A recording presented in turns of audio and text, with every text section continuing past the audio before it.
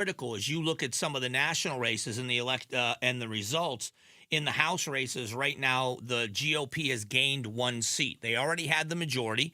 They need 218 for the majority. Right now, they sit at 201. The rest are undecided. There's a bunch in California that still have to be decided and in other places. But if they continue to gain, I think they will keep, obviously they're going to keep the majority, but can they expand their majority? Are we going to see Democrats in some of these other places pick up seats and flip seats? If they do, let's say that happens in southern Arizona. I'm very surprised by this, but Juan Ciscomani is losing by about 1.5 or 2 points in southern Arizona, and he's an incumbent Republican. If he loses, that's going to be a gain, one seat gain for the Democrats. So will the Republicans continue to hold on to the House? There's some Arizona races that will play a role in that. There are some that went the way they were expected to go. These two races are very, very narrow right now. One a narrow lead for the Republican in David Schweikert, and one a narrow right now defeat, or right now he's lagging behind in Juan Ciscomani as far as the Republicans go. So those two are critical. But when you look, and the balance of power in the Arizona state legislature has been worked on very, very hard by many people, because on both sides of the aisle, there have been millions and millions of dollars poured into the races in Arizona. And the reason why is how critical Arizona, the legislature is. If the Democrats can flip one or both of those chambers, if they were to flip both chambers, there's just a one-seat majority for Republicans. If they flip both chambers in January, the Arizona will immediately be on a really different path. That's just a foregone conclusion, and they're trying very hard to do that. I asked Stacey Pearson. She was with me this morning. Stacey Pearson is with Lumen Strategies, and she is a Democratic strategist here in Arizona.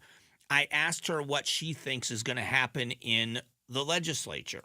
I mean, we've got a tie right now at the Senate, and if history is any indication, if we look at turnout models from 16 and 18, which appear to be what 2024 is following, we should hold on to that tie in the state Senate.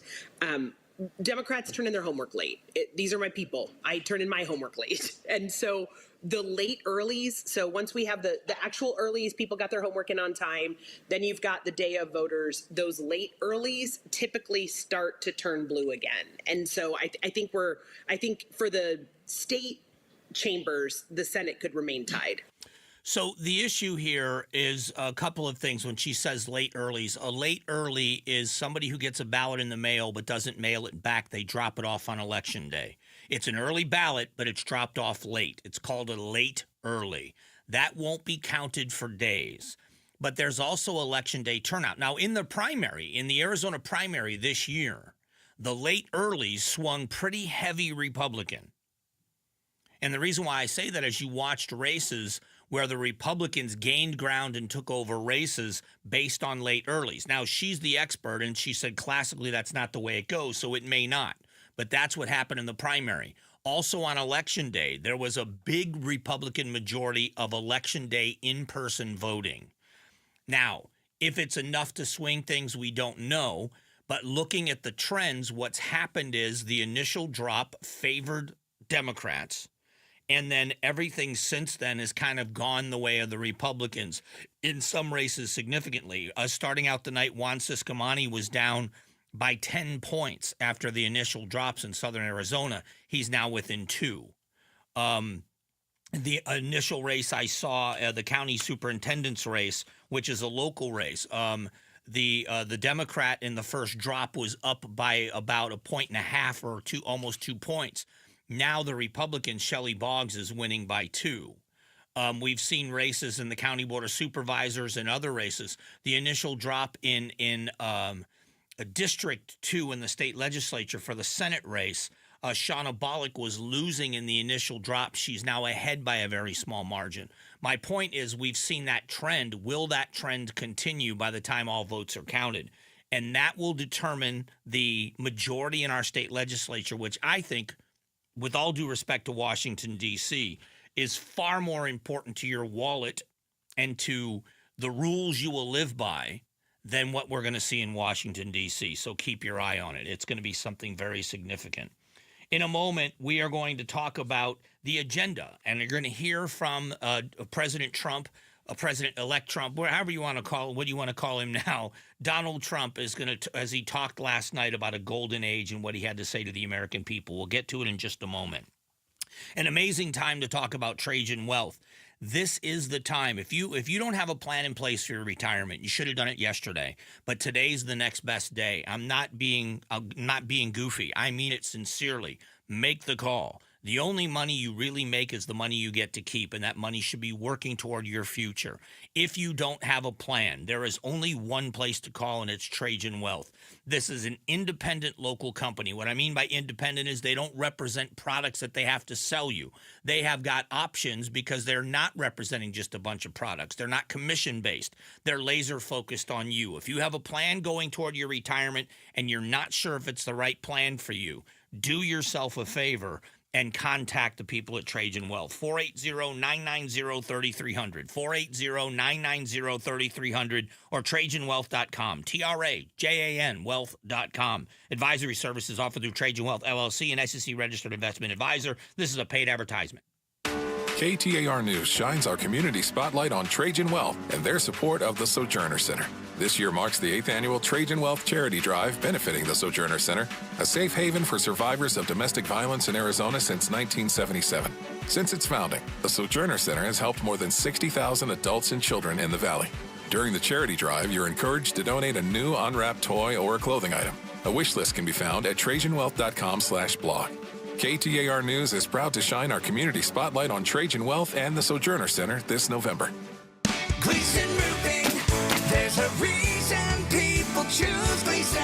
Only 2% of roofers in the country have qualified as Master Elite, an award Gleason just received for quality workmanship and consumer satisfaction. Don't let small roof issues turn into big problems. Ensure your home or business is protected with the no-cost roof audit. Schedule today at GleasonRoofing.com or call 480-338-6644. Gleason Roofing, there's a reason people choose Gleason. Hanging Christmas lights is a hassle. Hire AZ Trim Light like I did to install permanent lighting that can change colors year-round with the touch of a button. Never hang lights again. With a user-friendly app, preset holiday programs, customized colors, patterns, and animations, AZ Trim Light has a lifetime product warranty as well. Call now. Get installed in time for Christmas. Throw your ladder out. Schedule a free estimate today. Go to aztrimlight.com. That's aztrimlight.com. And tell them Gato sent you. Parker & Sons wants to thank you, Arizona, for helping them become the Valley's most trusted heating, cooling, plumbing, and electrical company over the last 50 years.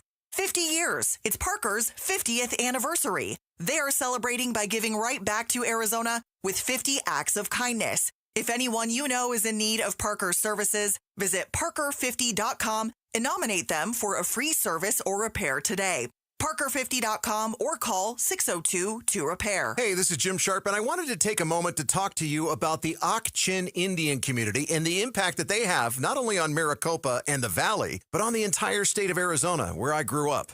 When I first met with their chairman, he talked about giving back and building a brighter tomorrow for the kids of our community and state. He and I see eye to eye on that. And he wanted me to stress to you that you will be welcomed with open arms at any of their enterprises. There's Southern Dunes, one of the best golf courses in Arizona. The Ak-Chin Circle Multitainment Center, affordable family fun that includes bowling, laser tag, multiple movie theaters, and more. And finally, the beautiful Harrah's Casino, featuring a newly renovated pool and multiple award-winning restaurants on site. The Ak-Chin Indian community would love to have you experience everything they have to offer and have a great time. The Ak-Chin Indian community has built their enterprises around you and making sure they're making a positive impact on this state. It's why I'm joining my friends in saying we all win with Ak-Chin. Every strawberry, every apple, and every beet bunch at Natural Grocers is 100% organic. That's right, a full 100%. Natural Grocers is unwavering in their commitment to organic produce. While other stores might tease you with organic sections that are mixed with conventional produce, when you shop at Natural Grocers, there's no guesswork and possible cross-contamination from synthetic pesticides. They bet the other stores can't say that. Discover they're always affordable, truly organic produce today. Find your store at naturalgrocers.com. KTAR News Flash. At 10:47, I'm Jeff Munn. This is what you need to know right now. Election Day safety became a concern yesterday when 4 Arizona polling centers in Navajo County received bomb threats. ABC News reporter Peter Haralambous tells Arizona's Morning News the threats went to multiple other states as well, and we eventually traced them back to Russian email domains, which he says is worrisome. Our special coverage of the results of yesterday's election continues throughout the day. Join us for a 1-hour news special at noon, followed by an expanded Chris and Joe show beginning at 1. We're also expecting to hear from Vice President Kamala Harris at 2 this afternoon. Tune into the speech on 92.3 FM and the KTAR News app. All of our top stories are just 15 minutes away. For more news, go to KTAR.com or the KTAR News app. Hi, it's James Frabasilio of Presidential Pools here to say thank you. Thank you to the 33,000 plus customers that have allowed us to work on their pool and backyard projects. It's a privilege and an honor. We serve families and businesses across the state and would love the opportunity to work with you too. You're invited to visit our newly remodeled pool park in the East Valley, displaying 6 fully landscaped pools in a backyard setting. You will absolutely love it. Dive in today at presidentialpools.com. 'Tis the season for decking the halls, but Rias Air Plumbing, Heating, and Electrical says don't forget to deck out your home's heating and plumbing too, so you'll be safe and comfortable through the holidays. Right now, get our fall AC and heating maintenance, a water heater flush, and an electrical safety check, all for just $169, a savings of almost $300. This is our best fall offer ever. Call Rias today or online at reeis.com and ensure your home is Rias holiday ready. Rias, call Rias.com. The World Series of Rodeo is coming to Phoenix, Arizona, presented by Fritos. And a little bit of chicken fried. 3 nights of World Championship rodeo action. Country music acts Zach Brown, Old Dominion, Brooks and Dunn, Turnpike Troubadours, Hank Jr., and Whiskey Meyer. The Hondo Rodeo Music Fest, where the best compete for $1 million purse. And legends of country music perform under the stadium lights at Chase Field. November 7th through the 9th. TheHondoRodeoFest.com. TheHondoRodeoFest.com.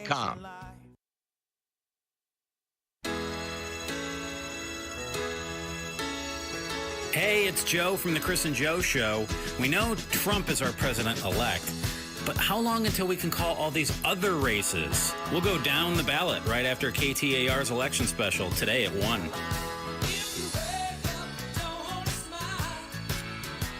All right, promises made, promises kept. We'll find out if they're going to be kept. But let's talk about what the president-elect, what President Trump had to say, and what they're going to do and how they're going to address the issues. He says that he and J.D. Vance are going to work very, very hard for the American people.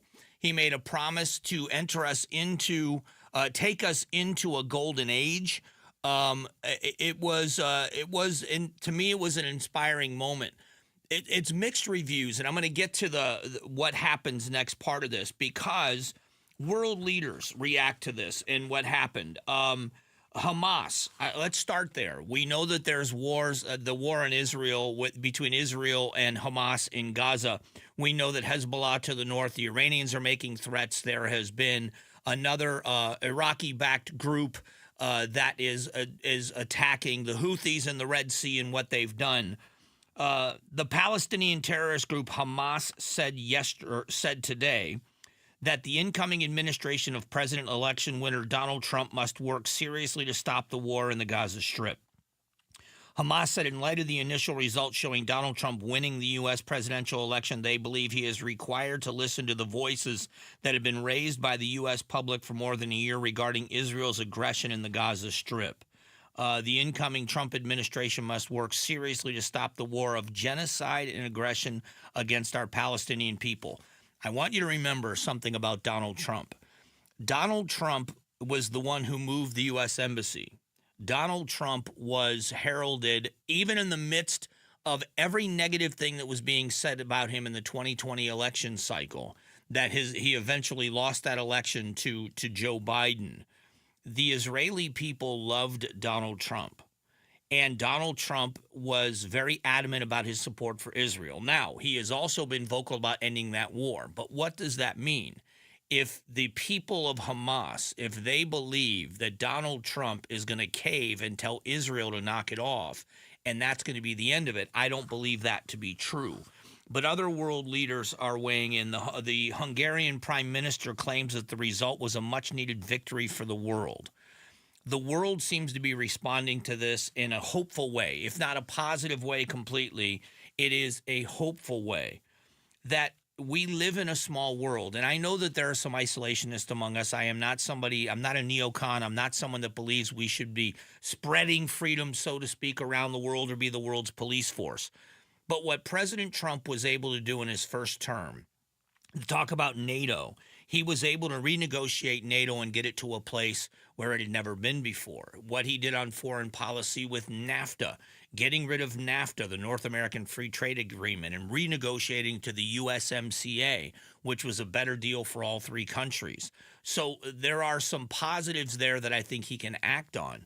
But if he's going to usher the U.S. into this golden age that he talks about, I want you to hear him say it, what he's going to do in ushering this nation into what he says. And every citizen, I will fight for you, for your family, and your future.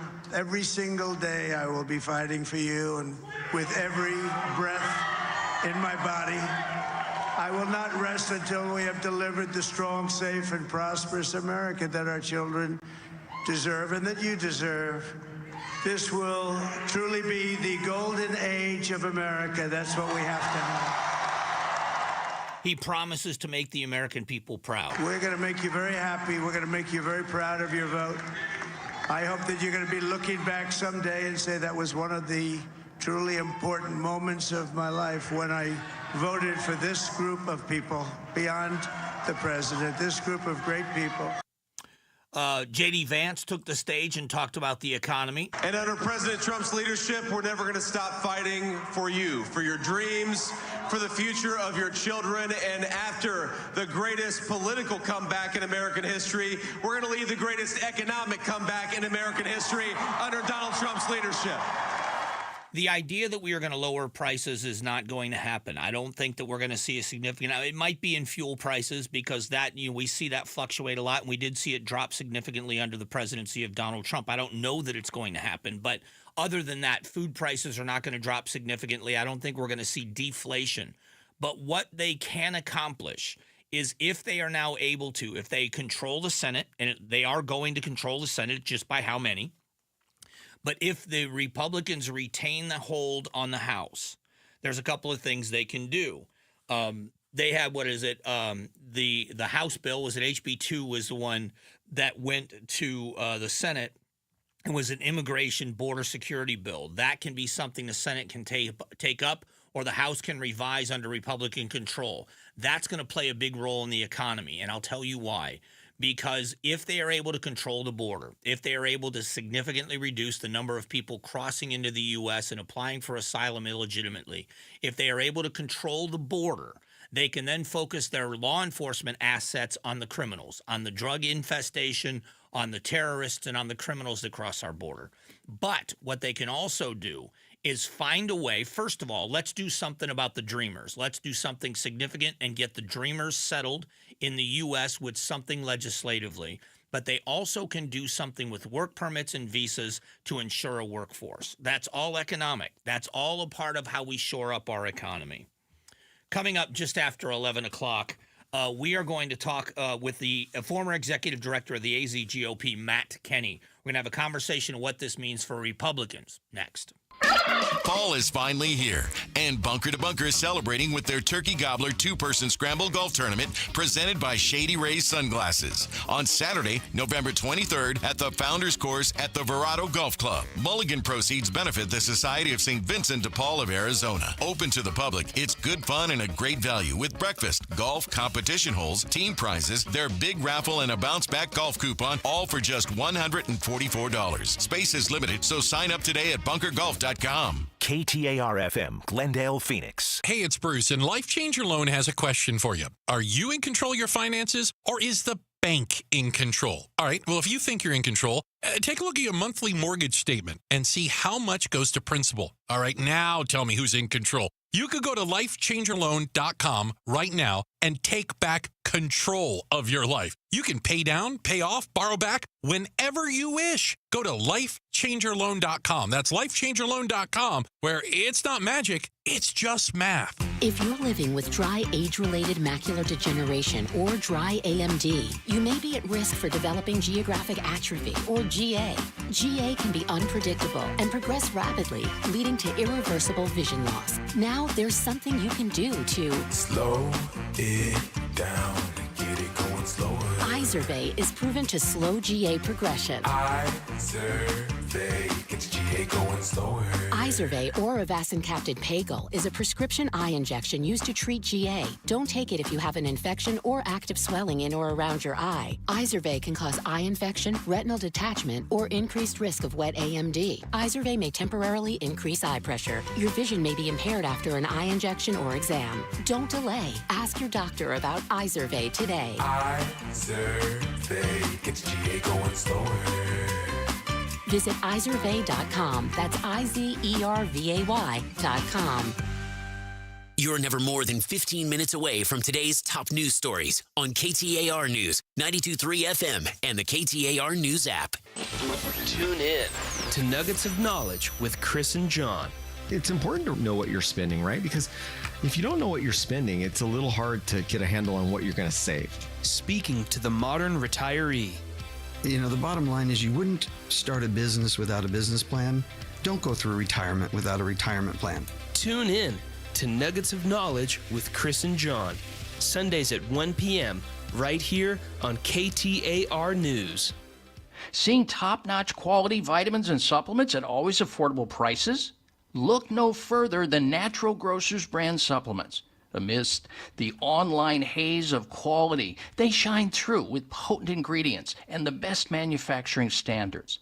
Their name stands for trust, proven through time and generations. So enjoy your food and supplement the rest with Natural Grocers brand and supplements. Visit naturalgrocers.com to find a store near you.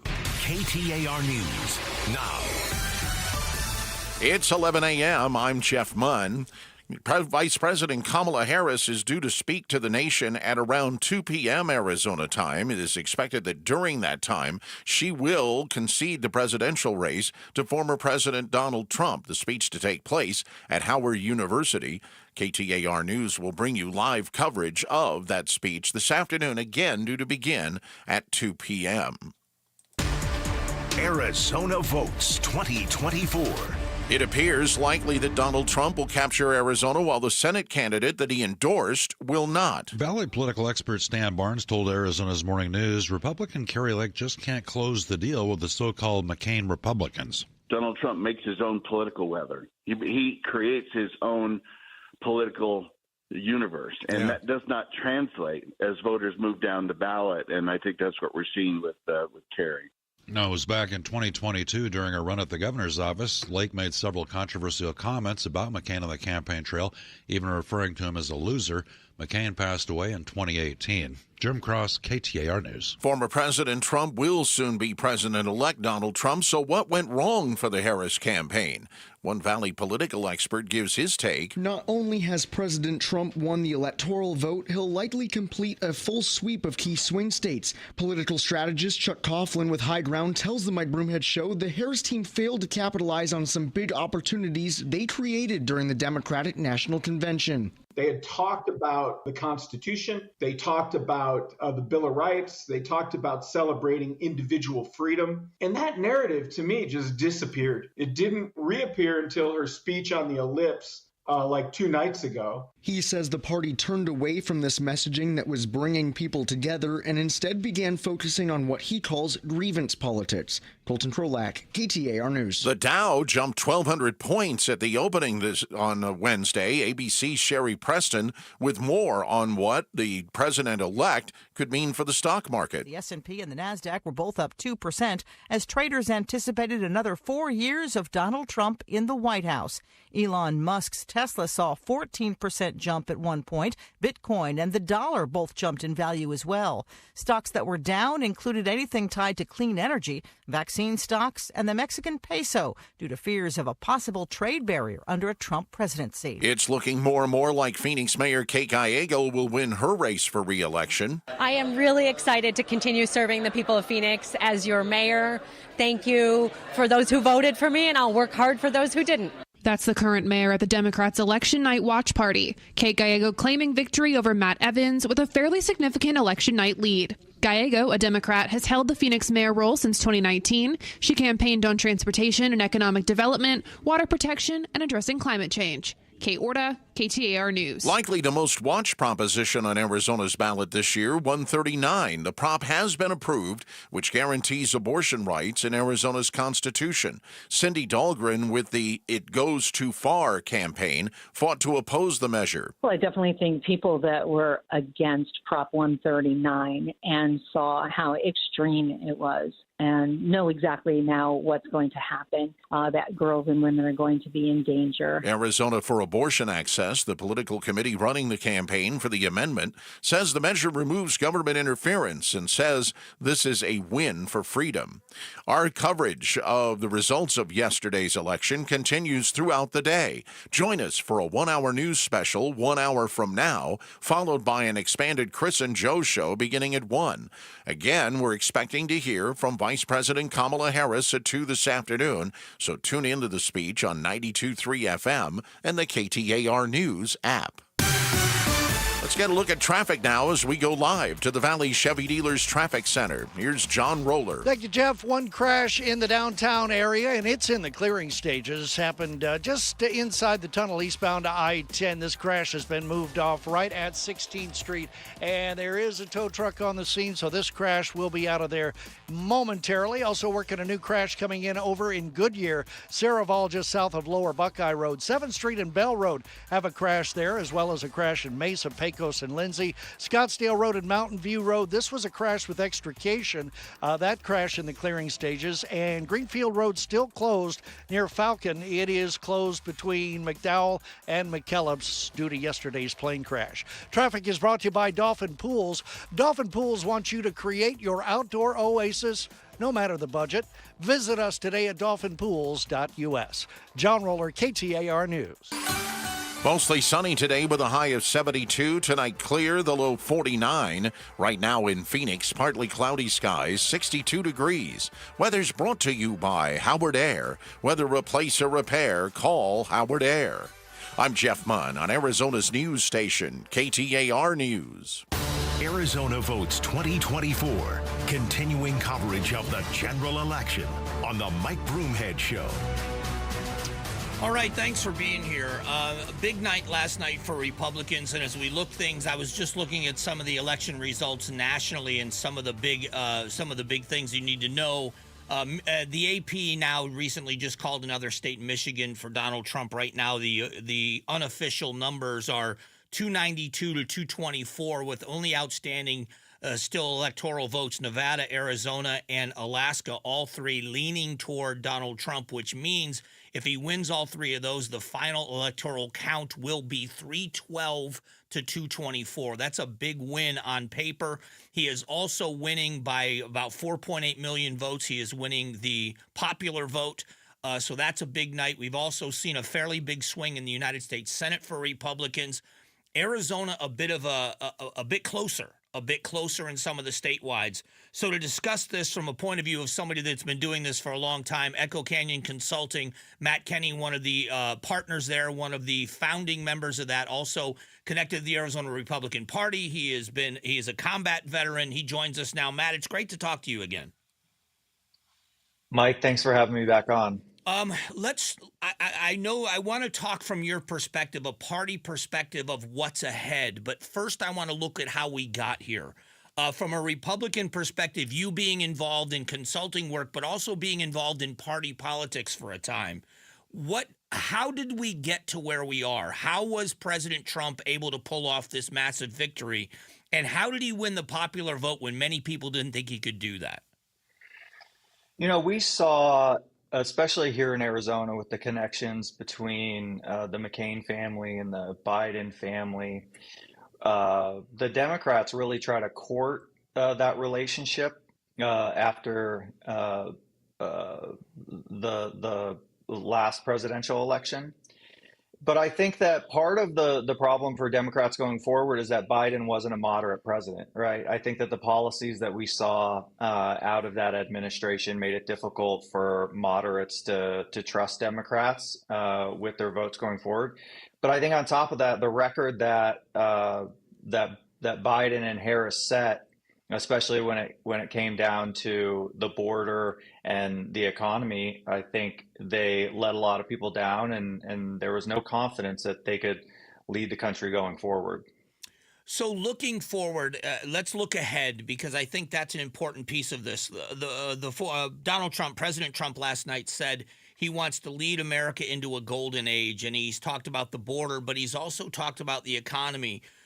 America is facing a huge deficit. We have got a slowing economy. Last 3 months, we've lost about 78,000 manufacturing jobs in the U.S. Medicare, Medicaid, Social Security on a pathway to bankruptcy or insolvency. All of those issues need to be addressed, along with the border security issues as well. How does the president rally the people, rally the Republicans in the Senate to get enough to the votes he needs there with Democrat cooperation, and how does he rally the nation to work together to get to those goals? I think one of the easiest things that he could do is focus on deregulation and lowering taxes. Those are two things that he campaigned on that I think will make him really successful. We've also focused on bringing manufacturing back to some states, and I think that is important. I think that we could do that through innovation and allowing the American, especially the energy economy, to flourish. Those are all things that he's talked about on the campaign trail. It's things that we've seen in polling that are very popular, especially when it comes to deregulation and cutting taxes. And so I think that those are the things that he needs to do to be successful going forward. And I think they were part of his agenda. So I think they'll do a good job of it. Matt Kenney is joining us. He's a founding partner of Echo Canyon Consulting. He specializes in public affairs. He's a combat veteran. He also was working with the Arizona Republican Party for a time, so he's got a lot of different perspectives on what happened and how it happened. As a combat veteran, the president has talked about ending the wars around the world, stopping people from dying. He made a comment about being able to end the war in Ukraine almost before he goes back into office. How important is that foreign policy, and what do you think he does to try to stop the fighting that's happening in the Middle East and that's happening between Russia and Ukraine? I think that President Trump has always valued strength. I think he wants to obviously see some sort of resolution between Ukraine and Russia. I think that the more information that he gets, I think hopefully that he maintains a position of strength for the United States and for democracies around the world. I think that there's a huge opportunity too, as we're seeing the enemies of America and the West align, for him to reposition the United States in that leadership role that we traditionally played, and that I feel like Democrats, especially like President Obama first and foremost, but Biden as well, have really put America more in a backseat position. With your experience in the economy and in business and what makes businesses work, is there a concern about the use of tariffs? There are many free market capitalists that believe the use of tariffs could cause harm to the U.S. economy or to the U.S. consumer.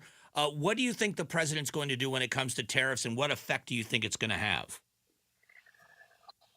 I think that the president is going to surround himself by some really great thinkers, some economic leaders. I think that, look, targeted tariffs are effective, are a tool of national security. I'd like to see us continue using those against our enemies.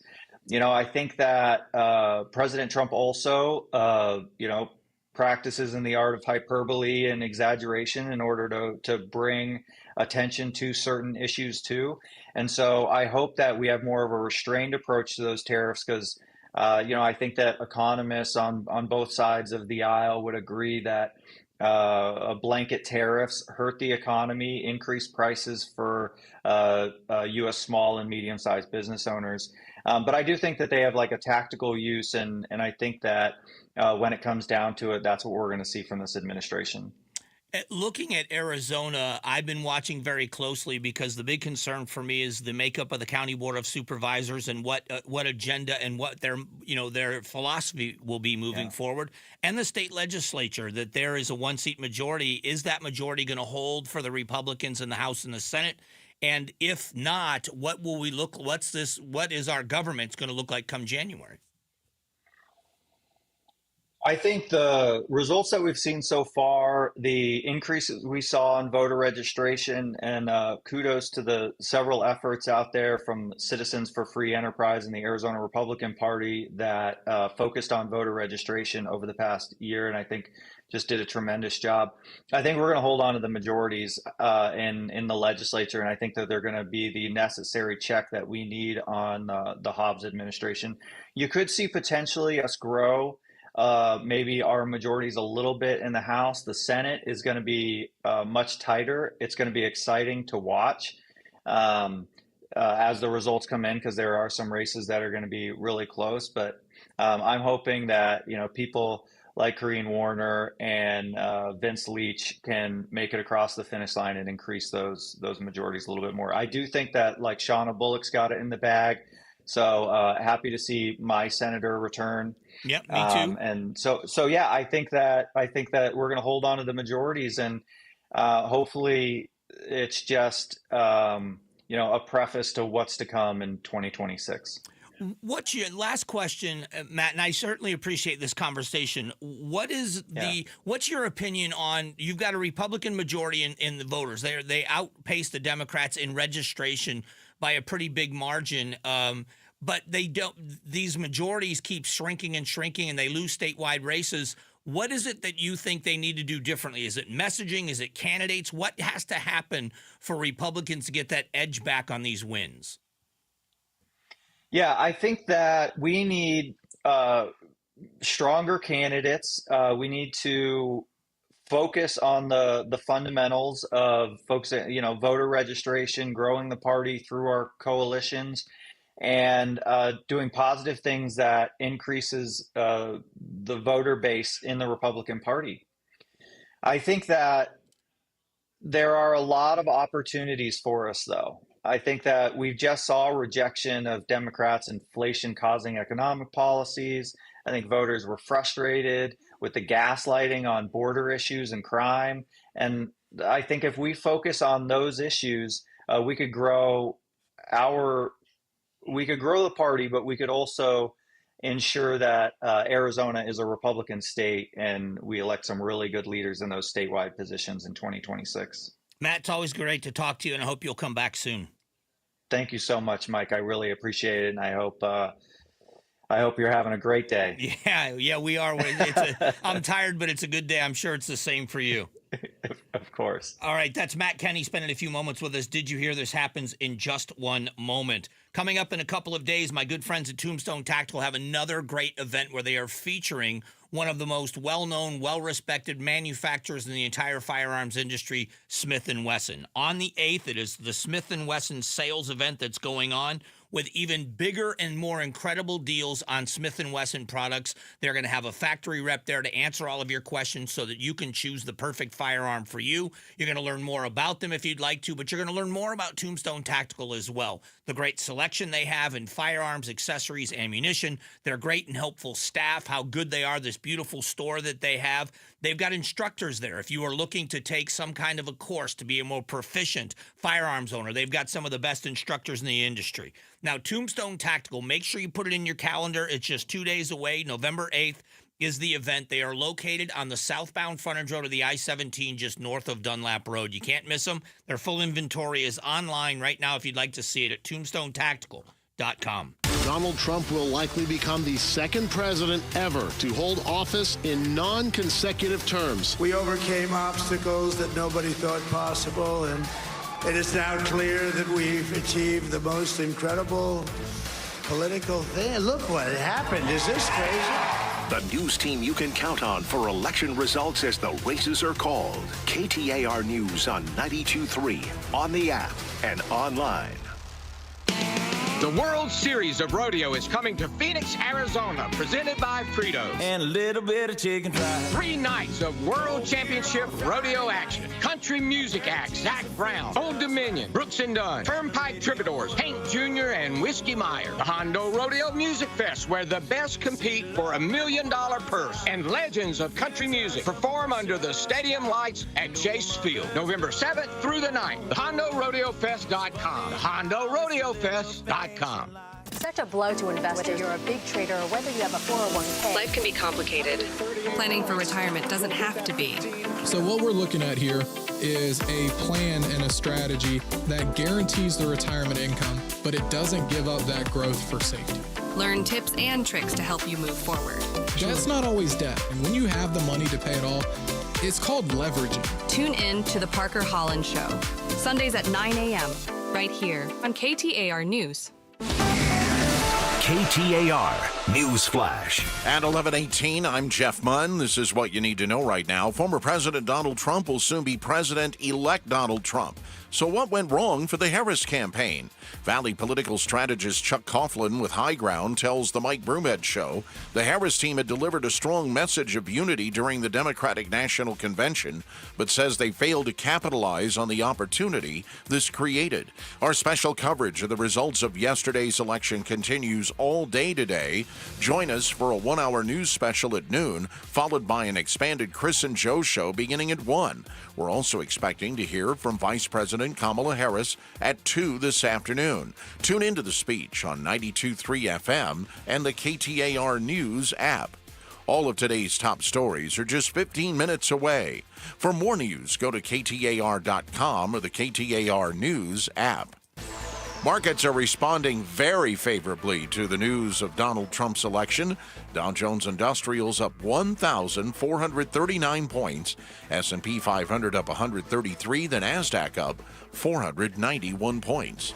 For more money news, visit the Business Center at KTAR.com. All right, it's Gatos for the Arizona Painting Company. You know what time of year it is, right? Family is going to be coming over to the house. You're going to have guests staying at your home. The holidays. We love the holidays. Okay, get your house painted before they get there. Call the Arizona Painting Company. Paint the inside, paint the outside. You tell them Gatos sent you, you get 15% off. I've used these guys for the last 20 years. You can text the word paint to 620-620, and I will send you that discount of 15%. And when you hire the Arizona Painting Company, you'll love watching paint dry. Hi, I'm Stuart Willis, President of Asset Preservation Wealth and Tax. Will your investments last through retirement? Do you have a retirement strategy to minimize your long-term taxes? If not, tune into Arizona's own Asset Preservation Hour right here on KTAR, Saturdays at 4 p.m. or Sundays at 2 p.m. Listen weekly as we help guide you through your financial future. What should you do about the current economic conditions? Stay informed and tune into the Asset Preservation Hour, Saturdays at 4 p.m. or Sundays at 2 p.m. on KTAR. Fall in Phoenix, and if you hate the paint, do what your neighbor Lynn did. She called Rhino Shield. It is a single-wide manufactured home. We moved from our stucco home, which we had the Rhino Shield on. Rhino Shield was what we were going to do. That was no question. We knew we were going to do it. Rhino Shield's a ceramic coating. It's not paint. It's better. The Rhino Shield representative came and we discussed what we wanted done. And this time we had the roof done as well. Phoenix, right now you can have the 25-year guaranteed protection of Rhino Shield for 20% off the regular price. Even the people that have been a little younger than us have said they don't have to worry about getting just an everyday painter because Rhino Shield has the 25-year warranty. And we truly believe in this product. Rhino Shield owner Jim Williams. This offer is limited, so call me at 855-4U-RHINO. That's 855-4, the letter U, Rhino. Go Rhino! Never paint your house again. Rhino Shield.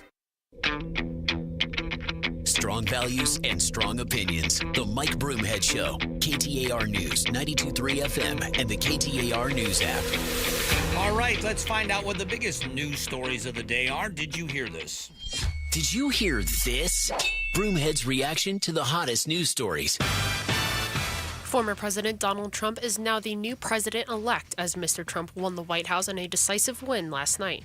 Here's some of what he had to say during his victory speech. And every citizen, I will fight for you, for your family, and your future. Every single day I will be fighting for you, and with every breath in my body, I will not rest until we have delivered the strong, safe, and prosperous America that our children deserve and that you deserve. What do you want to see from his presidency that you didn't see the first time? I would like to see a focus on some more of the domestic policies that they can unify the country on. We now know that the border security issue is an American issue, not a partisan issue. I think if he addresses it in that way, and what I mean by that is let's do something significant for the Dreamers, because he tried to, but the Democrats fought him on it. He's got a chance now to say something to the Congress, because Republicans have the Senate, they're going to have the House, possibly, where he can say to them, I want legislation that protects the Dreamers. That helps a part of this country that definitely wants that to happen. He can talk about border security, and he has. If he wants to talk about deporting criminals, I think the country wants that as well. But if he talks about how we make it possible for good people to come to this country legally and help our economy and help their personal economies, I think that's kind of a unifying message and something that is now unified in America. That's one of the issues. That's an American issue, not a partisan issue. If he starts there, I think that's a big step in the right direction. Arizonans voted to pass Prop 314, an immigration reform measure also known as the Secure the Border Act. This is a proposition that passed with broad support, more than 60% of the votes based on the current tally. What this will do is make it a state crime for anyone crossing into the U.S. from Mexico. So that means that basically local and state law enforcement could arrest anyone who they suspect crossed into the border without proper authorization.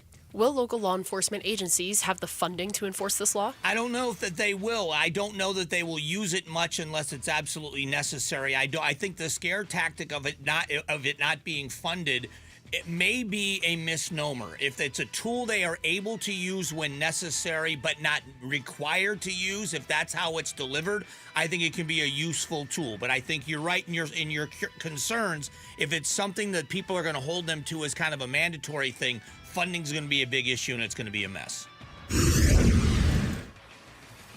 You're listening to Did You Hear This? We do it every day at this time to catch you up on the big headlines. 10 states had abortion-related propositions on the ballot this year. Most of them expanded access to that procedure, and most of them passed. 7 states voted to expand or guarantee access to abortion and reproductive health care. They included Arizona, Colorado, Maryland, Montana, Nevada, and New York. Missouri voters overturned their state's abortion ban. Florida and South Carolina voted against expanding abortion rights. How did the reversal of Roe v. Wade change the landscape of abortion rights in this country? It did what it should have done. Send it back to the states, where the states can decide how they want this implemented and how much access they want in their individual states. For me, it's always been about states' rights, and I think the states are doing it. I don't agree with where Arizona went, but I also live in a society where I don't get to make the rules by myself. So I think they did what was necessary, and I think it was the right thing to do. The first 12-team college football playoff rankings were announced last night, and right in the thick of things, ranked 4th, are your Miami Hurricanes, Mike. It's a testament to all of Miami's hard work, to their ability to find a way to win some games where their backs have been against the wall. Hurricanes are off to a 9-0 start, and if they can keep winning, they could end up potentially winning the ACC and having a first-round bye in the 12-team playoff. Are you confident this team can make a run to the championship? I'm confident that they can make a run deep in the playoffs. They have got to show themselves to be better on defense, but I think this team is in a place I've been hoping as a fan for years. I think Mario Cristobal has them on the right path, but I'll tell you this as far as college football goes. I love that we're talking about it in the way we are. I love the expansion of the playoffs, and I love that the Fiesta Bowl is hosting a quarterfinal.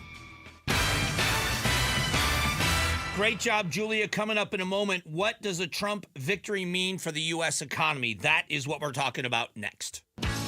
I walk to honor my loved ones. I walk to save lives. I walk to raise heart rates and life-saving funds for the American Heart Association. So can you. Sign up, step out, and share why you walk at the West Valley Heart Walk on November 16th at Goodyear Civic Square. Together, we can put an end to heart disease and stroke one step at a time. Register today at westvalleyheartwalk.org.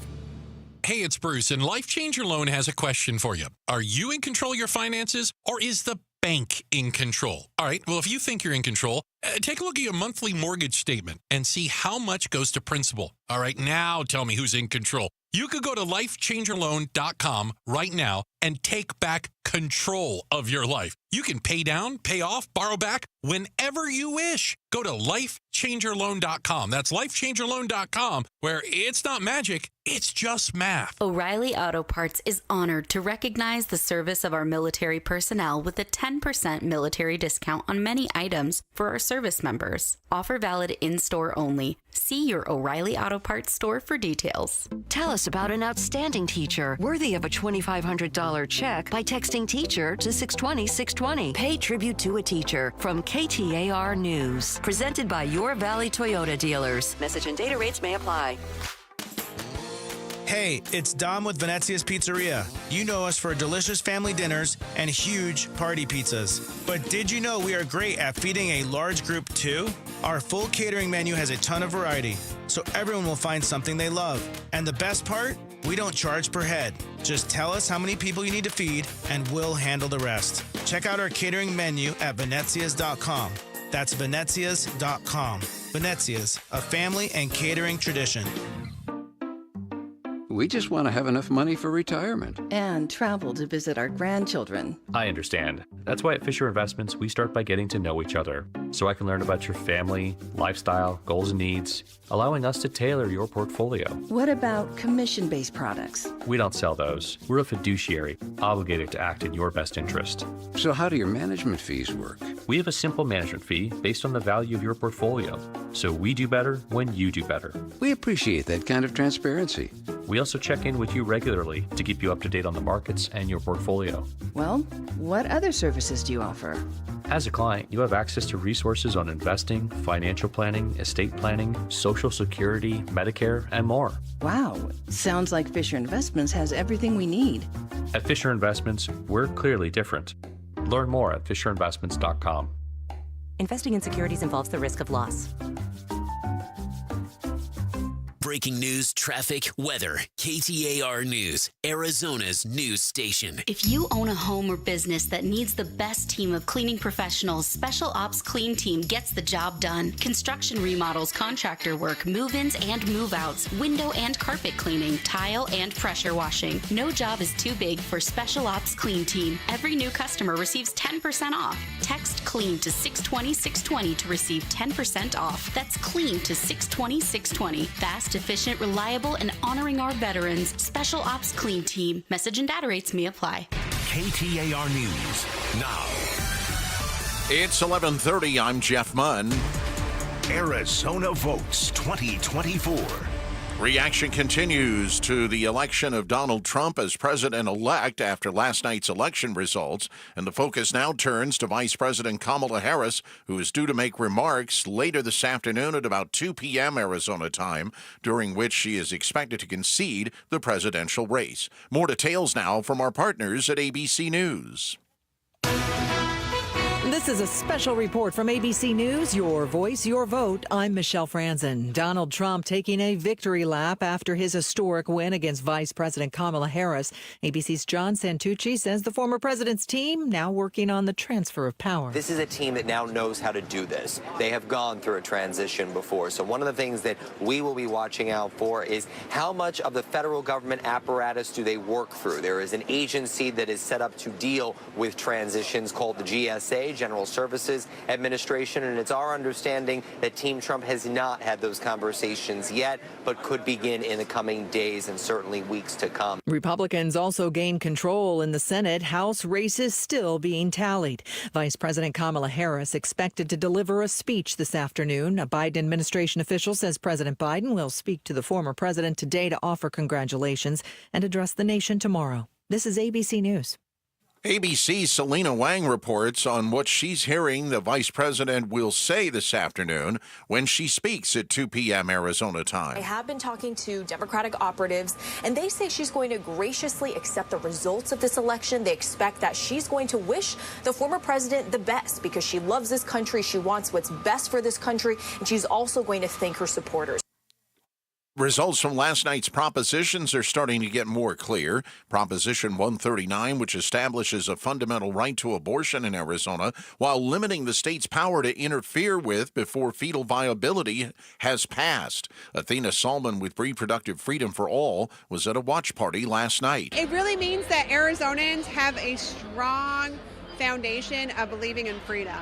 Cindy Dahlgren with the It Goes Too Far campaign tells KTAR News national labor unions and not Arizonans got the prop passed. In the race for the next Maricopa County sheriff, Republican Jerry Sheridan is leading Democratic Tyler Camp by 6 points. Sheridan served as former Sheriff Joe Arpaio's chief deputy, as well as running for sheriff in 2020. Camp has been with the Phoenix Police Department for over 20 years. The winner will take over duties from interim Sheriff Russ Skinner, who has been in the role since Paul Penzone resigned in January. Our special coverage of the results of yesterday's election continues all day today. Join us for a 1-hour news special 1/2 hour from now, followed by an expanded Chris and Joe show beginning at 1. And again, we are expecting to hear from Vice President Kamala Harris at 2 this afternoon. Tune into the speech on 92.3 FM and the KTAR News app. Right now, the latest in traffic as we go live to the Valley Chevy Dealers Traffic Center. Here's John Roller. Well, Jeff, as we make our way to the 12 noon lunch hour, Valley Main Line's looking very good. All green conditions. Taking a look at the East Valley, the westbound 60 coming into town, looking good through the Broadway curve. Same thing with the 202s, the Red Mountain Freeway and the Santan. Eastbound I-10 coming in from the West Valley, also green conditions. Same thing up at the North Stack as folks make their way southbound to the eastbound 101 Pima Freeway to make their way over into Scottsdale. Do have a couple of surface street crashes we're working right now. One in Goodyear at Saraval, just south of Lower Buckeye Road. 7th Street and Bell Road, look for a collision there, as well as a crash in Mesa, Pecos, and Lindsay. And again, we do have that closure near Falcon Field in Mesa. Greenfield is closed between McKellips and McDowell. John Roller, KTAR News. Mostly sunny today, a high of 72. Tonight clear, the low 49 right now in Phoenix. Partly cloudy skies, 64 degrees. Weather's brought to you by Howard Air. I'm Jeff Munn on Arizona's news station, KTAR News. It's Gatos' big Trump victory. A clear majority of people in this country wanted him to be president, and they got him. At 5 o'clock, we go inside the war room, and we'll talk about the election. It's coming up today, 5 o'clock, the war room. Outspoken with Bruce and Gatos. All right, so looking at some of the economic news of what's happening, the Dow right now is up over 1,400 points, up over 3.5%. We'll see where the day finishes, but that is a significant number. The S&P is up 2.39%, NASDAQ 2.72%. So across the board, Americans, the American stock markets, the American investors are seeing positive results from the election. So we'll see what that means for the American people moving forward. The U.S. economy is facing a slowdown. There's no doubt about that the American economy, and I think we're going to have a more clear look at this, that the politics of this election cycle are now over. We now know that Donald Trump, as a matter of fact, they called Michigan for him. I saw a couple of different, so you know the results and kind of where they are nationally. Right now, the presidential race, and the AP has it 292 for Trump, 224 for Harris. The only outstanding states left are Nevada, Arizona, and Alaska.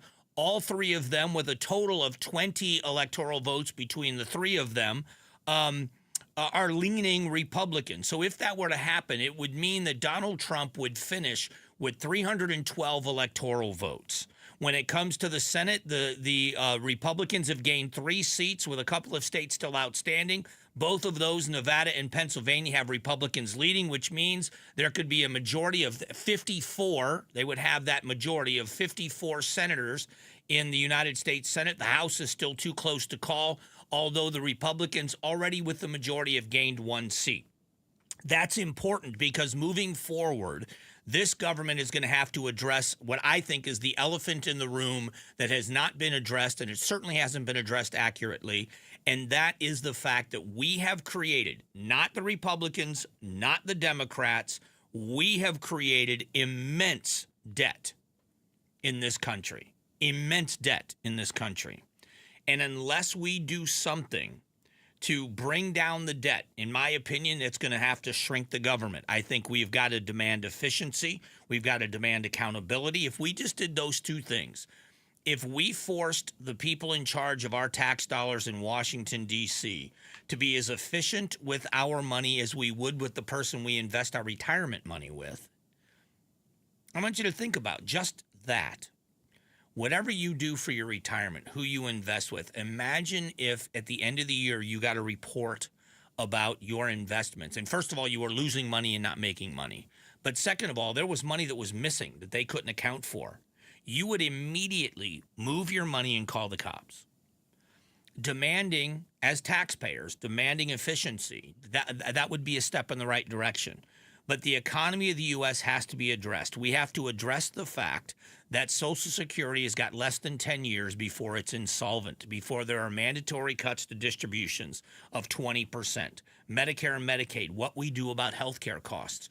You're not going to be able to cut enough to shave off what we need. We're going to have to be creative in other ways. What we can do in the healthcare world and what we pay for healthcare, what we can do and how obesity contributes to the healthcare costs in the U.S. and what we can do to help people be healthier. All of these things that can be addressed. But the government's got, as far as the economy goes, they've got a hill to climb. The jobs market has remained strong, but it's slowing. People are still spending money, but they're creating huge amounts of personal debt as well. What is going to be done so that we are seeing, because prices aren't going to, across the board, you're not going to see prices fall. We've got inflation where it needs to be at about 2%. But how are we going to be able to increase wages? If we have a slowdown in jobs, you're going to have a slowdown in wage increases. You want a strong job market. You want competition out there so that they are competing. Employers are competing for your time, your skill. This, again, is just as simple as it gets for me as a contractor, as somebody that had a small company. I was fighting for work. And it's funny because there was a big availability in work, which meant I was okay to bid a job and be a little looser with my pricing.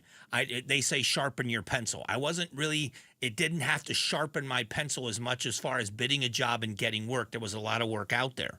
Where I had to be accurate and I had to be very, very cunning, was I had to really work hard to keep people on job sites, whether it was bonuses, whatever it is.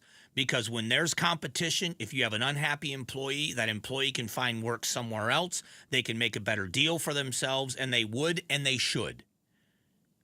That's the difference. And I think this is where, if we can stay in that place, Arizona is in that place.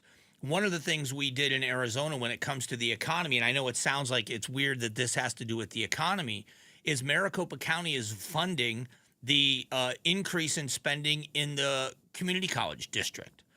And you say, well, how is that helping the economy? Because along with the CTEDs at the high school level, even in the East Valley, which I've talked so much about them, they're training the next generation of the workforce, high school kids coming out of high school with certificates in welding and other things that put them to work. But they also have adult ed programs in the evening for people that want to learn a skill. So they've got these higher paying jobs, along with the community college district. The Maricopa, the MCCCD, whatever it is, the community college district, what they are doing is they are training people in these tech industries, specialized in the chip industry, because of the impact it has here in the Valley. All of these things contribute to a good economy. And this is going to be the challenge for the Trump administration, in my opinion. It's fascinating what you hear and who are going to be the voices that lead. And let me explain what I mean by that. If you're going to have an emotional, if you watch The View, if you're going to watch Joy Reid, if you're going to watch any of those people that are so emotionally driven by this, you're going to hear how horrible the country is because they voted for a horrible human being, and we are in for 4 years of a horrible place.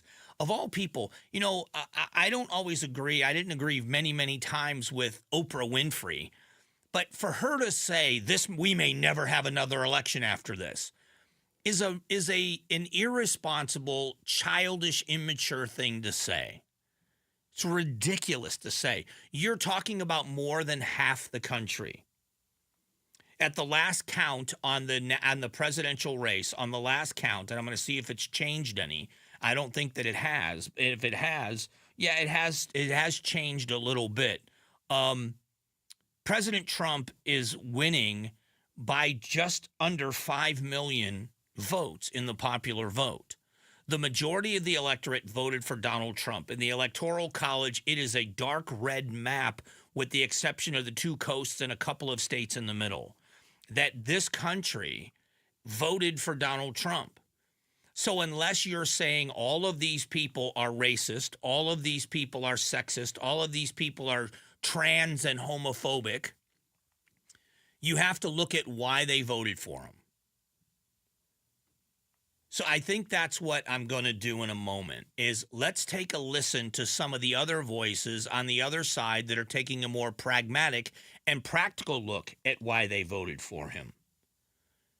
And then if we can get to this being, okay, the Democrats didn't do a good enough job. Even if you are a Democrat, the Democrats didn't do a good enough job with messaging. They should have had a better candidate. They should have had a better plan. Then it's not that the electorate's to blame. So I want to close with that. We'll get to that coming up here in a moment. Moving Team 6, great company. When you're going to move, it's a no-brainer for me because I hate to move. I hated the experience. I hated the task of moving. So hiring anybody would have been an improvement for me. But I was recommended to go to Moving Team 6, and I sat down and I met with them. And they were kind enough to talk to me about their business model. And when we started to talk about doing business together, they took me through their training process. I saw where they train their employees, where they actually have a training facility where they train people how to pack and stack and move property.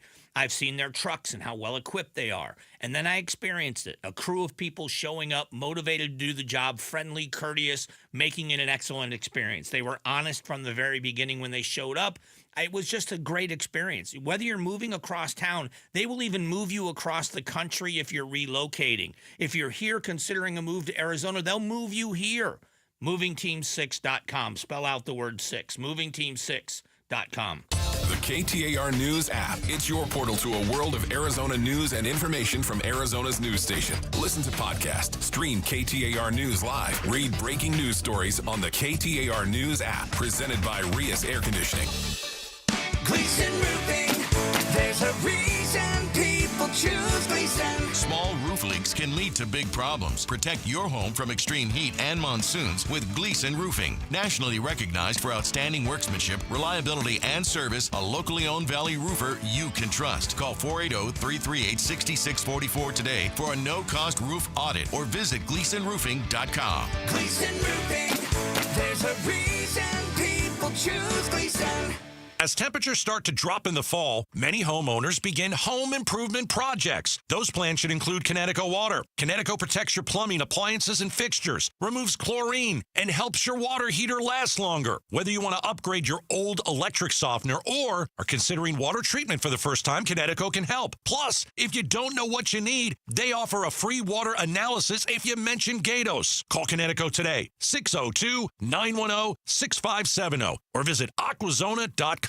We're a two Ford family. Yep, Paul Calvisi here. In fact, Ford has been part of our family for generations. Built Ford proud dates back more than a century in this country, and the future, it is here at our Desert Ford dealers. Like those F-Series trucks, built Ford tough, and the all-new 2024 F-150 with the all-new interior and exterior is designed to be the most rugged, dependable, and productive ever. No workbench, no outlet, no problem. With Pro Power on board and that convenient work service, the F-150 has you covered. SUVs, there's the Ford Bronco Sport with 5 available trims, the Ford Explorer with all the advanced tech, plus 3-row seating that folds down for tons of cargo room. And you gotta love how there's a powertrain for everyone. Gas, hybrid, electric, like that 2024 Ford Mustang Mach-E. 100% electric, 100% SUV with sports car performance and zero tailpipe emissions. Bottom line, get to our Desert Ford dealers and see how a new Ford fits your future at buyfordnow.com. Hey, this is Jim Sharp. The Ak-Chin Indian community is small, but mighty, with award-winning enterprises like the amazing Southern Dunes Golf Course,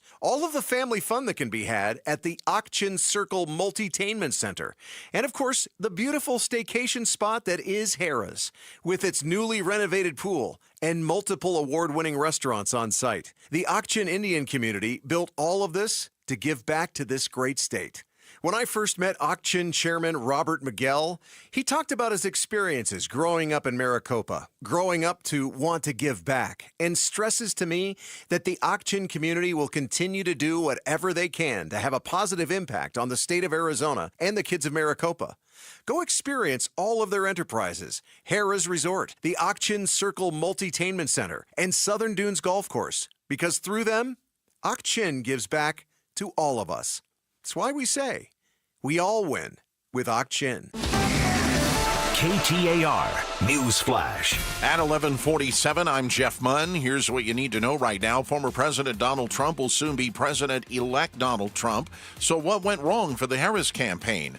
Valley political strategist Chuck Coughlin with High Ground tells the Mike Broomhead Show the Harris team had delivered a strong message of unity during the Democratic National Convention, but says they failed to capitalize on the opportunity this created. Our special coverage of the results of yesterday's election continues throughout the day. Join us for a 1-hour news special coming up at noon, followed by an expanded Chris and Joe show beginning at 1. We're also expecting to hear from Vice President Kamala Harris at 2 this afternoon. Incidentally, Associated Press is reporting that the Vice President has called President-elect Trump to congratulate him on his victory. Tune in to the Vice President's remarks on 92.3 FM and the KTAR News app. All of our top stories are just 15 minutes away. For more news, go to KTAR.com or the KTAR News app. Hi, Dieter Dan here with my friend Wayne from AMCO. Hey, Wayne, let's talk about some back-to-school TLC for your car. Sure thing, Dan. You know, the last thing anyone needs is to start the school year with car troubles, so it's best to have your car checked out now. Well, that's a great idea, but where should people go if they need a place that's reliable and affordable? That's easy. Head to your closest AMCO. We specialize in back-to-school auto repairs, making sure your car's in tip-top shape for the busy school season. Now, that's cool. What kind of services do you offer, though? Dan, we do it all, from transmissions to oil changes, brakes, engine light checks, even engine diagnostics and repairs. Plus, we offer a special back-to-school discount for students and teachers. That sounds perfect. Do you need to make an appointment? Not at all. We have same-day service in most cases, so just pop into your nearest AMCO or book online at amco.com. Wow, now that's convenient. Google AMCO for your nearest location. That's AMCO, AAA, transmissions and a whole lot more.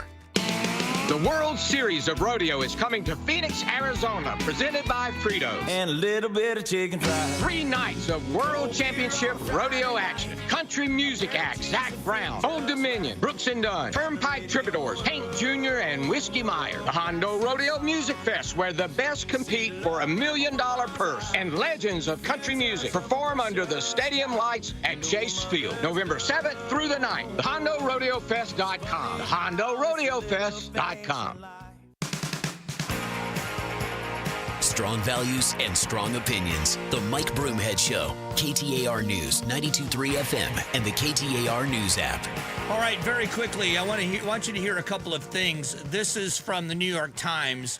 Asking some questions. I said a few moments ago, why did this happen? What happened? And if you're looking at pragmatic voices, the people that are on the fringe, the emotional voices are going to say, and are saying, this has to do with the electorate. This group of people didn't show up. This group of people didn't do what they were supposed to do. These people didn't show up for Harris. We've got a racist electorate. We've got a sexist electorate. But the practical voices are saying, well, here's where the mistakes were made. Did President Biden cost this? The biggest character in this race, to me, was not on the ballot. It was Joe Biden, in my opinion. Like, Joe Biden's refusal to do what he has implied he would do in 2020 and transition to a different type of generation, allow Democrats to have a broader conversation about change, allow Democrats to be freed from the status quo, is not what happened. This is the part that's significant. This is from the New York Times, saying that the Republican Party became the party of change. I think it would be easier for me to say that Donald Trump completed this mass realignment among the working class if we had a universe where the Democrats had a primary, where the Democrats nominated a candidate that was based around some set of ideas, and it was not tied to this administration so clearly and the status quo. But since that is not what happened, I think it has made the Republican ability to be the agents of change so much easier that I find it the biggest thing that has happened in this race, and I think speaks to what we're saying about what's happened over the last 3 months.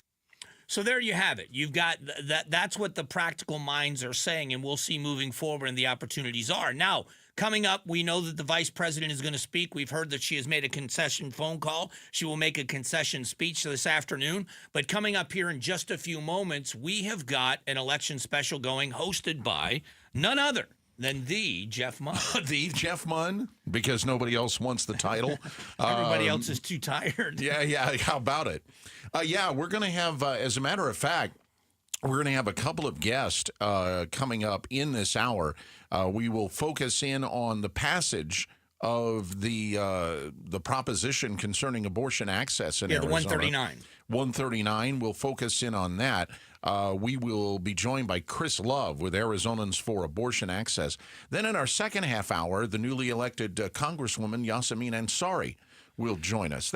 We're now at a point now, when I was a kid, we had, 3 congressional districts? Now we've got 9. We're probably going to grow a little further.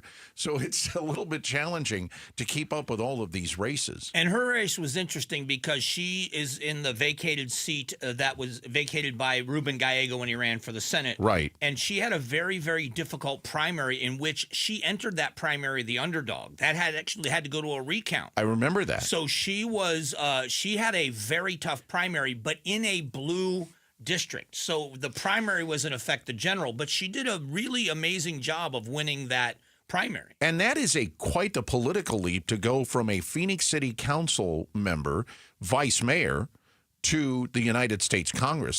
That's really impressive. And doing it against an opponent in a primary that was a seasoned veteran and was predicted to win. She worked hard. She knocked on doors.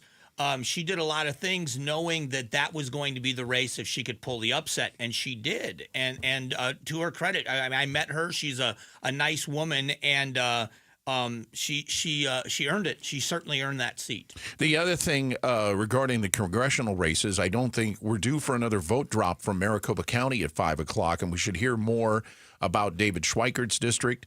The other one that we have to keep an eye on is Juan Ciscomani, who is behind at the last count announcement. Yeah, the big announcement last night was he was down by 10 points at the beginning of the drops last night. It was we couldn't believe how big the spread was. He's closed the gap to within 2. And for the voters in Maricopa County, we were told yesterday, normally what happens in the early ballot drop that initially drops, it is up through Friday or Saturday of last week. They said because of the number of ballots, or because of the length of the ballots, it was only through Tuesday. So it wasn't all the way through Saturday. So this drop that's coming, the delay in this is because of the length of the time it's taking to tabulate all of those ballots and cure them. I'm also curious, and you may have mentioned this during the show today. When did you know last night? At what point did you realize the presidential race was going to be over? When they called Pennsylvania. So at that point, they had called North Carolina for Trump. And then when they called Pennsylvania, the math just from the beginning of the night, if either one of those candidates won North Carolina and Pennsylvania, it was over. Chuck Todd, who we have on Friday mornings on Arizona's Morning News, does another podcast with Tony Kornheiser. He mostly comes on to pick football games. But they asked him about last Wednesday, and he said we could have a new president by sunrise Wednesday if either one of them took Pennsylvania and North Carolina. And there was a little bit of a snicker, but he said, yeah, it could happen. Yeah, and it did. And if you look at what's left, what's amazing about this, not only I think this is incredible, that Donald Trump won the popular vote, but it looks like he's going to sweep all of the swing states because all that's left is Nevada, Arizona, and Alaska, all three of them leaning red right now. He could have 312 electoral votes. Wow. In big number. All right, Jeff Munn comes your way with a special, and then an extended version of the Chris and Joe show happens at 1. Listen, download the KTAR News app. I'm telling you, it's going to be a valuable tool when all these things drop and happen. You'll be able to listen online live or read it right on your device, and also subscribe to the KTAR YouTube channel. I promise you, it's a wealth of information. Thanks again for listening today. I'm going to get some sleep. I'll be back. I'm actually going to be back tonight. God bless everyone.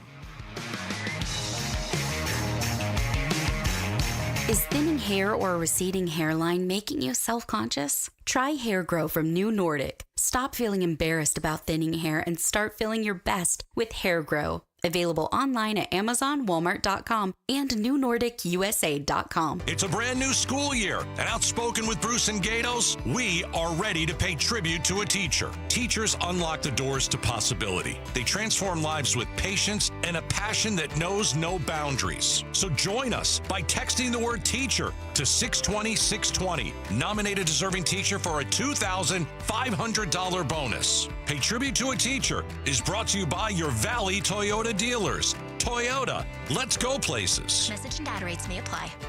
KTAR-FM, Glendale, Phoenix. It's Gatos, and real estate is shifting towards a buyer's market with sellers more willing to negotiate. This could be the time for you and your family to buy. Rates will always fluctuate, but what matters is what works for your budget, which is why who you work with to get your mortgage matters. Go to Lund Mortgage for invaluable financial advice. Save thousands of dollars with great rates and the lowest fees. Get pre-qualified today before you start looking at houses. Visit LundMortgage.com. If you're living with dry age-related macular degeneration or dry AMD, you may be at risk for developing geographic atrophy or GA.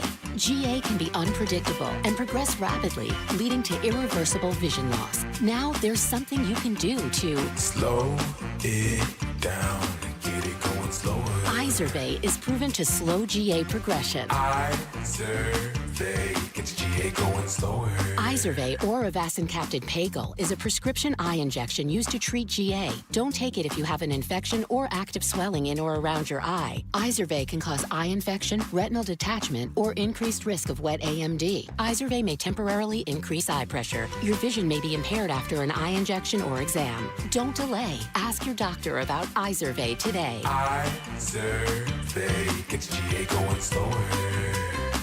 Visit Izervay.com. That's IZERVAY.com. You're never more than 15 minutes away from today's top news stories on KTAR News, 92.3 FM, and the KTAR News app. This may be the most popular event of the year at Beatitudes campus in North Central Phoenix. The power of the purse is back. I'm Jamie West. Join more than 400 corporate trailblazers, philanthropists, community influencers, and others who love purses and Beatitudes campus. The auction and fashion show supports housing and healthcare scholarships and other programs. Enjoy cocktails, fashion, and fun. Sunday afternoon, November 10th. Text PURSE to 620-620 for details. Live brightly, age boldly at Beatitudes campus. Message and data rates may apply. At ABC 15, we stand for what's right, taking on challenging issues and driving real change, listening and making sure your voice is heard, investigating and following through. We are ABC 15 Arizona. KTAR News now. Good afternoon. It's 12 noon. I'm Jeff Munn. This is a special hour-long look at Election Day and what we're seeing the day after. And we begin Arizona Votes 2024. The Count. With a look at the presidential race, former President Donald Trump will soon be President-elect Donald Trump. So, what went wrong for the Harris campaign? KTAR's Colton Krolak is live with One Valley political expert's take. Not only has President Trump won the electoral vote, he'll likely complete a full sweep of key swing states. Political strategist Chuck Coughlin with High Ground tells the My Broomhead Show the Harris team failed to capitalize on some big opportunities that they had created during the Democratic National Convention. They had talked about the Constitution. They talked about the Bill of Rights. They talked about celebrating individual freedom. And that narrative, to me, just disappeared. It didn't reappear until her speech on the ellipse like 2 nights ago. He says the party turned away from this messaging that was bringing people together and instead began focusing on what he calls grievance politics. Live in the News Center, Colton Krolak, KTAR News. Now, it appears likely that Donald Trump will capture Arizona while the Senate candidate that he endorsed will not. KTAR's Jim Cross continues our team coverage. Valley political expert Stan Barnes told Arizona's Morning News Republican Kerry Lake just can't close the deal with the so-called McCain Republicans. Donald Trump makes his own political weather. He creates his own political universe, and that does not translate as voters move down the ballot. And I think that's what we're seeing with Kerry. No, it was back in 2022 during a run at the governor's office. Lake made several controversial comments about McCain on the campaign trail, even referring to him as a loser. McCain passed away in 2018. Jim Cross, KTAR News. Coming up, we'll look at the propositions that were up for vote last night, as well as the congressional races. Right now, though, we'll go live to the Valley Chevy Dealers Traffic Center with Chuck Rowe. Thank you, Jeff. Just one crash right now. It's the 101 Price Freeway northbound, the Guadalupe off-ramp in Tempe. That is off to the right, so just keep to the left to get by there. Pothole repair, I-17 northbound between the split and the Durango curve. That is causing some delays. Still that closure in Mesa. Greenfield shut down between McKellips and McDowell as the investigation continues into yesterday's plane crash. 99th Avenue at Lower Buckeye Road, a crash, and watch for a wreck in Goodyear. Saraville Avenue, just south of Lower Buckeye Road. Chuck Rowe, KTAR News. Mostly sunny today with a high of 72. Tonight, partly cloudy, the low 52. Right now in Phoenix, fair skies, 66 degrees. Weather's brought to you by Howard Air. Whether replace or repair, call Howard Air. Likely the most watched proposition on Arizona's ballot this year was 139. The prop has been approved, which guarantees abortion rights in Arizona's Constitution.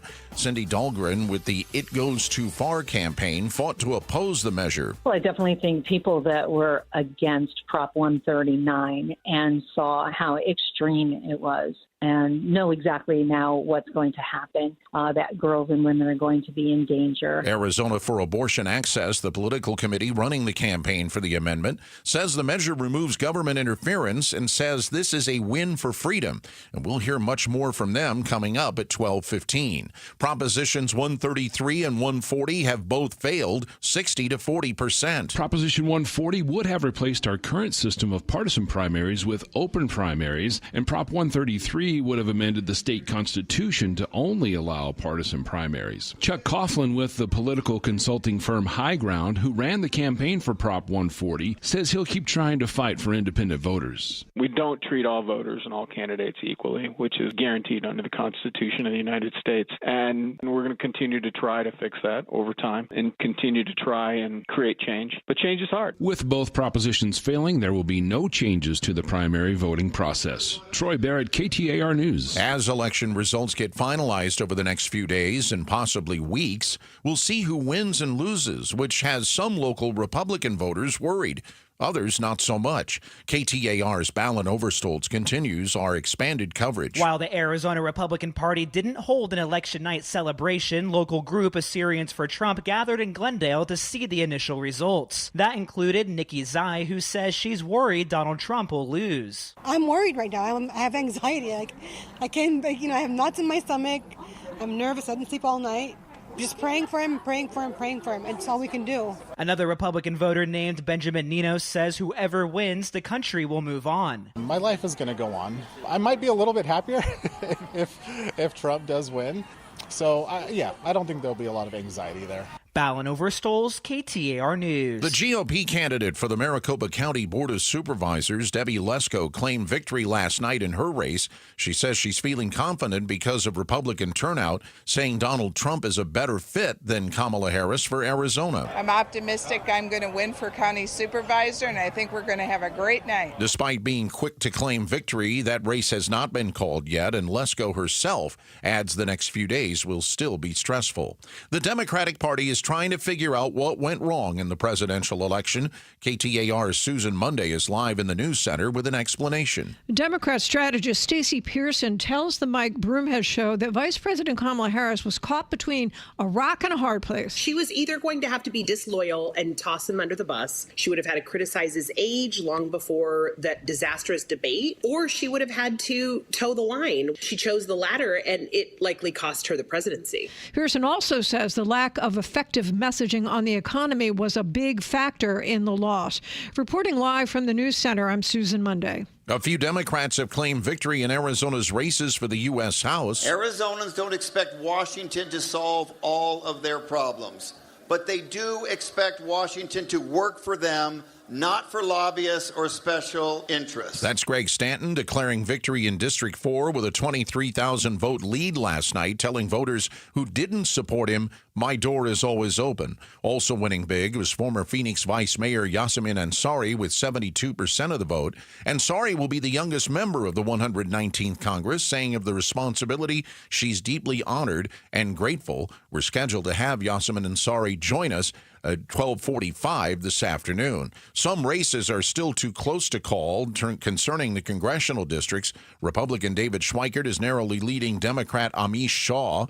In District 6, Kirsten Engel holds a slight lead over incumbent Juan Ciscomani. Phoenix Mayor Kate Gallego is claiming victory in her race for re-election. She was up against long-shot candidate Matt Evans. It has more than 80% support.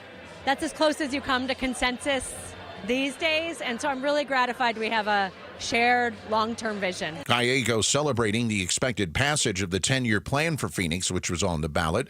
Gallego has held the role of Phoenix mayor since 2019. Election day went pretty smoothly, except for a safety scare in Navajo County. Bomb threats at 4 polling locations yesterday were found to be unreliable, but not before causing concerns about safety while waiting to cast your ballot. ABC News reporter Peter Haralambos explains the threats believed to be from Russia won't affect the election results at all. For now, it seems like it's not the kind of thing where it's created an opening or an opportunity, though it's concerning to see kind of a targeted attempt to disrupt the vote and impact things come from a foreign country like Russia. He tells Arizona's Morning News other states like Georgia experienced threats similar to Arizona's. Shira Tanzer, KTAR News. For more election news, head to KTAR.com/Arizona Votes.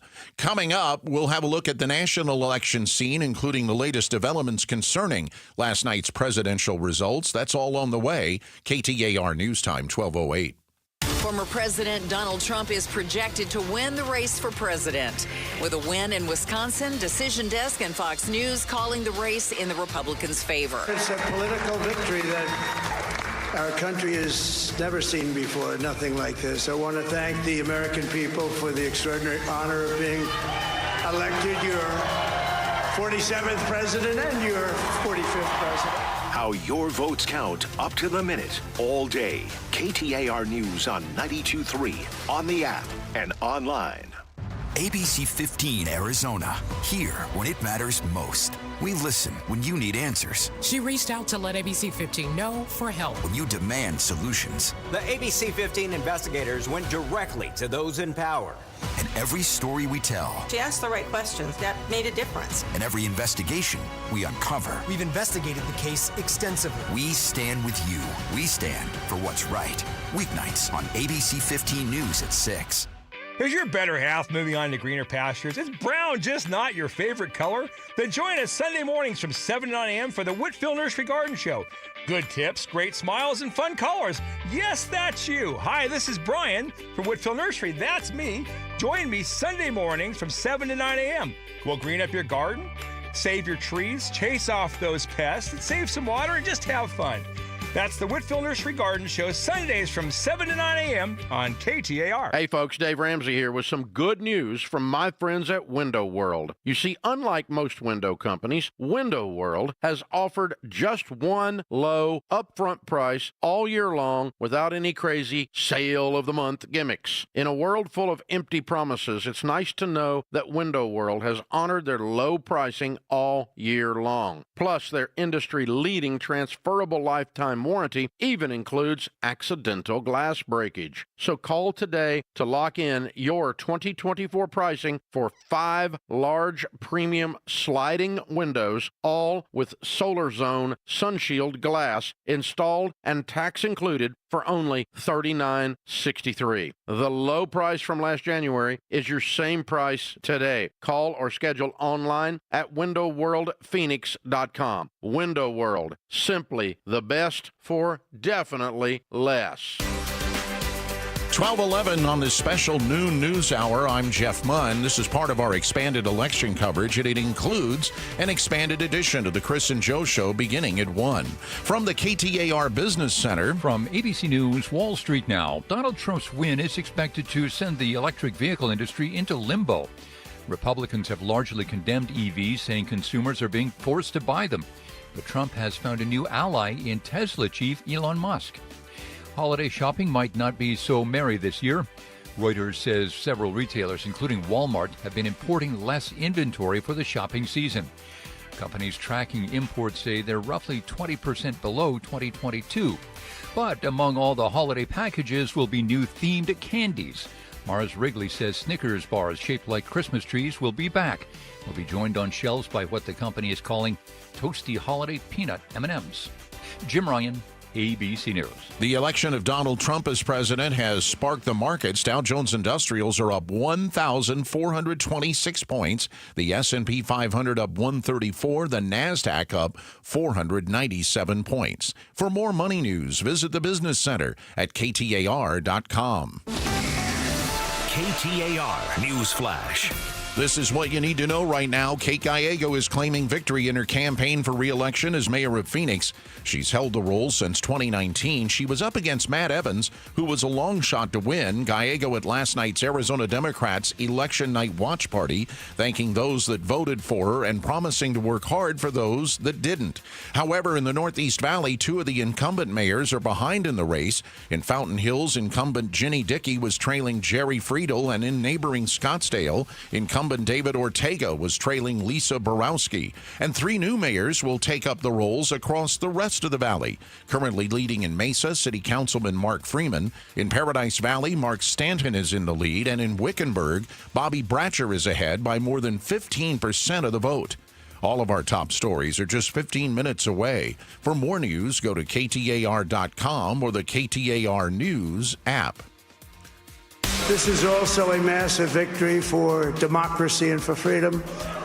Together, we're going to unlock America's glorious destiny. We're going to achieve the most incredible future for our people. Donald Trump is the projected winner of the presidential race. Vice President Kamala Harris is expected to concede the race for president during a speech she's set to deliver at around 2 this afternoon. ABC News senior White House correspondent Selena Wang says she's been talking with sources inside the Harris campaign. I've been following up with those same sources this morning, and they are shell-shocked. One telling me that she is stunned, calling this the bloodbath that none of them expected. Now, the campaign officially has been dead silent, but I am hearing from campaign operatives that they expect the vice president to graciously accept defeat, that she's going to say she wishes the former president the best because she wants what's best for the country, because she loves the country. You'll hear the vice president's concession live right here on KTAR and at KTAR.com and on the KTAR News app.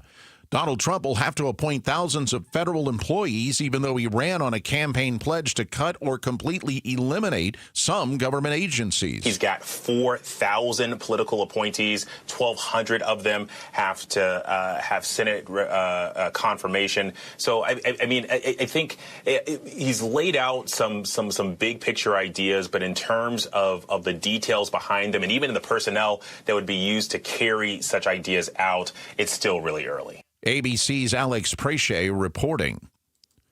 Mr. Trump will once again be president of the United States following an election in which he edged out Vice President Kamala Harris in several battleground states. Here's ABC News Supreme Court contributor Kate Shaw on how the Supreme Court could affect a second Trump term. Will the Supreme Court act as a meaningful check on a second Trump presidency? Actually, during the first Trump administration, they were a real check. They struck down efforts to add a citizenship question to the census and to end the DACA program. That, however, was a different court, right? Trump has now transformed the Supreme Court, and this court is not one that I think is likely to act as a comparable check. ABC's Rebecca Jarvis says the economy was top of mind for voters, and companies are responding to the news today. I've talked to a lot of companies in the lead up to this, and one of the biggest things about this election is that companies were waiting to make decisions because it left so much up in the air for their business.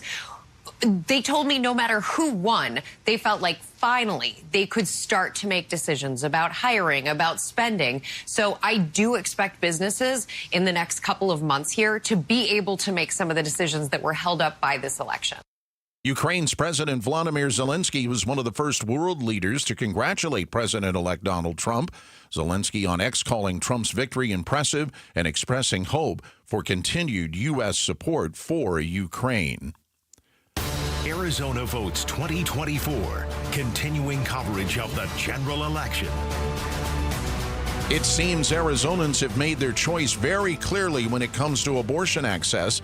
As the count stands right now, Prop 139 is looking at an approval by a margin of nearly 2-1. Chris Love with Arizonans for Abortion Access joins us now live. Chris, we know you were confident about the result before Election Day, but is there any surprise today, though the message seems to be this strong?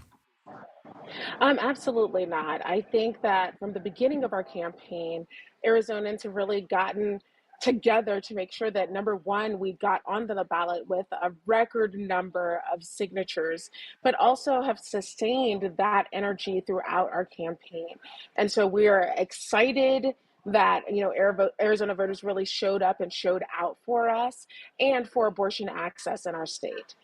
As you look across the U.S., Chris, right now, several states had similar measures on the ballot yesterday, all passing with the notable exception of Florida. What message do you take out of that?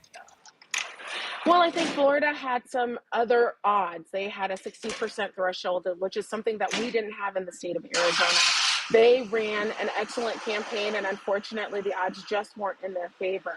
But if you take note that a majority of the states that offered ballot initiatives on the ballot yesterday related to abortion won. And I think that this is another resounding victory, another election day where folks from across the country have said enough, stop messing with abortion. We're talking with Chris Love with Arizonans for Abortion Access. The failure of the measure in Florida, does it give you any pause as you look ahead to the battle that's still to come? Absolutely not. I think that Florida will do what is best for its state, and they will regroup and figure out what they need to do.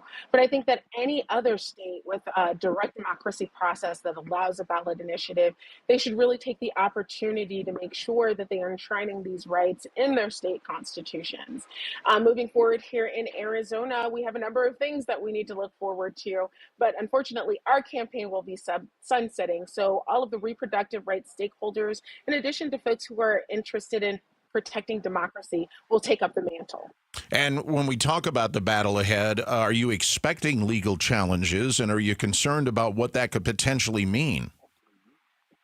Listen, we have prepared for legal challenges since the beginning of our effort, and we knew that they would continue through the end, right? So right now we are waiting to see whether or not there will be any challenges to the election within the next few days.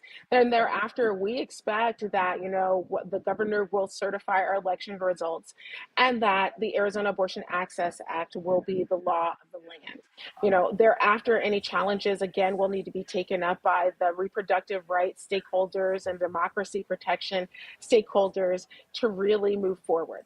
We're talking with Chris Love with Arizonans for Abortion Access. Chris, I have about 30 seconds just to remind our listeners when this actually takes effect.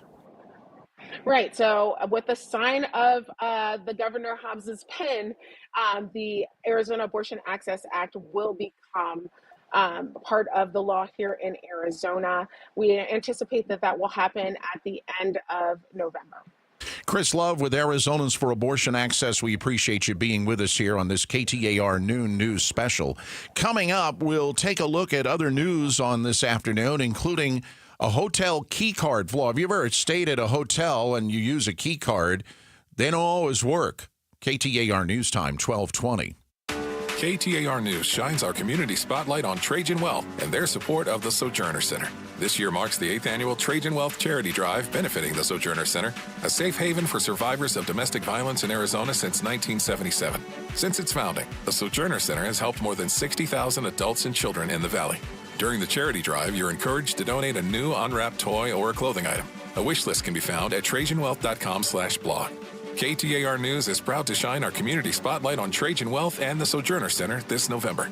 And now some holiday cheer from Trevec Remodeling and Roofing. It's 10 days till Christmas and all through your place. The family's coming, so let's add some grace. New countertops, backsplash, and floors that gleam. A cozy fireplace to complete the scene. Even the guest bath refreshed and bright. 5 days is all we need to make a beautiful sight. With friends and family soon to appear, imagine their faces as they cheer. Your home's so lovely, festive and bright. How did you do it all overnight? Whether it's countertops or a bathroom uplift, our team can give your space a quick holiday shift. In just 5 days, we'll make it shine so you can enjoy your home in time. So hurry now, give us a call and get your home ready for the holiday haul. Call Trevec Remodeling and Roofing at 480-367-1171 or go online to Trevec.com. That's TRAVEK.com.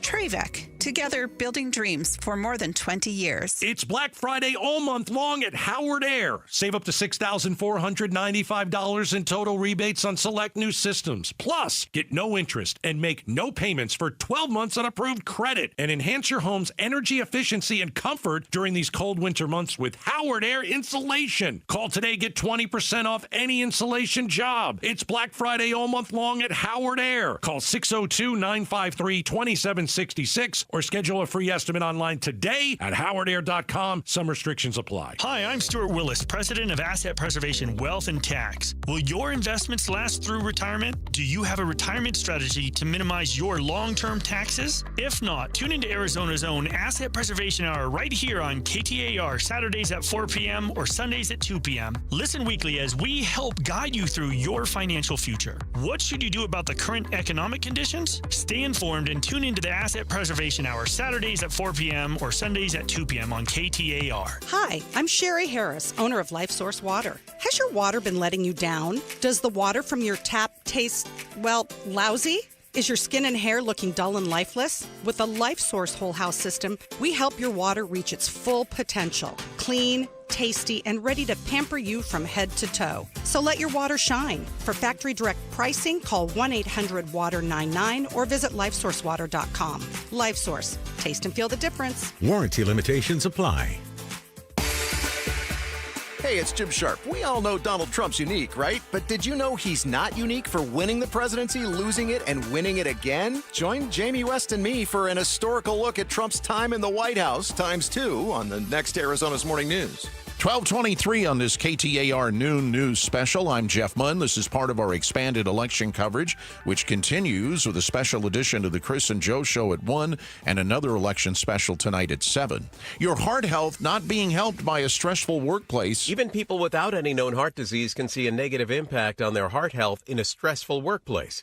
A study in the Journal of the American Heart Association looked at body mass index, diet, cholesterol, blood pressure, and blood glucose levels.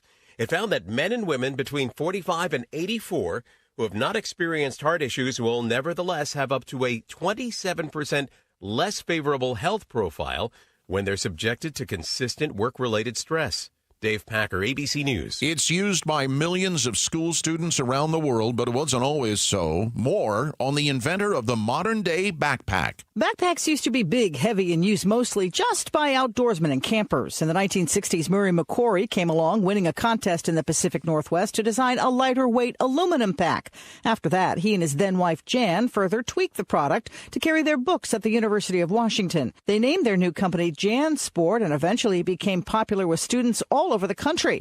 Murray McQuarrie, who also invented the dome-shaped tent, died last month at the age of 80. Sherry Preston, ABC News. There's a new scam sweeping America's hotels. From ABC News Tech Trends, researchers posing as hackers say they've figured out a way to open doors at millions of hotels. And it all comes back to a common flaw in keycard technology. With just 2 taps, they can open these doors in seconds. Wired's Andy Greenberg says the keycards and readers have a vulnerability in their encryption systems, and that allowed researchers to create a master key. Greenberg says there's now an urgent push to fix the flaw. Now, Dormakaba, the lock manufacturer, can start the process of trying to update all of these locks around the world and fix this. Dormakaba says they've updated about 1/3 of the affected locks so far. We also have to consider that they may have actually done it in the past.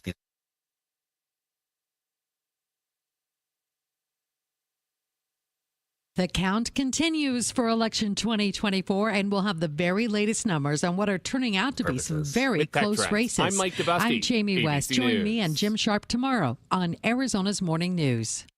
Arizona's Morning News, of course, part of our expanded election coverage as well. And all of this comes to you on 92.3 FM, the KTAR News app, and at KTAR.com. A quick check of sports at the noon hour, and it involves the Phoenix Suns. They will play the Miami Heat tonight at Footprint Center. That'll get underway at 7 p.m. Coverage on 98.7 FM, Arizona Sports. Last night, Arizona State's men's basketball team opened its season with a narrow victory over Idaho State at Desert Financial Arena. They'll get back to action on Friday evening when they go to Las Vegas to take on Santa Clara University. That game will get underway at 6:30 Arizona time, and that game will air on ESPN Phoenix, 6:20 a.m. Coming up, the latest headlines on this day after the election, and a reminder again, we have a special edition, expanded edition of the Chris and Joe Show from 1 to 4 this afternoon, followed by another KTAR News election special tonight at 7. KTAR News Time, 1227. Donald Trump will likely become the second president ever to hold office in non-consecutive terms. We overcame obstacles that nobody thought possible, and it is now clear that we've achieved the most incredible political thing. Look what happened. Is this crazy? The news team you can count on for election results as the races are called. KTAR News on 92.3, on the app, and online. I walk to honor my loved ones. I walk to save lives. I walk to raise heart rates and life-saving funds for the American Heart Association. So can you. Sign up, step out, and share why you walk at the West Valley Heart Walk on November 16th at Goodyear Civic Square. Together, we can put an end to heart disease and stroke one step at a time. Register today at westvalleyheartwalk.org. As temperatures start to drop in the fall, many homeowners begin home improvement projects. Those plans should include Connecticut Water. Connecticut protects your plumbing, appliances, and fixtures, removes chlorine, and helps your water heater last longer. Whether you want to upgrade your old electric softener or are considering water treatment for the first time, Connecticut can help. Plus, if you don't know what you need, they offer a free water analysis if you mention Gatos. Call Connecticut today, 602-910-6570, or visit aquazona.com. Mom! Holidays are a busy and messy time, especially in your kitchen where millions of microbes live in your natural stone surfaces. Good thing there's Coit. We deep clean natural stone to eliminate germs, then renew your surfaces with a protective seal and polish. Results guaranteed. Let Coit bring some peace of mind, if not peace and quiet, to your holidays. Call 800-4COIT or visit Coit.com for 35% off natural stone cleaning. You're never more than 15 minutes away from today's top news stories on KTAR News, 92.3 FM, and the KTAR News app. Now is a great time to start making smarter money decisions. Dave Ramsey here. Give the outside of your home some much-needed curb appeal with Rhino Shield permanent ceramic coating. Painting your home with traditional paint means you'll have to repaint every 4 to 5 years, costing you more over time. But with Rhino Shield permanent ceramic coating, you won't have to touch the exterior again for years. Rhino Shield comes with a 25-year warranty. Your home will always look like it's just been freshly painted, guaranteed. No chipping, no flaking, no peeling, no kidding. So, if you're thinking about painting your exterior, call Rhino Shield first for a free estimate and ask about their ceramic technology and its ability to reduce your cooling costs. Perfect for the Arizona climate. Tell them Dave Ramsey sent you, and you get 20% off a regular price. So call 855-487-4466 or visit rhinoshield.az.com today. KTAR News now. Good afternoon. It's 12:30. I'm Jeff Munn. This is our hour-long look at Election Day and the continuing vote count. Arizona hasn't been called yet for Donald Trump, who holds a 5-point lead as of this morning. In the Senate race, Trump-endorsed Republican Kari Lake trails Democrat Ruben Gallego by about 3 points. Valley political expert Stan Barnes told Arizona's Morning News, "There is a constituency that lives to deny Kari Lake a statewide office. I call it the McCain constituency." During her run at the governor's office in 2022, Lake told supporters, quote, "We drove a stake through the heart of the McCain machine," end quote. McCain passed away in 2018. Former President Donald Trump will soon be President-elect Donald Trump. So what went wrong for the Harris campaign? One Valley political expert gives his take. Not only has President Trump won the electoral vote, he'll likely complete a full sweep of key swing states. Political strategist Chuck Coughlin with High Ground tells the Mike Broomhead Show the Harris team failed to capitalize on some big opportunities they created during the Democratic National Convention. They had talked about the Constitution. They talked about the Bill of Rights. They talked about celebrating individual freedom. And that narrative, to me, just disappeared. It didn't reappear until her speech on the Ellipse like 2 nights ago. He says the party turned away from this messaging that was bringing people together and instead began focusing on what he calls grievance politics. Colton Krolak, KTAR News. Coming up, voters look like they are about to pass Prop 139. But what does this mean for Arizona? I'm Jonah Harkle. Proposition 314 looks like it'll pass with Arizona voters. While proponents say it'll help secure the border, immigrant families worry it will give too much power to law enforcement. I'm Brandon King. Right now, the latest in traffic as we go live to the Valley Chevy Dealers Traffic Center. Here's Chuck Rowe. Thank you, Jeff. Freeway is pretty quiet right now. We did have a crash earlier in Tempe, the 101 Price Freeway northbound at Guadalupe. That has been cleared. Just a couple of closures on the surface streets, not closures, but crashes. Frank Lloyd Wright Boulevard at the 101, also Elliott Road east of Priest Drive, and there is a closure in Mesa near Falcon Field. Greenfield Road is still shut down between McKellips and McDowell as the investigation continues into yesterday's plane crash. This traffic report brought to you by Dolphin Pools. Trust the reviews. Make Dolphin Pools your one-stop shop for your backyard paradise. Visit them today at dolphinpools.us. Chuck Rowe, KTAR News. Mostly sunny today with a high of 72. Tonight clear, the low 49. Right now in Phoenix, sunny skies, 66 degrees. Weather's brought to you by Howard Air. Whether replace or repair, call Howard Air. Likely the most watched proposition on Arizona's ballot this year is 139. The prop has been approved, which guarantees abortion rights in Arizona's Constitution. Cindy Dahlgren with the It Goes Too Far campaign fought to oppose the measure. Well, I definitely think people that were against Prop 139 and saw how extreme it was and know exactly now what's going to happen, that girls and women are going to be in danger. Arizona for Abortion Access, the political committee running the campaign for the amendment, says the measure removes government interference and says this is a win for freedom. It was a resounding no from voters on Propositions 133 and 140. Both failed 60 to 40%. Prop 140 would have replaced our current system of partisan primaries with open primaries, and Prop 133 would have amended the state constitution to only allow partisan primaries. Chuck Coughlin with political consulting firm High Ground, who ran the campaign for Prop 140, says he'll keep trying to fight for independent voters. I think Americans and Arizonans in particular are just people, and they want things to be equal. They want people to be treated fairly, and our current election system doesn't do that with unaffiliated and independent candidates and voters. With both propositions failing, there will be no changes to the primary voting process. With Prop 314 passing, many immigrant families are afraid the initiative would lead to unlawful arrest and discrimination from law enforcement. Speaking after a watch party, Reina Montoya, CEO of Aliento, an organization that helps undocumented and mixed immigration status families. The reality is that many voters we're not really well informed about the impacts of 314, and that's what's disheartening and devastating. She says many who attended their watch party were first-time voters who expressed concern their families would be deported.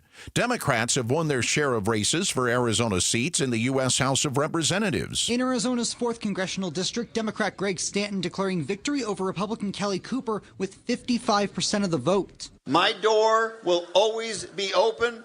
I will continue to reach across the aisle to listen as we chart a new path forward as a state and as a nation. Meanwhile, in District 3, Phoenix Vice Mayor Yasamin Ansari declared the winner over Republican Jeff Zink. In a statement to KTAR News, Ansari, who will be the youngest member of the 119th Congress, says she's deeply honored for the trust of District 3, saying her priorities will be uplifting the middle class and ambitious climate action. Brandon King, KTAR News. We'll hear much more from Congresswoman-elect Yasamin Ansari coming up at 12:45. Meanwhile, some races are still too close to call. Republican David Schweikert is narrowly leading Democrat Amish Shaw. In District 6, Kirsten Engel holds a slight lead over incumbent Juan Ciscomani. As initial election results trickled in yesterday, one Arizona Republican was quick to say she won her county race. Shortly after we got the first results, Republican nominee for the Maricopa County Board of Supervisors called it a win and headed home. She says she's confident both herself and Donald Trump will take Arizona because of Republican voter turnout. I talked to the people on the ground. I talked to Republicans. They said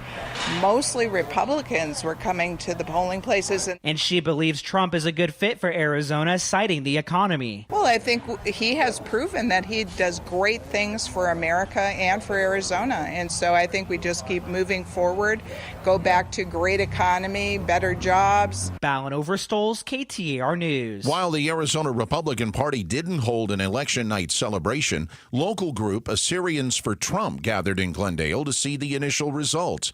Republican voter Benjamin Ninos says the country will move on. I'm going to pray for whoever's in office. I don't feel like they're going to drastically dictate, the minutia of my life. Overall, the tone at the Republican event last night was cautiously optimistic, though as national networks called several states for Trump, people got more excited. Bomb threats made on 4 Arizona polling centers in Navajo County raised safety concerns surrounding Election Day. ABC News reporter Peter Harlembus says while none of the threats were credible, the fact that foreign countries have the ability to threaten us like that is concerning. Interestingly, these bomb threats were believed to actually have been originated from Russia and were directed basically. And we saw these in multiple states. Harlembus tells Arizona's Morning News the threats will have no effect on election results. Coming up, as promised, we will speak live with Arizona's new Congresswoman-elect. That comes up next. KTAR News Time, 12:37. Hey, it's Mike Broomhead. My friends at Lund Mortgage say the mortgage rates are finally moving in the right direction, which is an opportunity to take advantage of your home's equity. Consolidate your high-interest debt with a HELOC to make your financial life more manageable. Or if you bought a house in the last 2 years at a higher interest rate, consider refinancing. Contact the experts at Lund Mortgage to see if a HELOC or a refi makes sense for you. Absolutely free. You could save hundreds or even thousands of dollars each month. Go to lundmortgage.com. That's lundmortgage.com. For all things heating, cooling, plumbing, and electrical, call Parker & Sons. Whether you need an AC tune-up, a water heater fix, or a drain cleaning, they are the ultimate pros here in the Valley. Parker & Sons is trusted, dependable, and prompt, and they do the job right the first time, every time. I trust them so much, I sent them to my parents' house, and they had such a good experience, they called Parker & Sons again the next day to have them come back and do something else on their to-do list. So give them a call at 602-2-REPAIR, 602-2, then REPAIR for Parker & Sons. Rosie on the house. Every Arizona homeowner's best friend for over 30 years. Saturday mornings 8 till 11 on KTAR News 92.3 FM and the KTAR News app. Do you know the secret to losing up to 1 pound of fat every day? This is Dr. Patrick Maloney with Phoenix Secret for Weight Loss, and we know the secret. Our unique weight loss program makes it easy to lose weight, get healthy, and get your energy back naturally, safely, and effectively. If you'd like to lose unhealthy fat without counting points or calories, no exercising, no prepackaged meals, no drugs, no surgery, and no injections with the risk of serious side effects, visit PhoenixSecretForWeightLoss.com to schedule your free consultation in person or virtually. Jamie West here, and after hiding my bathroom scale for more than 2 years, I'm now excited to step on it every morning. Thanks to Phoenix Secret for Weight Loss, I've lost more than 20 pounds in just over a month with no drugs or shots. Get started now and think about how great you'll look for the holidays. Call for your free weight loss consultation in person or virtually, 602-832-7440, 602-832-7440, or go to PhoenixSecretForWeightLoss.com. Tune into The Truth About Money with Bruce Weinstein and Tim Travis. We hand select each and every security in the portfolio as opposed to kind of the more cookie cutter approaches that a lot of the larger firms will take. Understand challenges facing today's retirees. They tell us what their wishes and their goals are. We create the plan. Tune into The Truth About Money, Saturdays at 7 a.m. on KTAR News. All right, it's Gatos for the Arizona Painting Company. You know what time of year it is, right? Family is going to be coming over to the house. You're going to have guests staying at your home. The holidays. We love the holidays. Okay, get your house painted before they get there. Call the Arizona Painting Company. Paint the inside, paint the outside. You tell them Gatos sent you, you get 15% off. I've used these guys for the last 20 years. You can text the word paint to 620-620, and I will send you that discount of 15%. And when you hire the Arizona Painting Company, you'll love watching paint dry. 1240 on KTAR's noon news special as we recap Election Day. I'm Jeff Munn. A couple of reminders. We'll visit with Congresswoman-elect Yasamin Ansari in a few moments. An expanded edition of the Chris and Joe Show starts at 1, goes till 4, and we have another KTAR election special with our roundtable of election analysts tonight at 7. From the KTAR Business Center, 4 Arizona restaurants are ranked among the 100 best places for vegan food nationwide by Yelp. The Uprooted Kitchen in Gilbert, Unique Burger in Scottsdale, Desert Roots Kitchen in Tempe, making the top 3 Urban Fresh in Tucson. The 2024 American Opportunity Index, assessing how companies drive economic mobility and positive career opportunities for their workers, has ranked Scottsdale-based home builder Taylor Morrison Home Corp at number 49 overall. The list ranked the top 100 performers from among the country's largest companies. The election of Donald Trump to the presidency has sent the stock market soaring. The Dow Jones Industrials up 1,454 points, S&P 500 up 138, the NASDAQ up 517 points. For more money news, visit the Business Center at KTAR.com. KTAR News Flash. This is what you need to know right now. This is a special report from ABC News, Your Voice, Your Vote. I'm Michelle Franzen. Donald Trump taking a victory lap after his historic win against Vice President Kamala Harris. ABC's John Santucci says the former president's team now working on the transfer of power. This is a team that now knows how to do this. They have gone through a transition before. So one of the things that we will be watching out for is how much of the federal government apparatus do they work through. There is an agency that is set up to deal with transitions called the GSA, General Services Administration, and it's our understanding that Team Trump has not had those conversations yet, but could begin in the coming days and certainly weeks to come. Republicans also gained control in the Senate. House races still being tallied. Vice President Kamala Harris expected to deliver a speech this afternoon. A Biden administration official says President Biden will speak to the former president today to offer congratulations and address the nation tomorrow. Locally, likely the most watched proposition on Arizona's ballot this year, 139 has passed. Cindy Dahlgren with the It Goes Too Far campaign fought to oppose the measure and says it will lead to the deaths of unborn children. Arizona for Abortion Access, the political committee running the campaign for the amendment, says the measure removes government interference and this is a win for freedom. All of our top stories are just 15 minutes away. For more news, go to KTAR.com or the KTAR News app. This will truly be the golden age of America. That's what we have to have. Donald Trump, the projected next president of the United States. Vice President Kamala Harris expected to formally concede the race for the White House this afternoon. You'll hear her address live right here at KTAR.com, the KTAR News app, and on 92.3 FM at about 2 p.m.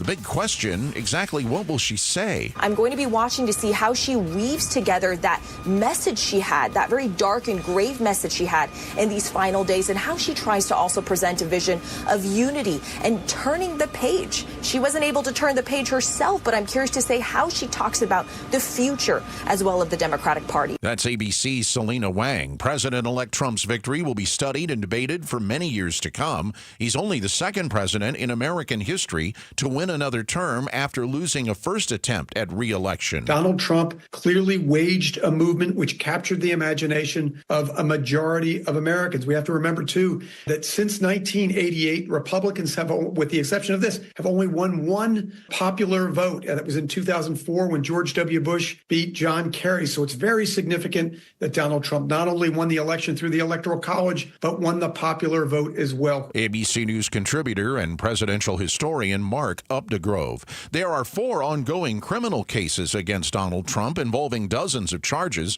There are also 3 civil cases. Questions now about what happens to them. Trump was convicted in the hush money case and is scheduled to be sentenced on November 26th. His lawyers have been pushing to delay this, and it seems that was a pretty smart decision, because now you don't just have a criminal defendant, you have a president-elect who is going to be sentenced. And I do not see any way that this judge now sentences him to any kind of meaningful time. I don't see how he gives him any jail time at all. That's ABC News chief legal analyst Dan Abrams. The economy appears to have played a major role in the presidential election. We came into this election with the S&P 500 up 21%, the best election year for stocks since 1936. But when I talked to voters all over the country, it wasn't their 401ks or the strong jobs market that they were focusing on. When people talked about the economy as their top issue, what they meant was inflation, higher prices. Those hit people on the tightest budgets the very hardest, at the grocery store, in rents and childcare. The question now is what President-elect Trump will do about it. That's ABC's Rebecca Jarvis. Arizona Votes 2024, continuing coverage of the general election. Arizona will send at least one new face to Congress next year. Phoenix Vice Mayor Yasemin Ansari has defeated Jeff Zink and will take the U.S. House seat that had been held by Democratic U.S. Senate candidate Ruben Gallego. And Congresswoman-elect Yasemin Ansari joins us live now. And I have a feeling that you probably are still, it's still kind of exciting to hear that title, Congresswoman-elect. How are you feeling the day after? Hi, thank you so much for having me on. I am very, very honored to have won the trust of Arizona's 3rd District. I'm incredibly proud of the campaign that we ran. My team and I knocked on over 180,000 doors in our district to talk directly to constituents, and I am looking forward to what's ahead. Now, what will be your top priorities as you head to Washington? Well, you know, I think I am still holding out hope that we can win the House majority for Democrats. You know, I think in my view, you know, the incoming Trump presidency will have dire consequences for our planet, our reproductive rights, our economy, and our democracy. For me and my constituents, I know that the top issue is housing affordability, and I really want to work on legislation to make housing more affordable and accessible to our district. I also really hope to serve on the Transportation and Infrastructure Subcommittee and work to improve our sustainable transportation here in Phoenix. But there's going to be a lot to do. I really hope, you know, I'm someone who works really hard and gets things done. And I hope that the residents of this district are excited, because I'm really excited to serve them. We're speaking with Congresswoman-elect Yasemin Ansari. The presidential race did not work out the way most Democrats would have wanted. How do you feel about working with President Donald Trump? I'm extremely alarmed at the rhetoric that Donald Trump used throughout his campaign and the policies that he passed the first time when he was in office. We know that top economists in the country have said that they believe his plans will, you know, lead to higher cost of living, lower minimum wages, and less affordable housing. I am willing to work with anybody who wants to improve the lives of our constituents. But I will not tolerate, racism, sexism, assaults on reproductive rights for women, and really hope that, I want to be hopeful that President Trump will not do the things that he said he's going to do, because I believe that would hurt many Americans, especially in my district. Congresswoman-elect Yasamin Ansari, I've got about 30 seconds. What do you have to say to those who did not vote for you yesterday or over the last several weeks? I would say that, whether you voted for me or not, I am going to work really, really hard for you, and I will continue to be accessible and transparent in this role. When I was a councilwoman, we worked very hard to be proactive in our community, to bring our constituent services directly to residents by holding mobile office hours, by knocking on their doors, by hosting resource fairs and job fairs, and we'll be doing the same work in my congressional office. And I will always have an open door to hear from my constituents and fight for them in any way that I can. Congresswoman-elect Yasamin Ansari, congratulations on your win, and we thank you for joining us on this KTAR Noon News Special. Coming up, what did Chris and Joe have to say about Election Day? We'll check in with them for a preview next. KTAR News Time, 12:50. Hi, Dieter Dan here with my friend Wayne from AMCO. Hey, Wayne, let's talk about some back-to-school TLC for your car. Sure thing, Dan. The last thing anyone needs is to start the school year with car troubles, so it's best to have your car checked out now. Well, that's a great idea, but where should people go if they need a place that's reliable and affordable? That's easy. Head to your closest AMCO. We specialize in back-to-school auto repairs, making sure your car's in tip-top shape for the busy school season. Now, that's cool. What kind of services do you offer, though? Dan, we do it all, from transmissions to oil changes, brakes, engine light checks, even engine diagnostics and repairs. Plus, we offer a special back-to-school discount for students and teachers. That sounds perfect. Do you need to make an appointment? Not at all. We have same-day service in most cases, so just pop into your nearest AMCO or book online at amco.com. Wow, now that's convenient. Google AMCO for your nearest location. That's AMCO, AAMCO. Transmissions and a whole lot more. Arizona, we value truth, integrity, and community. At ABC 15, we stand for what's right. We tackle tough issues and drive real change. We listen to you and make sure your voice is heard. We investigate and follow through. This is ABC 15 News at 6. Together, we're making Arizona an even better place to live. Watch ABC 15 News, weeknights at 6. Hey, it's Mike Broomhead, and if I'm ever hurt in an accident, I'm calling Sweet James. That's right. I already know that's the team I want on my side, and so should you. Because the attorneys at Sweet James don't just win, they win the most. For example, one of our listeners was injured after being rear-ended at a red light. The insurance companies offered them $60,000. Now, that might seem like a lot of money, but with Sweet James protecting them, they were awarded $745,000 instead. They can't guarantee the outcome of a case, but whether it's a car crash, motorcycle accident, or trucking accident, the attorneys at Sweet James are unstoppable in their pursuit of justice, and you pay nothing until they win your case. So if you or a loved one is hurt in an accident, call Sweet James, 800-9-MILLION for a free consultation. An easy number to remember during an uneasy time. Don't wait, because waiting can hurt your case. 800-9-MILLION. That's the firm that wins the most, Sweet James. 800-9-MILLION or at sweetjames.com. Once again, that's sweetjames.com. Proud partner of your Phoenix Suns. 1-877 Cars for Kids. KARS Cars for Kids. 1-877 Cars for Kids. Donate your car today. Donate today at carsforkids.org. That's cars with a K. Your car can be picked up as soon as the next day. Receive a tax deduction and vacation voucher. 1-877 Cars for Kids. Donate your car today. Now accepting donations of land, homes, buildings, or any kind of real estate.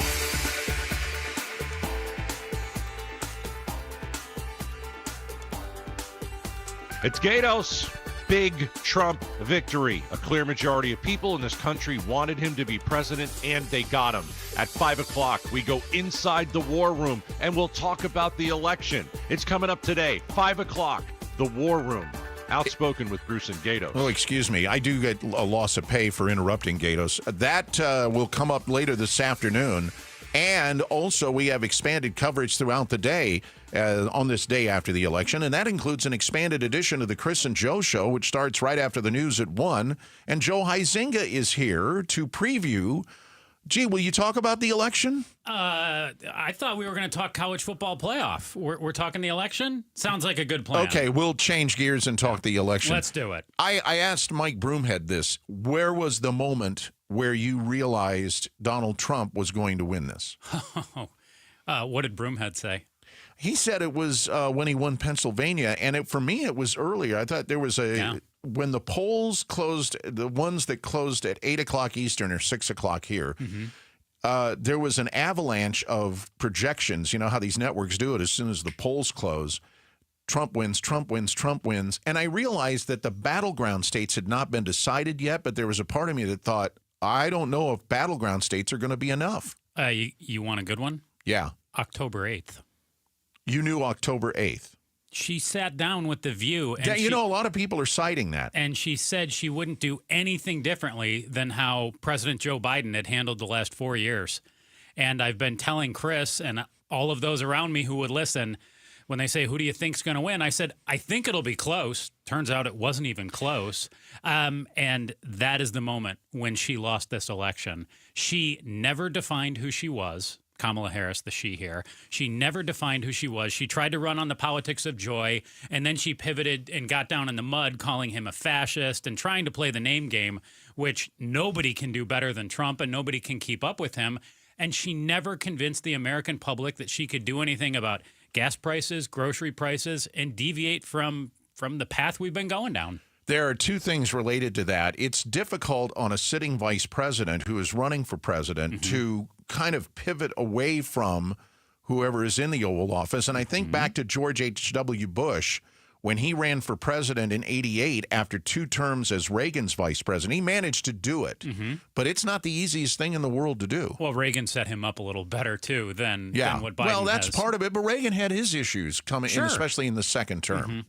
And then the other thing is you're put in a bad spot. You don't want to be critical of the boss because then it's an indictment of yourself. Yeah. And so, I think a lot of people, a lot of pundits today are pointing to that interview saying that's where it turned. Yeah, short of following somebody who has been perfect, you have to have a better answer prepared. Then I wouldn't have done anything differently. Really? Nothing? The border? You're the border czar? You haven't learned any lessons there? There's nothing that you would do differently with the economy, the border, any of it?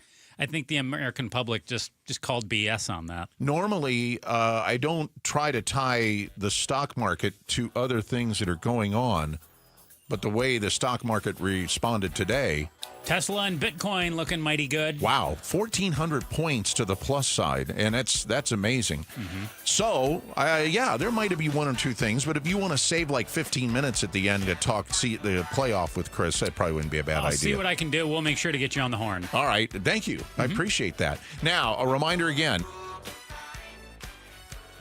You needed to turn my mic, keep my mic on. You turned it off. Now you're going to get a $5 penalty. Sorry about that. In any event, we will have Chris and Joe coming up after the news at 1. We have election coverage throughout the afternoon. Vice President Harris speaks at 2, and an election special tonight at 7. It's all here on KTAR News, and the 1 o'clock update is coming up next. Hey, it's Mike Broomhead for Tombstone Tactical. This is a great resource for all of your firearms needs. For firearms, for ammunition, and for accessories. Great prices, knowledgeable staff, and excellent customer service. They have a 90-day same-as-cash program, a 90-day layaway program, depending on your financial situation to take care of all of your needs. They are located north of Dunlap Road on the west side of the I-17, or you can always shop online right now at tombstonetactical.com. Owner, you wear a lot of hats. One minute you're ordering today's inventory, and the next you're planning tomorrow's expansion. It's complicated, but your business credit card should be simple. With the Signify Business Cash Card by Wells Fargo, you earn unlimited 2% cash rewards on purchases for your business with no caps or categories to track. Signify Business Cash, the deliberately simple business credit card. Learn more at wellsfargo.com/signify. Terms apply.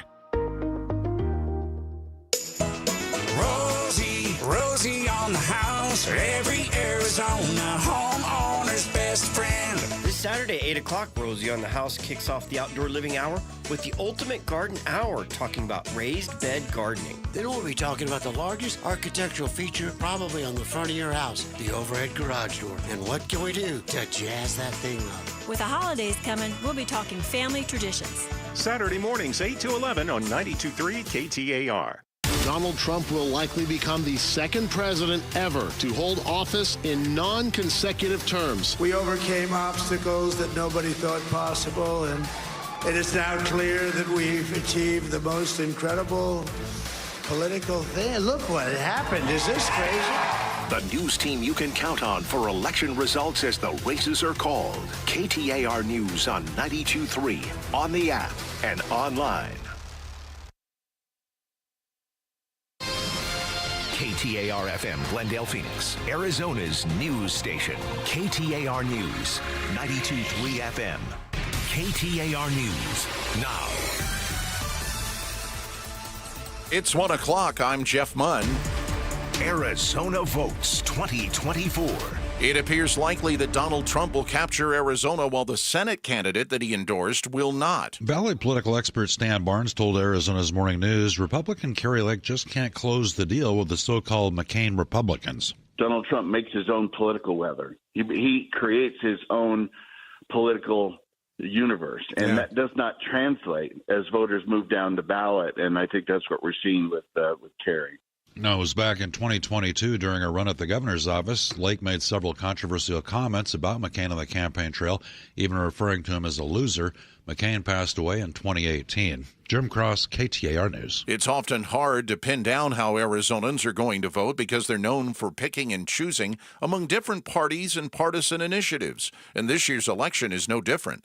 KTAR's Susan Monday is live in the news center with details. The zigzagging that Arizona voters are known for doesn't mean they're fickle. To the contrary, Democrat strategist Stacey Pearson tells the Mike Broomhead Show they're actually paying attention. The more we assume that they're stupid or they're not reading or they're not taking a close look at ballot initiatives and politicians and their history, every time we assume the worst of a voter, we do at our own peril. Case in point, Republican Donald Trump is the front runner in the presidential race, while voters in Arizona are likely sending Democrat Ruben Gallego to the U.S. Senate. Susan Monday, KTAR News. Results from last night's propositions are starting to get more clear. Proposition 139, which establishes a fundamental right to abortion in Arizona while limiting the state's power to interfere with before fetal viability is passed. Athena Salmon with Reproductive Freedom for All was at a watch party last night. It really means that Arizonans have a strong foundation of believing in freedom. Cindy Dahlgren with the It Goes Too Far campaign tells KTAR News national labor unions and not Arizonans got the prop passed. Proposition 314 is passed in Arizona. It would make entering the U.S. not from a port of entry a state crime, not just a federal one. The proposition's detractors say it could be ripe for abuse. They get to ask anybody about how did they enter to the state of Arizona, and that's so disheartening to see that this initiative was sold as a voter security measure when in reality it won't do anything. Reina Montoya, CEO of Alientos, says the group's watch party last night had many young voters, all concerned their families would be the subject of discrimination. As initial election results trickled in yesterday, one Arizona Republican was quick to say she won her county race. Shortly after we got the first results, Republican nominee for the Maricopa County Board of Supervisors called it a win and headed home. She says she's confident both herself and Donald Trump will take Arizona because of Republican voter turnout. I talked to the people on the ground. I talked to Republicans. They said mostly Republicans were coming to the polling places. And she believes Trump is a good fit for Arizona, citing the economy. Well, I think he has proven that he does great things for America and for Arizona. And so I think we just keep moving forward, go back to great economy, better jobs. Ballin Overstoles, KTAR News. Bomb threats made on 4 Arizona polling centers in Navajo County raised safety concerns surrounding Election Day.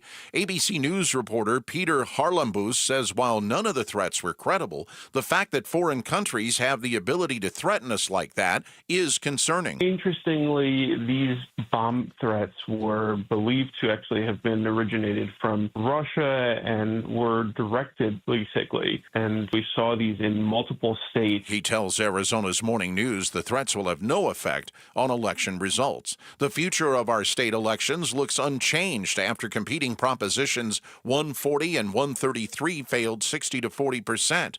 Prop 140 would have replaced our current system of partisan primaries with open primaries, and Prop 133 would have amended the state constitution to only allow partisan primaries. With both measures failing, there will be no changes to the primary voting process. Our expanded coverage of Tuesday's election continues throughout the day as thousands of votes continue to be counted in Arizona. Then at 2 this afternoon, you'll hear from Vice President Harris when she's expected to deliver a concession speech. You can hear all of our coverage, including another election special tonight at 7, live on 92.3 FM and the KTAR News app.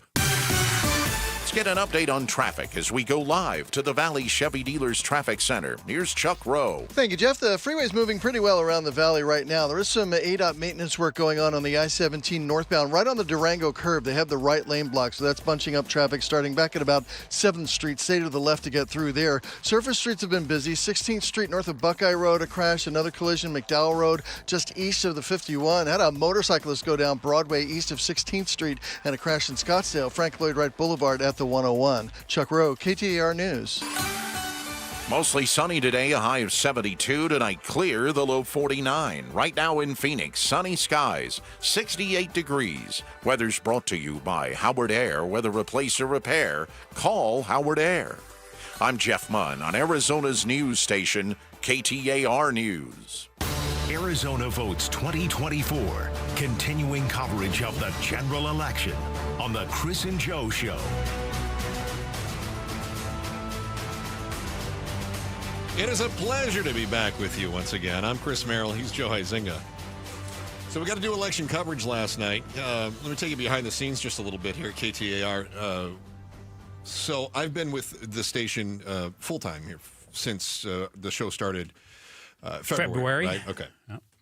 And one of the reasons that KTAR was so attractive to me, first of all, I've lived in Arizona. I tell the story that this is my third tour of duty through Arizona. My wife was living in Arizona before she was my wife. I moved here to be with her. We got married. Mm-hmm. I was here. I worked at another station for a few years. So part of it is that I'm familiar with Arizona, very comfortable. Sure. It's a great state. Right? Yeah. So that was one of the things. But what made KTAR so attractive to me is they talk about stay in your lane, right? Mm-hmm. You've heard that in different businesses and things like that. Oh, yeah. It's the lane that KTAR has. The KTAR occupies the kind of the just the facts, ma'am, kind of lane. And that's what I appreciate. So we're doing election coverage, and at no point did I feel pressure to celebrate Trump or to lament how bad it was for Harris. I could just call the election. And I found that so incredibly refreshing. And I was just telling our news director how much I appreciate the entire team, and I just think I've worked in other places. I've worked in markets where they don't have a station that fills that lane, and it's a real privilege. And hey, this is going to sound self-aggrandizing. It's a real privilege to work in a place that does provide that. Sure. For their market, for their community. So it's very exciting for me. No better news team than the KTAR news team. Heidi Hommel, Bowen Overstoles, Colton Krolak, Jim Cross, just a number of others all out in the field yesterday. And then, the Becky Lynn's, Peter Seymour's, Jeff Munns, who were all back here doing yeoman's work, bringing us results throughout the evening as well. And tip of the cap to you. I had a blast last night doing election coverage. I think we went home around 4 a.m. No. Well, that was the other thing I was going to get to, is that at one point there was a question because Fox News had called that race. Excuse me. I think Fox News called that race Oh, golly, Joe, when did we start teasing? I think it was about 11:15 that Fox said, looks like Trump's going to take Pennsylvania. And we were still waiting on the AP. Now, we had discussed this before. There are two different camps that we're looking at from a media standpoint, using their statistics, if they were going to call it. The AP, ABC News, and of course, we're an ABC News affiliate. We're not an ABC News station. We're an affiliate. They have one metric. And then Fox News, and there are, I think, I don't remember, Wall Street Journal or somebody else, other prominent news outlets had used another one. So the Fox News desk had called that. And we were looking at it. It looked pretty obvious to us, too, based on the numbers that were coming in. We were kind of wondering why the AP hadn't called it at that point. You're talking about the Pennsylvania call? Yeah, Pennsylvania call. Right, exactly. Because there were a couple moments. There was that moment, and then also there was a moment where they were sitting at 267. And somebody else was at 266, which means they hadn't called Maine. And we were waiting on Alaska. And you know which way Alaska's going to go, but they still weren't calling it. It's always interesting how they make those calls. It really was. And so at one point, we were sort of going, are we sticking around until the AP finally makes up their mind? Because this is looking obvious, and Trump is giving his celebration speech here, right? I mean, at some point, I think the AP called that at about, what, I want to say 3:34 our time this morning. Is that about right? And how long were they just continually teasing ahead that Trump was going to speak? I feel it was like an hour. It was almost an hour and a half. A little before 11 o'clock? Yeah, it did. And he didn't come on until a little after midnight. Right. Yeah. And to his credit, he did not give a 90-minute or 2-hour rambling speech, too. It was about a half hour. I actually thought his speech was pretty good. It was a little disjointed, Trump style, right? I mean, he brought up Bryson DeChambeau. He called out Dana White, the head of the UFC. He called up at one point. They made some real brief remarks, and one or two people from his campaign who I did not recognize the names. If you're Bryson DeChambeau, why? What struck me about that is, if let's suppose hypothetically that Harris had won, and let's suppose then hypothetically that she had brought up some NFL superstar. Would the NFL have been canceled like it was when Colin Kaepernick took a knee? Or would it have been acceptable that, well, that's all right, that had a political viewpoint? Because DeChambeau goes up there, he's a golfer, and they're all excited about how you've got the U.S. Open champion who's at the Trump rally. And I thought, did we not learn lessons from other instances of athletes getting involved? But I mean, it didn't hurt him at all. No. And obviously Dana White, who's a business person in this UFC, and that's definitely in the wheelhouse of the largest Trump supporting bloc. That seemed to be appropriate anyway. I think it hurts an individual less than it can hurt somebody who plays for a team, too. If you're Bryson DeChambeau, you go out and play on your own every time you tee it up for a round of golf. Yeah. So if you want to do that, you can do that. Maybe you could irk your caddy. But it's very different when you're Harrison Butker, for instance, the kicker with the Chiefs. Yeah. Who came out and made and upset half of his fan base, right? Sure. Okay. And I'm sure some of his teammates, he's got, roughly 60 of them, probably didn't agree or love that. But a number did come out and support him as well. Yeah. So I think there's more to risk there if it's a team sport. And probably also that Trump is such a well-known golfer. I mean, that's his thing, right? Yeah. That's his hobby. So I guess he's not a field goal kicker? No. Funny you mentioned that. He is not. So I was thinking about some of the different takeaways that we had after our conversations last night, and incredible guests that were in here too. I didn't get a chance to talk with him, but I saw Clint Hickman was hanging out here, supervisor. Of course, we had Lady Law, who you hear on KTAR.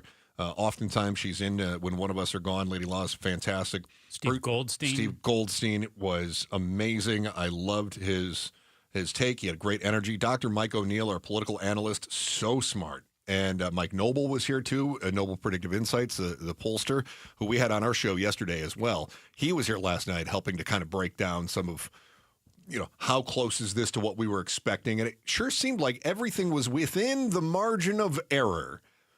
But it all broke one direction, which is something else that we discussed yesterday. Joe, you asked me, what would shock you? And I said, a Trump concession speech would have shocked me. If Harris had won in the same way that Trump did win, imagine if it had gone the other way in the margin of error on the polling. I don't think Trump would have conceded. That would have shocked me. And And now we see Harris didn't even concede last night. We're expecting that around 2 o'clock today, and we will take it live when she does. She's expected to make some remarks from Howard University. It's entirely possible she's on the phone right now with Trump conceding. It's also possible she's going to say, no, I'm never going to talk to that guy again. We have no idea. We'll find out. So it would have surprised me if he had conceded, because I think a lot of the narrative that we thought was that there was going to be an argument if it was a close race and she had won. I don't think there's going to be a big argument right now. I think the popular vote came in, and that was a remarkable takeaway for me, that Trump is the first Republican in 20 years to win the popular vote. That is a major shift. The Electoral College had been friendly to him in 2016. The Electoral College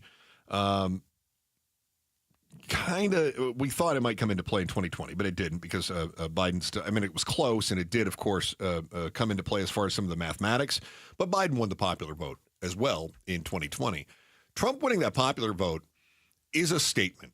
That's a big deal. In fact, if you go back, it's only the second time since 1988 that the Republicans have won the popular vote, because if you'll recall, Gore won the popular vote in 2020. So I think this is showing us that there is some sort of a shift here. Now, maybe I'm reading too much into it, and one thing that Trump taught me in 2016 and taught me again last night is you don't know what the hell you're talking about. So it's totally possible that I'm reading too much into it, and maybe I'm giving too much credence to the Republican Party, but I think we're seeing a shift in not only the attitude of the country, but also in the evolution of that party. Well, right now, about 4 to 5 million votes on the popular vote is the difference, which is a big deal. The states that we knew, there are 43 of them that we knew would break one way or the other, they did. The stunner to me was that you and I had talked 40% chance that either Harris or Trump take all 7 swing states. And you said if one of them does that, it's going to be Trump. It was Trump last night. That to me is the bigger indicator, that Trump takes every single swing state. So the states where you think, hey, this is kind of 50-50, she could take a Wisconsin or a Michigan, for instance. He's going to take them all. Nevada and Arizona still have not been called, but he's going to take them all. So it's funny you say that, because they haven't called it yet. And one of the things that is confusing me, just evidence that we don't know what we're talking about, has everything to do with Arizona. We'll talk about that here in just a few moments. And a great night for Trump Republicans, horrible night for Democrats. Their party is looking like they're in a total loss for what to do now, which means they're about to start eating their own. What that party doesn't seem to understand is next on the Chris and Joe Show, election coverage, KTAR News. Here's Jeff Munn with the day's top story right now. KTAR News Flash. At 1:16, this is what you need to know right now. The latest development locally, Republican Justin Heap has declared victory in the race to be Maricopa County Recorder. Democratic challenger Tim Stringham called Heap and conceded today. Heap leads by 3.5% with a little more than 50% of the ballots tabulated. Our expanded coverage of Tuesday's election continues throughout the day as thousands of votes continue to be counted in Arizona. Then at 2 this afternoon, you'll hear from Vice President Harris when she's expected to deliver a concession. You can hear it live on 92.3 FM and the KTAR News app. All of our top stories are just 15 minutes away. For more news, go to KTAR.com or the KTAR News app. Arizona Votes 2024. Continuing coverage of the general election on the Chris and Joe Show. Make sure you catch us in the KTAR News app as well. Tap on that microphone button and leave us a message. Say something insightful or funny or nutty. We might even play that on the air. We had a couple of fun ones yesterday. We'd love to hear from you as well. Again, that's on the app. You'll see a little microphone at the bottom of the app where you can take us with you wherever you go. So, Joe, you said clean sweep. You talked about Nate Silver mentioning a 40% chance that one of the candidates has a clean sweep of all the different states. And as I said, if that happens, it would be Trump. There's no way that Harris is going to sweep all 7 swing states. I didn't see that possible. Yeah. I thought it was possible that Harris could have taken Wisconsin, Michigan, Pennsylvania. Blue wall. I thought outside possibility Georgia, because Biden got that. Outside possibility, even further outside possibility, North Carolina, because North Carolina only came into play. Remember, that was pretty solidly red until Biden dropped out. and that it sort of came back into play as a swing state. It was also the first of the 7 to be called. But I thought there's no way that she wins Arizona or our neighbors to the north. Nevada. And yet, you made the point just before we went to Jeff Munn there with news, there's only 2 swing states that have yet to be called. Mm-hmm. And they are? Nevada. I like to call it Nevada. And Arizona. And she is trailing by about 4.5% here in Arizona. And unless a flood of late earlies come in, Trump will win Arizona. He will. And last check in Nevada, former President Trump is up about 5% there. Now, they haven't called Alaska either, and Trump is up 15% there. Yeah, I don't see her coming back in Alaska. He's going to win these states that have not been called. Yeah, I don't disagree. It's just interesting to me that they're close enough that we've yet to call them. With outstanding votes, we still haven't decided that there's a statistical likelihood, I guess, or certaintude of those states going that way. Well, how interesting, though, too, that for months we've talked about the blue wall and how she had to have those 3 states. Kamala Harris needed to win Wisconsin, Michigan, Pennsylvania, and what a body shot and a knockout that she lost all 3. And Georgia as well, which went for Biden in 2020 as well. Mm-hmm. All of them. I saw the map that showed the shifts, county by county. New York Times had a great map. Did you show me that last night? It was wild. Right when I walked back in, I departed for a little while to clear my head, take a walk, and it was just a sea of red across the country. John King and Steve Kornacki, I think, were on their data boards last night, and they kept talking about how, she might be leading by a lot. She might have 65% of the vote in this Pittsburgh borough or whatever. But Biden had 71%. And you started seeing... The word was underperforming. Underperforming, but also flip side. Trump was overperforming. Yeah. And I thought that was really interesting to see. I don't think he's going to have as many actual votes as what he had in 2020. And this is just the numbers game, and I guess political scientists will be analyzing this about how he had fewer actual votes but won versus losing in 2020 with more votes. I think a lot of that's going to come down to turnout, enthusiasm. You made mention numerous times over the last month or so that the undecided voters are not deciding, am I picking Harris or Trump? They're deciding, am I picking Harris or don't vote? Am I picking Trump or don't vote? And I think a lot of Harris, those that would have chosen Harris or nothing, chose nothing. I think that's what we saw in large part, and I would say that we especially saw that in areas probably in California, although that doesn't make a lick of difference in the Electoral College. But I definitely think that happened probably in the southeastern counties of the state of Michigan. Right before I stepped in here with you, I was doing a little cross. Jeff Munn was doing a KTAR news special today, bringing some more election results and some more clarity to what's going on here in Arizona and across the country. And he asked me, he said, what was the moment you knew that she lost? And he said, Broomhead gave me an answer earlier. And I said, well, what was Broomhead's answer? And he said, well, when she lost Pennsylvania, or when it was clear Pennsylvania was going to go. I said, I will go back much further, October 8th. I said, if you ask me now, I will say October 8th when she went on The View.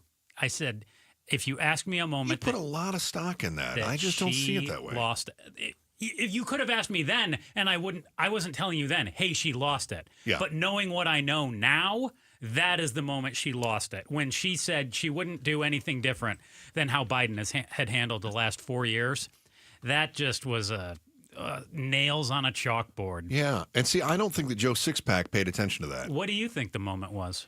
So I think we're talking about two different things. When did it become mathematically it looked like the moment? And for me, it was before I came back in. So about 6:45 our time. I came in, 7 o'clock-ish? Maybe a little after that last night. We were going on the air at 10. Truth be told, I was watching some of the results. I wanted to see how Brian Williams performed. My son was watching it with me. He was gassy, and he's 25 and thinks he's funny. So I said, I'm going to work. I just can't handle that. How was Brian Williams performing? Was he too gassy? You know what's crazy about that is I thought he was not great. I thought Brian Williams he's rusty. He lost a step. It's never good when they have to dust you off and bring you in every 4 years. Man, oh man. I thought Brian Williams looks like he's just out of practice. Hasn't done this in a while. He looks like he's trying to be conversational, but he was trying to be conversational while he was still trying to have his news guy persona. But talk to me about what's fun.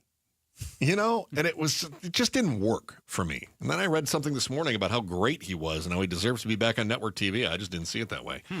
So last night, I think it was before I came in, the momentum was not going in her favor. It was very much going in Trump's favor. So it was last night. As far as when she went on the election trail, she lost it. I think it was lost before Biden dropped out.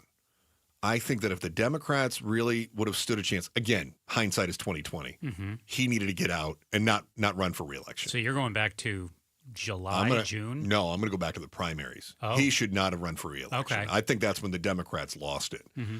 He shouldn't have run for re-election. I don't think she needed more time. And to their credit, I don't know if Nikki Haley could have beaten Kamala Harris. Yeah. How's that for a statement? That's a hot take. Yeah. So now it's really interesting because the Democrats are all pointing at each other. So they're saying, well, the problem is America hates women. And you just think, what, is it? Well, the problem is she took Tim Walz instead of Josh Shapiro. Is that the problem? Or is the problem is Biden administration hasn't really been all that effective. It took them until the election. They were pushed to try to do something about the border. She was considered the border czar, couldn't do it. They didn't define themselves. I think the Democrats have a lot of issues that they have to really shore up right now. And to Trump's credit, I don't know what Democrat could have beaten Trump. I really don't know. He was so incredibly strong this time around. So what's left to know about the races? We know that the country prefers Trump in the Oval Office. We still don't know who Arizonans prefers. Joe said we know what the latest numbers are, but it hasn't been called yet. So what do you suppose it would say if the Grand Canyon State ends up becoming the only swinger that doesn't fold to Trump? The tabulators keep tabulating. That's next on the Chris and Joe Show, KTAR News. I served my country honorably in the Marine Corps, and for almost 3 decades, I've dedicated my life to serving you. I'm Jeff Jr. with Trajan Wealth. I met my incredible wife on a blind date at Camp Lejeune. She also served in the Marines. My son, an Air Force veteran, and my daughter are on our team. I'm sharing this because Trajan Wealth is more than just a business. It's our family's legacy based on trust and integrity. We're here to manage your money and fight for your dreams. Our fiduciary duty is to put your needs first, always. If you have an old 401k collecting dust, or if your current advisor isn't meeting your needs, let's talk. At Trajan Wealth, we're ready to take on your retirement challenges one at a time. Honor the sacrifices of those who served by taking action for your future. Call us today. 480-990-3300. That's 480-990-3300. Advisory services offered through Trajan Wealth, LLC, an SEC-registered investment advisor. I'm Brian Tedesco, CEO of Blaupunk Americas, the pioneers of the car stereo. Today, we're not just about sound systems. We are revolutionizing the e-bike scene with Blue Dot Bike. Thanks to AmericanEagle.com, our online presence now features a dynamic e-commerce website that showcases the quality and affordability of our foldable e-bikes. And our collegiate e-bikes, just perfect for the college fanatic. These e-bikes offer a new way to experience freedom on 2 wheels, no matter your age. When we needed a top-notch website to match our cutting-edge e-bikes, we turned to AmericanEagle.com. They made the impossible seem easy, tackling digital challenges like pros. Check out the Blue Dot Bike website to see AmericanEagle.com's amazing work in action. Need the best in website and digital marketing solutions? AmericanEagle.com is your go-to. They've been a game changer for us, and they can be for you too. Visit AmericanEagle.com or call 877-WEB-NOW-1. That's 877-WEB-NOW-1. Breaking news, traffic, weather. KTAR News, Arizona's news station. Now is a great time to start making smarter money decisions. Dave Ramsey here. Give the outside of your home some much-needed curb appeal with Rhino Shield permanent ceramic coating. Painting your home with traditional paint means you'll have to repaint every 4 to 5 years, costing you more over time. But with Rhino Shield permanent ceramic coating, you won't have to touch the exterior again for years. Rhino Shield comes with a 25-year warranty. Your home will always look like it's just been freshly painted, guaranteed. No chipping, no flaking, no peeling, no kidding. So, if you're thinking about painting your exterior, call Rhino Shield first for a free estimate and ask about their ceramic technology and its ability to reduce your cooling costs. Perfect for the Arizona climate. Tell them Dave Ramsey sent you, and you get 20% off a regular price. So call 855-487-4466 or visit rhinoshieldaz.com today. And now some holiday cheer from Trevec Remodeling and Roofing. It's 10 days till Christmas and all through your place. The family's coming, so let's add some grace. New countertops, backsplash, and floors that gleam. A cozy fireplace to complete the scene. Even the guest bath refreshed and bright. 5 days is all we need to make a beautiful sight. With friends and family soon to appear, imagine their faces as they cheer. Your home's so lovely, festive, and bright. How did you do it all overnight? Whether it's countertops or a bathroom uplift, our team can give your space a quick holiday shift. In just 5 days, we'll make it shine so you can enjoy your home in time. So hurry now, give us a call and get your home ready for the holiday haul. Call Trevec Remodeling and Roofing at 480-367-1171 or go online to Trevec.com. That's TRAVEK.com. Trevec, together building dreams for more than 20 years. Gleason Roofing, there's a reason people choose Gleason. Only 2% of roofers in the country have qualified as Master Elite, an award Gleason just received for quality workmanship and consumer satisfaction. Don't let small roof issues turn into big problems. Ensure your home or business is protected with the no-cost roof audit. Schedule today at GleasonRoofing.com or call 480-338-6644. Gleason Roofing, there's a reason people choose Gleason. KTAR News now. It's 1:30. I'm Jeff Munn. Arizona votes 2024. President Biden working the phones after election night and Donald Trump's victory, speaking to both the winner and the loser. Here's ABC's Karen Travers. The White House says President Biden spoke by phone with Vice President Harris and congratulated her on her historic campaign. He also spoke to President-elect Trump and congratulated him on his victory. The president expressed to Trump his commitment to ensuring a smooth transition and, according to the White House, emphasized the importance of working to bring the country together. Mr. Biden also invited Trump to meet with him in the White House in the near future. Trump did not extend a similar invitation 4 years ago after Biden beat him. Trump did meet with then President Barack Obama after his victory in 2016. Karen Travers, ABC News, Washington. The president-elect posted a better-than-expected showing among voters in the 7 key battleground states, including the must-win state of Pennsylvania. ABC News exit polling shows that Trump performed well with white voters, union households, and minorities. Exit polling also showed that the economy was top of mind for a large percentage of the electorate. ABC News contributor and former North Dakota Senator Heidi Heitkamp says Democrats will need to rethink their messaging moving forward. If you really are honest about all of this trouble started when you saw wrong track numbers, probably beginning with the Afghan pullout that people found devastating, and they never appropriately responded. They just kept thinking, if we do good, if we pass an infrastructure bill, people will see how glorious we are and vote for us, and that's never a good strategy. Republican Justin Heap will be the next Maricopa County recorder. Democrat Tim Stringham called and conceded to Heap, even though there are still more ballots left to be counted in Maricopa County. In a statement, Stringham says he didn't want to procrastinate and wished Heap good luck in his new role. Heap declared victory on social media, saying he looks forward to working with the legislature to make our elections more effective, efficient, and honest while delivering results faster than ever before. Heidi Hommel, KTAR News. State races and proposition results confirm the pattern of a la carte voters in Arizona. Democrat strategist Stacey Pearson tells the Mike Broomhead Show that Arizona voters are notoriously schizophrenic, zigzagging all the way down the ballot. She cites the fact that many voted for Republican Trump, yet voted in Democrat Ruben Gallego for U.S. Senate.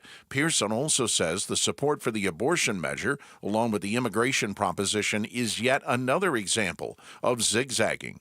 Our expanded coverage of Tuesday's election continues throughout the day as thousands of votes continue to be counted in Arizona.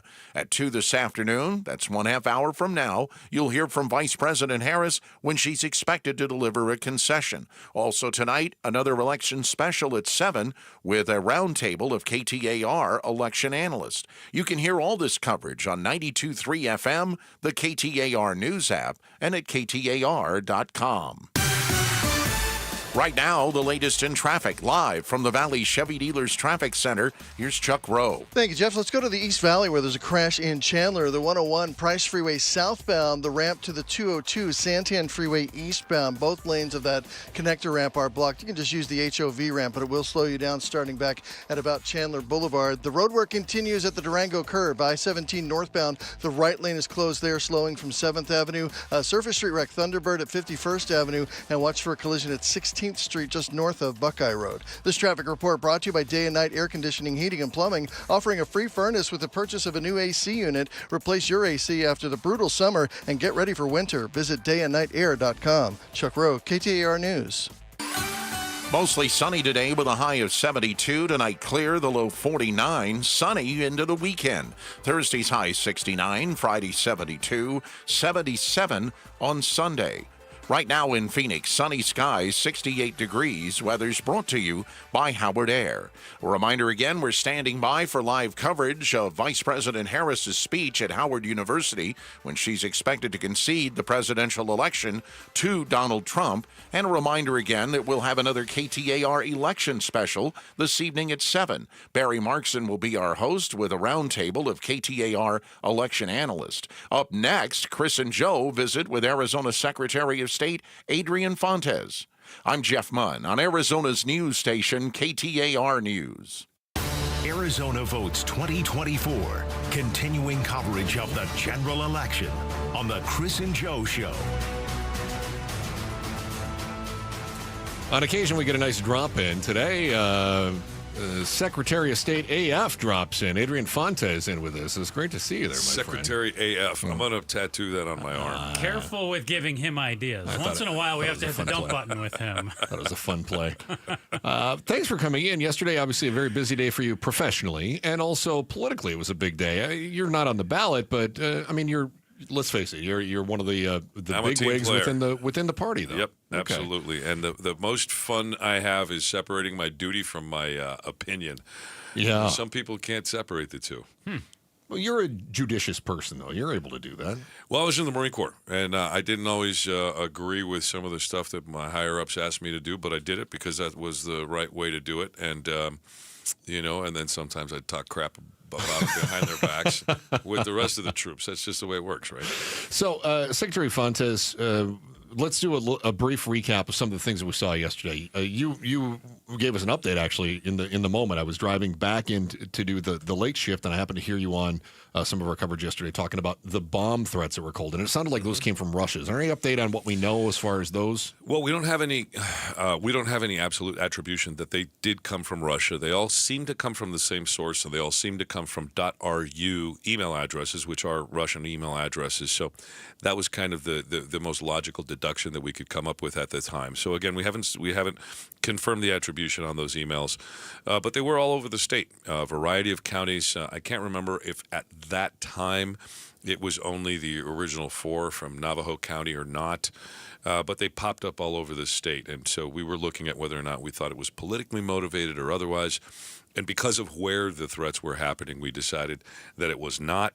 This is just another one of the tactics that our foreign enemies were trying to use to infuse chaos into our systems. Didn't work in Arizona. We had a pretty darn good election last night. I mean, generally nationwide, we didn't have a whole lot of instances, isolated instances, which, of course, I think we expect every year. What were the hang-ups that we had here? I know there was an extended voting period because of some print issues. Yeah, we had some pretty significant issues up in Apache County. We're going to have to work with the county government up there, both the elected recorder and the Board of Supervisors, who, as you know, are responsible for running the elections at the local level. So there's going to be some conversations about that. We did extend the hours on their petition to the courts. But other than that, even across the country, I've had some interaction with some other secretaries, and it looked pretty smooth across the United States. And I know here in Arizona, again, except for Apache County, we had a little onesie-twosies, a power outage here for a few minutes and a bunch of ballots locked in a supply closet there. But it was pretty good. How does that work if somebody, you said they had to file a petition or they had to sue in order to try to extend the voting hours. Do you offer a letter of support or something of that nature, or do you kind of let that play out? No, that's a request from that was actually a request from the Navajo Nation as against Apache County. Okay. Now, Apache County doesn't necessarily have to agree. They can say, nope, we got this, we're good. Or they can say, yes, we'd like the extra time. But a court has to step in. As Secretary of State, I don't have the authority just to say, okay, go ahead and stay open for 2 more hours. That is a judicial function. And if I thought it was good for my, my office to intervene as an amicus, we could. But on these really, really tight timelines, usually we just don't get involved at all because it's a purely county thing anyway. What does your role look like over the next few weeks and months as it pertains to the election? Obviously, we're still counting, and presidential race hasn't been called here in Arizona yet either, and a number of local races too. What do things look like for you? Well, we are, and as you indicated, the vast majority of the work that's happening right now is going to be happening down at the counties. So we're going to be helping them by deploying staff where we have folks to help out, to Maricopa County, perhaps, to get some of that ballot processing done, because there's a ton of ballots still left to be processed down at the warehouse there. But what we really do is do a lot of the post-election assessments. We've got folks doing, we've got a lot of other work that has been put on hold because of the election itself. So we're going to be moving back into that. And then what we do is make sure that we continue to compile results and post them on our website. We continue to make sure that we're working with the counties if they need anything, if they've got any particular stuff that they need help with. And then I will be certifying the canvass for the state on November the 25th. And then sometime after that, I don't remember the specific date, but we'll be certifying the Electoral College delegates to the Electoral College folks, and those electors will be sent off for their certificate of ascertainment from the governor, and off you go. But it's just a lot of kind of post-election stuff. Does Arizona count fast enough for you? For me, given what I know about the system, yes. Yeah. For everybody else, no, because there's not a lot of people that are that intimately connected to it. Why is it so hard? What makes it it's so not hard. challenging? It's not hard. It just takes a long time, and it takes a long time because we have a very strenuous, very secure way of looking at our ballots. Let me just give you a quick, for example. Imagine one of those mail trays that the mailman has, the little white trays, that weird corrugated crates or whatever. Yeah, those are. the little Yeah, ones, right? yeah. Those hold about 200 ballot envelopes in them with the double pages. They used to hold 250 with the single pages, but this year there were 200. You can get 2 seasoned early board poll workers in there who are going to be separating the ballot from the envelope. How long do you think that would take for 200 of them? I'm going to say 5 minutes. Sure. Yeah. Except that the minute that tray hits the table, they have a randomized list of numbers because every ballot envelope has a serial number on it. They've got to verify first that the serial numbers match exactly all the way through the tray. Then they go through and they separate them in a very particular way to re-randomize them outside of the randomized set that they got. Then they split them up, and each one of them will go through, verify the ballot style and the color of the ballot style, because you'll get 0818 green, right, or 0818 purple. That's printed at the top of the ballot. That's what matches the ballot style for the voter and the voter's address to the ballot. And so the envelope and the ballot itself has this. So they got to match this up. And that has to be done manually. All of it has to be done manually. Then they got to separate the ballot from the envelope. They haven't even done that yet. Oh my gosh. Then they got to, kind of smooth these things out. If there's a ballot envelope that only has one ballot in it, they've got to catalog it. They audit everything. It's all written down on a tally sheet of paper. They can trace every single one of these trays and every single one of these ballots. So it's this long process. It takes an hour for one of these experienced teams to go through 200 ballots.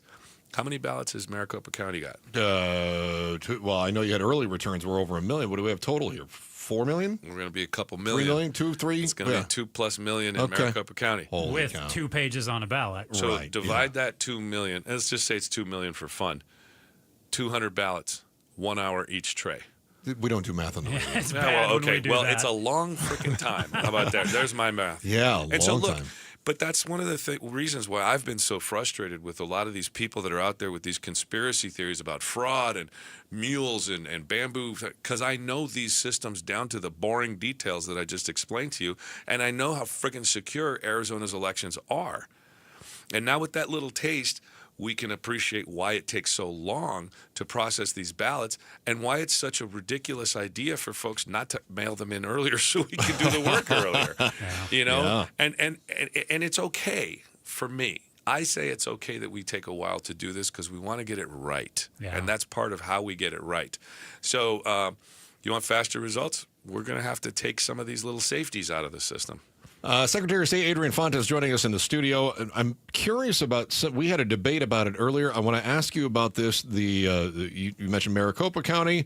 How does that compare to some of the smaller counties as far as speed, accuracy, all those sorts of things? We'll discuss that in just a few moments. We continue with our special election coverage. Chris and Joe, special edition KTAR News. Hi, I'm Sherry Harris, owner of LifeSource Water. Has your water been letting you down? Does the water from your tap taste, well, lousy? Is your skin and hair looking dull and lifeless? With the LifeSource Whole House System, we help your water reach its full potential. Clean, tasty, and ready to pamper you from head to toe. So let your water shine. For factory direct pricing, call 1-800-WATER-99 or visit LifeSourceWater.com. LifeSource. Taste and feel the difference. Warranty limitations apply. Tune into The Truth About Money with Bruce Weinstein and Tim Travis. We hand select each and every security in the portfolio as opposed to kind of the more cookie cutter approaches that a lot of the larger firms will take. Understand challenges facing today's retirees. They tell us what their wishes and their goals are. We create the plan. Tune into The Truth About Money, Saturdays at 7 a.m. on KTAR News. Former President Donald Trump is projected to win the race for president. With a win in Wisconsin, Decision Desk and Fox News calling the race in the Republicans' favor. It's a political victory that our country has never seen before, nothing like this. I want to thank the American people for the extraordinary honor of being elected your 47th president and your 45th president. How your votes count up to the minute, all day. KTAR News on 92.3, on the app, and online. Hey, this is Jim Sharp, and I wanted to take a moment to talk to you about the Ak-Chin Indian community and the impact that they have not only on Maricopa and the Valley, but on the entire state of Arizona, where I grew up. When I first met with their chairman, he talked about giving back and building a brighter tomorrow for the kids of our community and state. He and I see eye to eye on that. And he wanted me to stress to you that you will be welcomed with open arms at any of their enterprises. There's Southern Dunes, one of the best golf courses in Arizona. The Ak-Chin Circle Multitainment Center, affordable family fun that includes bowling, laser tag, multiple movie theaters, and more. And finally, the beautiful Harrah's Casino, featuring a newly renovated pool and multiple award-winning restaurants on site. The Ak-Chin Indian community would love to have you experience everything they have to offer and have a great time. The Ak-Chin Indian community has built their enterprises around you and making sure they're making a positive impact on this state. It's why I'm joining my friends in saying we all win with Ak-Chin. I'm Doug Hopkins with My Home Group and DougHopkins.com. If you're looking to sell your house and want the convenience of a guaranteed cash offer, I'd be honored if you gave us a try. I've been working in Valley Real Estate for 25 years and have purchased over 18,000 homes during that time.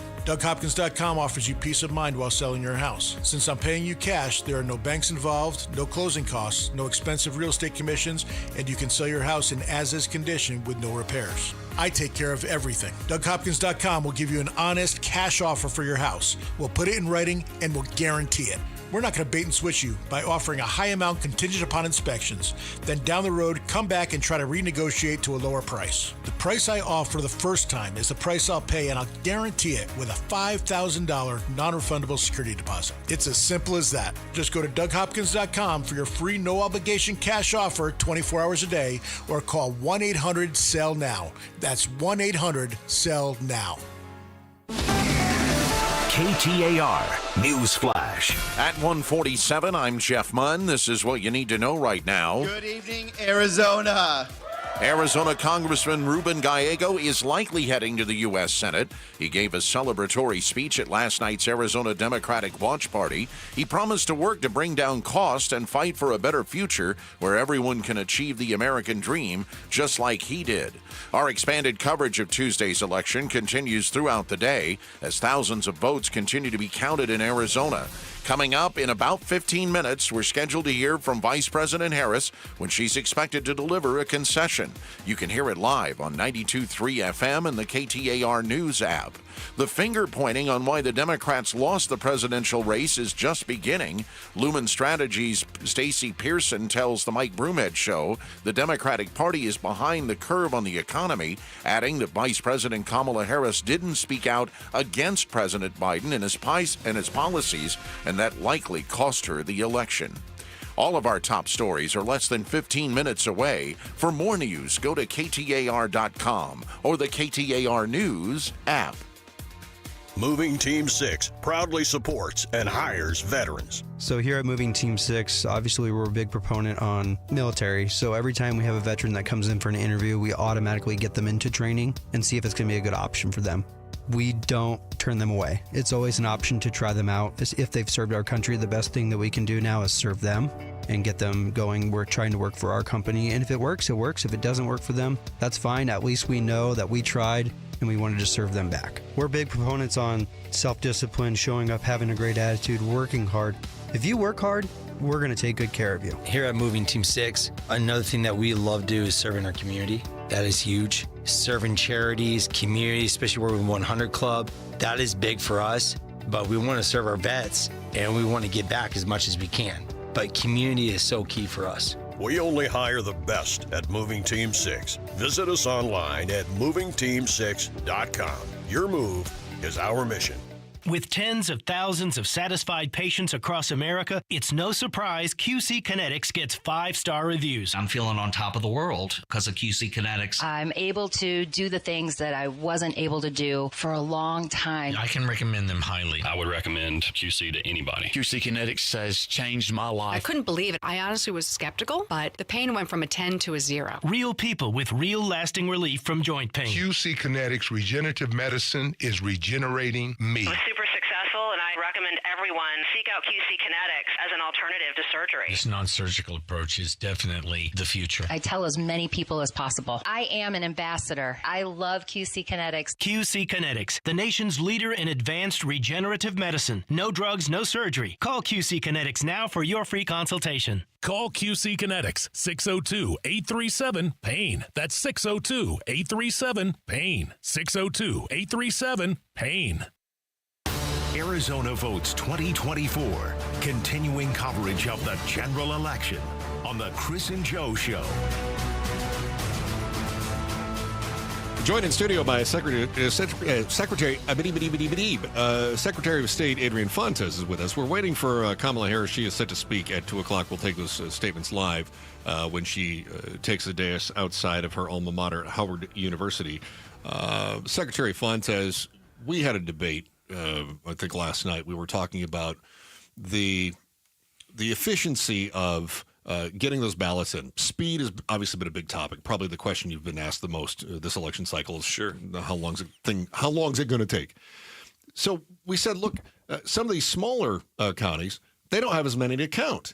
But then I made the point, they also don't have as many resources. Mm-hmm. So is this sort of a wash, or do we see that things do go faster in smaller counties? And is that indicative of Maricopa County needing more resources? Well, they do it in different ways. Okay. The counties have different methods for doing stuff. So, for example, some counties have a security envelope that you put your ballot envelope inside of, and they got to take that out before they do the signature verification. One more step. Some of them have a little rip thing on the outside of the security envelope so they can rip the security thing before even opening the security envelope to check the signature. Some of them have paper signature. They'll do manual signature verification, so they'll actually have the ballot in front of them or the ballot envelope in front of them, and they'll look on the screens. We've got 15 different ways of running elections in Arizona. We're a bottom-up state. And when we here in, the great state of Maricopa, when we talk about elections, we tend to only talk about the way it happens in Maricopa County, but it's very different in a lot of other counties. And that's just a function of some counties are much bigger, have many more resources, and some of them are much smaller. But look, Maricopa County is exponentially bigger than some of these other counties. Yeah. You're talking about 2.5, almost 2.6 million voters. We've got a couple of counties with less than 10,000. Yeah. It's a completely different circumstance. And so the way we do things here in Maricopa is just light years different from the way you do things in other places, and it's just the volume is so much bigger. I heard you yesterday on some of our election coverage. You were talking about the frustration that you feel with the legislature in that they've got these different security measures, which you mentioned makes us the most secure in the nation, but also on the cheap. It's so incredibly cheap. How do we? In fact, I think you made the comparison. We're paying for a Yugo, but we expect a Rolls Royce. Yeah. So I might have said Cadillac because it's American made. Either way, you also said you dated yourself, and I thought that was great. With the Yugo, not I haven't the seen a Cadillac. Yugo in 30 years. Yeah. So what is it that more money would do? Does that hire more people? Does that create more space to be able to spread things out? What does it do?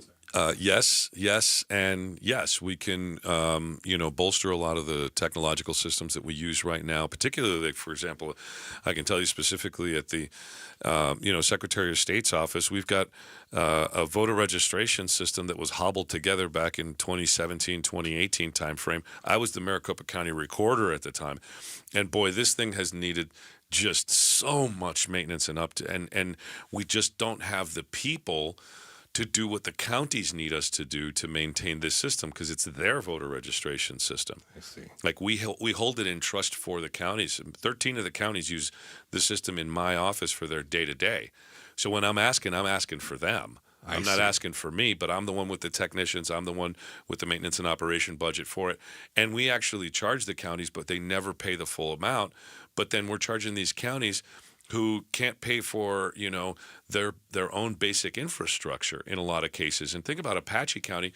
They're going to lose 70% of their total revenue in, I think, 2035 because the coal plant is shutting down. Wow. So think about a county government losing 70% of its total budget, doesn't get any help from the state for elections. And when the state does help, for example, this March, we had a presidential preference election. Mm-hmm. By statute, for some reason, the folks in the legislature set the amount per ballot, per voter that they were going to pay the counties to do this state function. Well, that doesn't even cover half of the costs anymore, but they haven't changed the statute. So when they give me money to distribute to the counties, I can only give them half of what they spent. So basically, it's an unfunded mandate, but it doesn't stop at the state level. Now that we're talking about this, the federal candidates on federal ballots under federal rules in federal elections, we get $0 from the federal government to run our federal elections. And it is part of American critical infrastructure. It's the only part of critical infrastructure in this country that has zero sustained dollars. Wow. So I'm saying, you want better elections? Pay for them. And that's a mic drop right there from the Secretary of State. It's interesting you say that because we're going to dive into just how much money was spent on this election, but not on actually conducting the election, just on trying to get people elected. That's a whole different ball of wax. Secretary of State Adrian Fontes, pleasure having you in here. Love Thanks seeing so much. you. I hope we get a chance to see you a little bit more Appreciate often. I know you've got talking some to other projects coming up. We're looking forward to be able to discuss those. We are expecting, let's call her loser-elect Kamala Harris. Can I say that? Concession speech. Okay, whatever. Say whatever you want. That is next. We're supposed to hear from her after 2 o'clock. And the most comprehensive election coverage from the biggest radio newsroom in the state continues next on the Chris and Joe Show, KTAR News.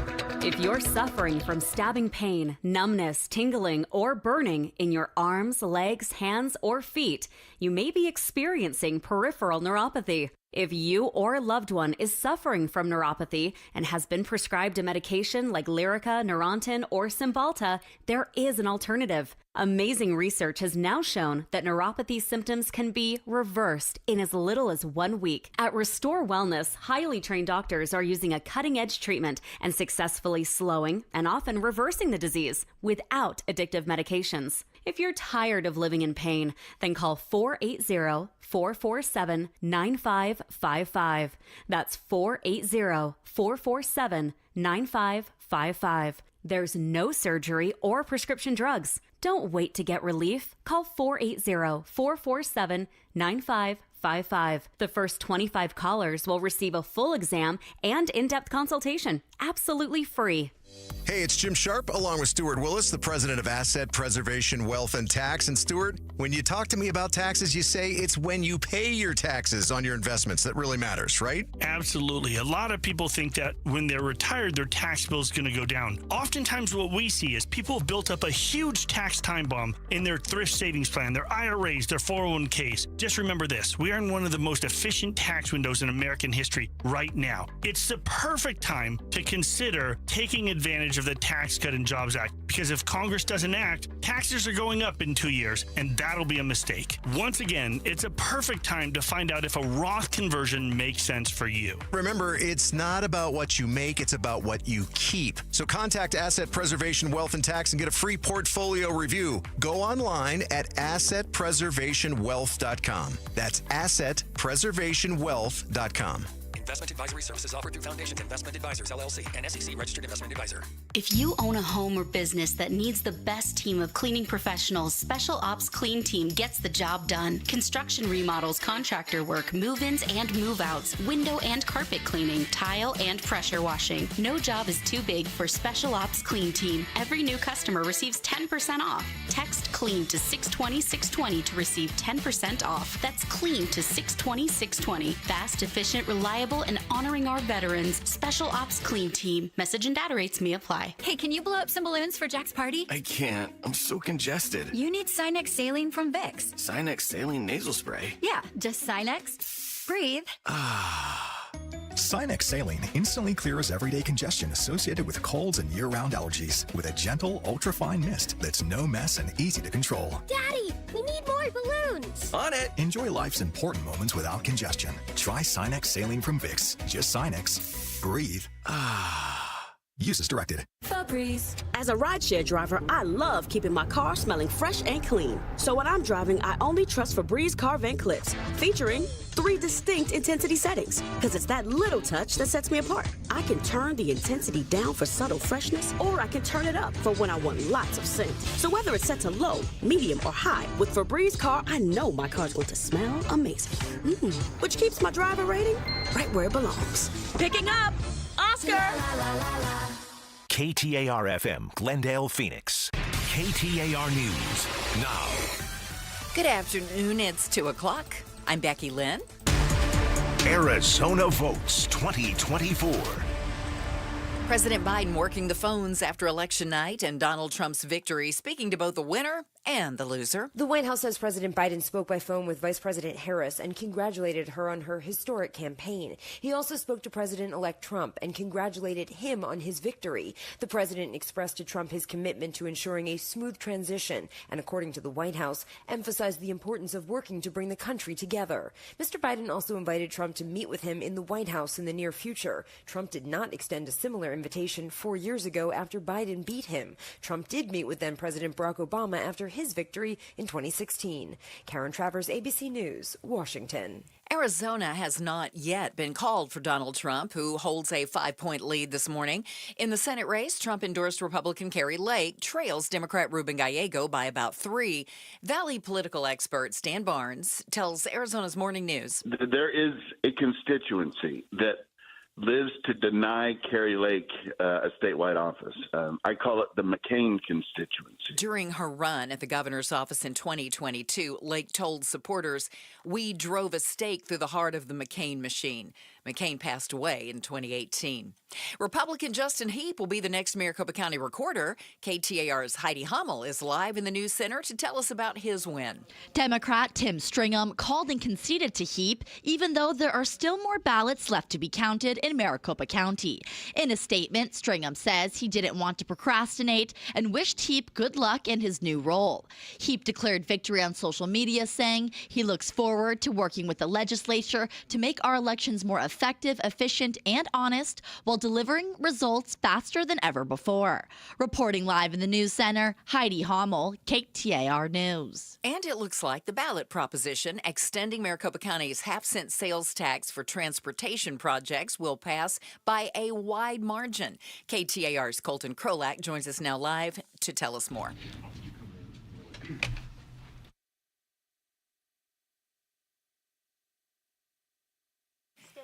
We will pick up Colton here in just a few moments. We do want to let you know that our expanded coverage of Tuesday's election continues throughout the day as thousands of votes continue to be counted here in Arizona. We are awaiting Vice President Harris, who is expected to deliver a concession speech any moment now. And you can listen to that right here live on 92.3 FM and on the KTAR News app.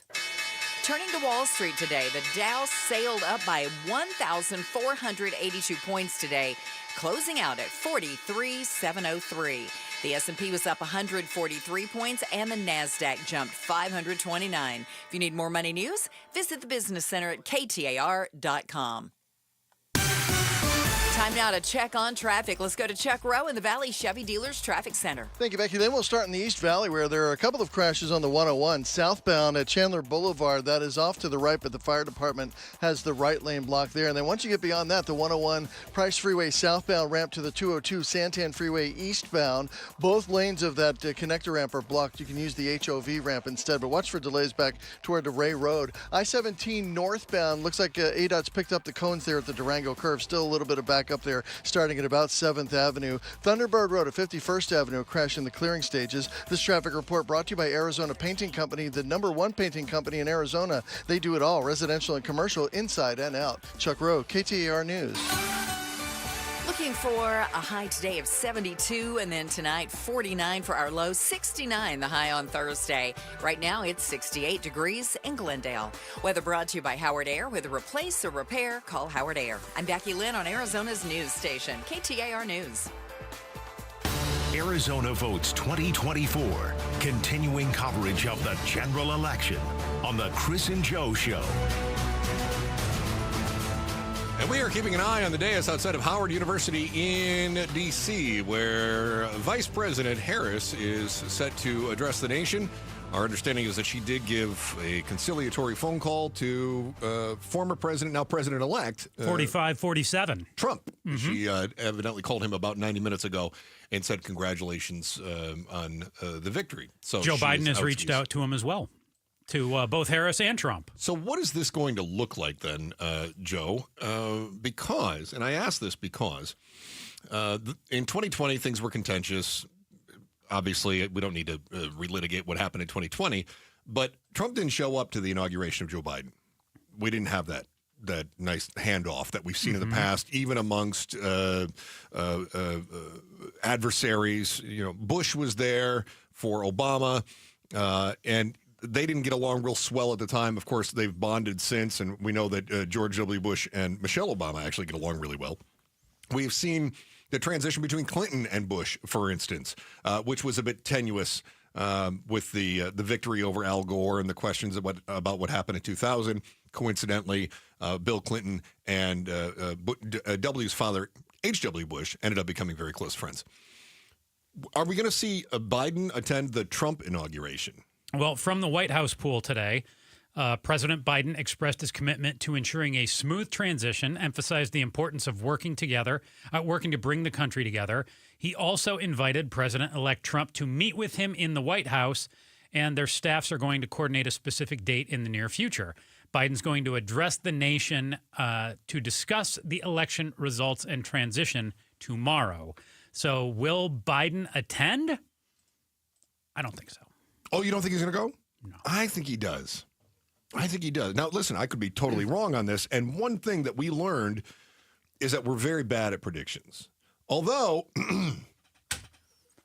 somebody got it right. Yeah. Who was that? Me. No. Yeah. Got what right? Oh, yeah. You called Trump. Yeah. No. I meant yesterday when we were talking about the election results and how long it would take to know who the new president is. Really? Yeah. Who got that right? Seems like there was somebody that said, no, I think we could end up seeing the results tonight. I said that yesterday, I believe. Yeah. I believe you did get that right. I believe this is a good time for the Royal Hornblower to jump in and let everybody know who got it right. Merrill. That's right. Doo-doo. I know. I looked up fanfare, and all I had was like the horse race. I just gave you a royal toot. Nah, it was not very good. It was. I really need to find that was as royal as you get. Look, Pablo, this is all I have in the computer for fanfare. Huh? Caught a post? That really doesn't do it. No, I gotta come that's up with good. I like it. Yeah, give me a 3-horse to show. What was... Well, remember the imperial butter? That's what I need, right? That's what I need for my... That's very our show right there, what you just did. Yeah, best guess. I think he wants it to be a smooth transition, but I don't think any of the former presidents get along with President-elect Trump. Go ahead. I want to ask you what surprised you the most. You asked me yesterday what would shock me. Mm-hmm. I want to ask you what did shock you the most. And I'll give you some options, and you could always pick something else. Okay. Here, I'll give you the key takeaways that NBC News identified. Everybody's got their key takeaways today. All right. Latinos swing dramatically to Trump. No, that does not shock me. Political gravity catches up to Senate Democrats. Political gravity. Yeah, Democrats facing an enormously difficult Senate map had bet their battle-tested incumbents would be able to defy political gravity once again in hostile territory. No, that's they could not. Wonky nonsense. No. Harris gains with white women and college graduates. Doesn't shock me, but shocks me when you then consider the result. Yeah. Trump carried white women by 11 points in 2020. Harris narrowed that gap to 5 points. Okay. You attribute that to abortion because the next headline is the abortion issue wasn't a panacea for Democrats. Did you think the abortion issue on the ballot in so many states would give Democrats more of a bump? No. I think a lot of strategists thought it would, but it doesn't seem to. No, I never bought into that. It's always the economy. I agree. Are you as surprised as so many that the House is yet to be decided?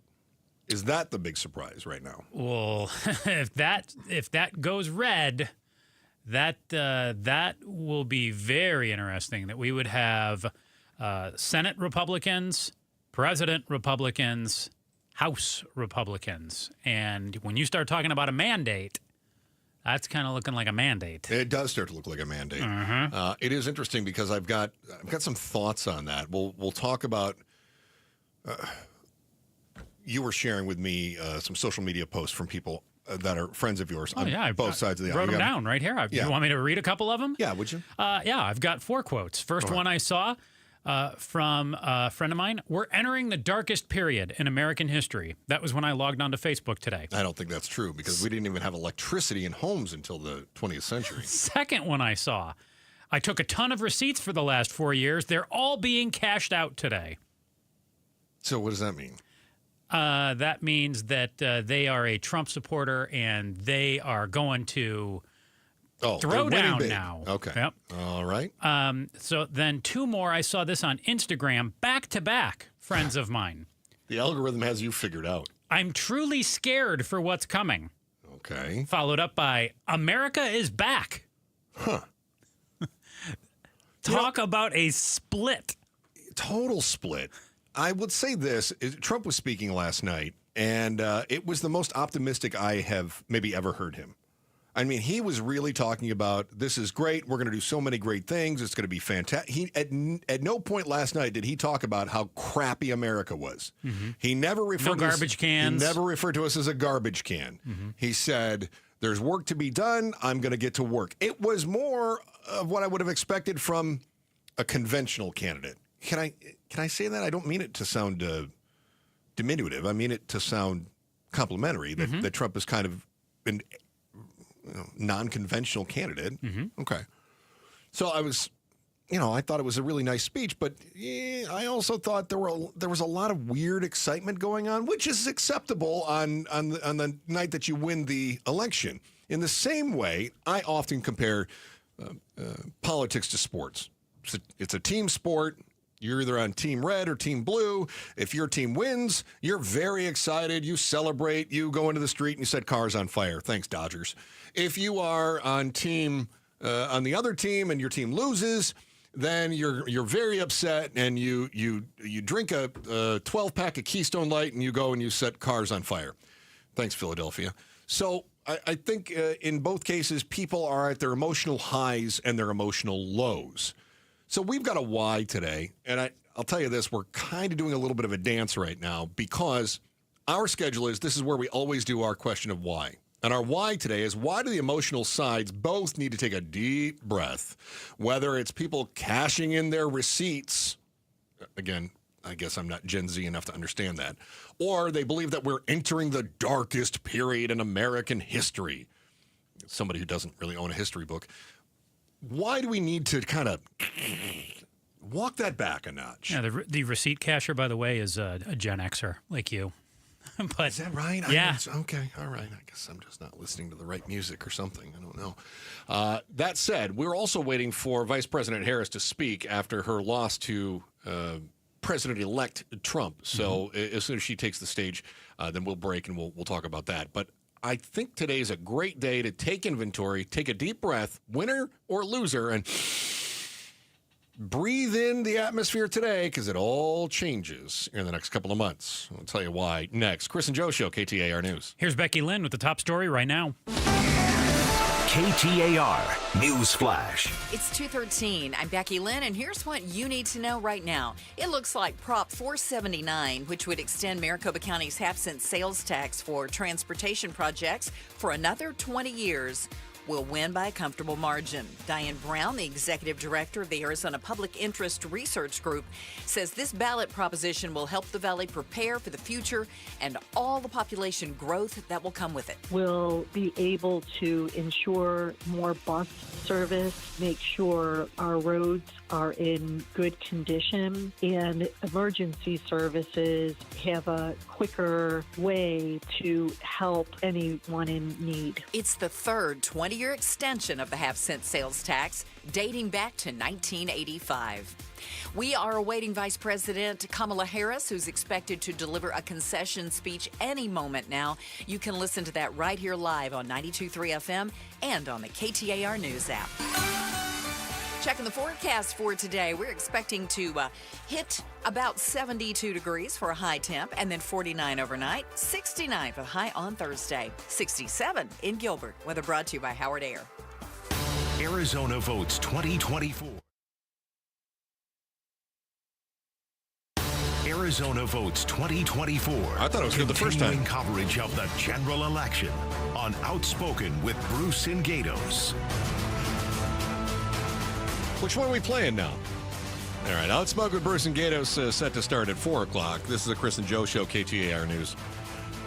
I should also point out that we're all on limited sleep because we were here late last night watching the election results. And if you're a Trump supporter, it was a great night to stay up late. If you are a Harris supporter, maybe you didn't get so much sleep because you were a little anxious. You couldn't sleep. I bet the Harris supporters were actually up later than the Trump supporters. Probably, yeah. Trump supporters is kind of like when your team wins the national championship and you're like, oh, what a great night. Okay, all right. I'm going to go to bed happy and wake up happier. And we had a pretty good idea by 8 or 9 o'clock last night that which the way Harris it was going. camp is going to need a Hail Mary and a bunch of onside kicks to be able to stay in this race. Yeah. Whereas the Trump side, it's like, we think we got You're this. looking pretty good. For sure, by 10, 11 o'clock, they could have shut it down and went to bed. It became feeling obvious. really confident.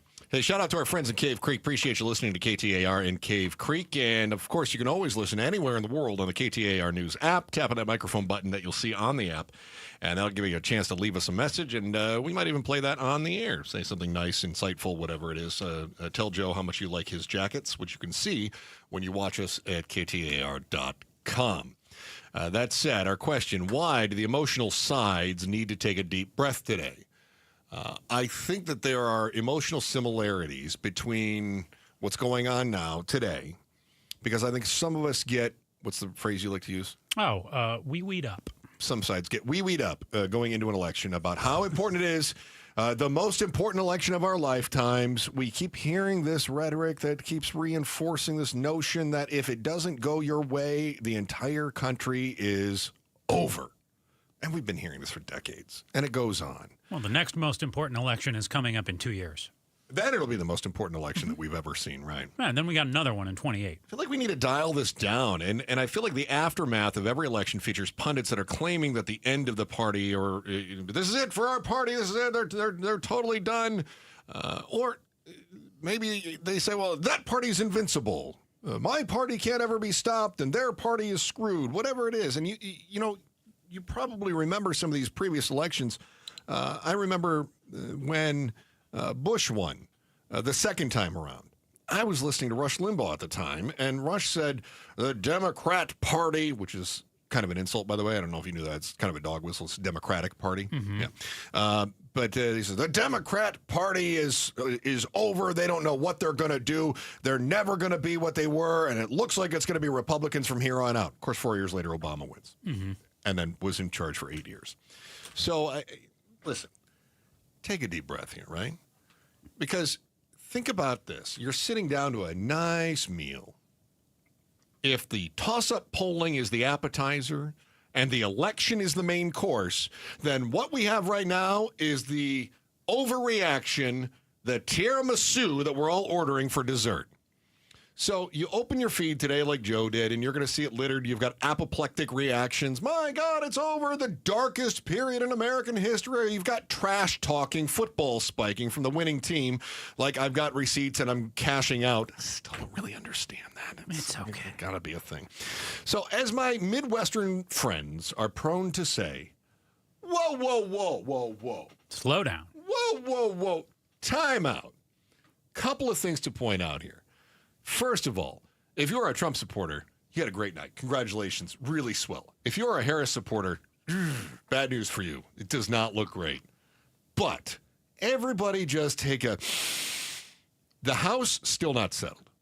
The House is entirely possible. We're waiting on California to come in on the House on many of these different seats. If that flips and goes blue, that's going to buoy the spirits of these blue bloods. And if the Republicans hold on, then their elation is going to grow even more for the right wing. Still, the margin will remain slim either way, like it has been for the last 4 years. Last check, GOP up 201 to 186 in the House race. Right now, there's something else going on that I think ties Arizona to everything we're about to see over the next 4 years. Kyrsten Sinema, with her giant handbag, giving a thumbs down on the filibuster vote. Mm-hmm. So Kyrsten Sinema seems a bit prophetic right now for the Dems. Remember, it was her and Joe Manchin that voted to keep the filibuster in place. The Democrats wanted to end the filibuster so they could get past the Republican senators that were stopping Joe Biden from implementing his agenda to make America better, blah, blah, whatever it was. Well, now it looks like the GOP is going to have a decisive majority in the Senate. What were we looking at, 54, 55 seats? I mean, it's not a supermajority, but without exercising a barrage of nuclear options, which, if you're unfamiliar, is a tactic the Senate can use to bypass the filibuster, but it means changing the rules. It's complicated and silly. It means that we still have to have moderation and concessions in the most deliberative body in America to get anything done. And for the Republicans, that's going to be a thorn in their sides, especially if they don't win the House. For Democrats, the option to stifle some of Trump's agenda is the only option that they're going to have because, I mean, they were told in no uncertain terms, country doesn't like them right now. Doesn't like what they've been doing. The way I see it, Trump has got 2 years. History tells us the next election is likely going to go to the party, the midterms will go to the party that is not in control of the White House. Which would be the Democrats. In 2 years. Right. And it also shapes up well for the Democrats in Senate races, just based on where they are, incumbents, challengers, districts, all that kind of stuff. So look for the first 100 days of the new administration to be a boat race. They'll try to get as much done of Trump's proposed agenda as they possibly can. Didn't he pass a ton of executive orders in 2016? Yes, and I would expect to see more of that. But as far as legislative or lasting measures, they're always they'll push it. They're always looking at this deal with America kind of thing, right? So a bit of self-reflection here, though, as I'm is I'm asking people to take a deep breath, take inventory and stock of where you are right now, and understand for the Democrats, the world is not coming to an end. The sky is not falling. For Republicans, you didn't just win universal omnipotence, okay? So everybody dial it back a notch. And I'm going to be one of the very few voices in media saying that because we love to overreact.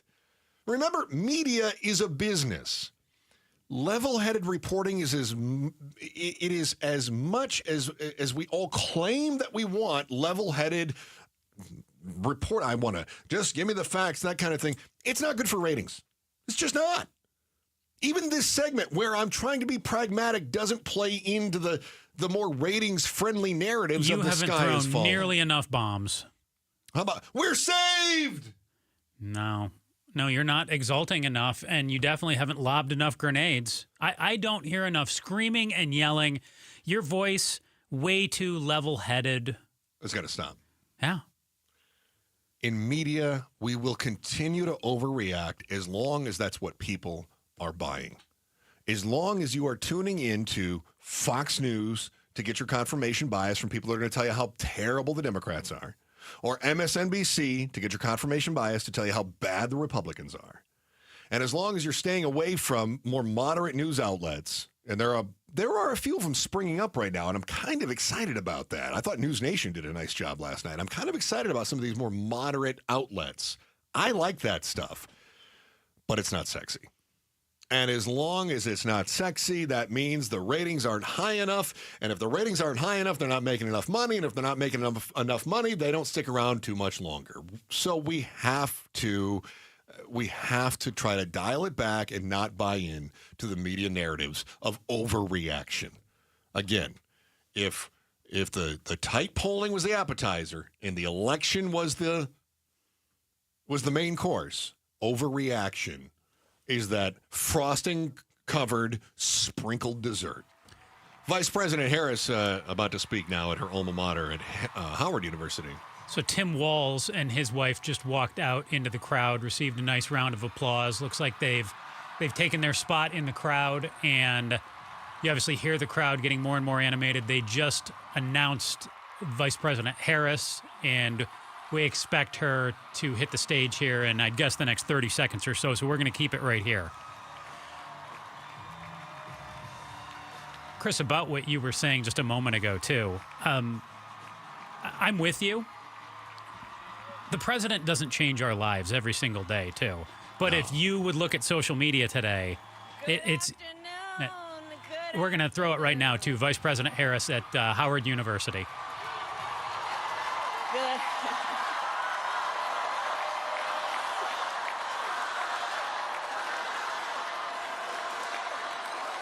Good afternoon, everyone. Good afternoon.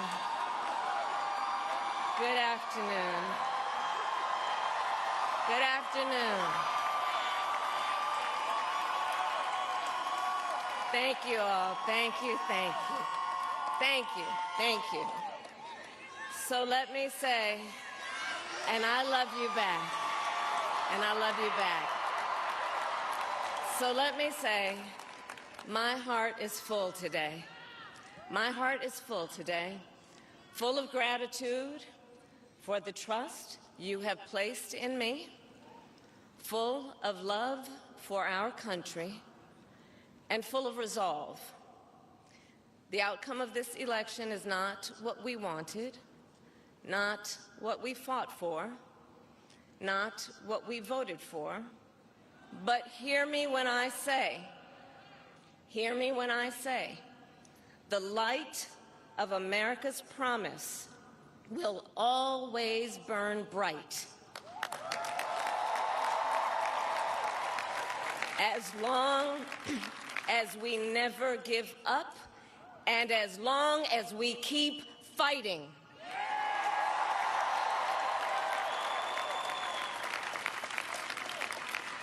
To my beloved Doug and our family, I love you so very much. To President Biden and Dr. Biden, thank you for your faith and support. To Governor Walz and the Walz family, I know your service to our nation will continue. And to my extraordinary team, to the volunteers who gave so much of themselves, to the poll workers and the local election officials, I thank you all. Look, I am so proud of the race we ran and the way we ran it. Over the 107 days of this campaign, we have been intentional about building community and building coalitions, bringing people together from every walk of life and background, united by love of country with enthusiasm and joy in our fight for America's future.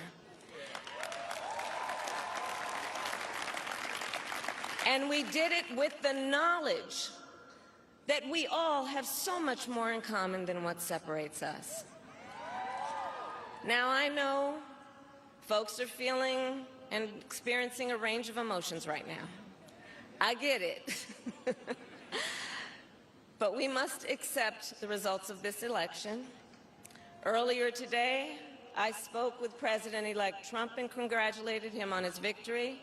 I also told him that we will help him and his team with their transition, and that we will engage in a peaceful transfer of power.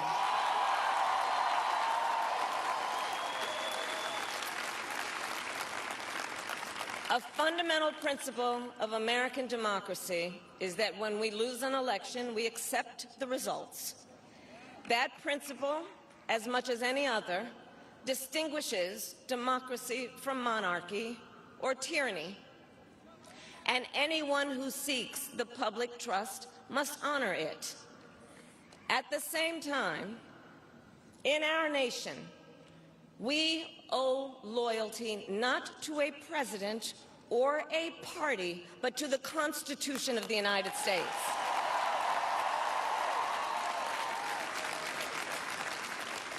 And loyalty to our conscience and to our God. My allegiance to all three is why I am here to say, while I concede this election, I do not concede the fight that fueled this campaign.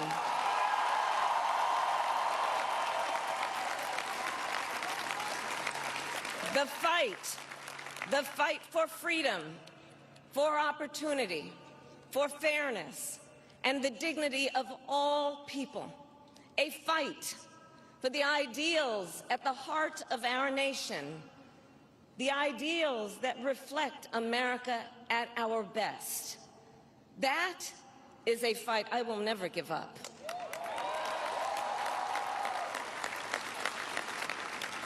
I will never give up the fight for a future where Americans can pursue their dreams, ambitions, and aspirations, where the women of America have the freedom to make decisions about their own body and not have their government telling them what to do. We will never give up the fight to protect our schools and our streets from gun violence. And America, we will never give up the fight for our democracy, for the rule of law, for equal justice, and for the sacred idea that every one of us, no matter who we are or where we start out, has certain fundamental rights and freedoms that must be respected and upheld.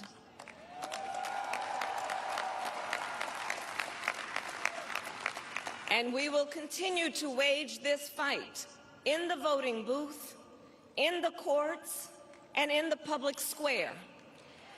And we will also wage it in quieter ways, in how we live our lives, by treating one another with kindness and respect, by looking in the face of a stranger and seeing a neighbor, by always using our strength to lift people up, to fight for the dignity that all people deserve.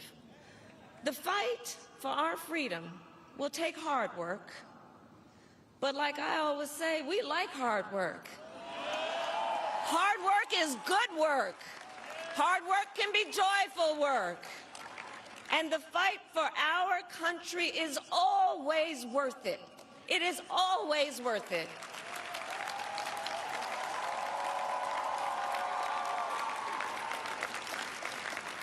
To the young people who are watching, it is,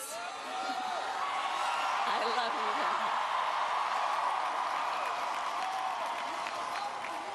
you. To the young people who are watching, it is okay to feel sad and disappointed, but please know it's going to be okay.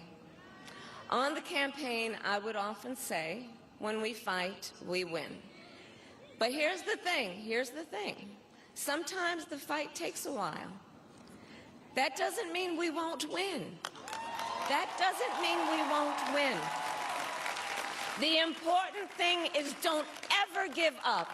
Don't ever give up. Don't ever stop trying to make the world a better place. You have power. You have power. And don't you ever listen when anyone tells you something is impossible because it has never been done before.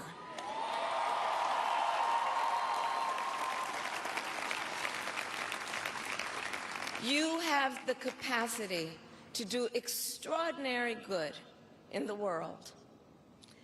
And so to everyone who is watching, do not despair. This is not a time to throw up our hands. This is a time to roll up our sleeves.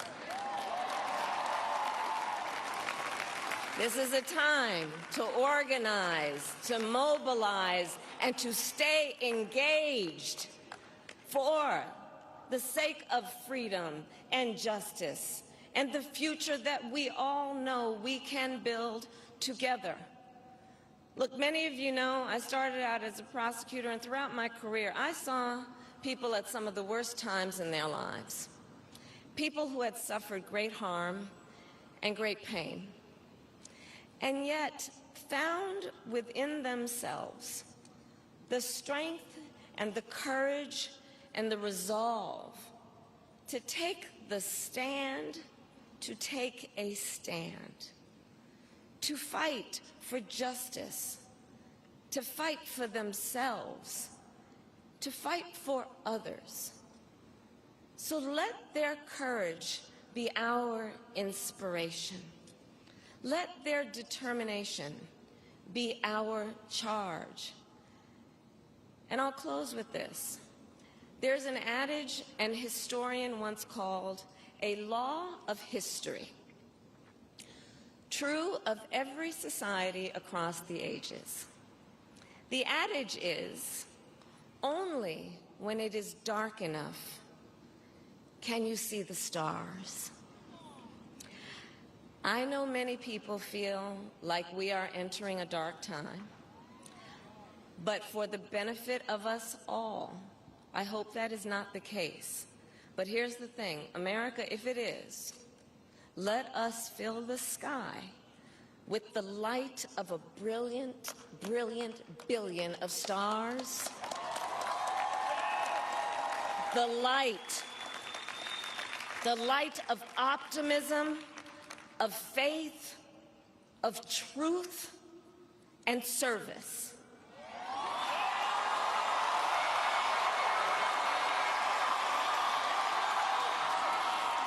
HU.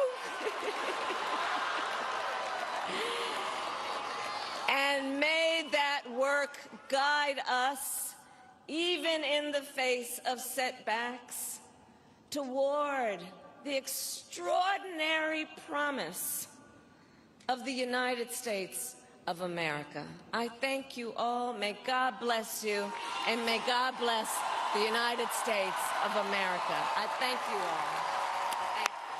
Vice President Harris, conciliatory speech. We carried President-elect Trump's celebration speech last night. You heard from Harris here this afternoon on KTAR, part of our ongoing election coverage. On air, online, on the KTAR News app. So that's it. It is over. It is done. She is conceded. Joe? Seemed kind of weird to you. Didn't we kind of do this backwards? Shouldn't the concession speech come before the acceptance speech? Yeah. I wonder about the mechanics of that. You know what? That's funny you mentioned that. That one didn't cross my mind. I guess I wasn't. I just thought about it as she was up there. But you're right. Yeah, normally it would go the other way around. But I also think we have a situation where I don't think... These two camps don't like each other much? That's right. And neither one of them wanted to concede. Of course. And both of them had their victory speeches ready to go last night. Sure. Right? But it's interesting. Didn't she have to know? Maybe she just said, you know what? I know I lost, but I'm not getting up there tonight. So you're going to have to wait. Could be. And we can role play it out. And his response is, I'm not waiting. I'm getting up there tonight. So he did. Or, let me throw out a hypothetical. Sure. You've used the sports analogy that last night at 10 o'clock our time, it looked like she was going to need a Hail Mary and about 2 onside kicks in order to tie this thing up and send it to overtime, right? I mean, it was looking pretty bleak. Mm-hmm. And, of course, she didn't get that. It didn't happen. So is it possible they were still holding out some sliver of hope? They said, well, the New York Times says it's only a 95% chance that we lose, so there's still a chance. Hey. They might have been thinking that. Yeah. I sure did not. I thought all hope was lost last night for the Democrats. That was I did too. Pretty clear to me. Yeah, in the White House race anyway. Yeah, definitely. Yes. In the Senate race, it didn't take long before all hope was lost. No, the GOP is up 3 at last count. What happens to Harris now? That is a great question. Right as she started speaking, I told you, Tim Walz, he'll go back to Minnesota. I could see him regrouping there, perhaps getting back into the House, being involved in politics. I don't think his career is done, but on the national stage, he's done. I agree with that. Harris, best guess, she gets behind a cause, a movement, something like that. But I don't see another run at the White House. Not a successful one. Not at the White House. Nope. But I was thinking back on history. I love that history. I would love to hear your historical perspective on this. Are you going to tell me about people who have unsuccessfully run for president who've went on to take the Senate or something along those lines? It's funny. We had a president once, fat guy, really fat guy. In fact, one of the great anecdotes of his presidency is that he was so fat. How fat was he? Got it stuck in the White House bathtub. True. William Howard Taft. So Taft, president. Could we just pause for a second? You were thinking about William Howard Taft. Yeah. Wow, you're unique. Super fat guy. Uh-huh. He went on to be the Chief Justice of the Supreme Court. Now, if we go back into the 19th century, there were a number of presidents who served their term. I don't know if there were a number. I want to say it was Taylor that did this, but I could be mistaken. Served their term, went back home, rejoined the House of Representatives. That feels like a demotion. Imagine if Barack Obama were just serving in the U.S. House as representative from Illinois District 28. Mm-hmm. That'd be a little weird, wouldn't it? Oh, especially because he won twice. You want more recent history? I would love it. Okay. Preferably not involving bathtubs and stuckedness. Joe and I were doing a little bit of presidential trivia before the show started, and we both got Dukakis's running mate wrong, right? Mm-hmm. Okay. And then...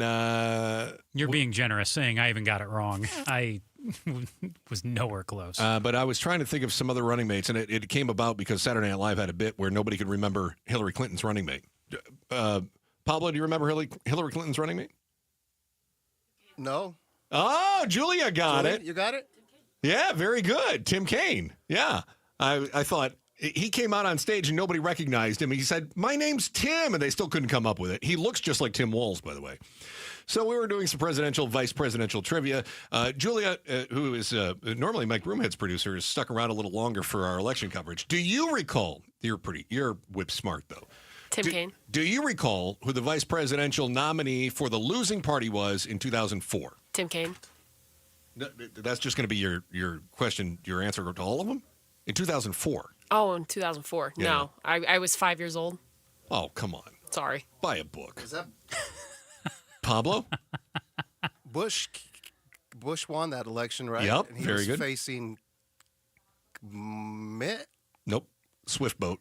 Dukakis? Nope. No. That was 88. John Kerry. John Kerry. And his running mate was a real sleazeball, John Edwards. Oh, You remember that guy? Yeah, $400 haircuts. And Cheater. his wife had cancer and she was dying. Yeah, and he he's had like, a I'm gonna Sancha with a baby and all that. Exactly. Yeah. He's like, I'm going to shack up with somebody else. Yeah. So, but John Kerry is the reason I brought up 2004. John Kerry went on to serve as the Secretary of State for Obama, first term, right? So I think that it's entirely possible we see Harris again, not at the level of the White House, but perhaps in the cabinet. Look, she was the Attorney General of California. Why couldn't she be the Attorney General if, say, Newsom were to run and win in 28? That I could see. That's plausible, isn't it? Yes. Okay. All right. I'm not saying he's going to win. I'm not saying, I mean, I was reading stuff today about Republicans think they've got things locked up for the next 12 years, that's plausible. We've seen that happen before. Sure, it's plausible, I'm but just let's saying, what are not some put the cart possibilities before for the it? horse here. Let's focus on the next 4 years and the 4 years after that. All right. So Republican supporters feeling a little pep in their step today. Democrats, they're about as deflated as your jack-o'-lantern.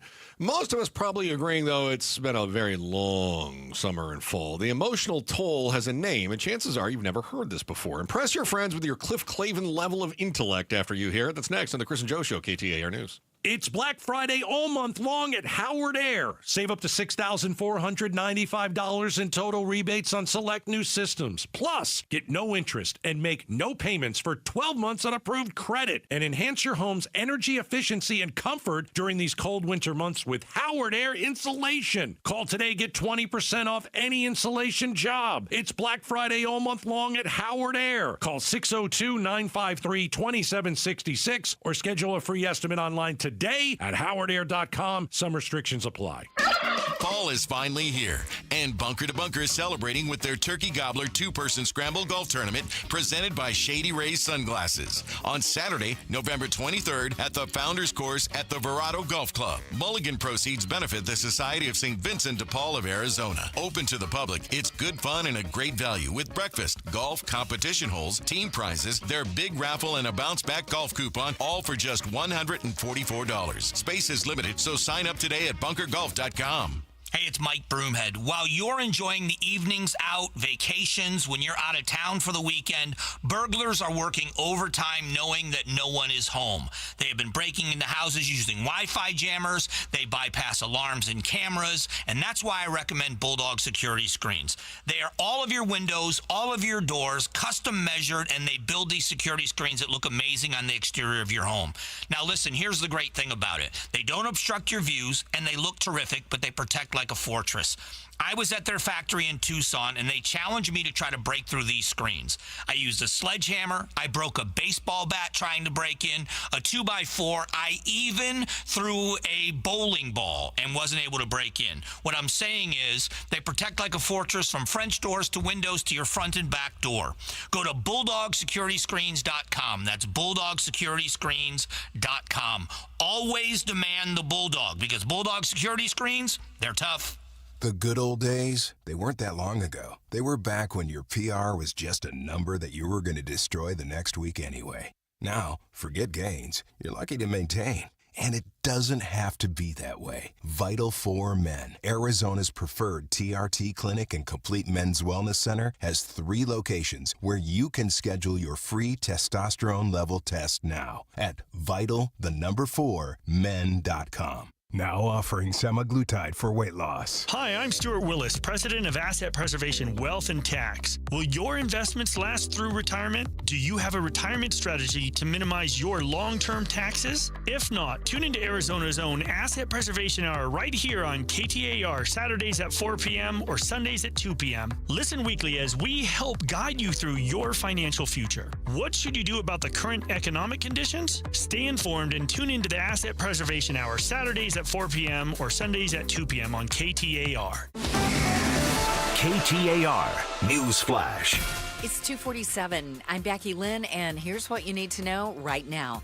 Vice President Kamala Harris delivering her concession speech from Howard University, a day after former President Trump was projected the winner of the 2024 election. Earlier today, I spoke with President-elect Trump and congratulated him on his victory. I also told him that we will help him and his team with their transition, and that we will engage in a peaceful transfer of power. The gap has closed a bit since Democratic Senate candidate Ruben Gallego gave a celebratory speech at last night's watch party. He promised to work to lower costs and fight for Arizonans. As hard as I fought to get out of poverty, as hard as I fight now for my family, as hard as I fought in the Marine Corps, I will be fighting for you in Washington, D.C. Gallego is ahead by some 60,000 votes right now, with about 95% of the precincts counted. He said Democrats, Republicans, and independents all want a better future, and he'll work to deliver that.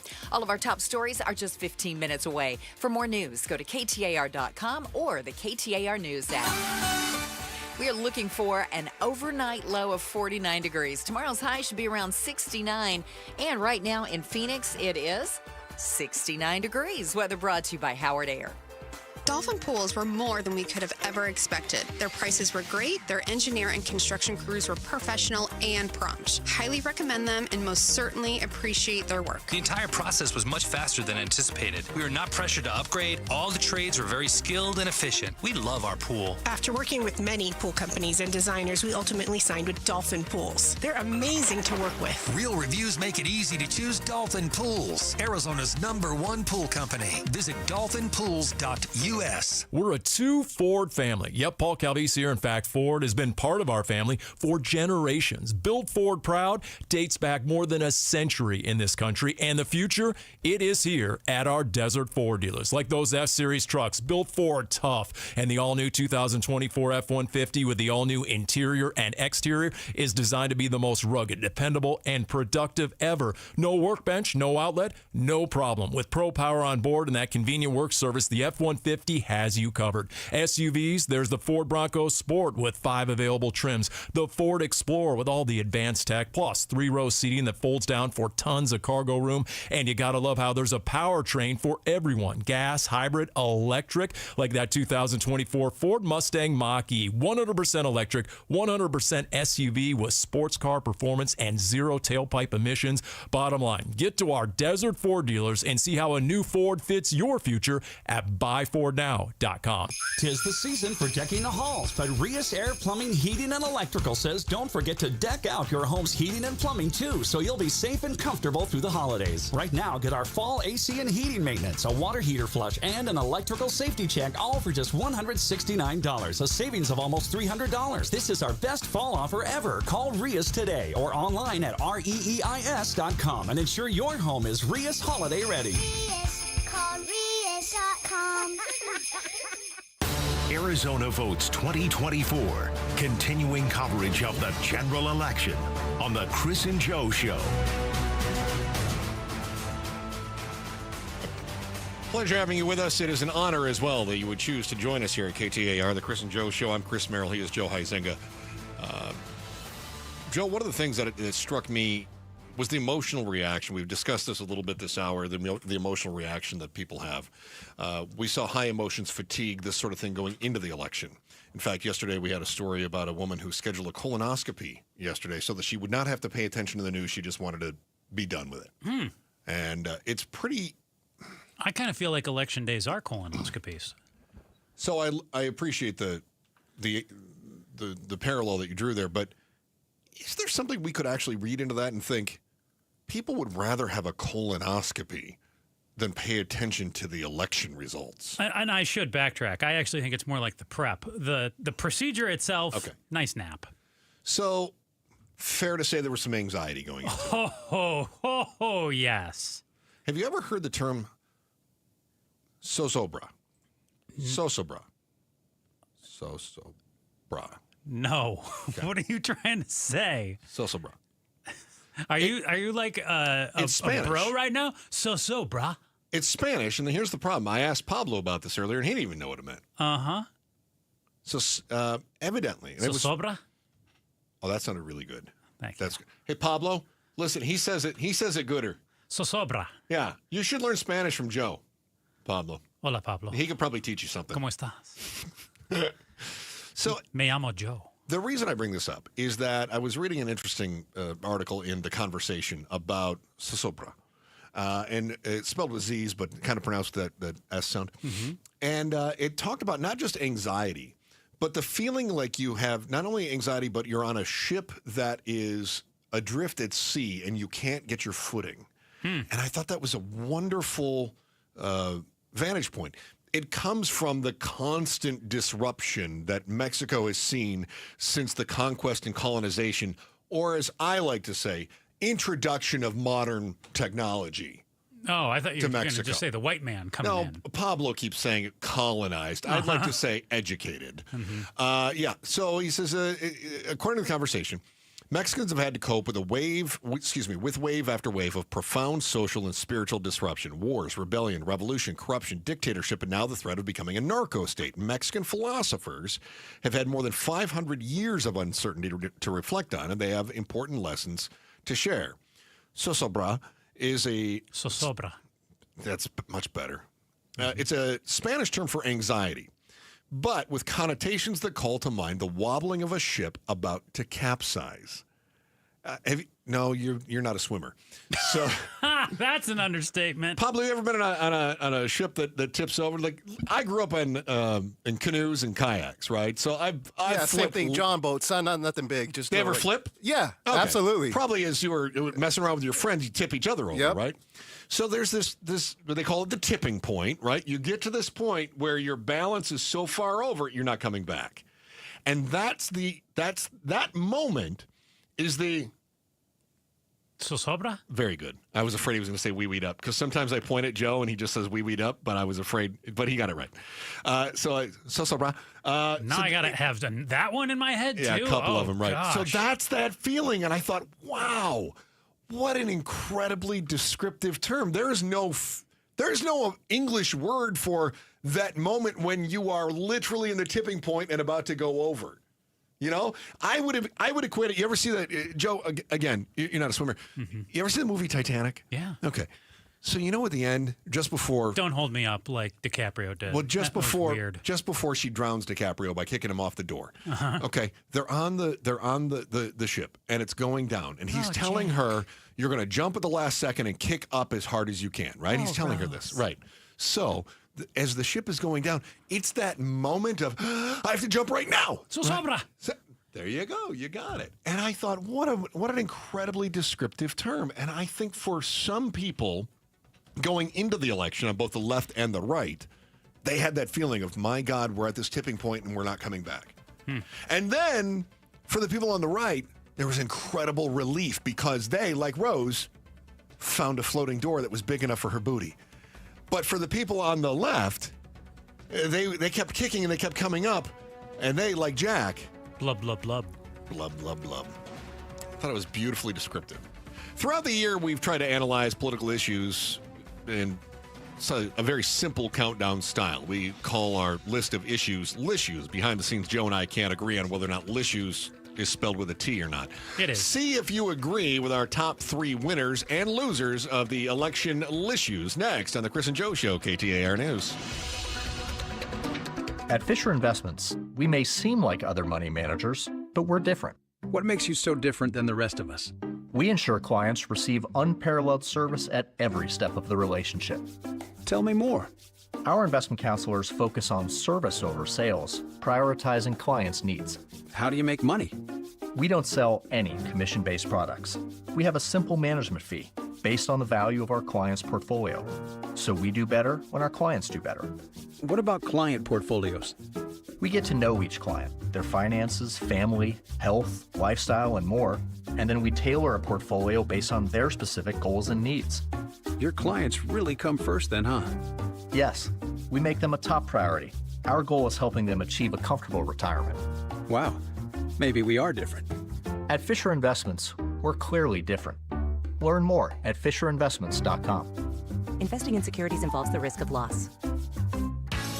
I walk to honor my loved ones. I walk to save lives. I walk to raise heart rates and life-saving funds for the American Heart Association. So can you. Sign up, step out, and share why you walk at the West Valley Heart Walk on November 16th at Goodyear Civic Square.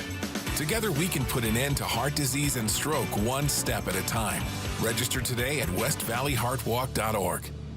Teacher Dan here. Back in the day, I was a pretty active weekend warrior. I was playing golf, hiking, hunting, and fishing. Then one day, a nagging back condition got a lot worse. Next thing you know, I couldn't do any of those things anymore. That's when I discovered the Desert Institute for Spine Care. These are board-certified, fellowship-trained spine surgeons. From the minute I met the team at DISC to the completion of my back procedure, the team made me feel comfortable every step of the way. Learn more about the Desert Institute for Spine Care by texting SPINE to 620-620. Message and data rates may apply.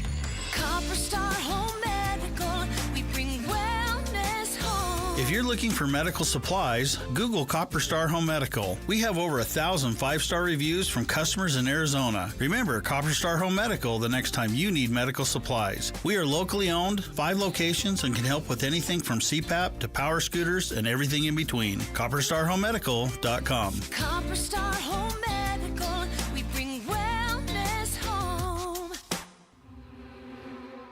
I served my country honorably in the Marine Corps, and for almost 3 decades, I've dedicated my life to serving you. I'm Jeff Jr. with Trajan Wealth. I met my incredible wife on a blind date at Camp Lejeune. She also served in the Marines. My son, an Air Force veteran, and my daughter are on our team. I'm sharing this because Trajan Wealth is more than just a business. It's our family's legacy based on trust and integrity. We're here to manage your money and fight for your dreams. Our fiduciary duty is to put your needs first, always. If you have an old 401k collecting dust, or if your current advisor isn't meeting your needs, let's talk. At Trajan Wealth, we're ready to take on your retirement challenges one at a time. Honor the sacrifices of those who served by taking action for your future. Call us today. 480-990-3300. That's 480-990-3300. Advisory services offered through Trajan Wealth LLC, an SEC-registered investment advisor. KTAR-FM, Glendale, Phoenix. How in the world do you know which personal injury firm to choose when there are a million of them out there? Hey, it's Mike Broomhead. Here's why you should choose the attorneys at Sweet James when you're hurt in an accident. Number one, Sweet James used to work defending insurance companies, and so did many of Sweet James' attorneys. They were disgusted by the insurance companies and how they were taking advantage of everyday people at their weakest moments, and now they use their passion, experience, and knowledge to give injured victims a voice. Secondly, they are one of the only firms that have attorneys with experience in over 500 trials. That means they are assembled to take on the big insurance companies and maximize every case so you get the most. They consistently deliver some of the top settlements in the state. It's the compassion for injured victims that drive them to win and win big. If you're hurt in an accident, call Sweet James at 800-9-MILLION. That's 800-9-MILLION. That phone number is 800-900-0000. Or find them online at sweetjames.com. That's sweetjames.com. Proud partner of your Phoenix Suns. KTAR News now. Good afternoon. It's 3 o'clock. I'm Becky Lynn. Arizona votes 2024. While I concede this election, I do not concede the fight that fueled this campaign. Vice President Kamala Harris delivering a heartfelt concession speech in her race for the White House. KTAR's Heidi Hummel is live now in the News Center to tell us more about what she had to say. The Democratic candidate for president addressed supporters at her alma mater of Howard University in Washington, D.C. She said she called President-elect Donald Trump and congratulated him on his victory. VP Harris encouraged everyone to accept the results of the election. I also told him that we will help him and his team with their transition, and that we will engage in a peaceful transfer of power. Harris added she's proud of her campaign that was founded on love of country. She said we all have more in common than what separates us. Reporting live in the News Center, Heidi Hommel, KTAR News. Former President Trump will soon be the United States' 47th president, winning or leading in every major battleground state. Valley political strategist Chuck Coughlin with High Ground tells the Mike Broomhead Show the Harris team had delivered a strong message of unity during the Democratic National Convention, but says they failed to capitalize on the opportunity this created. They just sort of dropped in what I thought was their best pitch coming out of Chicago. And I didn't hear that. I did not hear that type of narrative, which was an iconic messaging that brings people together. Coughlin says the campaign started focusing too much on grievance politics, which pits party against party. And he believes that's a major reason why Harris lost. Phoenix Vice Mayor Yasamin Ansari has won her race for Arizona's 3rd congressional district, winning in a landslide over Republican Jeff Zink. Ansari tells KTAR about her promise to her Arizona constituents. I would say that, whether you voted for me or not, I am going to work really, really hard for you, and I will continue to be accessible and transparent in this role. Ansari will be the youngest Democrat woman in the 119th Congress and the first Democratic Iranian American elected to the U.S. House of Representatives. With Prop 314 passing in the polls, many immigrant families are afraid the initiative would lead to unlawful arrests and discrimination from law enforcement. Speaking after a watch party, Reina Montoya, the CEO of Aliento, an organization that helps undocumented and mixed immigration status families. The reality is that many voters were not really well informed about the impacts of 314, and that's what's disheartening and devastating. She says many who attended their watch party were first-time voters who expressed concern their families would be deported. Join us tonight starting at 7 o'clock for an election results special as more votes are counted in Arizona. Tune in and listen right here at 92.3 FM on the KTAR News app and at KTAR.com. Time right now for the KTAR Timeline with Patricia Valencia. It's brought to you by the Attitudes Campus. It's November 6th, and back on this day in 1947, Meet the Press made its TV debut. Known as the longest-running TV news show, Meet the Press was first hosted by journalist and creator Martha Roundtree, and it aired on NBC. The longevity of Meet the Press is attributed in part to the fact that the program debuted during what was only the 2nd official network season for American television. It was the first live television network news program on which a sitting president of the United States appeared. Happened on November 9th of 75, featuring Gerald Ford. Meet the Press was originally presented as a 30-minute press conference with a single guest and a panel of questioners. The show's current moderator is Kristen Welker, who became moderator in September of last year following our friend and longtime moderator Chuck Todd's departure. It doesn't matter who sits in this chair. If it's Sunday, it's Meet the Press. And it made its TV debut back on this day in 1947. Time to check the traffic. Here's Chuck Rowe in the Valley Chevy Dealers Traffic Center. Thank you, Becky Lynn. Let's go to Tempe, where there is it's a stuck wide load on the connector ramp from the I-10 westbound to the US 60 eastbound. A big modular home there that is not getting through, and traffic's been at a standstill there for quite some time. So just know that you'll not be able to get through there right now. I-10 westbound to the US 60 eastbound. The surface streets is where the rest of the action is. 16th Street south of I-17 a crash. Guadalupe of Val Vista. Warner just east of I-10, and Greenfield remains closed between McKellips and McDowell as the investigation continues into yesterday's plane crash. This traffic report brought to you by Evernorth Care Group. Your health is everything. Get integrated primary care with Evernorth Care Group. Schedule a visit today at evernorthcaregroup.com. Chuck Rowe, KTAR News. Tonight, look for a low of 49. We'll be around 69 for the high on Thursday and then climbing back to 72 by Friday. It's 69 degrees currently in Maricopa. Weather brought to you by Howard Air. With a replace or repair, call Howard Air. I'm Becky Lynn on Arizona's news station, KTAR News. Arizona Votes 2024. Continuing coverage of the general election on the Chris and Joe Show. On air, online on the KTAR News app, and live on the YouTube as well.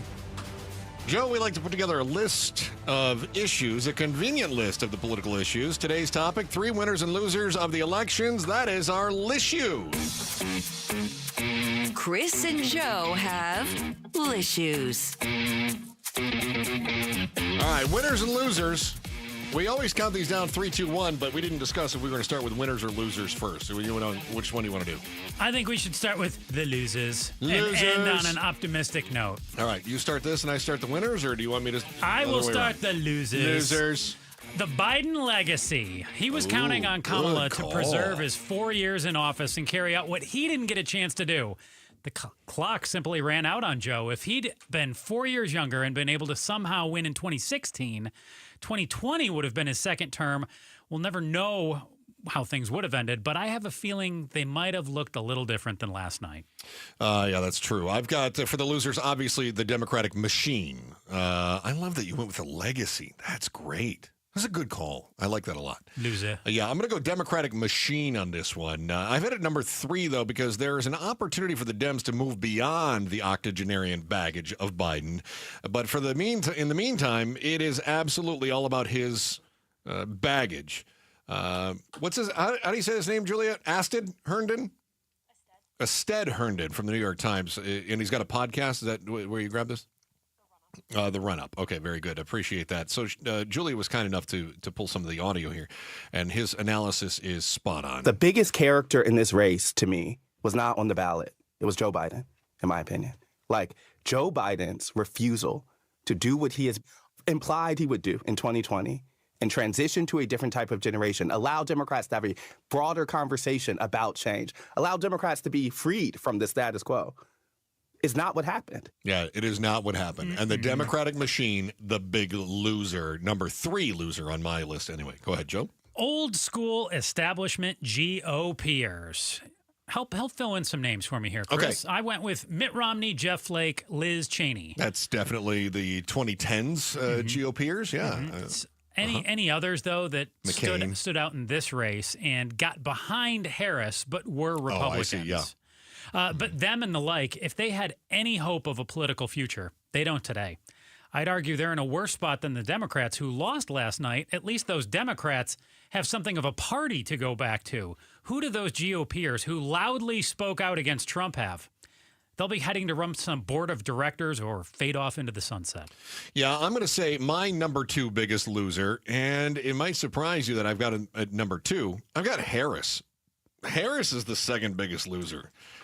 She was super proud of the race, she said in her concession speech. Look, I am so proud of the race we ran. I just said that. And the way we ran it. She just said over that. the 107 days of this campaign, we have been intentional about building community and building coalitions. Bringing people together from every walk of life and background, united by love of country with enthusiasm and joy in our fight for America's future. All right. So I've got Harris as number 2, the number 2 biggest loser. And I know you think, no, she should be the number 1 biggest loser. That seems obvious. No. But where does she go from here? This is why she's number 2. And I've got a bigger one that I don't think you thought of. I've got Harris as number 2. She doesn't go anywhere. We talked about this in the last segment. Best case scenario for her, Dems win in 28 and they name her to the attorney general spot or something like that, or give her some lame ambassadorship. Most likely she tries to become a party influencer. She writes a book or some garbage. No doubt her star has fallen. Like Britney Spears, she is Baby, can't you see I'm calling? Toxic. I see what you did there with garbage, too. That was Total nicely garbage. done. She's a garbage person. Yeah. That was for you, Joe. Well, my peanut brain did go with Kamala Harris as number 1. You got some Eminem in there for me. He famously saying, "You've only got one shot. Do not miss your opportunity." Well, she missed it. The moment she missed it was The View a month ago. I believe it was October 8th to be exact, when she said there was nothing she'd have done differently from Biden over the last 4 years. Done. Stick a fork in her. She tried to pivot from the politics of joy to calling Trump a fascist. Losing strategy. Who are you? Now we know who you are, Kamala Harris, a one-term vice president who will never get another chance at the presidency. Wow. Done. My number 1 is going to surprise you. Biggest loser in this election. Hold on, I'm waiting for the beat to drop. There it is. Ukraine. We are in a bubble in the United States, and it's fair. Look, we got to look out for numero uno, which, according to Pablo, translates roughly to USA. However, if we are talking about actual losses, take a look at the probability that Trump is going to seek to end the war in Ukraine, and that the ending that he brings about probably not going to be the one that Zelensky wants. So I would expect to see our support cease almost immediately. Expect major casualty counts on the front lines. That means dead bodies. And Russian interests are going to be expanding, at the very least, into the commerce-rich east side, of Ukraine. Now, it's perfectly reasonable for us to have some sort of a debate over whether or not there'd be more lives lost if the war extended. That's reasonable, and you can probably convince me. But just the same, the maps are going to be redrawn, and Ukraine's freedom severely restricted. Joe, you want to go to winners, or do you want to hold off on that? I say we hold off on this I think we should go to Becky Lynn here in a moment and then come back and do the winners. All right, so we gave you the biggest losers of this election. Biden's legacy, Harris, obviously. Joe points out the old school establishment GOPers. I say Ukraine and the soldiers fighting on the front line. Who are the biggest winners? It might not be quite as obvious as you think, although the obvious ones are definitely on the list. That is next on the Chris and Joe Show, KTAR News. Here's Becky Lynn with the top story right now. KTAR News Flash. It's 3:12. I'm Becky Lynn. Here's what you need to know right now. Look, I am so proud of the race we ran and the way we ran it. Democratic candidate for president Kamala Harris delivers her concession speech after losing the race to President-elect Donald Trump. Harris said she called Trump earlier today and congratulated him on his victory and offered to help him with a peaceful transfer of power. The finger pointing is on as to why the Democrats lost the presidential race. And in fact, it's just getting started. Lumen Strategy Stacey Pearson tells the Mike Broomhead Show the Democratic Party's behind the curve on the economy. What we saw is folks who are worried about the economy. They're mad about how much Cheerios cost. They're frustrated about gas prices. They don't like the uncertainty, and they took it out on Harris. Pearson says the fact that Vice President Kamala Harris didn't speak out against President Biden and his policies likely cost her the election. All of our top stories are just 15 minutes away. For more news, go to KTAR.com or the KTAR News app.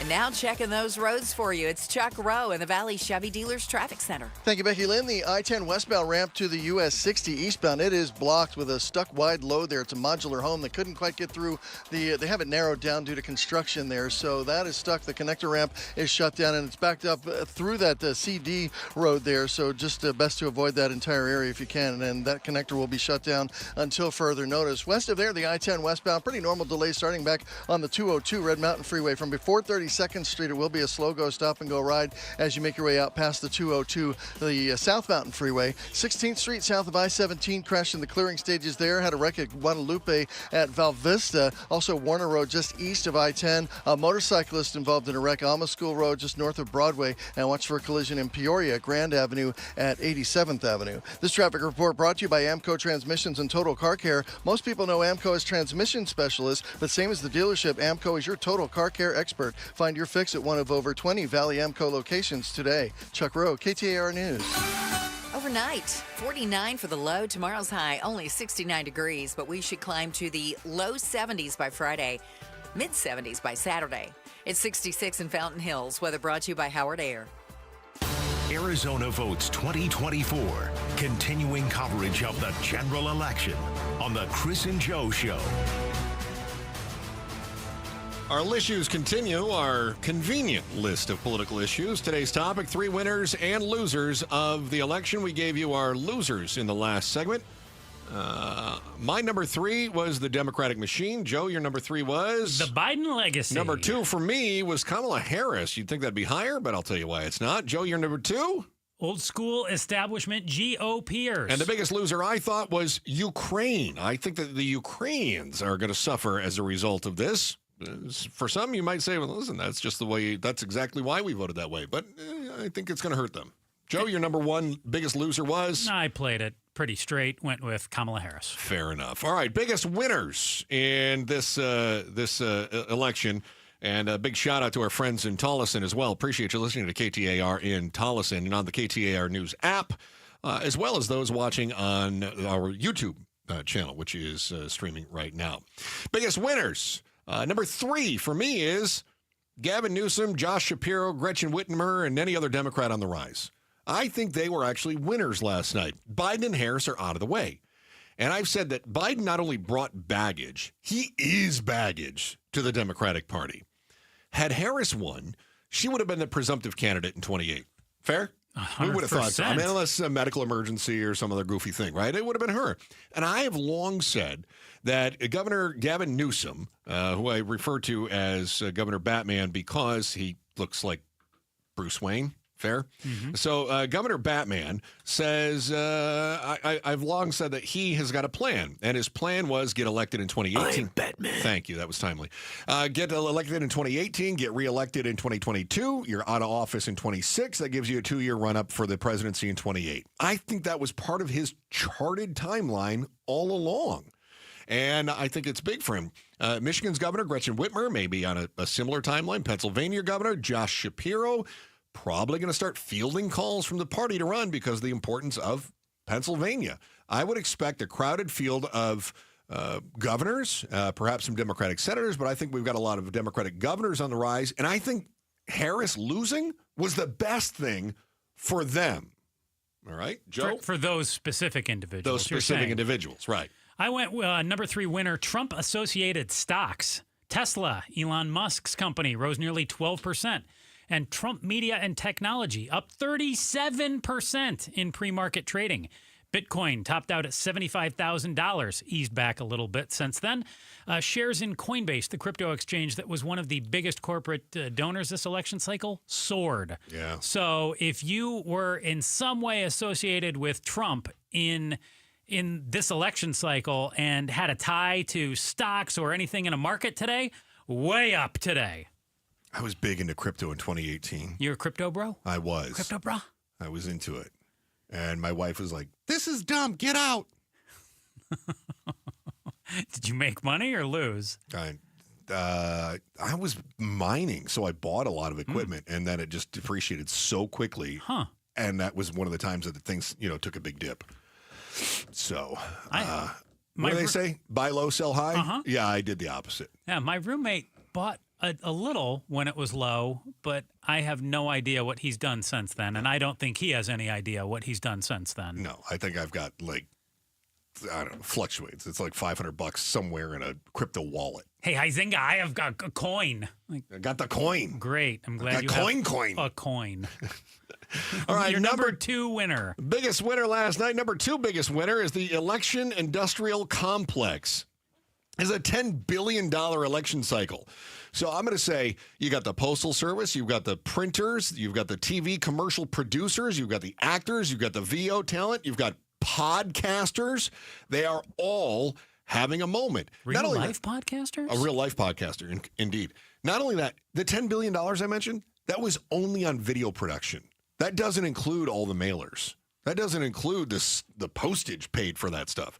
That doesn't include the actors and VO talent. That doesn't include radio commercials or radio buys. That doesn't include newspaper buys or inserts or anything else like that. We spent well over $10 billion on this election. I don't know. Some might think it was a good use of money if your candidate won. Others might say, what a waste. I can tell you this. The Democrats outspent the Republicans by a long shot, and they lost. So is that $10 billion we could have spent somewhere else? Joe, your number 2 biggest winner. Pro-choice advocates. Arizona, Colorado, Florida, Maryland, Missouri, Montana, Nebraska, Nevada, New York, and South Dakota. Bingo! All had abortion measures on their ballots. And everywhere but Nebraska and South Dakota, those measures passed. Most of these ballot initiatives will either allow for abortion up until fetal viability, which is around 24 weeks, or enshrine abortion rights in their states' constitutions. So a bulk of those states, the pro-choice crowd is celebrating today. Yeah, big win in Arizona for the Prop 139, right? So my number 1 biggest winner is a bit of a flip on one of your big losers. So my biggest winner is this. The Republicans that have been calling for a change to their grand old party for decades. In other words, the anti-establishment Republicans. You had the establishment Republicans as big losers. I've got the anti-establishment Republicans as the biggest winners, the McCain haters, the Romney grumblers, and even the Bush lights. In 2014, I was doing a radio show on a more right-wing station that focused on the intrigue rather than actual news and facts, okay? Arizona callers, very angry with John McCain. They called him a rhino. We got to get that rhino out of there. They couldn't stand him. He was winning in the primaries, and they were very upset that he would win in the primaries, and then he was a shoo-in in the general election. Arizona was a bit more red here 10 years ago. So my advice at the time to the callers was, if you don't like him, and he keeps winning the primaries, if you don't like him, vote for the Democrat in the general. And they went, well, I'll never vote for a Democrat. I'll never do it. They got very upset. They'd sooner sit out. Yeah, well, the logic is you want to get rid of the guy that you don't like. You can't keep reelecting him. You can't say, I can't stand him. We got to get him out of there. Oh, I'm going to vote for him. It doesn't work that way. They hated my advice. But fast forward, and you actually see that playing out right now in the Oval. It took Trump losing for the party to rejigger away from the Grand Old Party and into the Trump Party. We saw the blue wave in 2018. Trump didn't win re-election in 2020. And the red wave was sort of a red ripple in 2022. As a result, take a look at the composition of the Senate. Take a look at the composition of a number of other judicial appointments and things like that. What do we have? Those that are left are Trump loyalists. They're more in his image, not in the image of the Romneys, the McCains, the Flakes, the Cheneys, that sort of thing. It is inarguable that today's Republican Party looks more like Trump, Charlie Kirk, Elon Musk, and those types than it does Reagan or Romney or McCain. MAGA. You're number one. MAGA, number one. The Trump movement, no doubt, suffered some setbacks in 2020 and 2022. Last night, though, breathed new life into its lungs. There's no more resounding indication that the country is not headed in the right direction under Joe Biden than to see Trump not only win, but sweep the 7 swing states. Gas prices, the bill at the grocery store. The country's not happy. In exit polling, 45% said they'd gotten worse under Biden. Yeah. Way worse off. So now that becomes Trump's problem and opportunity. That is our issues. So much election talk. But there's other stuff going on. It's not like the world stood still just because we're watching the results roll in. So the stories you may have missed are must-knows, and those are next in our Headline Volley on the Chris and Joe Show, KTAR News.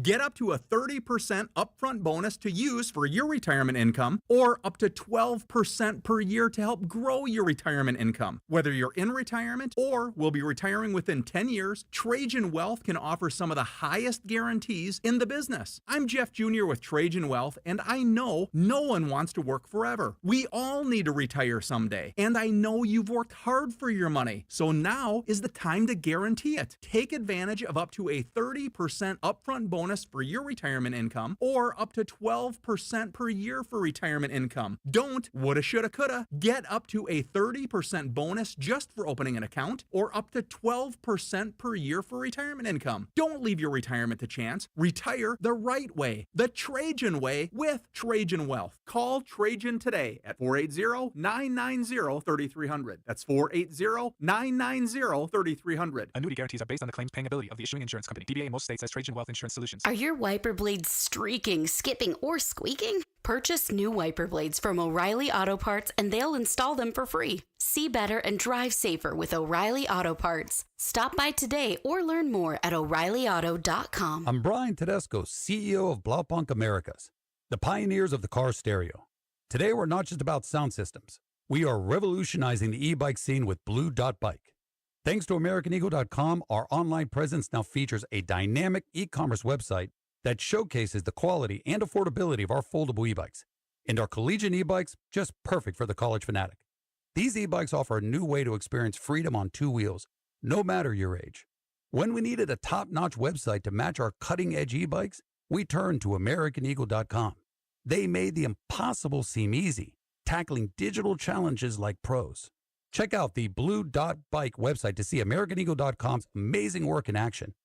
Need the best in website and digital marketing solutions? AmericanEagle.com is your go-to.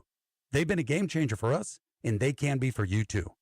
Visit AmericanEagle.com or call 877-WEB-NOW1. That's 877-WEB-NOW1. Parker & Sons wants to thank you, Arizona, for helping them become the Valley's most trusted heating, cooling, plumbing, and electrical company over the last 50 years.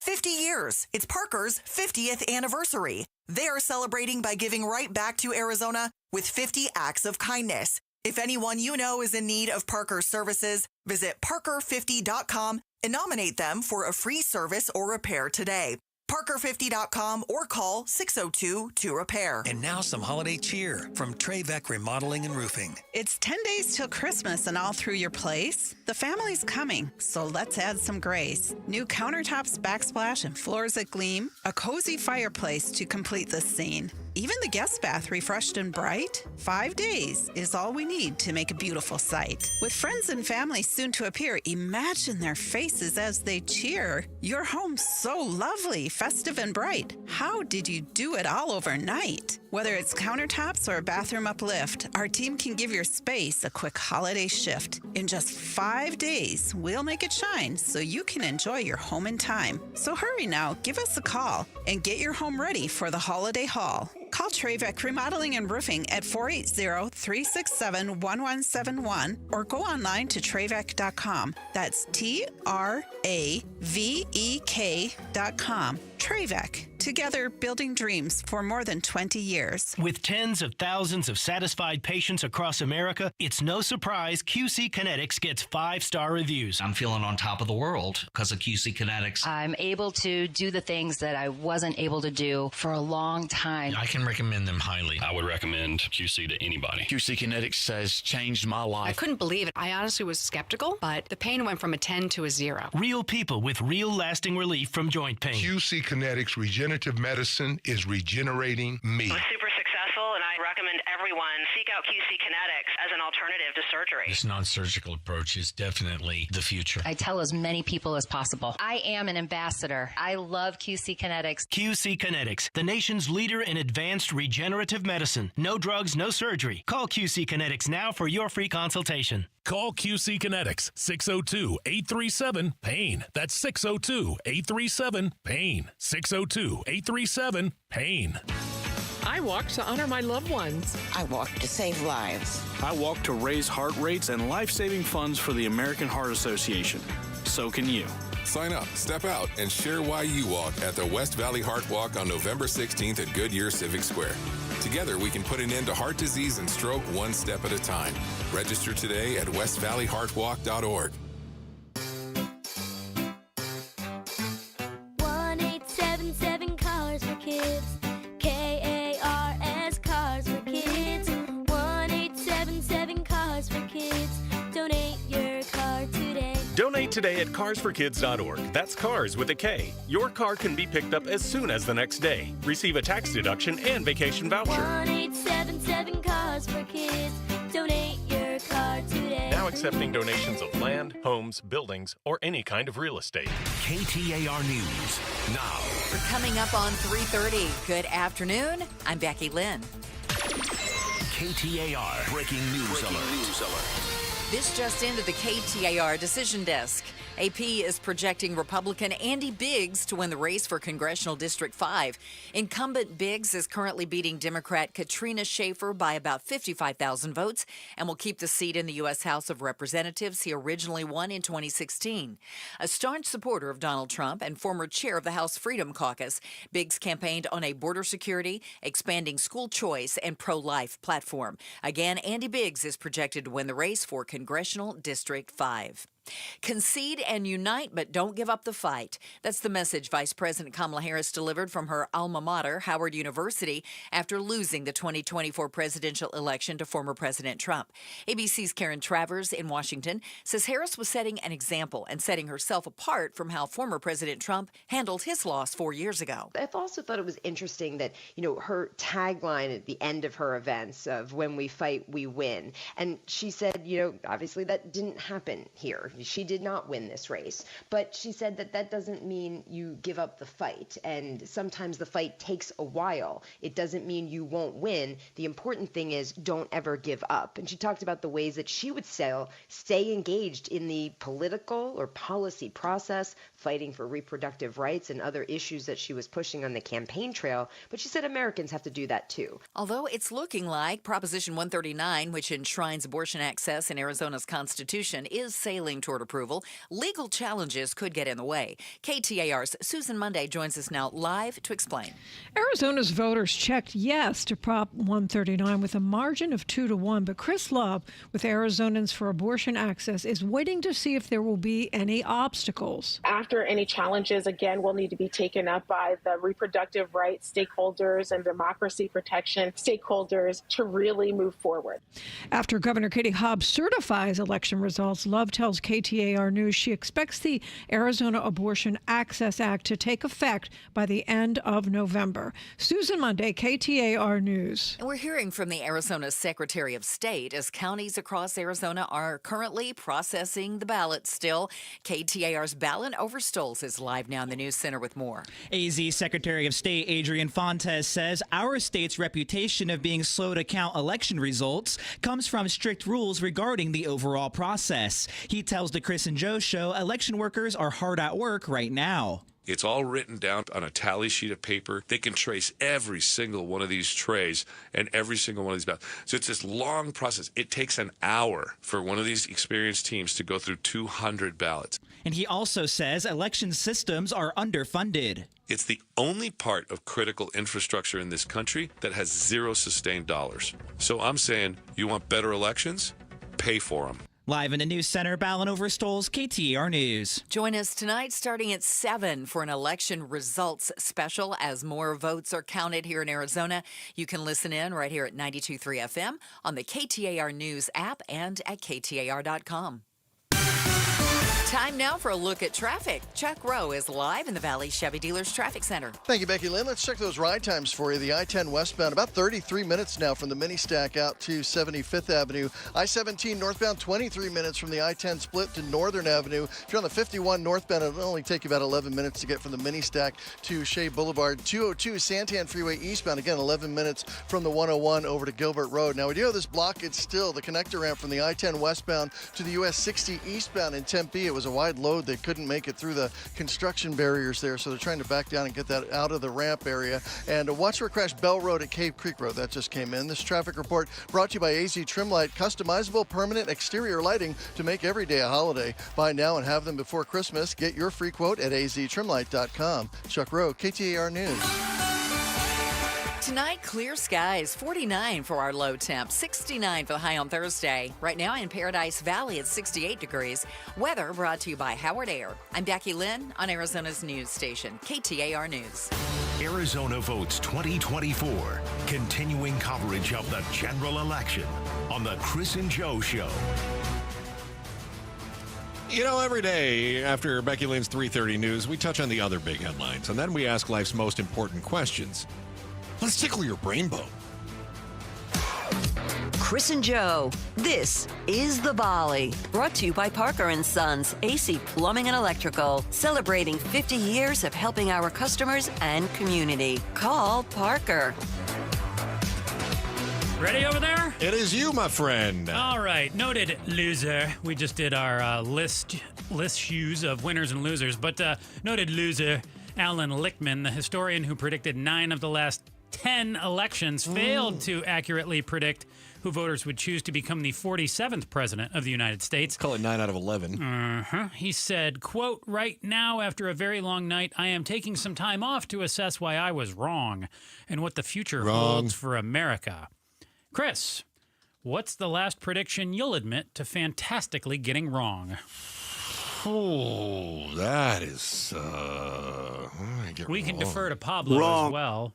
I suppose probably something where I'm going to say something where I thought my team was going to win, but they didn't. Wrong. I'm going to say, like, sometimes I'm pessimistic about my sports teams. I'll say, I didn't think Michigan was going to beat USC, for instance. I You're thought going to USC spin was this gonna thump them. positively. Yeah, and then they ended up winning, and I was wrong. Thank you. Otherwise... Didn't one of you guys have a weather streak bet or something? Oh, I was way wrong about that. Yeah, I was thinking that we would have fewer than 50 days over 110. And what do we have, 70? Yeah. And, so we said a lot of those. Joe was right on that, but I was definitely wrong. Yeah. Pablo, Yeah. anything for you? No. Wrong. Yeah. Nobody believes you. Yeah. Fibber. Yeah. All right, Chris. It's usually when you try to rely on somebody else, when you're like, oh, so-and-so will be there for me on that, and then you're wrong. Yeah. Yeah. Something along those lines. Joe. Chris. Velvet Taco is expanding its footprint to Arizona. The Dallas, Texas-based company is taking over the former second-story restaurant and liquor bar location in Scottsdale. The Velvet Taco? The Velvet Taco. Interesting name. Who has the velvetiest taco in the valley? Does that mean the best? Yeah, let's just say the best. I was thinking all the different ways I could ask this. Who's got the meatiest taco? Who's got the sloppiest taco? I was thinking of all the different, but I just thought we'd just settle on the. Yeah, let's just go broad. Just go broad. We don't have to go to the genres and. All right. Yeah. So I saw a story on that today, ironically. And you did? Yeah. AZ Central actually had a story on it today. I had not heard of any of the establishments they had on there. So I am going to go, because I don't eat a ton of tacos, but I am going to go enchiladas. They serve the best Mexican food in the valley, in my opinion, that I've had to date. Pablo will take me to some more better places, I'm sure. Pablo, what was the name of the place that you took us before we went to see Deadpool versus Wolverine and I took a nap? Las Glorias. Glorias. I love. Glorias was glorious. Yeah. Those hole-in-the-wall taco shops are great. I had Carolinas last night before I came back in. That was really good, too. I think overrated. Wow. Yeah. You're the wrong person to ask. I know. Pablo, I'm going to go to you. You know what you're any talking about. taco that's al carbon, which means over coals. So it's made over charcoals, not over a grill. Oh, I like that. Yeah. So I like that when they can grill the carne asada. And then, over open and then coals. cut it up. And, Yep. That's Taco great. Boys has pretty good one. Yeah? Yeah. Solid. So anytime you see that ALCARBON, that's what it means. That means they're making their tacos over charcoal. Yeah, real All right. fire. And anybody that's ever grilled knows that charcoal is better than gas or frying or whatever else For it is. some reason it is, That's really, that's incredible. Oh, it infuses that meat with flavor. Very, very good. Joe, back to you. Okay. All right. Chris, let's talk about Friends. Okay. A few new studies are out. One says 4 in 10 haven't made a new friend in the last year. Oh, no. There's an animal study that says having fewer friends could actually be better for your health. Tell me about your last new friend, Chris.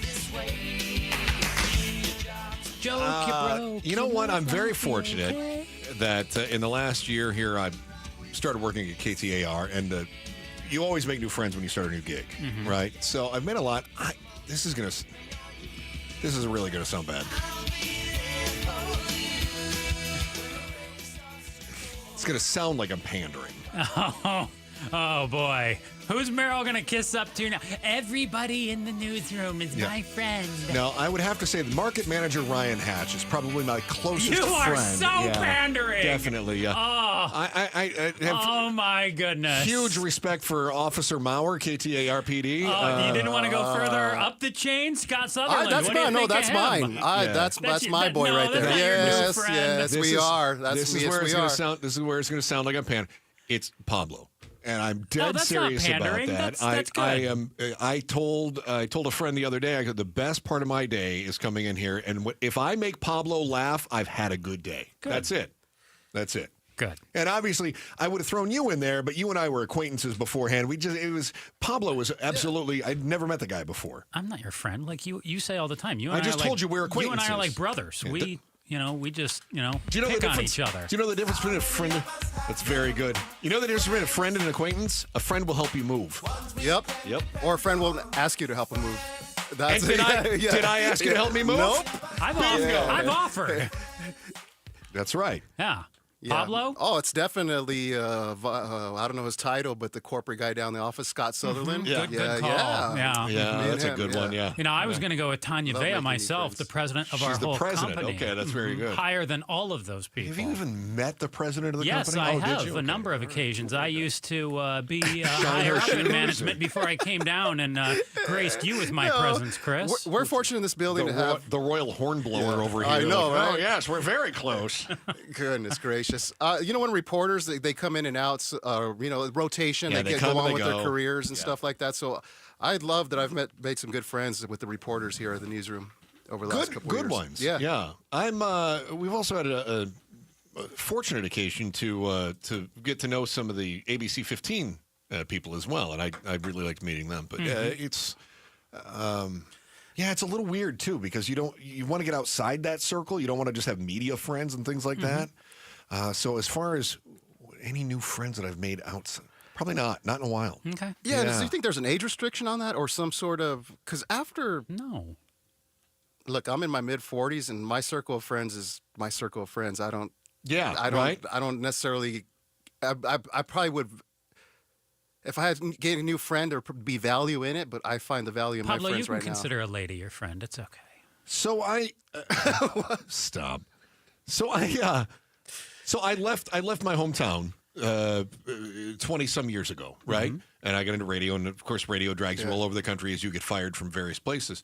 And then my wife and I ended up going back to my hometown, and we bought a place. And I kind of rekindled a friendship with a high school friend. Oh, that's who cool. was a realtor.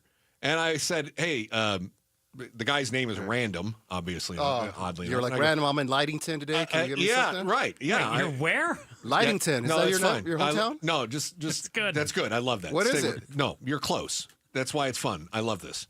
So I called Lidocaine. Random. Lidocaine, right. I called him and I go, hey, man, I haven't talked to you in forever. And I'm looking for a house. So, yeah, we got to hang out with him. Random a little hooked bit. you up?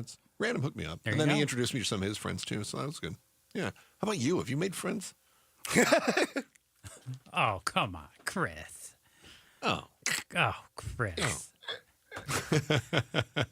I think we're plumb out of time. Is it that time? Because I've Yeah. got more if you wanted to. Okay, well, let's see. We're plumb out of time. All right.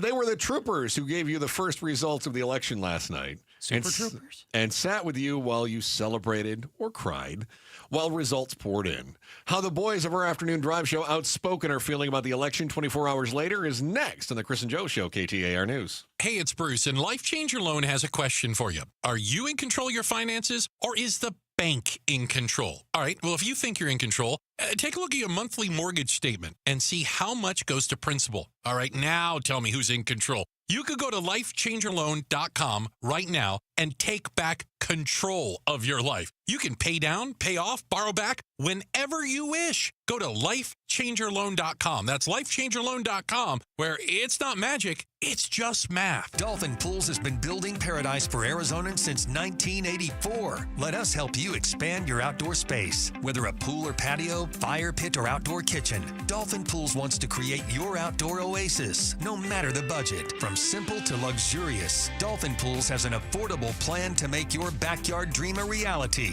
Dolphin Pools, Arizona's #1 pool company. Visit dolphinpools.us to build your pool today.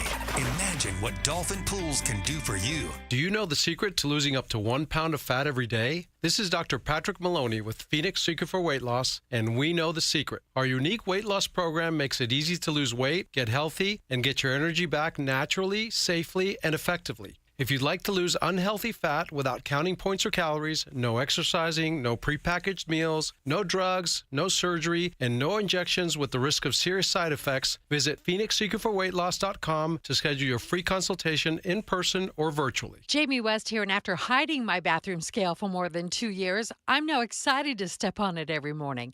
Thanks to Phoenix Secret for Weight Loss, I've lost more than 20 pounds in just over a month with no drugs or shots. Get started now and think about about how great you'll look for the holidays. Call for your free weight loss consultation in person or virtually, 602-832-7440, 602-832-7440, or go to PhoenixSecretForWeightLoss.com. All right, it's Gatos for the Arizona Painting Company. You know what time of year it is, right? Family is going to be coming over to the house. You're going to have guests staying at your home. The holidays. We love the holidays. Okay, get your house painted before they get there. Call the Arizona Painting Company. Paint the inside, paint the outside. You tell them Gatos sent you, you get 15% off. I've used these guys for the last 20 years. You can text the word paint to 620-620, and I will send you that discount of 15%. And when you hire the Arizona Painting Company, you'll love watching paint dry. KTAR News Flash. It's 3:46. I'm Becky Lynn, and here's what you need to know right now. It was a resounding no from voters on Propositions 133 and 140. Both failed 60 to 40%. Prop 140 would have replaced our current system of partisan primaries with open primaries. And Prop 133 would have amended the state constitution to only allow partisan primaries. Chuck Coughlin with political consulting firm High Ground, who ran the campaign for Prop 140, says he'll keep trying to fight for independent voters. I think Americans and Arizonans in particular are just people, and they want things to be equal. They want people to be treated fairly, and our current election system doesn't do that with unaffiliated and independent candidates and voters. With both propositions failing, there will be no changes to the primary voting process. All of our top stories are just 15 minutes away. For more news, go to KTAR.com or the KTAR News app. It is time now to check the roads. Here's Chuck Rowe in the Valley Chevy Dealers Traffic Center. Thank you, Becky Lynn. Just got word of a vehicle fire in Mesa, the 202 Red Mountain Freeway eastbound at Higley. I do see a couple of vehicles off to the right there. I don't see any flames or anything like that, but just a heads up for you if you're exiting there. 202 Red Mountain Freeway eastbound at Higley. I-17 southbound Greenway on-ramp, a crash there blocking the right lane. Still that stuck wide load on the I-10 westbound ramp to the US 60 eastbound in Tempe. That ramp's been shut down for a while. It looks like it may be for a while longer. Surface Street wreck reported now in Goodyear, Litchfield Road just south of I-10. Bell Road at Cave Creek Road a crash, also a collision at Chandler. Chandler Heights Road east of Lindsay. Indian School at 35th Avenue a crash, and a wreck at 91st Avenue just south of Van Buren. This traffic report brought to you by America Roofing, Arizona's #1 roofer, family owned and operated with over 400 employees statewide. Save 10% at americaroofingco.com. Chuck Rowe, KTAR News. Hey guys, if you ever wonder if your prime is past you, have you noticed your strength and energy declining? Mike Broomhead here. I ask myself the same thing. That's why I started using M-Drive with clinically studied ingredients to support testosterone, energy, and strength. I'm using M-Drive to get back to my prime, exactly what I needed. I'm refusing to let age beat me. Slowing down is not an option. M-Drive is the #1 men's health supplement at Sprouts. Get M-Drive at Sprouts or mdriveformen.com. That's mdriveformen.com. Hi, this is Stuart Willis, president of Asset Preservation Wealth and Tax. A personal relationship with your financial advisor really matters. It's super important that you have the ability to talk about anything you need to with your advisor. So if you have been pushed off to a call center and you don't have a one-on-one relationship with your financial advisor, then reach out to us at assetpreservationwealth.com. That's assetpreservationwealth.com. Investment advisory services offered through Foundations Investment Advisors, LLC, an SEC-registered investment advisor. Arizona Votes 2024. Continuing coverage of the general election on the Chris and Joe Show.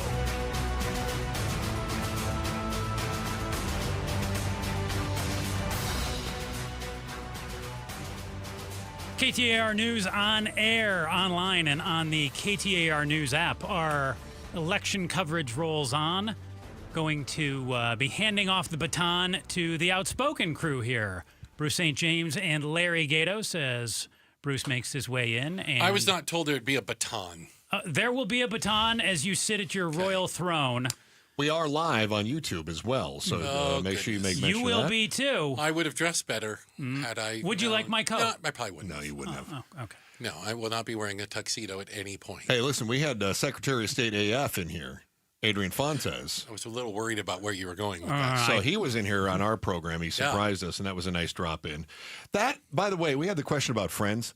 That's going to sound bad too, but I really like him. Bruce or Adrian Fontes? Adrian Fontes. Adrian Fontes. He's a likable guy. Very likable. He seems kind of normal. You kind of want to hang out with him because he's smart, normal. He's sometimes a little, off air, a little bit he's not crazy, raw. I guess. Yeah, he's not crazy. Yeah, like that's a guy. So you want to be his friend, but I don't think you can consider him a friend. I think we've lowered the bar in twice. Arizona politics. If you're not absolute bat poop crazy, we're like, you're an awesome person. Bruce, if I asked you in the last year, have you made a new friend? Yeah. Say that again? Well, 4 in 10 have not made a friend in the last year. Who's your last new friend who you made? Goodness, I wasn't. Again, there was a quiz. There was a baton earlier on. I said Pablo, but that's true because I love that. See, it's easy for Chris because he's the new guy. Because I started something new, right? Yeah. I think I've gotten rid of more friends than I've made. So you're in the 4 in 10. Yeah, but that's interesting because they were saying that having a let's call it a closer friend group, tighter circle, it can be healthier.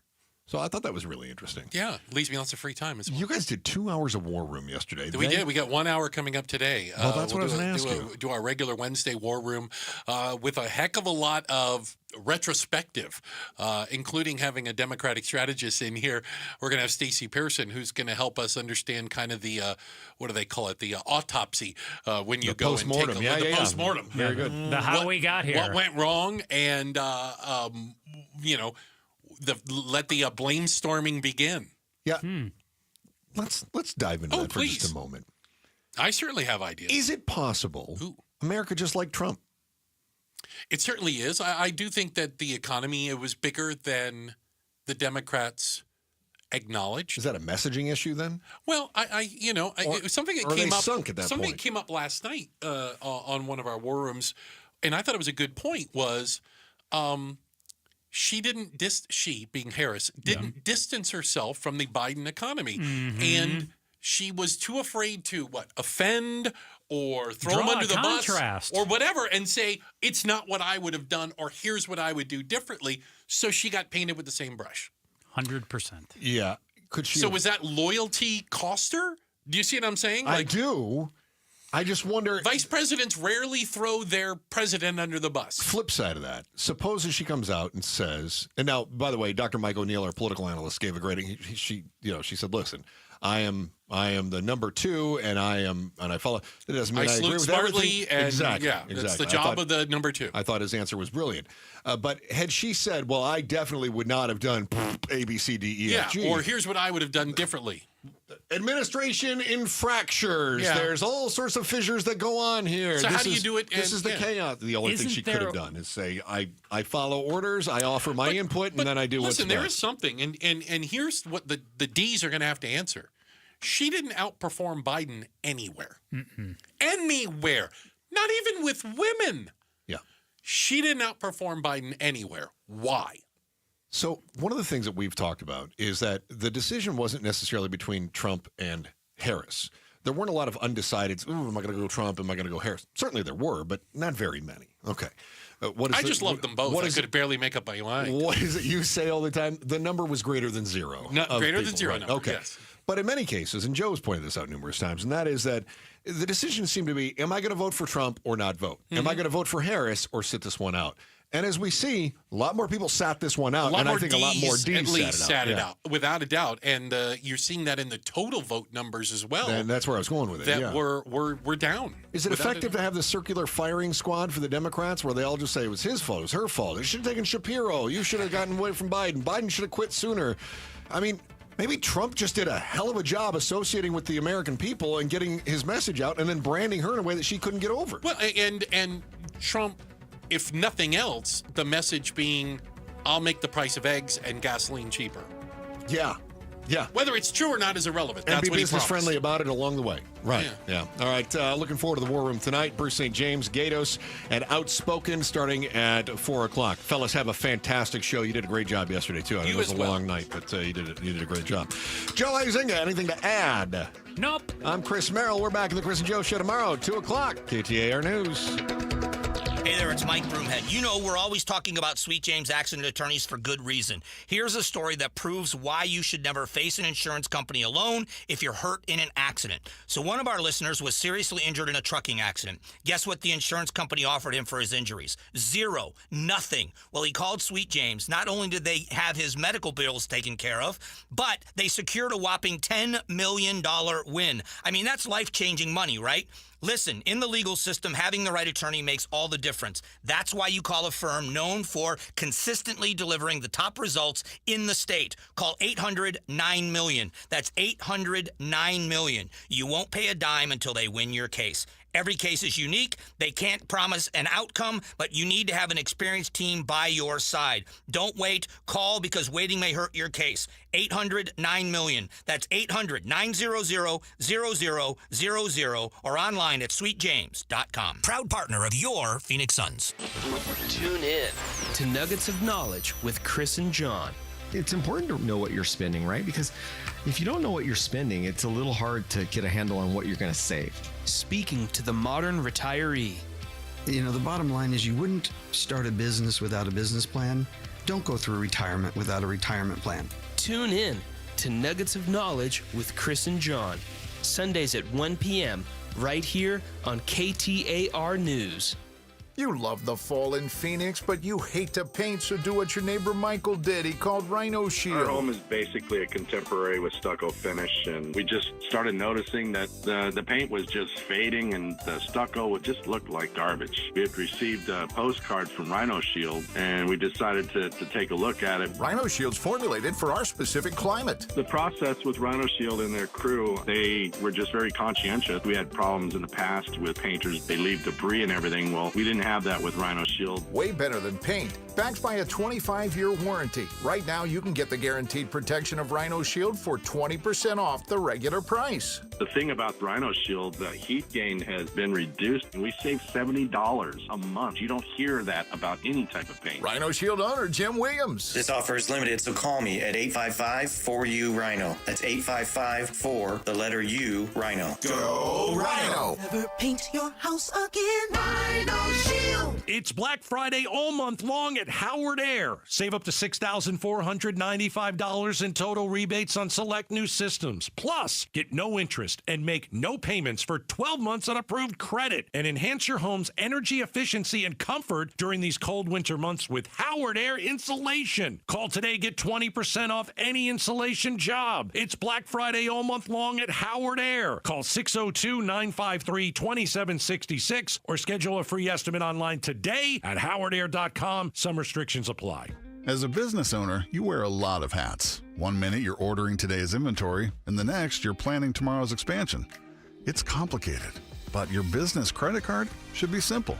With the Signify Business Cash Card by Wells Fargo, you earn unlimited 2% cash rewards on purchases for your business with no caps or categories to track. Signify Business Cash, the deliberately simple business credit card. Learn more at wellsfargo.com/signify. Terms apply.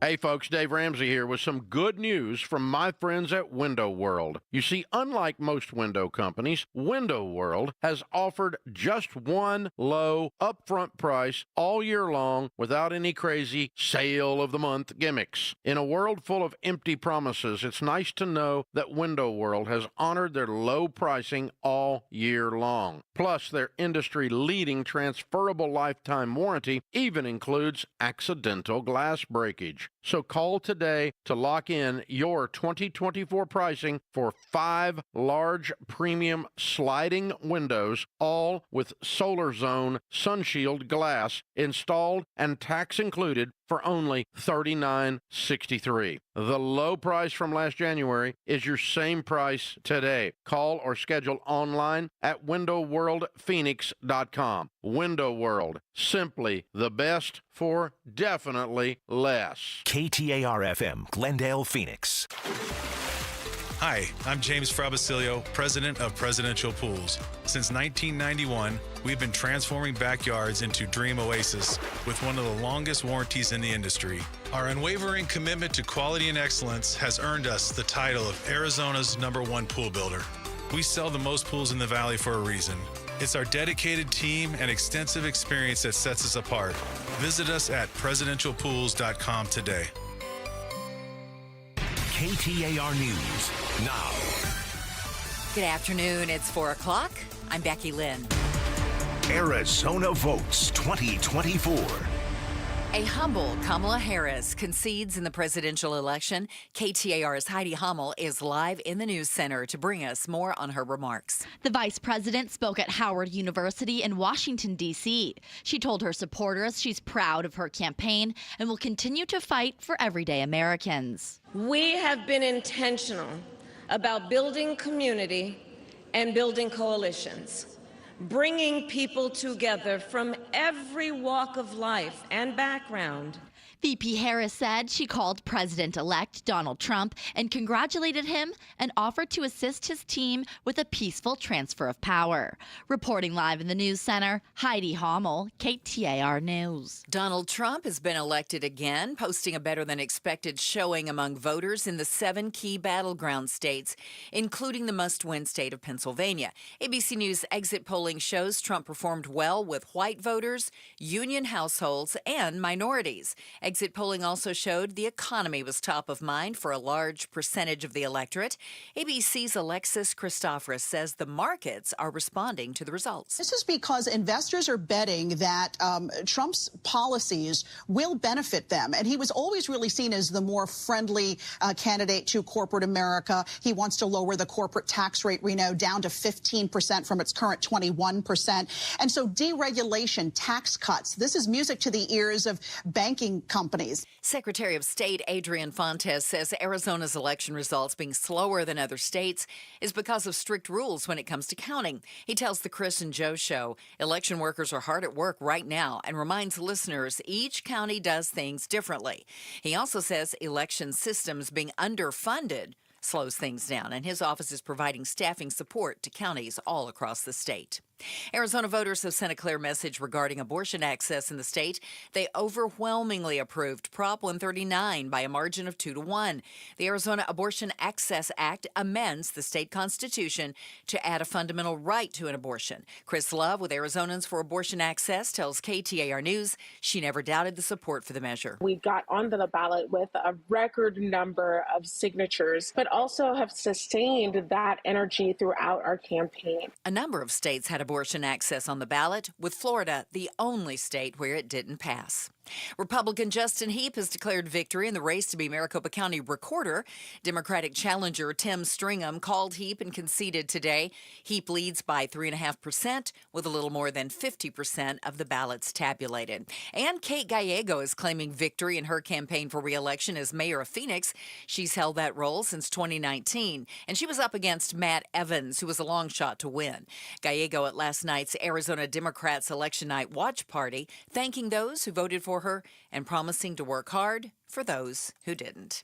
Join us tonight starting at 7 for an election results special as more votes are counted here in Arizona. You can tune in and listen right here at 92.3 FM on the KTAR News app or at KTAR.com.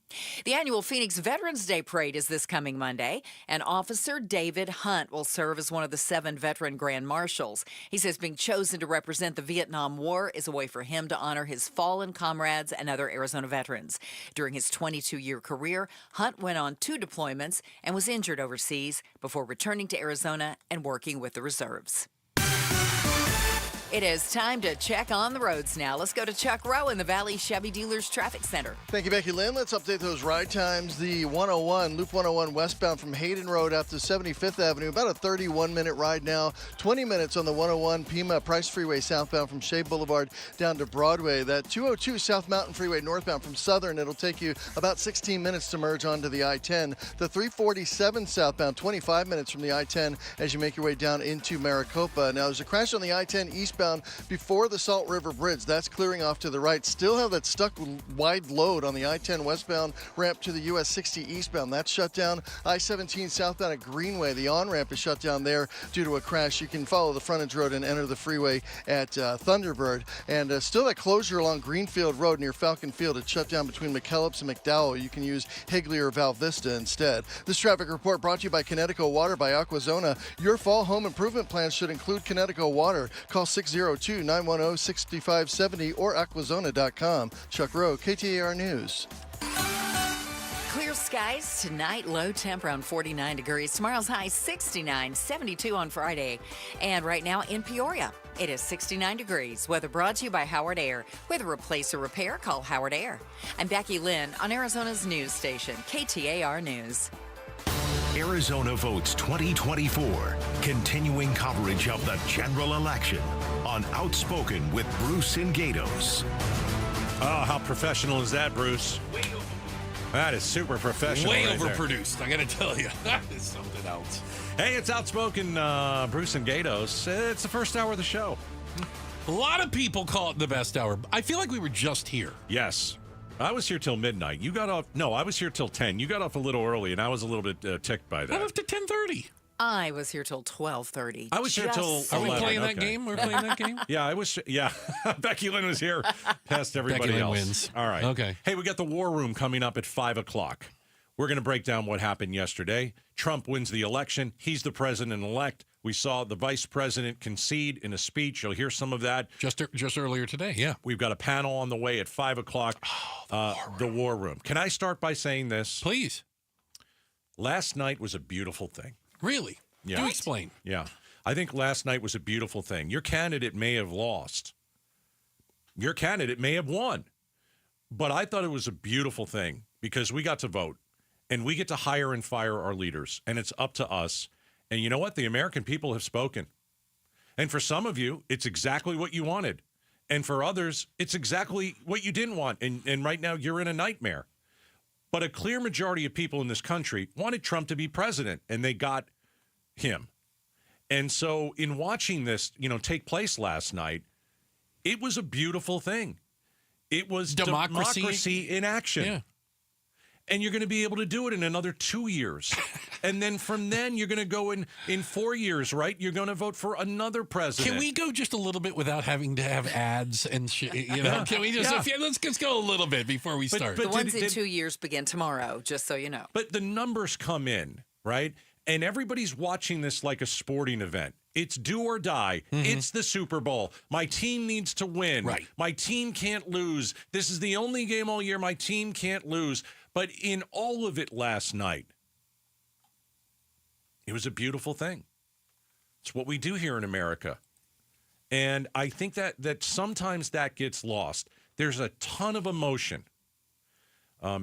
People on the left are living their nightmare. People on the right are getting what they wanted for a while. Can I just say, I hope when you woke up this morning, it's okay. you're okay. Not for some people.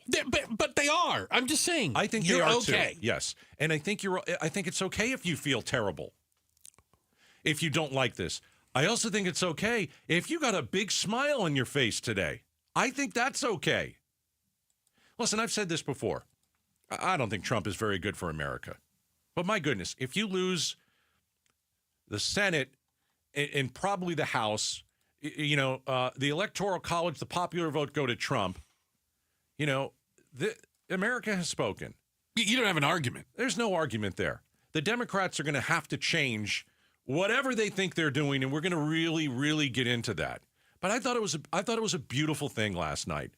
And I think that kind of gets lost. So I wanted to at least say that on the show at the beginning, because you know what? Some of you out there who are upset, you'll have your day again.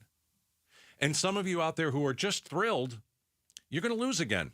Yeah, nobody's always won and always lost. We are a nation that swings back and forth. Absolutely. Absolutely. So that's why I thought it was a beautiful thing. All right. Let's see. I think we should talk about first why Kamala lost so badly. And then we'll take a pause and we'll talk about why Trump won so bigly.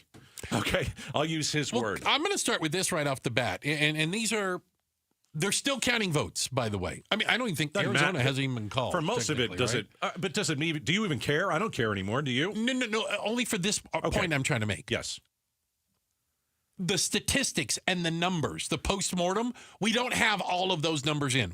But as of what we have right now, Harris didn't outperform 2020 Biden anywhere. Be more specific. I think it's Vice President Harris didn't get a larger percentage of the vote in any place, in any county in 2024 across as the nation compared to Biden. Yeah. She underperformed the 2020 Biden candidate everywhere. In states she even won. Yeah. Didn't win by as much as Biden. You see what I'm saying? Oh, he destroyed her last night. There's no doubt about it. It was a mess if you're a Democrat. Hold on. How about this for a stat? Okay. Ready for this? Yes. More women voted in this election as a percentage.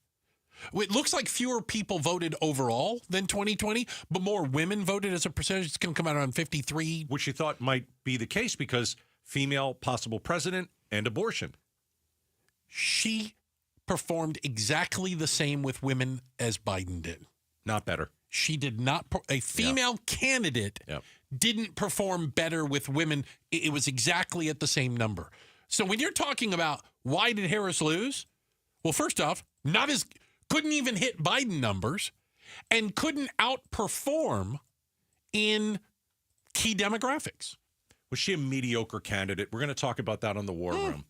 Because I must tell you this. I was never impressed with her as Vice President of the United States. Not a bit. But she was hurled into a really tough situation where she had to take over. And Joe Biden was, basically forced not to run. And I think for the most part, and especially at the beginning, she did a really good job getting out there and putting life back into the race. Because that race was over, Trump v. Biden. It was done. Joe Biden can't talk anymore. We don't have to go down that road anymore. You say that. Yeah. I don't know if Biden would have lost any worse. I don't know. Maybe. I think Biden would have won all the states that she did. I don't know if it would have changed. But I guess my point is, when you get off, I'll put it into a sports thing again. Yeah. You were asked to get off the bench and go and pitch in the World Series. And I think she did the best that she could. I really do. I think she put her best foot forward. She gave it her best shot. And she was hurled into a really tough position. Now, I think part of this whole thing, and I saw this on CNN. Dana Bash, I guess she's one of the hosts. She said Vice President Harris really didn't have time to introduce herself to America. And I think that's a bad excuse. I think we asked all the questions and she couldn't answer many of them. I think we tried to get to know her, and I think we wanted to see more interviews and we wanted to see more town halls, but they didn't do that. I don't believe that's because she can't. It struck me that it was some sort of a strategy on their part. Yes, to keep a lid on her. I think she can, for goodness sakes. I've seen her not. I mean, and to be honest, and I've seen her do a good job because she whipped Trump in the debate. She can do it. She can, but not on a regular basis. And so there seemed to be what was the term? Wrapping you in cloth wool. You know what I'm saying? Like trying to protect her from mean questions. Yeah. If you want to look at this election and ask why did she lose and why did Trump win? It's amazing how we always come back to this. It's the economy, stupid. Period. End of story. That's the deal. People didn't feel good about their wallets, and people care about their own well-being. And when it comes down to money, there are people that will take a chance on a guy like Trump if they think he's going to bring a better economy. And for one reason or another, the Democrats could not argue that the economy was good. They could not prove it to people. There were people out there that say, I don't feel it. I see all the numbers. I don't feel it. Well, what was their answer to that? They didn't have an answer to that. And when it comes down to the economy, we should know this. It's always about the economy, stupid. I think she missed an opportunity. If you're looking at it, I think the Democrats in general missed an opportunity of admitting that things are tough for people, admitting that inflation is affecting people. Right. And saying, wow, maybe we could have done some things different. Or, hey, you know what? This happened on our watch. We own it, but here's what we're going to do to make it better. Whatever you want to pitch it as. Do you know what I mean? Yeah. But there was a disconnect between what people were feeling and what they were selling. I'll use the term. Yeah. I think Biden stayed way too long. He didn't present in a vibrant fashion. I mean, we know that. That's an understatement. Put it this way. When a candidate loses as badly as Kamala did, there's 15 different reasons. It's never just going to be one thing. And does it all fall on her? Probably not. It was a tough situation. Right. Listen, whoever was going to have to run as the D was going to get painted with the Biden brush. Who is unpopular. Mm-hmm. And he was a clear drag on her campaign. As evidenced by the fact he didn't even campaign for her. She didn't want to be seen anywhere near him. Maybe he didn't want to. Probably a combination of both. Him. Right? So, all right, we've talked about everything that went wrong with the Harris campaign. Okay. But a lot of things went right with the Trump campaign. Can't argue that. He won. We'll talk about it next. This segment brought to you by Carol Royce, your home sold guaranteed realty. Trump won bigly. We'll talk about why. It's coming up next right here, Outspoken on KTAR. All right. At the Lund Mortgage team, you can trust these guys and gals. I've known them for decades. And what they're going to do is they're going to be in your corner. That's really the best way that I can explain the Lund Mortgage team. They're always in your corner. They're always fighting for you. And maybe, you're in a home now and you want to stay there and you're like, you know what? I think, the interest rates are a little bit better now. Actually, they're a lot better. We haven't seen these low rates in quite a while. I might want to get the house refinanced and start saving some money on a monthly basis. That's when you call the Lund Mortgage team. Invaluable financial advice where they'll save you thousands and thousands, and it's incredible. So let me give you the number. It's 623-875-9940. Also, if you're thinking about buying a house, right now the market's shifting towards buyers, call the Lund Mortgage team. Have that discussion with them. Sit down, see what they have to say. 623-875-9940, LundMortgage.com. Tell them Gato sent you. KTAR News Flash. It is 4:17. I'm Becky Lynn, and here's what you need to know right now. Prop 314 has passed in Arizona. It would make entering the U.S. not from a port of entry a state crime, not just a federal one. The proposition's detractors say it could be ripe for abuse. They get to ask anybody about how did they enter to the state of Arizona. And that's so disheartening to see that this initiative was sold as a border security measure when in reality it won't do anything. Reina Montoya, the CEO of Alientos, says the group's watch party last night had many young voters, all concerned their families would be the subject of discrimination. All of our top stories are just 15 minutes away. For more news, go to KTAR.com or the KTAR News app. Time to check the roads with Chuck Rowe. He's live in the Valley Chevy Dealers Traffic Center. Thank you, Becky Lynn. Still looking at that stuck, oversized load on the connector ramp from the I-10 westbound to the US 60 eastbound. That ramp's been shut down for a while, and it could still be a while longer. They're not making a lot of progress with that, so you may want to exit at baseline and use that to get over to the US 60. I-17 southbound Greenway on-ramp. That crash has been cleared. This traffic report brought to you by Arizona Painting Company, the #1 painting company in Arizona. They do it all, residential and commercial, inside and out. I'm Chuck Rowe. Now back to the show. It's Outspoken with Bruce and Gatos.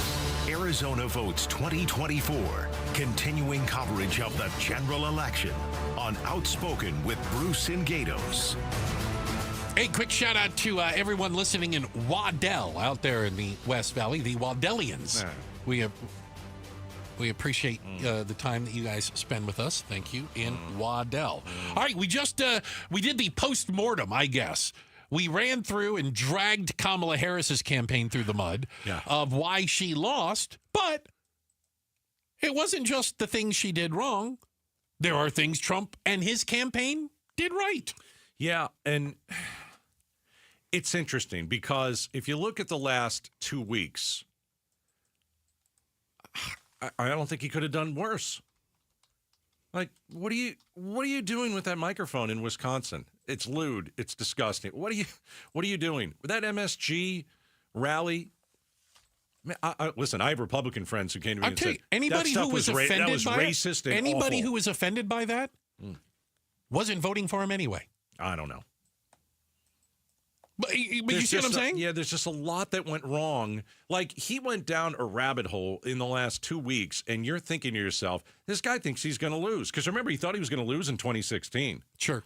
I don't know if he thought he was going to lose in 2020 or 2024. I really don't know. But what did he do right? Okay. Well, he got the mail vote. Yeah. I mean, he got the mail vote in a big way. We've talked about this bro thing, the bro vote, and he tries to portray himself as someone who is a fighter and who is tough. And if he gets shot at, he's going to put his arm in the air and there's half of the country that believes that. Hey, that guy's a tough guy. Mm-hmm. Then the other half say, that's not a tough guy. Someone who's tough will admit once in a while that they're wrong or they'll apologize. Yeah, and he doesn't do that. He went all in on the white, working class, non-college educated yes guys. Like, that was the sales job. Right. He went on some, and it worked. He went on some podcasts that are very popular with men.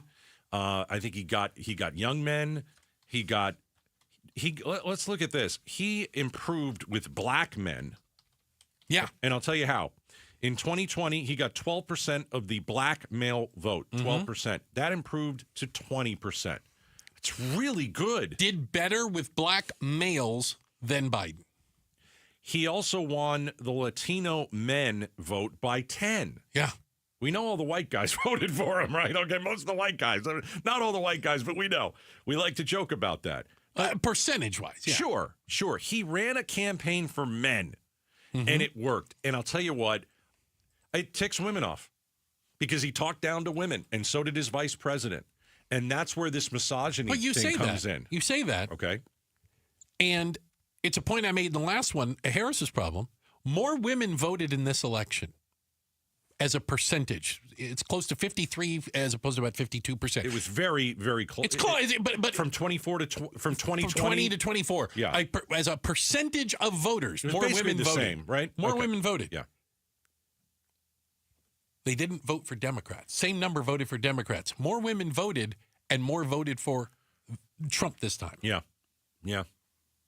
I mean, it goes back to the point of we're trying to figure out, what did Trump do right? What did he do to win? We gave you just some numbers right here. But again, it's a very simple equation.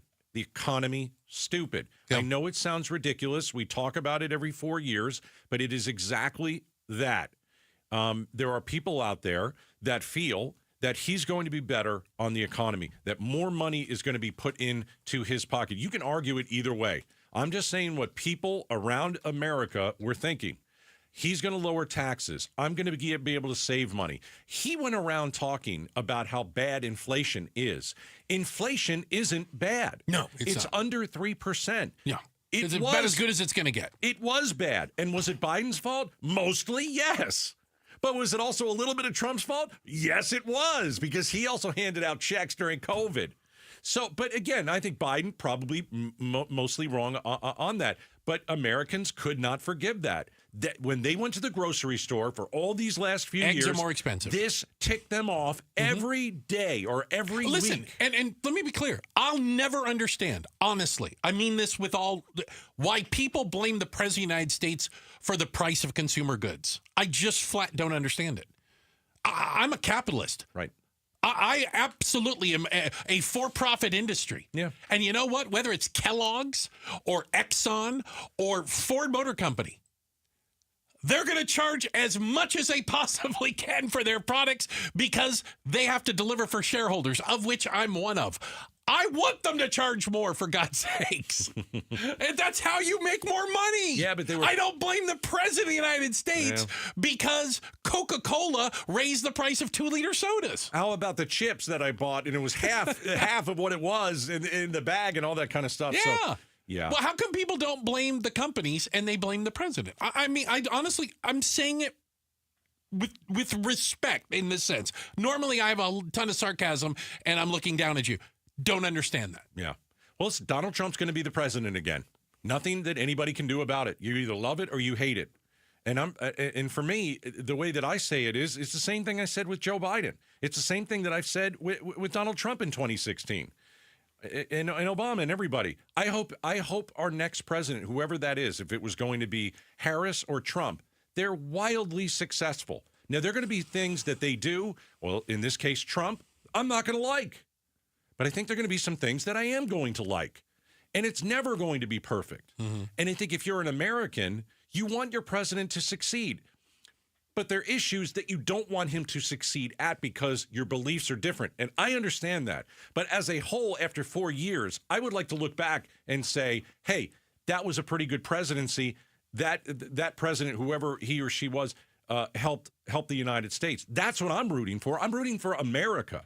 I'm rooting for us. And I'm hoping he does some good things. I would say that today, if Harris won, I would hope that she is going to do some good things. I cheer for America first. I do too. And you know, one of the great things about being independent, love it, is that I never have to sacrifice my morals, my values, or my beliefs to align with a political candidate. I have no allegiance to any political candidate. I don't have to. Never did. Never will. I'm like, absolutely not. I just don't have to, and it's great. I feel better because I don't. Hey, this portion of the show brought to you by Parker & Sons, AC Plumbing and Electrical, celebrating 50 years of helping their customers and community. Call Parker. Coming up next. I will tell you this right now. Okay. I don't want to do this, but I'm going to. I'm going to. Gatos is going to reluctantly share us and I don't know you haven't told me the details. No. Here's what I understand it to be. Yeah. The internal Gatos family battle that started last night. The nastiness. Over the election. Over the election. Okay. In a text between myself, my dad, and my siblings. And I'm going to tell this story. Okay. Because I don't want it to happen to your family. Well, I was going to say, I'm going to guess after you tell this story, some people are going to go, you aren't alone. All right? Yeah. We're going to do that. It's coming up next. Outspoken, right here on KTAR. Strong values and strong opinions. The Mike Broomhead Show. I'm against prevailing wage because I think it puts the taxpayers in a bad place. We are supposed to be good stewards of the people's money. We don't need something to falsely raise wages. Wages are going up because people are in demand in Arizona. That's how you build a solid economy. The Mike Broomhead Show, tomorrow morning at 8 on KTAR News 92.3 FM and the KTAR News app. All right, we're gearing up for it. Thanksgiving. We're gearing up for it. Christmas. It's when all the good food is there for us to eat. I mean, Halloween just passed. I don't know about you, but I'm still eating all the candy. Not good. I mean, Bruce was pigging out on it earlier. It was something to watch, I must say. Here's my point. We've had Halloween. We're going to have Thanksgiving. Christmas is coming. It's all the great foods. Start losing weight today at Red Mountain Weight Loss. Don't wait until you pack the pounds on after Turkey Day or after Christmas or after the big New Year's party, all that kind of stuff. The best time all year to lose weight with Red Mountain is right this second. And I want you to consider a GLP-1 med like semaglutide. And when you call Red Mountain Weight Loss, they'll explain it all to you and how you could lose 15 pounds every single month. You can look great. You can feel great. You can do it before the holidays start with semaglutide, and ask about the GLP Elite program from Red Mountain Weight Loss. If you're experiencing low energy, brain fog, or bloating, then your body might need a detox. Active Liver from New Nordic makes it easy to help your liver detox your body all year long without major changes to your diet or lifestyle. Active Liver is available in stores at CVS or online at Amazon. For all things heating, cooling, plumbing, and electrical, call Parker & Sons. Whether you need an AC tune-up, a water heater fix, or a drain cleaning, they are the ultimate pros here in the Valley. Parker & Sons is trusted, dependable, and prompt, and they do the job right the first time, every time. I trust them so much, I sent them to my parents' house, and they had such a good experience, they called Parker & Sons again the next day to have them come back and do something else on their to-do list. So give them a call at 602-2-REPAIR, 602-2, then REPAIR for Parker & Sons. Hey, it's Mike Broomhead. While you're enjoying the evenings out, vacations, when you're out of town for the weekend, burglars are working overtime knowing that no one is home. They have been breaking into houses using Wi-Fi jammers. They bypass alarms and cameras. And that's why I recommend Bulldog security screens. They are all of your windows, all of your doors, custom measured, and they build these security screens that look amazing on the exterior of your home. Now listen, here's the great thing about it. They don't obstruct your views, and they look terrific, but they protect like a fortress. I was at their factory in Tucson, and they challenged me to try to break through these screens. I used a sledgehammer. I broke a baseball bat trying to break in, a 2x4. I even threw a bowling ball and wasn't able to break in. What I'm saying is they protect like a fortress from French doors to windows to your front and back door. Go to BulldogSecurityScreens.com. That's BulldogSecurityScreens.com. Always demand the Bulldog, because Bulldog Security Screens, they're tough. Did you wake up with joint pain? Does it hurt when you do even the most routine physical activity? Have they told you it's time for knee or hip replacement surgery? Stop what you're doing and listen. You deserve a life of comfort and ease with no surgery and no meds, and QC Kinetics can get you there. QC Kinetics is the nation's leader in regenerative cellular treatments for joint pain. This is an all-natural approach that harnesses your body's own healing properties to treat the root cause of your arthritic pain. The protocols developed by QC Kinetics are life-changing for so many people, tens of thousands of satisfied patients. Yes, you can have real, lasting relief from chronic joint pain without drugs, without surgery, without downtime.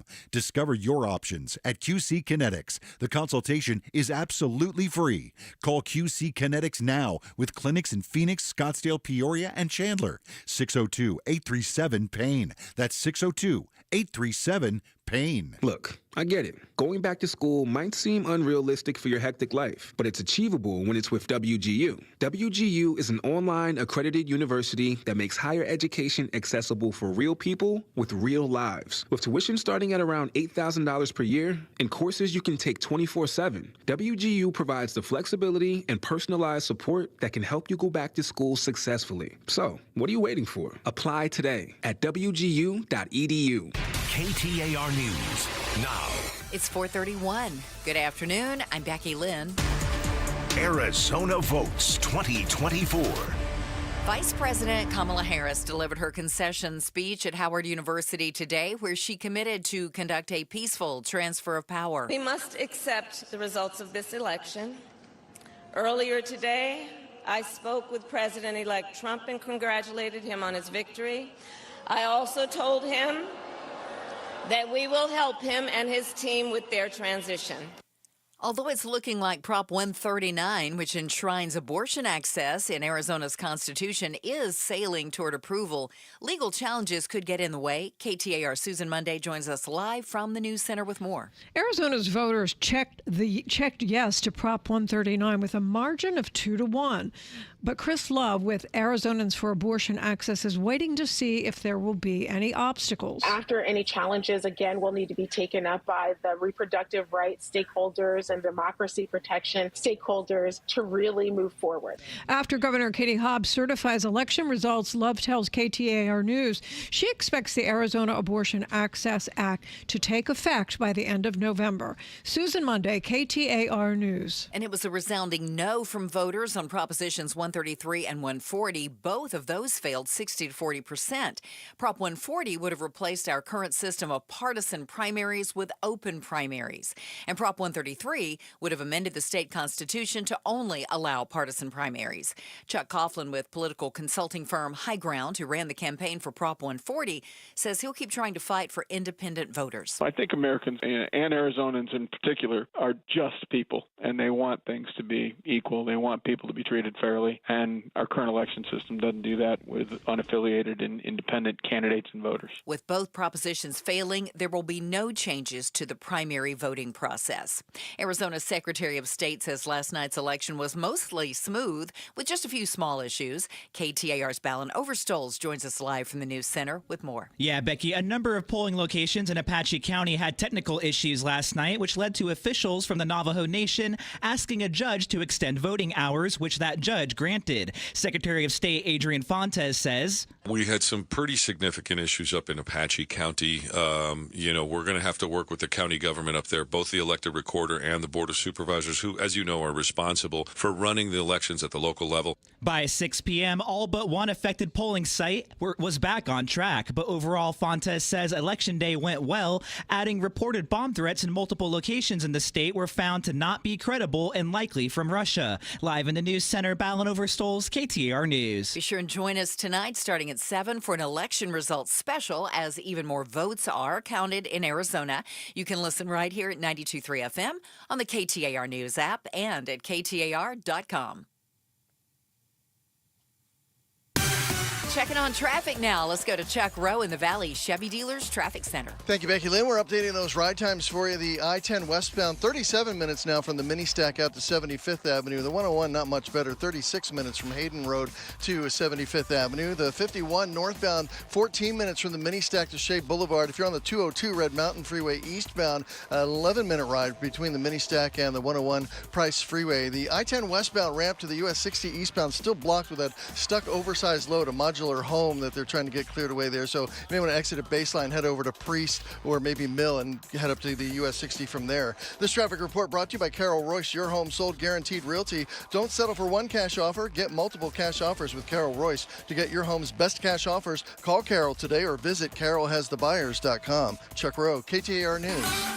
49 degrees tonight for our low temp, 69 for the high on Thursday. It is 67 in Scottsdale right now. Weather brought to you by Howard Air. I'm Becky Lynn on Arizona's news station, KTAR News. Arizona Votes 2024, continuing coverage of the general election on Outspoken with Bruce and Gatos. Hey, don't forget, coming up in just under a half hour, it's the world-famous War Room, a political symposium, if you will. Gee, think we'll have anything to talk about today? We bring together the best and the brightest, and we're going to have an awesome conversation, obviously, about last night and today, I guess you could say. Inside the War Room, coming up at 5. All right. So last night's election results probably set off a lot of conversations. You've got families and friends, I'll throw them in there, who may not agree, who didn't vote the same way. And sadly, some of them turn a little vitriolic. Yeah. Gatos, you're going to share with us one of those conversations. It's not that I can't believe I'm doing this on the air, but I certainly wish I wasn't. Okay. And the reason I'm going to tell this story is because if any of you are thinking of going down the same road that my family did, oh boy, I would think twice. Okay. It's bad, guys. And I've never seen it. I'm just going to. So this is I'm going to explain. A group text. Yeah. So we got a group text going. It's my old man, Dad, and then my brother and my sister and me. So there are 4 people on this text, and politics doesn't get talked on this text. And there's a reason. It's like a constant, ongoing thread you guys have. Okay. Yeah. Like my sister's going on vacation. My dad said the other way. Enjoy your vacation. Right. That kind of stuff. Yeah, we have that too. Okay. Ongoing. Yeah. Dad, me, brother, and sister. 10-4. And there's a reason that politics is not spoken on this text. My father likes Trump. He doesn't think he's a good guy, likes the policies. My dad is watching Fox News. I have to, when I call him at night, after I get off the air, he's already watched it. He's fired up. And I'm like, Dad, let me talk to you. They're not eating the dogs and cats, Dad. That's not true. Now, on the other side, my brother and sister are full left liberal. Okay. Now, I'm an independent. Can I ask where your sister lives? Jersey. And your brother's in Atlanta. In Atlanta. Got it. Okay. That's right. Dad in Jersey. Yeah. Okay. So dad likes Trump and brother and sister don't. So we get home last night, right? We're doing the show here. I get home 11:30. And I'm sitting on the couch finally, and there's the text. 12:04 a.m. Ooh. There's a picture of champagne, of a champagne glass from my dad. I was going to say. Popping champagne. From your dad. By the way, 2:04 East Coast time. Yep. 12 here. Yeah. 2:04 East Coast time. Dad's on one. And I'm thinking he's had some of these. And as soon as I get that text with the champagne, crap. It's not going to be good.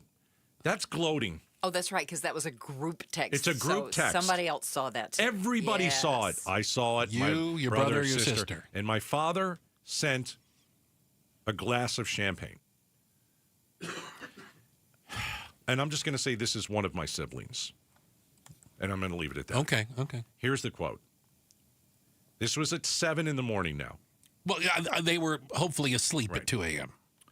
Dad, I say this with love, but shut the blank up. Oh. Oof. We don't talk like that in this family. We don't talk to our father like that. And so I read that this morning, and again, I just go, oh, crap. And so then, my father sends one of these, gifts, and it says, game over.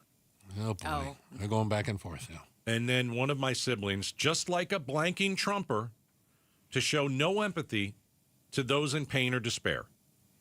You have to remember that if you're a Democrat and you're a liberal, and Trump wins, this is your worst nightmare. Mm-hmm. Okay.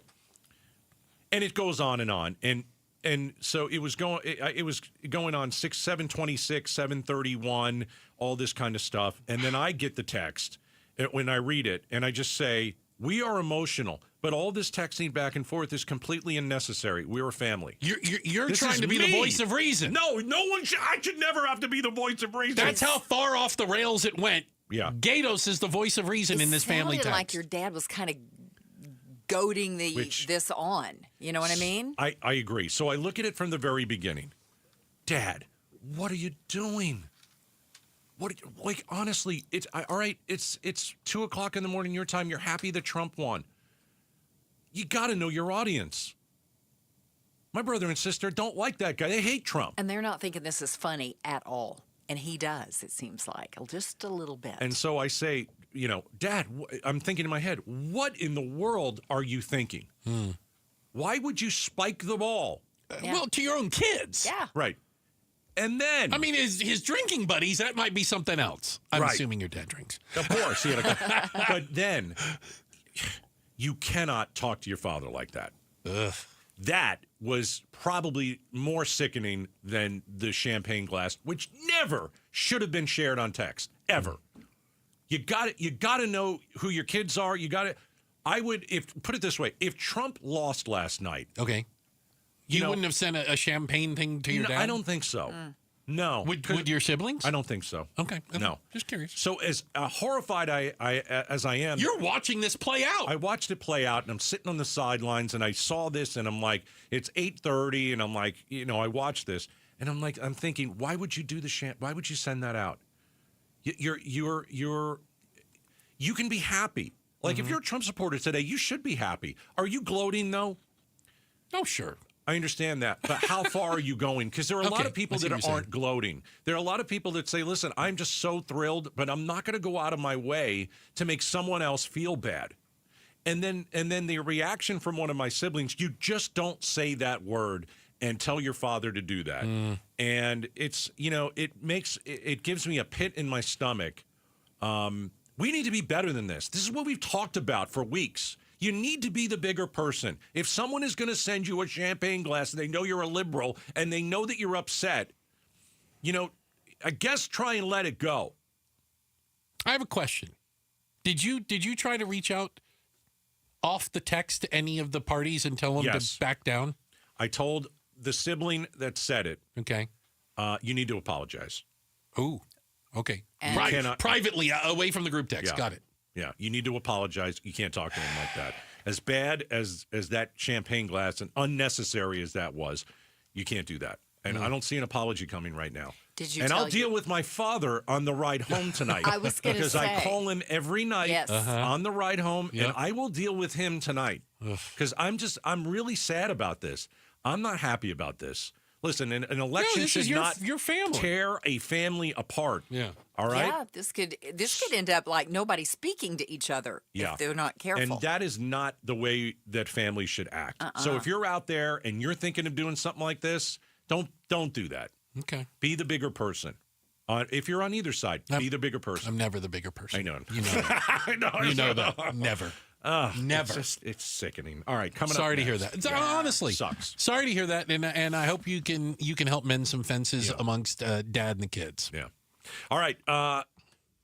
Let's talk a little bit about the presidency. Trump wins. What did he do right? What did Kamala do wrong? And we're going to ask you to put yourself in someone else's shoes today. We'll explain next. Okay, the election's over. Stock market is up today. These are good things, right? Especially if you're invested in the stock market with your retirement. But what can you do to make sure you hold on to that money? What can you do to make sure that you have enough for retirement? What can you do to make sure you don't outlive your retirement? These are all solid questions. Trajan Wealth has the answer.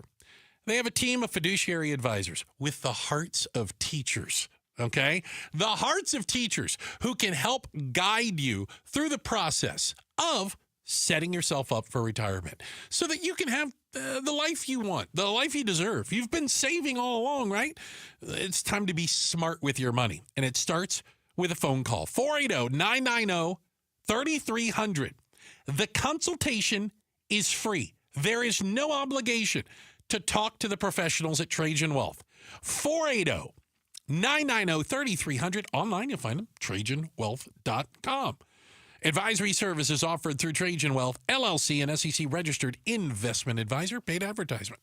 As most of you know, I'm a patient of the Schwartz Laser Eye Center, where I had LASIK surgery done 15 years ago. My colleague and Son's PA announcer, Vince Murata, also a client of Dr. Jay Schwartz, and now we can add Son's play-by-play announcer, Kevin Ray, to the mix. K-Ray recently had the clear lens exchange using the second-generation light-adjustable lens to correct his vision. This incredible technology just came out earlier this year, and the Schwartz Laser Eye Center has it. With 3 locations in the Valley, let the Schwartz Laser Eye Center help you. Call Dr. Jay Schwartz at 480-483-EYES or go online at teameye.com.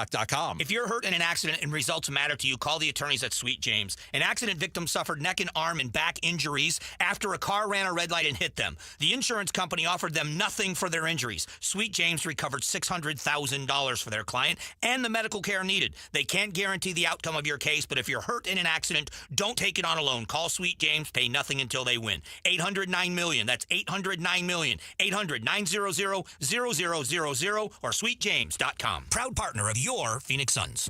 As a business owner, you wear a lot of hats. One minute you're ordering today's inventory, and the next you're planning tomorrow's expansion. It's complicated, but your business credit card should be simple. With the Signify Business Cash Card by Wells Fargo, you earn unlimited 2% cash rewards on purchases for your business with no caps or categories to track. Signify Business Cash, the deliberately simple business credit card. Learn more at wellsfargo.com/signify. Terms apply. KTAR News Flash. It's 4:47. I'm Becky Lynn. Here's what you need to know right now. It looks like Prop 479, which would extend Maricopa County's half-cent sales tax for transportation projects for another 20 years, will win by a comfortable margin.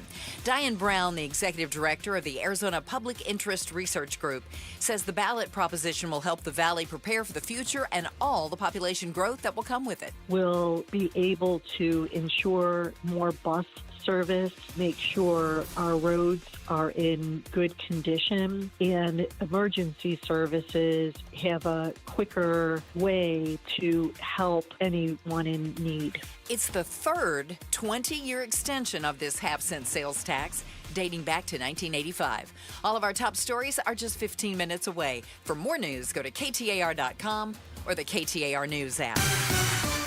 Checking the road home now. Here's Chuck Rowe in the Valley Chevy Dealers Traffic Center. Thank you, Becky Lynn. The effort continues to clear this modular home that's stuck on the connector ramp from the I-10 westbound to the US 60 eastbound. That is shut down. You may want to exit at Baseline there, take that over to Mill or Priest Drive and join the eastbound 60 from there. Now, east of there, the US 60 eastbound at Sossaman, a motorcycle wreck, the left 2 lanes blocked with that. This traffic report brought to you by AZ Trimlight. Customizable permanent exterior lighting make every day a holiday. Buy now and have them before Christmas. Get your free quote at aztrimlight.com. Chuck Rowe, KTAR News. If you're suffering from stabbing pain, numbness, tingling, or burning in your arms, legs, hands, or feet, you may be experiencing peripheral neuropathy. If you or a loved one is suffering from neuropathy and has been prescribed a medication like Lyrica, Neurontin, or Cymbalta, there is an alternative. Amazing research has now shown that neuropathy symptoms can be reversed in as little as 1 week. At Restore Wellness, highly trained doctors are using a cutting-edge treatment and successfully slowing and often reversing the disease without addictive medications. If you're tired of living in pain, then call 480-447-9555. That's 480-447-9555. There's no surgery or prescription drugs. Don't wait to get relief. Call 480-447-9555. The first 25 callers will receive a full exam and in-depth consultation, absolutely free. Hey folks, Dave Ramsey here with some good news from my friends at Window World. You see, unlike most window companies, Window World has offered just one low upfront price all year long without any crazy sale of the month gimmicks. In a world full of empty promises, it's nice to know that Window World has honored their low pricing all year long. Plus, their industry-leading transferable lifetime warranty even includes accidental glass breakage. So call today to lock in your 2024 pricing for 5 large premium sliding windows, all with Solar Zone Sunshield glass installed and tax included for only $39.63. The low price from last January is your same price today. Call or schedule online at windowworldphoenix.com. Window World, simply the best for definitely less. Arizona Votes 2024, continuing coverage of the general election on Outspoken with Bruce and Gatos. We almost sound professional with that stuff. I got to throw it in there. I still don't think we sound professional. Yeah, well, there is that. I was hoping. I was trying to aim a little higher. Yeah. Hey, the War Room is coming up in just over 10 minutes. We will bring together another panel, the best and the brightest, and have a discussion, including a little bit of a, I guess, is the term post-mortem? Absolutely. What went wrong and a little bit of what went right. And we'll go over that. Yeah. And also take a look at maybe some of the Arizona races, which some have yet to be called. Correct. Okay, some interesting things out there. But there are people who woke up today afraid. I would tell them to calm down. Okay. I would tell them it's going to be okay. Okay. But they are afraid of a Trump presidency. If you think that's silly, I guess the question would be, could you put yourself in their shoes? Could you try to understand why somebody would be concerned? Yeah. How about an illegal immigrant? Let's go down that road first. Again, I'm all for securing the border. I've been banging on Biden and how bad he's been for 3.5 years, and then he finally decided to do something, and it's slowed people coming over. I understand that. You know, we've talked about the border bill, how we need to fix amnesty, all that stuff. But who's scared of a Trump presidency? And if you're a Trump supporter out there, I don't know if you can understand it. Maybe you can. I'm not sure. Let's just go down this road. Okay. You're an illegal immigrant. You've been here for 15 years, 10 years. You own a house. You're paying taxes. What's your anxiety level today? What if you have a family member that's not here legally, doesn't have papers, etc.? What if you don't have papers, but you have 2 children here? Okay. I'm just asking, should you be here? I understand that most of us are going to say, no, you came here illegally. I understand that. I'm on board for that. But that person has a house. And that person does not have a criminal record. Because if you do, I'm for getting rid of you. 100%. Okay. I haven't heard anybody make an argument that criminals should stay here. Yeah. I don't have papers, but I own this business. And I'm paying my taxes on it. And what is that person or that family's level of anxiety today when you hear we're going to have a massive deportation? And I don't know if that's going to happen. What it's going to look like. Probably unconstitutional, but it very well could be. But what if you're that person and you've been here for a while? You're anxious. I think you are. I think we have to understand that, and we have to put ourselves in someone else's shoes. What if you're a young woman and you want body autonomy? Okay, and maybe you even went and voted. What is your anxiety level today? What if that was your number one issue? Can I share your text I got? Kind of along those lines. It says, all I know is I can look my granddaughter in the face and tell her I didn't trade her rights for cheaper gas. that's how some people are going to look at it, and the other side is going to have their argument against that. But I do think that we should at least acknowledge that, hey, listen, we don't know what Trump is going to do. No one really knows what Donald Trump is going to do. He's a wild card. But I thought that, there are a couple of examples of people. How about women today? I mean, you had Trump and Vance speak down to you. We're going to talk about misogyny in the 5 o'clock hour war room, which is coming up next. Barry Markson, Gail Bass, Democratic strategist Stacey Pearson, all in studio with us. It's the Wednesday edition of the War Room, and it's coming up next right here, Outspoken on KTAR. All right, at Connecticut, they will come to your house for free and test your water. That's how I got started with Connecticut 20 years ago. Moving here to the desert, finding out that our water is not only, tastes bad, but it's bad for you. So, Connecticut's been around for 37 years in Arizona, right? Connecticut's are built right here in the USA. There are these other companies that say, hey, we can fix your water. We know your water in Arizona, but they don't live here. And they're going to give you some 800 number. No, that's the wrong way to go. You go with a local company like Connecticut, 37 years in the desert. They're here in Arizona. They live here. The water experts, they're experts on Arizona water. These other companies, like some of them are out of Nebraska. They don't know anything about Arizona. Your water tastes bad, it feels bad, forever chemicals, dangerous carcinogens in it. Get a Connecticut system. 602-910-6570. Connecticut water, very refreshing. Gleason Roofing, there's a reason people choose Gleason. Small roof leaks can lead to big problems. Protect your home from extreme heat and monsoons with Gleason Roofing. Nationally recognized for outstanding workmanship, reliability, and service, a locally owned Valley roofer you can trust. Call 480-338-6644 today for a no-cost roof audit or visit GleasonRoofing.com. Gleason Roofing, there's a reason people choose Gleason. I'm Bob Burke, founder and chairman of Burke America Parts Group, a family of brands that includes RepairClinic.com, an appliance and HVAC parts solution company that's grown into an international brand. Before AmericanEagle.com, we partially launched a new technology platform developed by another firm. American Eagle helped take our technology to a whole new level with digital marketing, software development, and business insights into our key markets, appliances, HVAC, and outdoor power equipment, and did so both on time and on budget. AmericanEagle.com has the resources, experience, and talent needed to produce solutions. Our new technology platform, developed by AmericanEagle.com, has produced tremendous results with higher traffic, conversion, engagement, and online revenue. If you have any home repairs you need to take care of, check us out at RepairClinic.com. If you need a world-class website or technology project, then I would highly recommend AmericanEagle.com. Call AmericanEagle.com at 773-NETWORK. That's AmericanEagle.com, 773-NETWORK. Still putting off your estate plan? For many people in hospice care, one of their biggest regrets is leaving behind a legal mess for the people they love.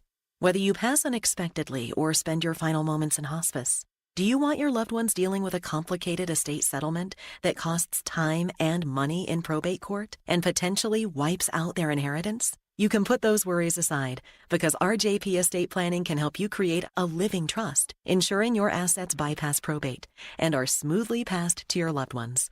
And if you're 55 or older, you can save 55% on a living trust.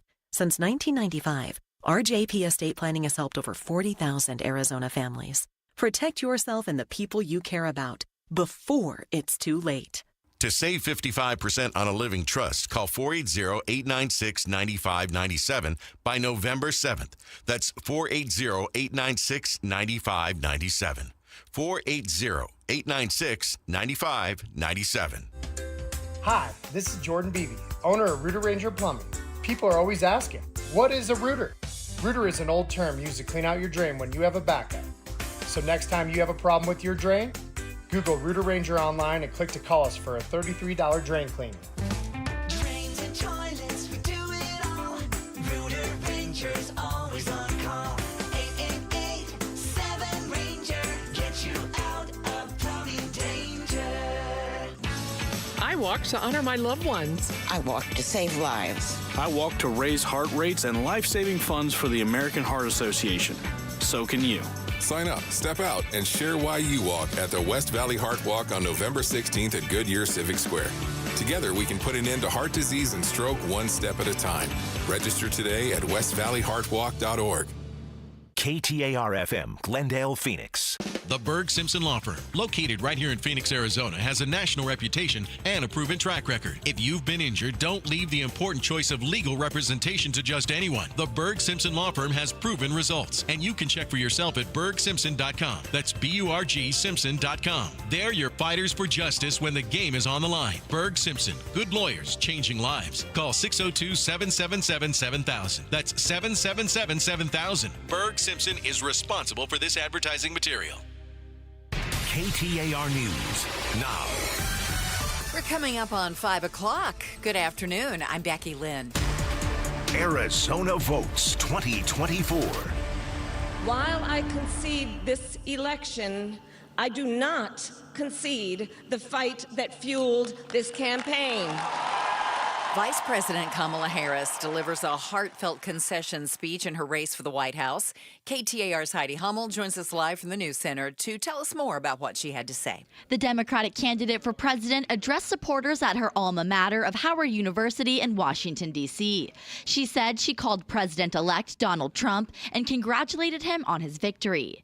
VP Harris encouraged everyone to accept the results of the election. I also told him that we will help him and his team with their transition, and that we will engage in a peaceful transfer of power.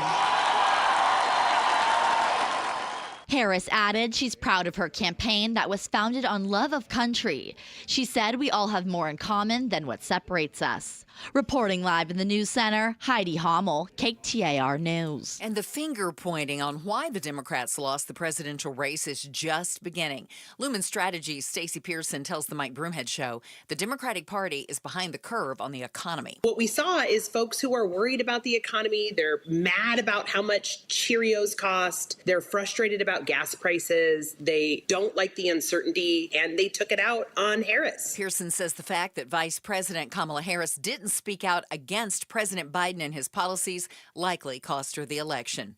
Democratic Senate candidate Ruben Gallego maintains a 60,000 vote lead over Republican Kerry Lake. He spoke at last night's Arizona Democratic Watch Party, saying Latinos and Native American voters were his campaign's priority from day one. We had a mantra on this campaign: go everywhere and talk to everyone, and that's exactly what we did.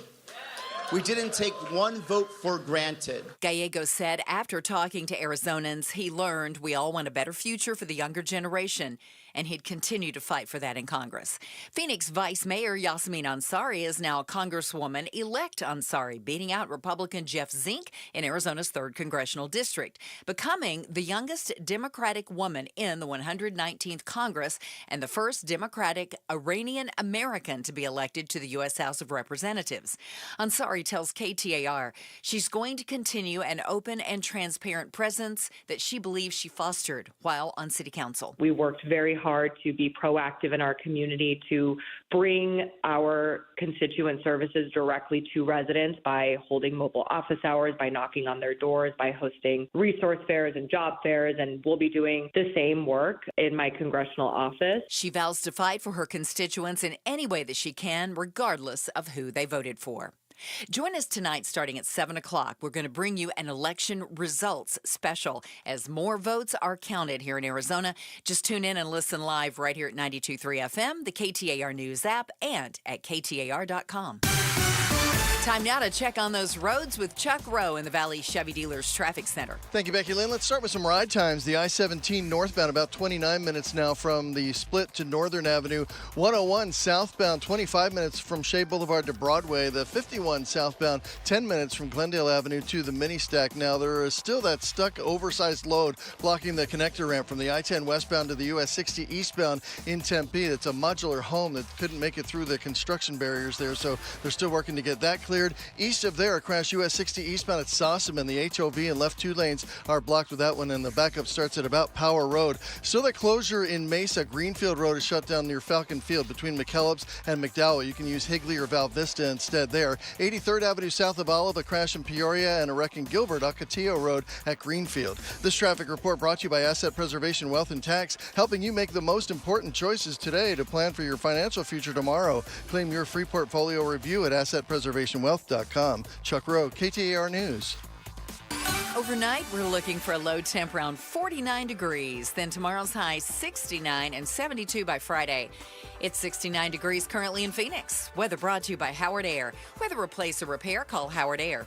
I'm Becky Lynn on Arizona's news station, KTAR News.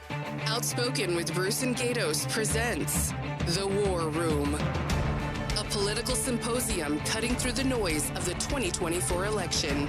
The War Room starts now. All right, we are inside the war room. Maybe the biggest war room we've ever done. Ooh. We know who's going to be the next president of the United States, and it is President Donald Trump. A massive win last night. I mean, he destroyed Kamala Harris. Across the board.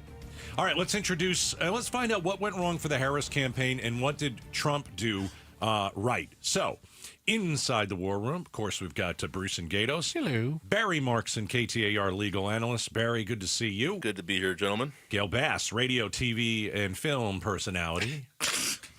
Hi, Gail. Unemployed. She loves that. Why don't you just call her the queen of all media? I like that, that's actually. solid. That's solid. It's a solid argument. And we have Stacey Pearson, Democratic strategist, Lumen Strategies. Hey, Stacey. Hi. Okay.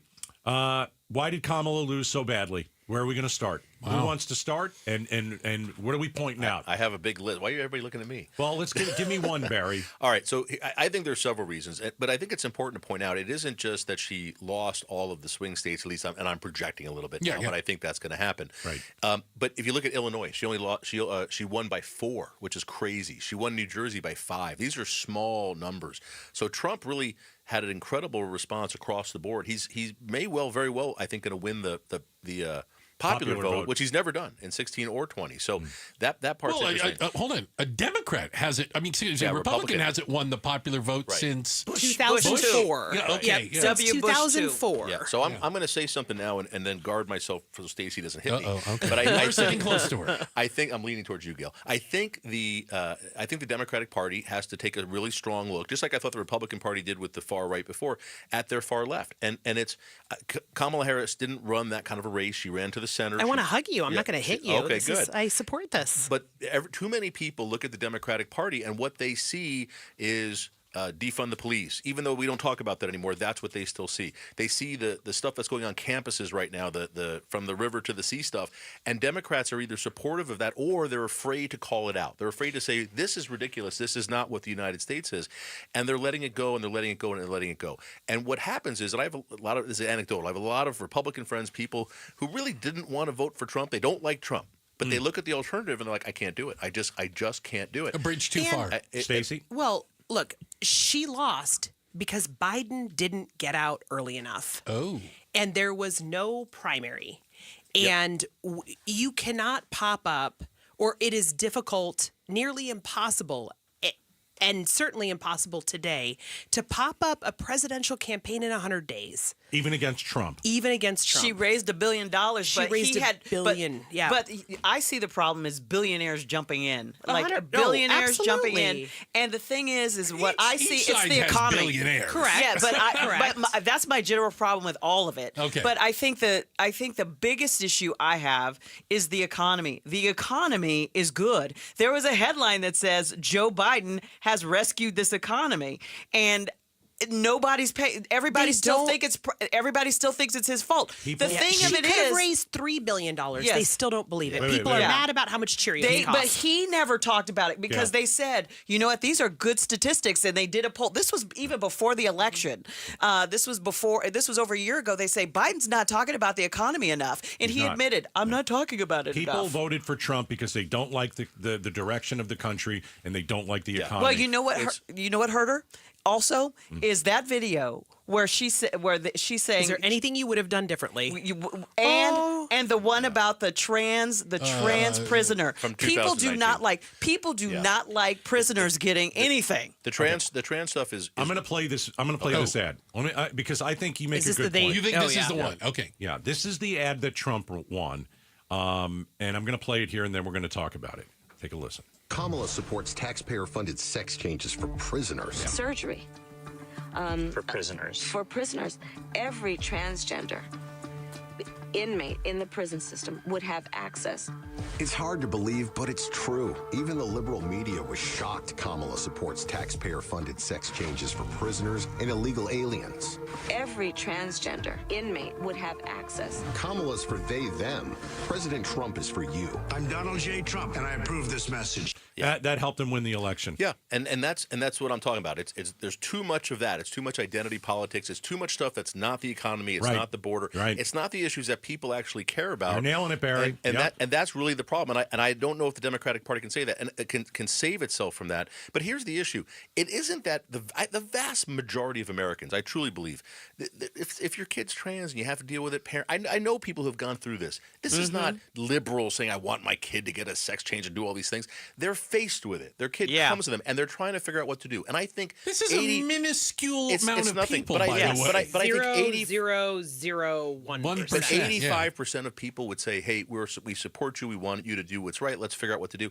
What happens is when somebody like Kamala says something like that, or we see a guy who's now a woman who's 6'5", and they're competing against women in sports. And Nobody wants that. It's 1 out of a billion. But that's the graphic. That's what people. Let me give you a statistic on that. 85% of Americans oppose males transitioning to females and being allowed to compete against women. Of course. And you hear there are a lot of Democrats say, no, they should be allowed to do it, and that's stupid. Oh, but they're not saying the quiet part out loud. Privately, let me tell you, I know people who are anti-Trump people who say, my daughter practiced so long in volleyball, was counting on a volleyball scholarship, and she cannot compete with that. So that's the space we're in. Like, if you want to be trans, I say be who you are. Right. Do what you want. But you're not going to play against. But that's something that the American people are not ready to embrace, and I don't think they. Well, I'm not going to say they ever will, because they said that about black people too.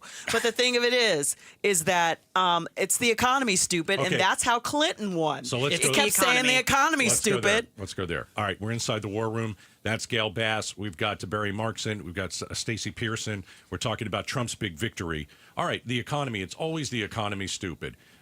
We probably should have known this. I mean, this was going to be the deciding fact of who was going to win. People care about their own well-being. It's always the economy. Yeah. That's what happened yesterday. I don't think that there was anybody out there that said, okay, I forgive Joe Biden on inflation. People were ticked off, and they showed it last night because in an overwhelming fashion, they voted for Trump. You're totally right. And this is something I'm going to say. I kept trying to say, and I said on the air now for 6 months, the economy's going great. And I would look at the statistics and quote them. The economy's booming. We have the strongest economy in the world. GDP's up. Unemployment's up. I would do all those things. Everything is great. Doesn't matter. But that's exactly right. What do you mean it doesn't matter? It doesn't matter because I was not feeling the regular folks, everybody, millions and millions and millions of people out there who are looking at the gas pump every time they fill up their car once a week and saying, good Lord, this is costing me $60, $70 or more a week to fill up my car. It's the Cheerio voter. They're just mad. Because they're buying that stuff every week, every day, and it's driving them crazy. Okay, but inflation's now under 3%. But the prices are still high, and they're talking about it and seeing it, and they're reminded of it every day. But you know what? It's like I was listening to Bruce earlier, and he's right. He's a capitalist. I'm a capitalist. My stock portfolio did very well under Biden. I'm not going to say. I was like, and you know what? You know who I follow actually? The Economist. And The Economist, I saw a headline already this morning. Investors are happy, but they said economists are like, I don't know about Trump's plan. Those tariffs are terrifying. Well, but here's the deal with the tariffs: is he going to do that stuff? And this is the beauty about Trump. Trump says the most ridiculous stuff. We could sit here all day and list the crazy stuff Trump says. And I would ask Trump voters, how do you vote for a guy who says this? And they were like, he's not going to do that. They made he Trump. Did it. Trump is going to them, to the voter, Trump is who they want him to be. They told us the same thing about choice, same thing about abortion. There will never be a deciding vote to eliminate Roe And here we are. Yeah, no, you're right. They got what they wanted. They got what they wanted. Do you think they're going and now it's in the Arizona Constitution against what they wanted. Do you think so there's that? Do you think they're going to? Do you think Trump's really going to start having an illegal immigrant roundup and deport millions? His of spokeswoman said it today. But do you think they're really going to do it? I don't know. They're going to set up. I don't think they 16, legally can. Well, in 2016, that when Penzone won, it was the silver lining for Democrats. That was silver lining, and they talked about how Arpaio was not in office to actually go round people up. Well, now Arpaio's number 2 is about to take office, and we may very well have folks rounding folks up. You know what we're also going to have? Some lawsuits, because what happened the last time they rounded people up? They rounded up American citizens, they impinged on their rights, and who paid? We did. Well, and so I think the hope is, if I can say, is that there are still, what are they, the guardrails? There aren't going to be any guardrails. There aren't any. Come on. No, House, you don't Senate, think Supreme Court. The judiciary isn't going to be a guardrail? House, Senate, judiciary Supreme is, Court. But in the administration, there's there's not going to be guardrails in the White House. We used to get we used to get so upset with the people in the administration and say, how can they put up with this? How can they let him say this and do this? And we didn't. Now we know they were behind the scenes, not letting him do certain things. They were kind of keeping him in the lane. Those people are gone. Now it's just Trump sycophants who are going to be in there. And I said this to my wife this morning. Trump's going to have, you know how sometimes when you're with a friend or you're with your spouse and one of you is like losing it, right? You just like you're getting angry and the other I know nothing about that. Everybody and you're able to go a little crazier because your spouse is calm down. We're not going to do that. It's fine. Trump had that before. He had that with the adults in the room. Now he's not going to have it. Trump's going to have to be the adult in the room, and I don't know that he's capable of it. Right. Well, look. Well, one thing you did say. Just added one thing. You were talking about, Barry, how how the far left wasn't moderated and they shouldn't, and they didn't come out and say, you guys need to stop protesting. The anti-Semitism needs to stop. That always needs to stop. But on the far right, we had Charlottesville, we had all that. They were never told to moderate. That's the thing. Yeah. They never moderated. The misogyny online under the cloak of a name where nobody knows who you are, calling a Joe and the hoe, saying she wasn't smart and she was overqualified. They were never moderated, but the left had to. But Trump lost in 2020. But they still did it. This time they did the same thing. I know. All right, tell you what, we're inside the war room. We've got Barry Marks and Gail Bass, Stacey Pearson, and Barry, you actually had, I'll give you credit, Barry had an interesting tweet. That's very just one? Ooh. Well, you got a few interesting ones in there. And I'm going to paraphrase it. We're going to have this conversation next. Democrats have won every presidential election, the past 6 cycles, except when they've run a woman. What does that mean? We're going to dig into it. It's coming up next inside the War Room on KTAR. All right, at the Arizona Painting Company, they're going to come do a great job at your house. They are bonded, licensed, and insured. They have a clean and courteous staff, expert painters that have been there for decades. And I'll tell you what, now that we're getting closer to winter, we're getting closer to the holidays, how about refreshing the look of your home? Thanksgiving is coming up. Maybe your family is coming into town, or Christmas. You've already, they're going to stay with us. Get the inside of the house painted. It's real simple. Or get the outside of the house painted, or do both. But call the Arizona Painting Company. They painted the outside of my house in June. It looks brand new. I just love it. I love it. My neighbors loved it so much. One of my neighbors right down the street, guess what they did? A week later, there's the Arizona Painting Company painting their house. I'll send you a discount. But you have to text the word paint to 620-620 for the Arizona Painting Company. KTAR News Flash. It's 5:17. I'm Becky Lynn. Here's what you need to know right now. With ballots being tabulated across the state, some races have shifted. Incumbent Republican Juan Ciscomani has barely taken the lead over opponent Kristen Engel in Congressional District 6. He's currently up about 400 votes. District 1 also proving competitive. Though Democrat Amish Shaw had an early lead in this race, incumbent David Schweikert is currently ahead by about 1.5%. Current U.S. Representatives Raul Grijalva, Paul Gosar, and Andy Biggs will also keep their seats. And not too much change for now in the race for Arizona's open U.S. Senate seat. Ruben Gallego leading by about 60,000 votes. At least one more major ballot drop is expected tonight from Maricopa County, and that could lead to some further shakeups. We'll, of course, keep you posted. All of our top stories just 15 minutes away. For more news, go to KTAR.com or the KTAR News app. Checking the roads now for us. Here's Chuck Rowe in the Valley Chevy Dealers Traffic Center. Thank you, Becky Lynn. Hearing about a new issue south of the valley. It's a stalled big rig on the I-10 westbound of Queen Creek Road. Left lane's blocked there. About a 4.5-mile backup for that. That stuck oversized load still has the ramp shut down from the I-10 westbound to the US 60 eastbound. And that motorcycle crash out of lanes now. US 60 eastbound at Sossaman. Still jammed there from about Higley. This traffic report brought to you by Evernorth Care Group. Your health is everything. Get integrated primary care with Evernorth Care Group. Schedule a visit today at evernorthcaregroup.com. Chuck Rowe, KTAR News. The War Room. Insight and analysis of the 2024 election. KTAR News, 92.3 FM. All right, we are inside the War Room. Quick shout out to everybody listening down south in Maricopa, our Copacabanas, Maricopians.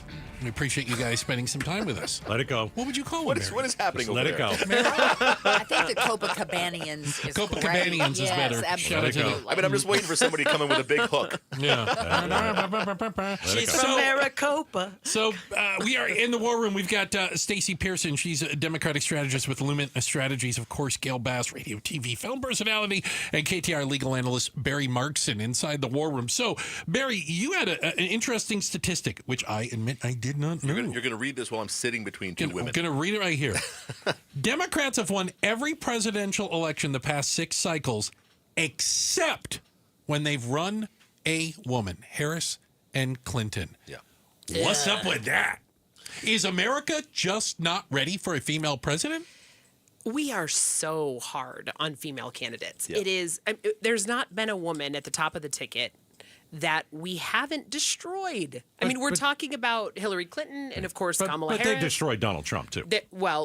We were talking about Sarah Palin being stupid. She was the governor of Alaska. Like, she probably wasn't all. She had a The weird. governor of Alaska. The governor of Alaska governs about as much people as the mayor of Gilbert. It's not. That's not that impressive. I think Kate Gallego has more people in her city for sure. than Sarah Palin had in Alaska because they have one congressional member. That's it. They have one member of Congress. Here's what women are saying today.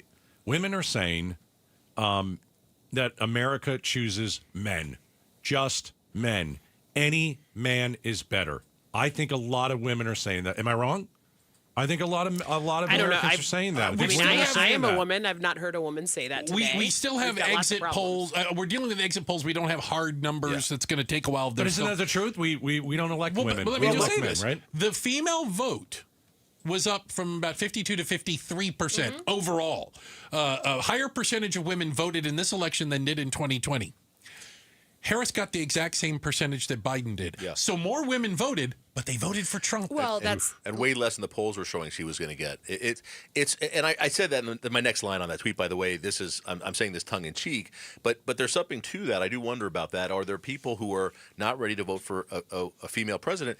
And I couple that with the fact that 45% of Hispanics this year voted for Trump, and only 32% of Hispanics voted for Trump in 2020. So. Is that one of the reasons? Is that Trump got all these Hispanic males to vote for him because they don't like a female candidate? Well, I don't know. Where are Hispanic men? Hold on. Trump won Latino men by 10 points. Trump improved with black men. 2020, it was 12%. 2024, it was 20%. They're not a lot more black women voted for too. How did he get 20? I still haven't seen that in print. I keep hearing that. Yeah. But Arizona's had more female governors than any other state in the union. We enshrined women's suffrage into our own constitution. Yeah. So I think Arizona might be the anomaly there. There are women governors of other places. Yeah. You've got the one who shot her dog. There is the one who. You've got a female. You're right. There's the one that shot the dog. There's Hochul in New York. There are women governors all over the place. Our county attorney is a woman. But the minute they would announce they're running for national office, they would be savage. Why not president? We've had 2 chances now to put a female in the Oval Office, and it's now over 2 for the ladies. So many good jokes here. I'm going to let them all go. But here's the part I will tell you, and I kind of mentioned this with the Hispanic vote going so much stronger for Trump this time. And somebody responded to my tweet, said I'm an idiot, and then said in Mexico right now they have a female president. Right. So what am I talking 100%. about? And they're right. That was a good point. That's a point. So I don't know. I don't know. We're I don't want to say it's because of women. I'm not sure that Kamala was really that great of a candidate, and she didn't. I think that's fair. And she didn't have the opportunity, or the Democrats didn't have the opportunity. She didn't have the time of Biden saying 2 years ago, I'm going to be a one-term president. I'm going to step aside. Let's have a primary. Let's fight it out, and let's see who the person should be. He should have. Yeah. I mean, that ego hurt. That was bad. Incredibly mad at him. When his mind, Stacey, when his mind was going, everybody in the White House knew it, and they covered it up. We talked about this. Okay, we did. What should have happened is Biden should have realized it. Jill should have helped him not only say, I'm a one-term president, I'm stepping down from the presidency, and I'm going to hand it to the vice president. And Kamala Harris would have had time to actually be president and run against Donald Trump as president. Look, that would have been the secret sauce. I'm not asking him to step aside, but not to leave the presidency and resign. But I think he could have said, I'm going to be a one-term president. Absolutely. But he kind of did. Yeah, he kind of did. Well, if he would have done that, by the way, he would have cemented his legacy. He would have been one of the most, historically, I think, one of the most patriotic seen presidents, because he came in, he saved us from Trump. And then he got the CHIPS Act, he got the infrastructure bill. Kept us out of a depression. Pulled us out of pandemic and the depression. And nobody wanted. And fixed everything. And if he would have said, I'm now going to step aside, now that's a selfless Because I'm act. 117 years old. Because who else has ever done that? No president has ever walked away from that power. He has been a consequential president. He has been. But he then everybody said, I want the guy he replaced. And that's who they voted for yesterday. They all wanted Trump I think it's back. because I think this has been a culture war the entire time. All right. I think it has. All right, we're going to talk Arizona and the vote. Arizona, was all over the place with this election. Are we logical or schizophrenic? Yes. It's very interesting. We're going to talk about that on the War Room next. I walk to honor my loved ones. I walk to save lives. I walk to raise heart rates and life-saving funds for the American Heart Association. So can you. Sign up, step out, and share why you walk at the West Valley Heart Walk on November 16th at Goodyear Civic Square. Together, we can put an end to heart disease and stroke one step at a time. Register today at westvalleyheartwalk.org. Hey, I want to talk to you a little bit about my friends over at Peoria Ford. Shout out to Pat Hickey, who's letting me drive one of the new Bronco Sports. I've never driven one of these before. And wow, what an amazing ride. Seriously. And they have all these variety of trim levels. You can find something that fits you. While it's compact on the outside, I'm shocked at how big it is on the inside. You can carry tons of stuff in your Bronco Sport. And don't think I haven't noticed how good the gas mileage is. Absolutely. And where can you find Bronco Sports? At Peoria Ford. Not just a few of them. A ton of them. My goodness, row upon row. If you're looking for Broncos, Peoria Ford is the place, and they're dealing right now. It is a great time to get a new Ford, even on these great Bronco Sports. Check them out online, PeoriaFord.com. That's the easy part, right? You let your fingers do the walking. Check out some of it already. Or you just got to see some of these with your own eyes, right? Head over there. Peoria Ford, just west of the 101 on Bell Road. Remember, you buy your Ford anywhere other than Peoria Ford, you pay too much.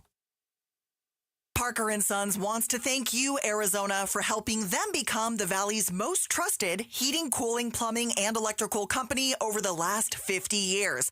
50 years. It's Parker's 50th anniversary. They are celebrating by giving right back to Arizona with 50 acts of kindness. If anyone you know is in need of Parker services, visit Parker50.com and nominate them for a free service or repair today. Parker50.com or call 602-2REPAIR. Hi, folks. Jay Feely here.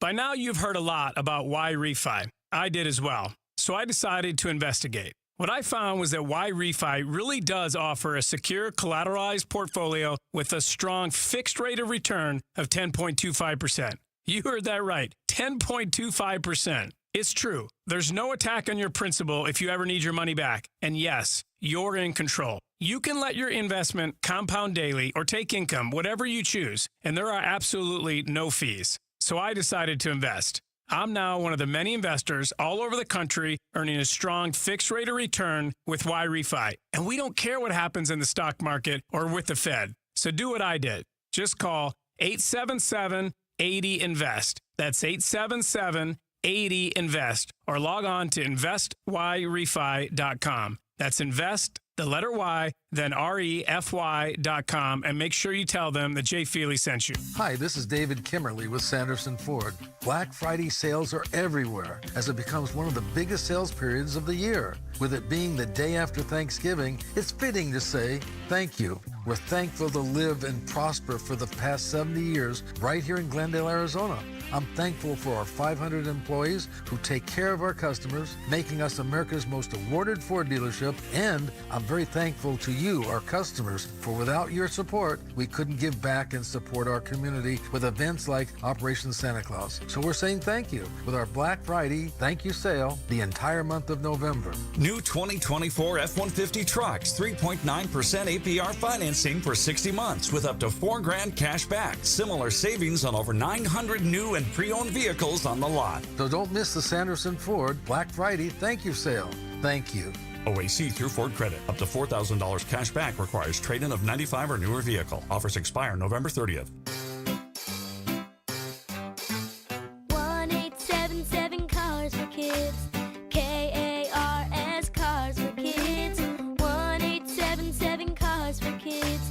Donate your car today. Donate today at carsforkids.org. That's cars with a K. Your car can be picked up as soon as the next day. Receive a tax deduction and vacation voucher. 1877 Cars for Kids. Donate your car today. Now accepting donations of land, homes, buildings, or any kind of real estate. Fall in Phoenix, and if you hate the paint, do what your neighbor Don did. He called Rhino Shield. Well, the home was built in 1948. Paint on the aluminum siding was peeling, and I couldn't find anyone who would repaint it until I called Rhino Shield. Rhino Shield's formulated for our specific climate.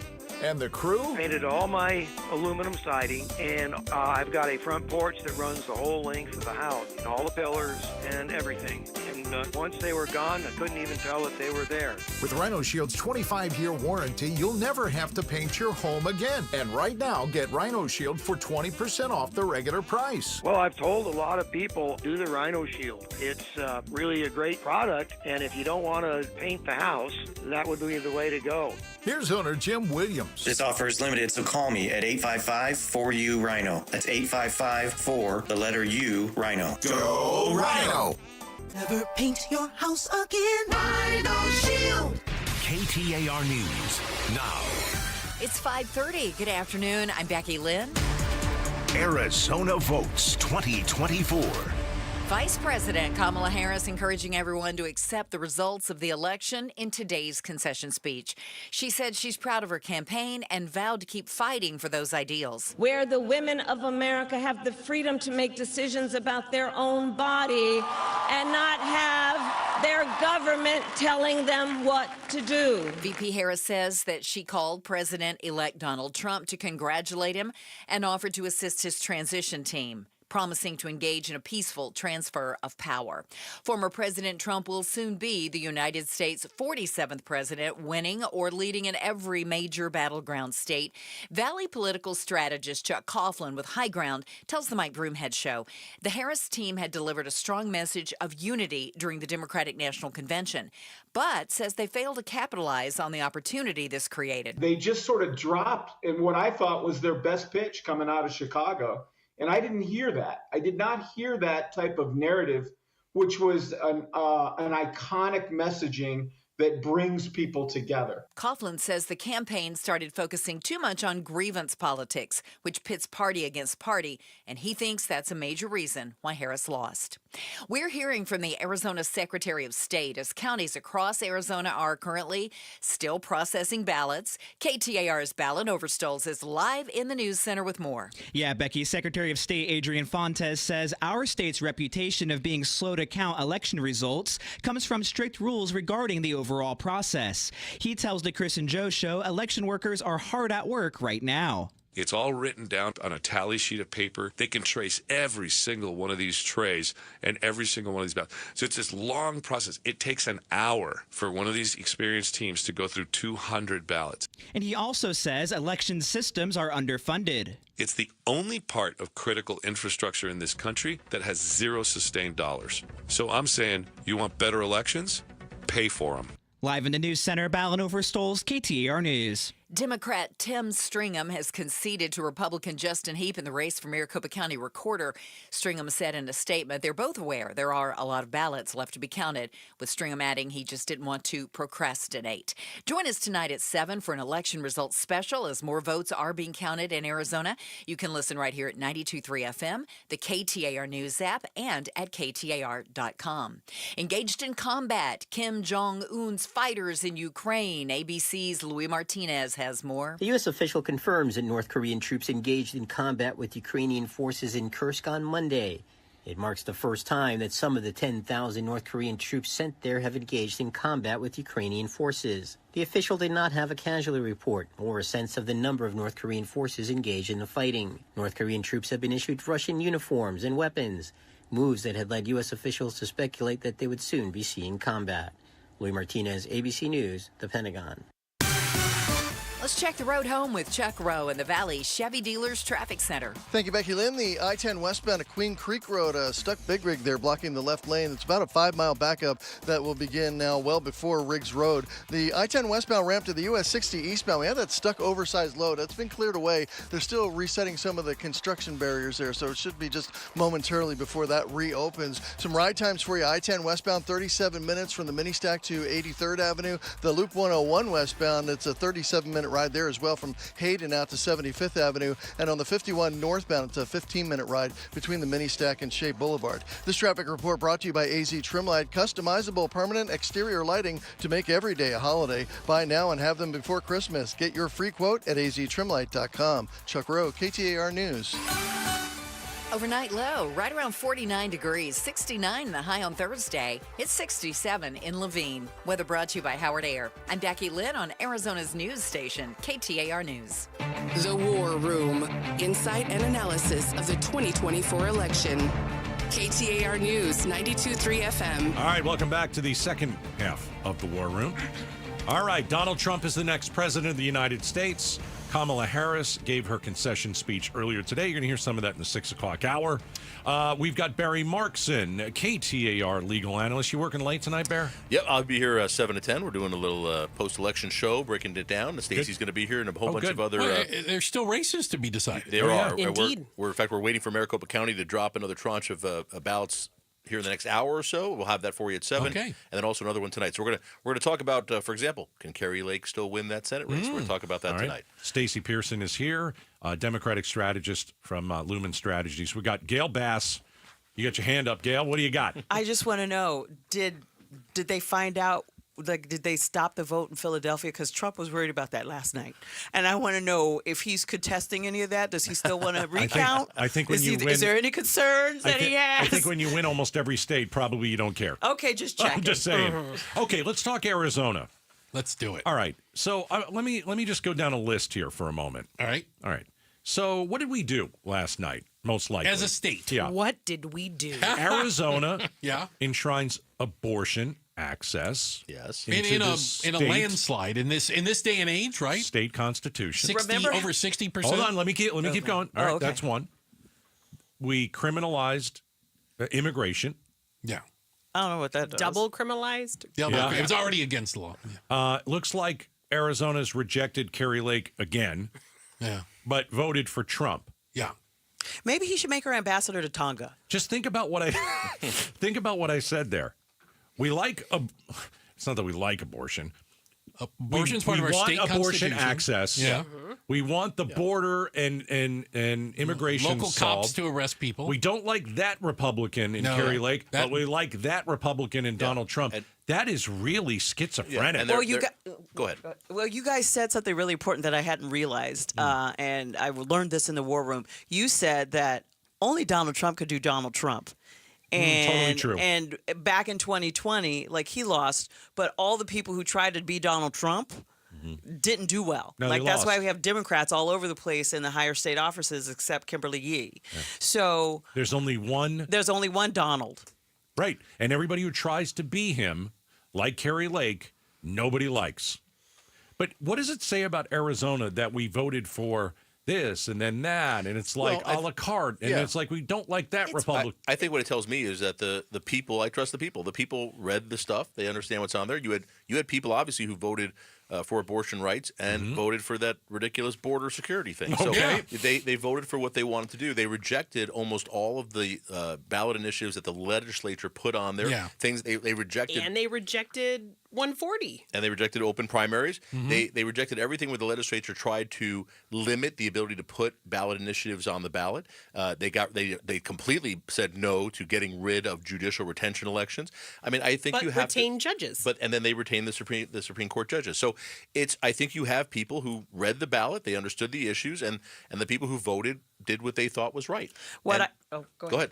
No, I just think it's interesting that you're like, we're all over the place. I'm like, well, I think that shows where we have commonality. And if I was a Democratic Party, I would look to these swing states and say, what is this? Because back to Joe Biden for a minute, he actually gave unions a lot of help. He's been backing unions, Bailed out up in the pensions. and back up in the Rust Belt. But you know what?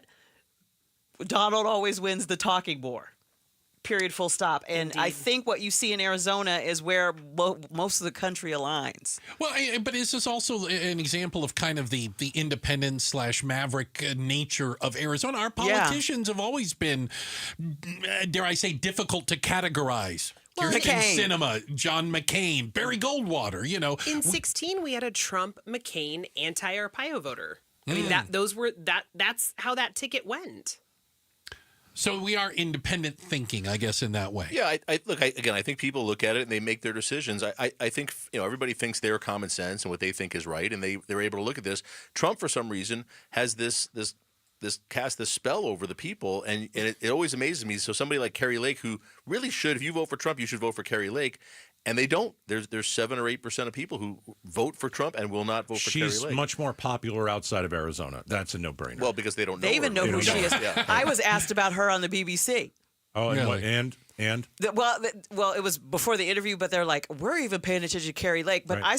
I saw a tweet the other day that I thought was pretty funny. They're like, I was like, why does the world know about Maricopa County? And we talked about that. No. Like, the world knows about Maricopa County. Yeah. Because we had pink underwear in a tent jail. And Well, a because sheriff who was but also they insane. blame. But Because they of also swing vote. we have all these people saying that we don't know how to count our votes, and it takes us 2 weeks to get Takes the us a vote long out, time. and then they're corrupt and everything else. So that's another. We were We do ground bring zero some for of it on that. ourselves. We were ground zero for the I got craziness. one last one. Carrie Lake, if she loses this race down 4%, Yeah. what does she do? Arizona mine inspector, state Oh, mine gosh. inspector. She's going to run for that.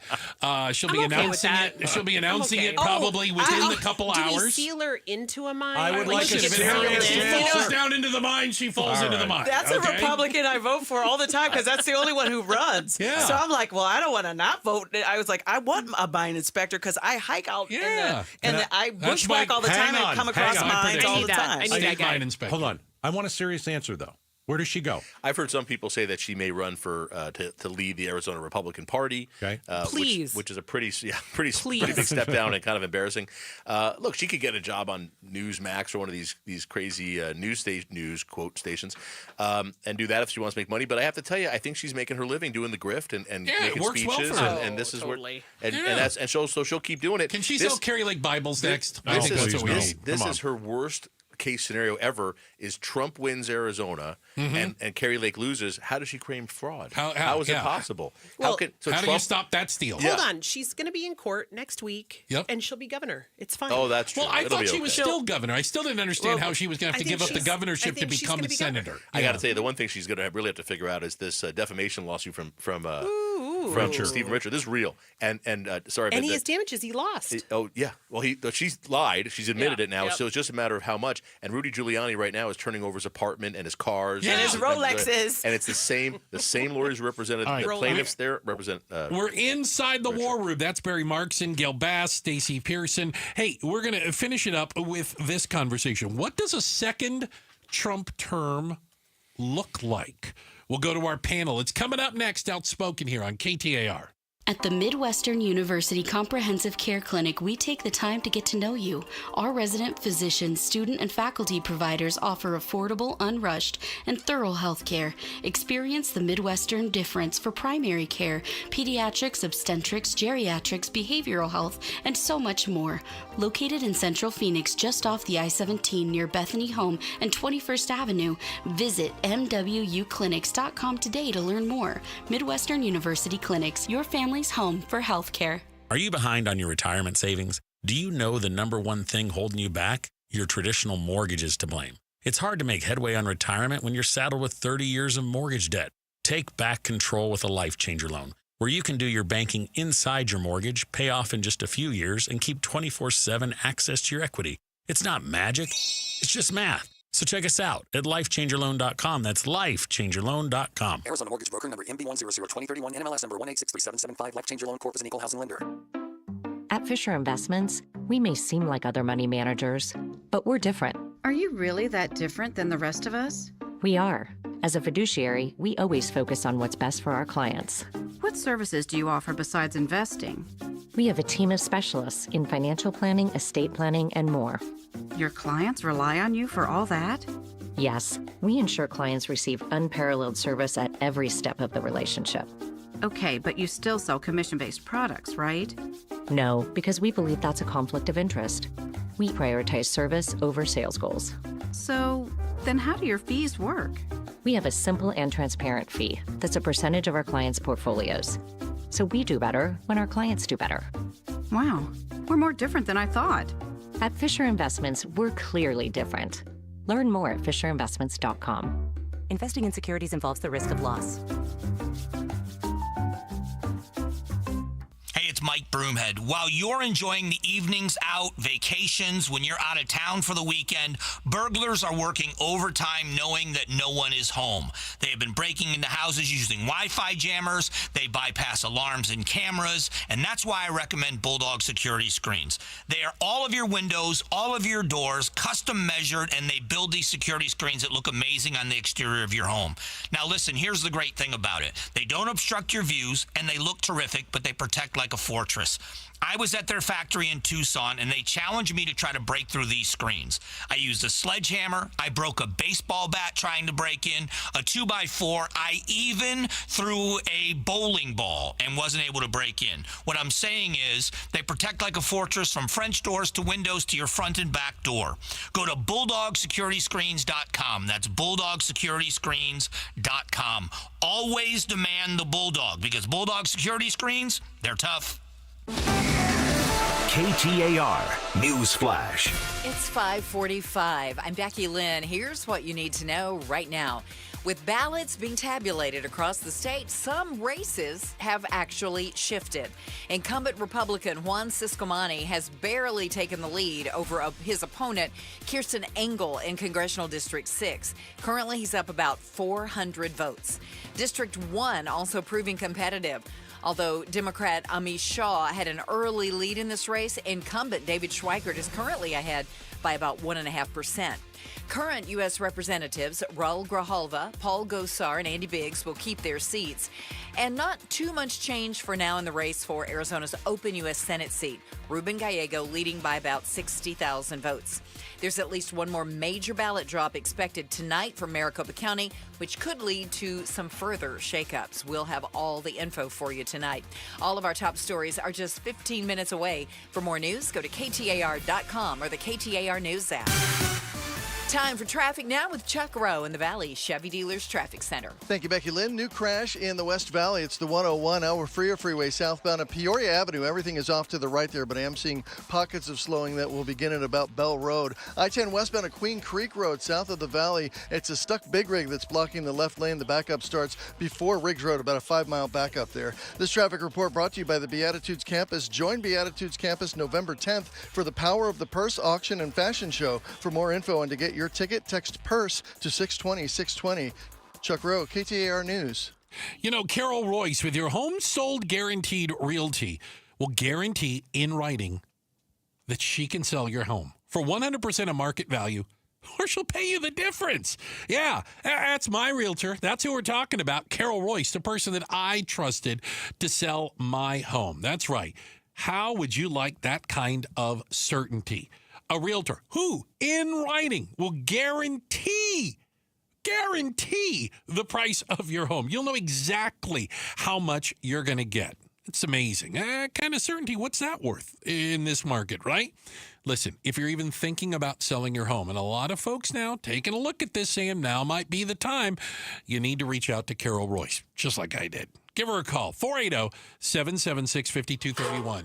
480-776-5231, or visit carolhasthebuyers.com. That's carolhasthebuyers.com. As always, terms and conditions apply. Ron Wolfley here. Are you looking for an award-winning pool? Well, visit Presidential Pools and Spas with over 3 decades in the basin. They are APSP certified, Better Business Bureau A-rated, and members of the prestigious United Aqua Group. They've won countless awards, including Best of Our Valley 2024 and multiple Pool of the Year titles. Enjoy peace of mind with their industry-leading 5-year warranty and exclusive presidential perks with every pool sold. Visit presidentialpools.com. The War Room. Insight and analysis of the 2024 election. KTAR News 92.3 FM. We're back inside the War Room. The regular Wednesday edition of it. Not the special election edition. The special 2-hour one we did yesterday, yes. We are joined in studio, gracious with their time, and we're thankful for Barry Marks and Gail Bass and Stacey Pearson being with us here. Okay, we are looking at a Trump presidency 2.0. What does that look like? How about this? I want everyone in the room here to tell me one thing they think Trump will do well. Stacey, we're looking at you. I promised to not get bleeped. I promised. I told my husband. We're running on a delay, 7 seconds, just in case. What is he going to do well? I really, look, I want him to succeed. I want him to rise to the occasion. I hoped for this in 2016, even if I didn't vote for him. So maybe he's going to get his naps and come to the job with a shiny new approach. Okay. First of all, I will say I think he's going to have a better approach to Israel. I think it's going to be strong, and I think that's going to be helpful in Israel to bring it to an end. And also, keep in mind, and I don't know if Jared's going to do anything anymore, but they actually did get peace with Israel and a whole bunch of their Arab neighbors. They did constructive things there. How are you going to get peace between Israel, Hamas, Iran, Hezbollah, Hamas, Lebanon? I don't know if you're going to get that. But we haven't had peace in the Middle East in ever 2,500 years. But I think Trump is going to support Israel, and he's already told Netanyahu, you got to bring this to a close before I'm inaugurated. So they're going to figure. I don't know what's going to happen. Maybe it's not going to be a good thing. And he's just going to believe Trump and say, "Okay, I'll do it right now." Yeah, but I will say one other thing, Gail, and I apologize for taking longer, but I think Trump has the opportunity to be a historic president. How so? Because he's not going to run for office again. He can't. Right. And he has whatever you want to call it, his charisma or whatever it is he has, the cult. He can drag the right to things and get things accomplished. If he wanted to, he could lead us to immigration reform, real, legitimate, accomplished, where we're dealing with the asylum situation, where we do more border security, but do something with DACA. He actually could do that. If he told the people who are cheering, let's deport 15 million people, no, we're not going to do it, they would change their policy on it. He really could make that happen. He could actually lead some sort of Social Security, Medicare reform like Reagan did in the 80s, where, hey, you know what, maybe the retirement age needs to be a little higher. Not tomorrow for people who are retiring soon, but in 20 years or 25 years, let people plan. And he could do those things because he can drag people to that point. He might not get every far right person, but he can bring some to the left. He has that ability in several areas. I think it's like a 1% chance he does that. But if somebody gets in his ear and say, you can be historic, you can be historic as this nasty guy that nobody likes, or you can actually accomplish something, he can do it. Gail Bass, what do you got? I like what he said. No, really, because, the thing is that if... We're doing one thing that Trump will do well.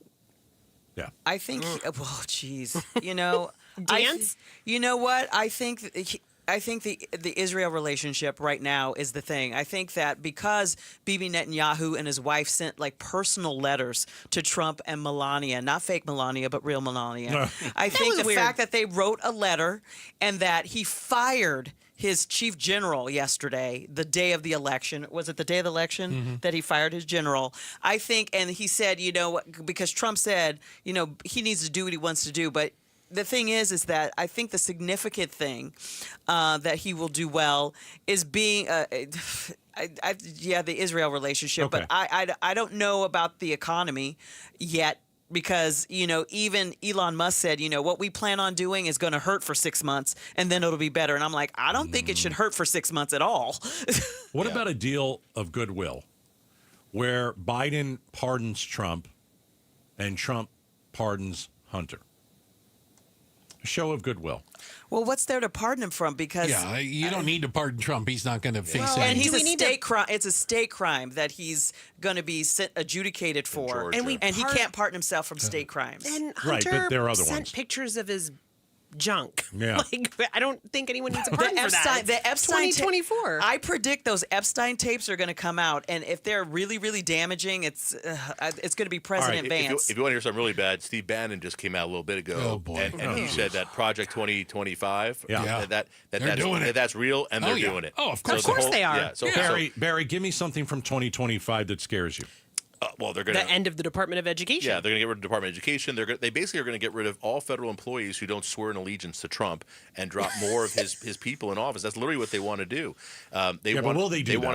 They want to ban abortion. By the way, let's look ahead for a second. Okay. There will be people pressing Trump and the Republican Party to have a national ban on abortion. Indeed. We're going to see if Trump is really Pushing going to stand hard to on his word. And I actually think he's smart enough not to cave to that. I hope so. But the other part is there are going to be people who are for the Senate to say that the Republicans should get rid of the filibuster for a national abortion ban. And we're going to see if any of the Republicans have the huevos to stand up like Kirsten Sinema did and Manchin did and said, we're not going to do that for the good of the country. Guys, appreciate you all being a part of the war room today. Gail Bass, star of TV, radio, and film. KTAR legal analyst Barry Marks, and the lovely and talented Stacey Pearson, Democratic strategist with Lumen Strategies. Thank you guys so much for being with us today inside the war room. Are we going to do another one next Wednesday? Yes. Why not? We're going to keep them going because I think there's going to be plenty to talk about. All right? That's what we are on to. Hey, we've got a check of the headlines on the way. And then we're going to talk a little bit. We mentioned a little bit of what a second Trump presidency would look like. Let's talk about the people specifically who might be afraid of it. It's coming up next. We're Outspoken on KTAR. All right, if you are considering dental implants, it's important to do your homework because not all implant centers are the same. Here's why Aria Dental Implant Center is different and better than the rest. Aria is able to provide world-class care at reasonable prices. Let me repeat that. Aria is able to provide world-class care at reasonable prices. Why? Well, you have all these other implant centers. They're owned by private equity investors. I know it sounds boring, but it's important because what that means is they have way more overhead and a lot of investors to pay. So they have to charge you more. And that doesn't happen at Aria. They're all about finding the right solution for you at an affordable cost. In fact, they know that, we're all dealing with something, trying to save money and all this kind of stuff. When you meet Dr. Joe, he's going to sit there and he's going to talk to you about how much money you can save. And that figure is $21,000. The other guys want to do it for way more. Aria will save you around $21,000 for the same procedure. AriaDentalImplantCenter.com. If you're experiencing low-energy brain fog or bloating, then your body might need a detox. Active Liver from New Nordic makes it easy to help your liver detox your body all year long without major changes to your diet or lifestyle. Active Liver is available in stores at CVS or online at Amazon. Every day, community. Supporting. Giving. Every day at APS, we support Arizona community organizations and our customers, giving back to help Arizona teachers, nonprofits, and families, volunteering to support and strengthen neighborhoods, working with local partners to provide customers with crisis assistance and other services when they need it most. To help your community or find assistance for yourself or someone you know, visit aps.com/brighter. This ad is funded by Pinnacle West shareholders. Still putting off your estate plan?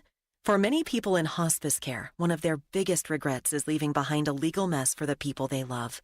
Whether you pass unexpectedly or spend your final moments in hospice, do you want your loved ones dealing with a complicated estate settlement that costs time and money in probate court and potentially wipes out their inheritance? You can put those worries aside because RJP Estate Planning can help you create a living trust, ensuring your assets bypass probate and are smoothly passed to your loved ones. And if you're 55 or older, you can save 55% on a living trust. Since 1995, RJP Estate Planning has helped over 40,000 Arizona families. Protect yourself and the people you care about before it's too late. To save 55% on a living trust, call 480-896-9597 by November 7th. That's 480-896-9597. 480-896-9597. Do you know the secret to losing up to 1 pound of fat every day? This is Dr. Patrick Maloney with Phoenix Secret for Weight Loss, and we know the secret. Our unique weight loss program makes it easy to lose weight, get healthy, and get your energy back naturally, safely, and effectively. If you'd like to lose unhealthy fat without counting points or calories, no exercising, no prepackaged meals, no drugs, no surgery, and no injections with the risk of serious side effects, visit PhoenixSecretForWeightLoss.com to schedule your free consultation in person or virtually. Jamie West here, and after hiding my bathroom scale for more than 2 years, I'm now excited to step on it every morning. Thanks to Phoenix Secret for Weight Loss, I've lost more than 20 pounds in just over a month with no drugs or shots. Get started now and think about how great you'll look for the holidays. Call for your free weight loss consultation in person or virtually, 602-832-7440, 602-832-7440, or go to PhoenixSecretForWeightLoss.com. Teacher Dan here. Back in the day, I was a pretty active weekend warrior. I was playing golf, hiking, hunting, and fishing. Then one day, a nagging back condition got a lot worse. Next thing you know, I couldn't do any of those things anymore. That's when I discovered the Desert Institute for Spine Care. These are board-certified, fellowship-trained spine surgeons. From the minute I met the team at DISC to the completion of my back procedure, the team made me feel comfortable every step of the way. Learn more about the Desert Institute for Spine Care by texting SPINE to 620-620. Message and data rates may apply. It matters who your lawyer is. At Berg Simpson, we truly care about the quality of work we do, that fair compensation is given, and that our clients are getting the best possible representation. We're always working hard and are committed to doing everything we can to give our clients the best opportunity to have a great result. We're proud of that, and it shows. If you've been injured, call Berg Simpson for free now at 602-777-7000. BergSimpson.com. Good lawyers, changing lives. KTAR-FM, Glendale, Phoenix. At ABC 15, we stand for what's right, taking on challenging issues and driving real change, listening and making sure your voice is heard, investigating and following through. We are ABC 15 Arizona. KTAR News now. Good evening. It's 6 o'clock. I'm Becky Lynn. Arizona votes 2024. A humble Kamala Harris concedes in the presidential election. KTAR's Heidi Hummel joins us live from the News Center to bring us more on her remarks. The vice president spoke at Howard University in Washington, D.C. She told her supporters she's proud of her campaign and will continue to fight for everyday Americans. We have been intentional about building community and building coalitions, bringing people together from every walk of life and background. VP Harris said she called President-elect Donald Trump to congratulate him and offered to assist his transition team with a peaceful transfer of power. Reporting live in the News Center, Heidi Hummel, KTAR News. After big wins for Republicans across the nation, one former GOP leader is confident they won't lose Arizona's state legislature. Former executive director for the Arizona Republican Party, Matt Kenney, joined the Mike Broomhead Show. I think we're going to hold on to the majorities in the legislature, and I think that they're going to be the necessary check that we need on the Hobbs administration. The former Republican state leader says they might have a majority in the House, but the state Senate will be much closer. Now that Donald Trump has secured his return to the White House, the federal criminal cases against him are expected to be dropped. And as for what may happen later this month related to his 34-count felony conviction in New York, ABC News Chief Justice correspondent Pierre Thomas has more. Some legal experts say it's doubtful that the judge overseeing Trump's 34-count felony conviction in the hush money case involving Stormy Daniels will impose any jail time when Trump is sentenced on November 26th. Arizona voters have sent a clear message regarding abortion access in the state. They overwhelmingly approved Prop 139 by a margin of 2-1. The Arizona Abortion Access Act amends the state constitution to add a fundamental right to an abortion. Chris Love with Arizonans for Abortion Access tells KTAR News she never doubted the support for the measure. We got onto the ballot with a record number of signatures, but also have sustained that energy throughout our campaign. A number of states had abortion access on the ballot, with Florida the only state where it didn't pass. Election day went well overall, according to Secretary of State Adrian Fontes, but he adds there were some problems, including technical issues at Apache County polling sites that led to extended voting hours. Fontes also says there were non-credible bomb threats in several locations last night. And because of where the threats were happening, we decided this is just another one of the tactics that our foreign enemies were trying to use to infuse chaos into our systems. Didn't work in Arizona. We had a pretty darn good election last night. He says it's not outright confirmed, but he believes the threats came from Russia. Join us tonight starting at 7 for an election results special as more votes are being counted in Arizona and are expected to be released here in Maricopa County. Tune in right here at 92.3 FM. You can also listen on the KTAR News app and at KTAR.com. Wall Street today looking pretty good. The Dow was up 1,482 points today, closing out at 43,703. The S&P was up 143 and the NASDAQ jumped 529 points. For more money news, you can visit the Business Center at KTAR.com. Time for a look at traffic with Chuck Rowe. He's live in the Valley Chevy Dealers Traffic Center. Thank you, Becky Lynn. Freeways got busy all of a sudden. The 51 northbound before Thomas Road, there's a wreck there that's blocking the HOV lane, adding to the delays coming up from the mini stack. I-17 southbound after Greenway crash. Looks like most of the freeway is blocked there. The HOV lane is getting through, maybe the left lane, but that's about it. A little tough to see those cameras at night. 101 Elwer Freer Freeway southbound at Peoria Avenue. New crash there. There was already a wreck on the right shoulder. Now the HOV and left lanes blocked with a new crash slowing you down from Thunderbird. I-10 westbound at Queen Creek Road. That's a stuck big rig that's blocking the left lane, about a 5-mile backup there. This traffic report brought to you by Asset Preservation Wealth and Tax, helping you make the most important choices today to plan for your financial future tomorrow. Claim your free portfolio review at assetpreservationwealth.com. Chuck Rowe, KTAR News. Our high temperature today at Sky Harbor Airport was 71, and after an entire summer of saying, our average is well below where we are, today we were actually below our average. Our average for this time of the year, 81 degrees. So enjoy the cooler weather because we are going to warm up toward the end of the week. Overnight, 49, 69 tomorrow, and 72 by Friday. It's 64 in Chandler right now. Weather brought to you by Howard Air. Whether replace or repair, call Howard Air. I'm Becky Lynn on Arizona's news station, KTAR News. Arizona Votes 2024, continuing coverage of the general election on Outspoken with Bruce and Gatos. Oh, it's hour number 3. A lot of people call this the best hour, Gatos. Oh, goodness. A lot of people say He's Bruce, I'm Gatos, and here we are. One day after the election, Donald Trump headed back to the White House. We still have some pretty important races here in Arizona that are too close to call. Well, that's why we got a show that's coming on after us live. Yeah. Barry Markson and a whole bunch of other people who are going to be on a panel. We'll join him, and we'll try and figure out, as the votes are still coming in, who's winning, who's losing. I think a lot of people are watching Lake Gallego. Sure. It's about 3-4 points, something like that. Can I tell you, and I've always felt this, that while everyone pays attention to the top of the ticket, right, it's halfway down or that back or the second page that really impacts your life right here. It's city council. It's school board. It's the people who make decisions that you come across on a regular basis. I think it's important. Yeah, there's no doubt. And props, it decided what Arizona is going to do with the issue of abortion. It's settled now in Arizona. Exactly. A prop yesterday decided how Arizona is going to treat immigration. And so, yeah, a lot, that one's pending litigation. There's no doubt about it. Well, no, it's written into the prop. Yeah.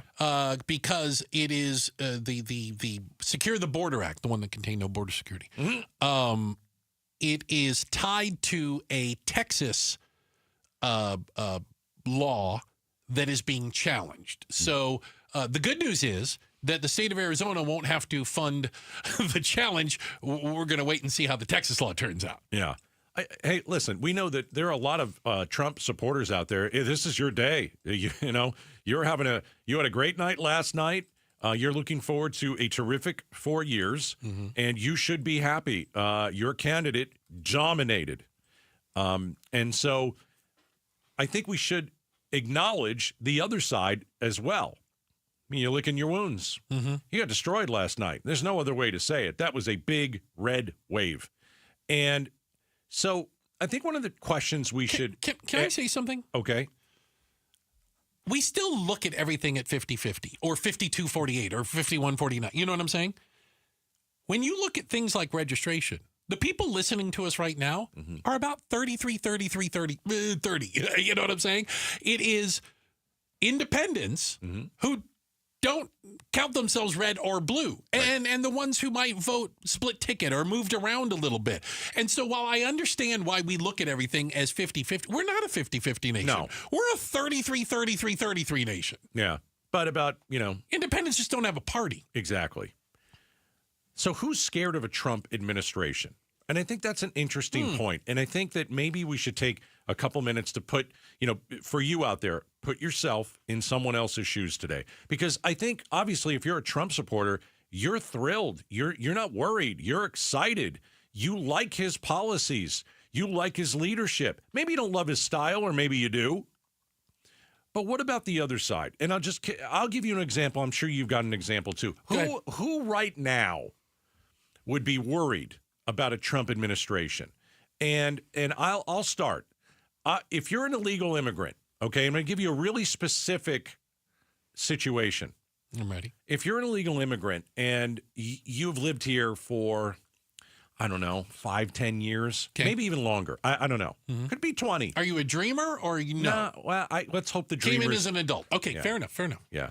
Okay. You own a house. You're paying that off. You are paying your taxes. You're working a job. By the way, you're paying taxes and not getting anything for it. Exactly. No, it's absolutely You're true. not going to get Social Security. You're not going to get Medicare. You're paying into it. You're paying into our Social Security. Yeah. Okay. And you've stayed out of trouble. You're not someone who's in trouble with the law. You don't have a record. Okay. But you've committed a misdemeanor. But you did come here illegally. Being in the country illegally is a misdemeanor. But you did come here illegally. Yeah. And now you're living here. And you like it here. And you've got a house. And you maybe have a couple kids. Ooh. Are you going to get deported? There are people out there screaming at their radio right now, kick them out! Get a bus! There are some. And that's Absolutely. why all I'm saying is put yourself in someone else's shoes. That person who could be here or somewhere has a lot of anxiety today. Sure. Because they don't know the future and what it holds. And the real specific situation I'm even giving you is maybe their kids have been born here. They're United States US citizens, yeah. but they're not. How do you kick mom or dad out of the country for both? And again, I want to be real specific here. Like if you're sneaking over the border, right, and you've been here 6 months or a year or something like that, I'm for getting ready for you. Sorry, I am. You snuck in, you did it the wrong way. Okay, Biden let you do it. Got it. I disagree with that entirely. I understand, but we should probably you use the asylum laws that we have. No, I'm not talking asylum. Be very, very clear. I haven't said a word about asylum. The majority of people who have come across but I'm the not border talking about that. Have said the word asylum. But I'm not talking about that. I'm talking about sneaking over the border. Small number of them. Keep going. Okay, I don't know if it's a small number. If you've done that, you're probably going to get removed. That's a very different situation than someone who's been here for 10 years, has a house, has kids who are American citizens, pay taxes. I don't want that family removed. Okay. But if you came over 6 months ago and you snuck in, yeah, I'm okay with you getting removed. And I just don't know where the narrative that there's all these people sneaking in comes from. Well, you know what's happened. I don't know what the number down. I don't know. They come across legal. They come across People legal sneak in border all crossings. the time. People sneak in all the time. Yeah. But also because of our asylum laws, which are a disaster. Of course they're a disaster. Yeah. But I think if you're here and you've claimed asylum, until your case is finished, the law says that you can be here. That's the way the law's written. You have rights. You can stay Even if here. you're here illegally, you do have rights. Absolutely. But do you understand how I'm saying it's But somebody who's been here for a while. It's a different situation, But isn't it? you're talking about a what some people call pat the citizenship, and I think that's a mistake. Okay. Because I don't think all these people want to be citizens. So what do you do with the example of a family that I gave you? Legal residents. See, I'd be fine with that.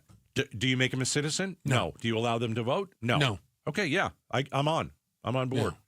But I don't want that type of... But I don't want the limited resources that we have when it comes to things like law enforcement to be kicking them out, as opposed to going after the criminals who are here illegally. We already go after the criminals who are here illegally. You would hope we do. Yeah. And we remove them, and we should. And if we don't, we should. But I think that we do. We've talked to enough border sheriffs. We've talked to enough police officers. We've talked to enough people. Of course, they're here. Some people are here illegally. They've shot somebody. Who knows? I'm just giving you an example. Stole a car. That's not everybody. That's not what I'm saying. But I think there's a different level of anxiety. Oh, I can only imagine. Right. Or if it's a family member, in your immediate family. Because like when I hear Trump say, we're gonna it's the word roundup. Yeah, it's not going to happen. Well, again, he could try and do it. I don't know if it's legal. I don't know if it's feasible. No, it's neither. Okay. It's neither. But still, there are people that are hearing that, and they're like, well, what am I supposed to do? I've got this house. I can't leave my 2 children here. We're going to have to go back over there, wherever that is. And it's almost like, and I know this sounds terrible, if he's going to do that, you got to pick and choose who you're going to do, right? You can't just say everybody. It's prioritizing. You got to prioritize people. Prioritize the bad guys. Absolutely. Right. Who's arguing to keep the bad guys in? But I'm arguing, is it the person and the family that I just mentioned? Are they on the list? Are they on the big board? They could be. But I don't know that. So that's why I'm saying, hey, you're a Trump supporter out there. It's your day. There's no question about it. But if you put yourself in someone else's shoes, like the example that I gave, I mean, that person's serious anxiety today. I bring up the example again, and this is not my numbers. This is according to Congressional Budget Office, that people in this country illegally, undocumented, without papers, whatever terminology you want to use, contribute nearly $100 billion a year to Social Security. People have to realize this. And Medicaid taxes. Correct. They pay those, even though, as not being citizens, they can never draw from that. And if you were to kick them all out, by the way, good luck. It would collapse Social Security and Medicaid overnight. Literally would collapse. It's being propped up by people who are here working, using a Social Security number that's not theirs, whatever it might be.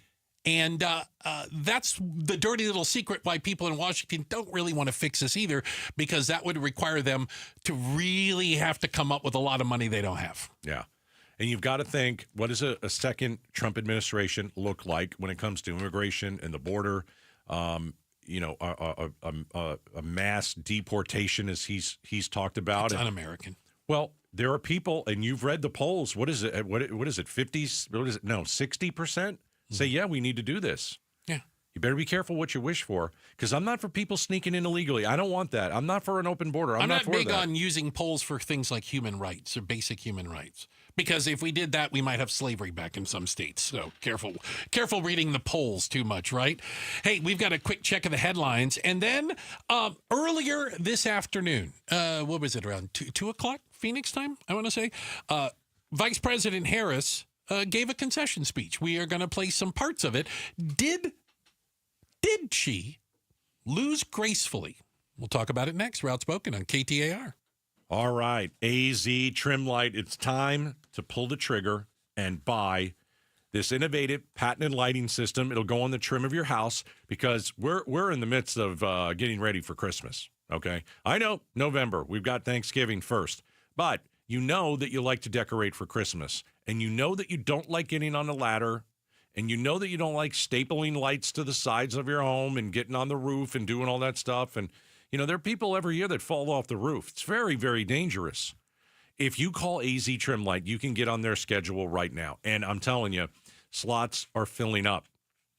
Slots are filling up. If you want to use your phone, go to the AZ Trim Light app and hit the button that says Christmas and be done with decorating.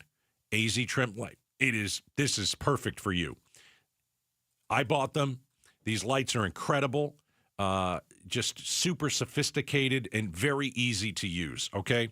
Now, all you have to do is call aztrimlight.com. Tell them Gato sent you. KTAR News Flash. 6:17. I'm Becky Lynn, and here's what you need to know right now. Big wins for the Republican Party across the country, with many asking themselves how we got here. Matt Kenney, the former executive director for the Arizona Republican Party, says the current administration lost the confidence of voters. Kenney tells the Mike Broomhead Show it's the Biden administration's record on hot-button issues like the border and the economy that held them back. All of our top stories are just 15 minutes away. For more news, go to KTAR.com or the KTAR News app.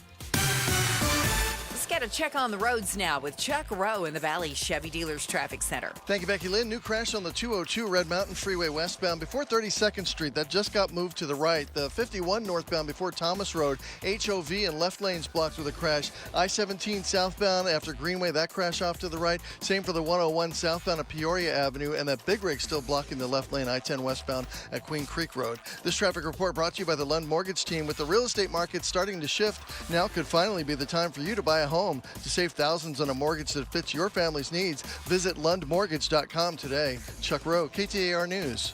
Arizona votes 2024. Continuing coverage of the general election on Outspoken with Bruce and Gatos. All right. Real quick, shout out to everybody up at Deer Valley. All you Deer Valleyans, we appreciate you guys listening. Only thing I really know about Deer Valley is the airport. Right? That's the way I feel, too. I know there's more. Don't get me wrong. Is Deer Valley a town or is it an area? I think it's a neighborhood. Yeah, I kind of think so, too. Okay, shout out to Deer Valley. Earlier this afternoon, Kamala Harris conceded the election. She, prior to that, said that she had called Donald Trump and congratulated him, as well as I saw President Biden did, former President Bush did. So we have some of the audio in case you didn't hear it. And this is what it's like to be an adult, by the way. This is what it's like to lose an election and not be a petulant child and lie to the world. Yeah, this is what's best of America. This is how democracy is supposed to function. Peaceful transition of power. Correct, which Donald Trump doesn't know a damn thing about. Well, how about this? If the roles were reversed, Donald Trump would not have done this today. There's no doubt about it. 0% chance. No, I totally agree. Yeah. I totally agree. So, yeah, it's like, okay, I don't like a lot of the things the Democrats do. I'll say that now. I really don't. But there is something to say about a candidate losing gracefully. And she lost. And she lost bad. I mean, we all know. But how did she handle it? Did she whine? Did she cry? Did she lie? Claim fraud? No. Did she call her lawyers? No. And so, I mean, at the very least, I'm glad that we don't have lawsuits. I still believe that if the election was close, I don't think that the left is going to really, sue. It's only Trump. It's not Republicans. It's just Donald Trump. And Carrie Lake. Okay, that's true. Sorry. All right, so Kamala. Earlier today, I spoke with President-elect Trump and congratulated him on his victory. I also told him that we will help him and his team with their transition, and that we will engage in a peaceful transfer of power. All right, and by the way, don't boo that. Agreed. Like, listen to this again, right? No. Earlier today... Did you say no, you don't want to listen? No, I meant, I agree with you. Earlier today, I spoke with President-elect Trump and congratulated him on his victory. I also told him... Like, honestly, why are you doing that? You're doing the right thing.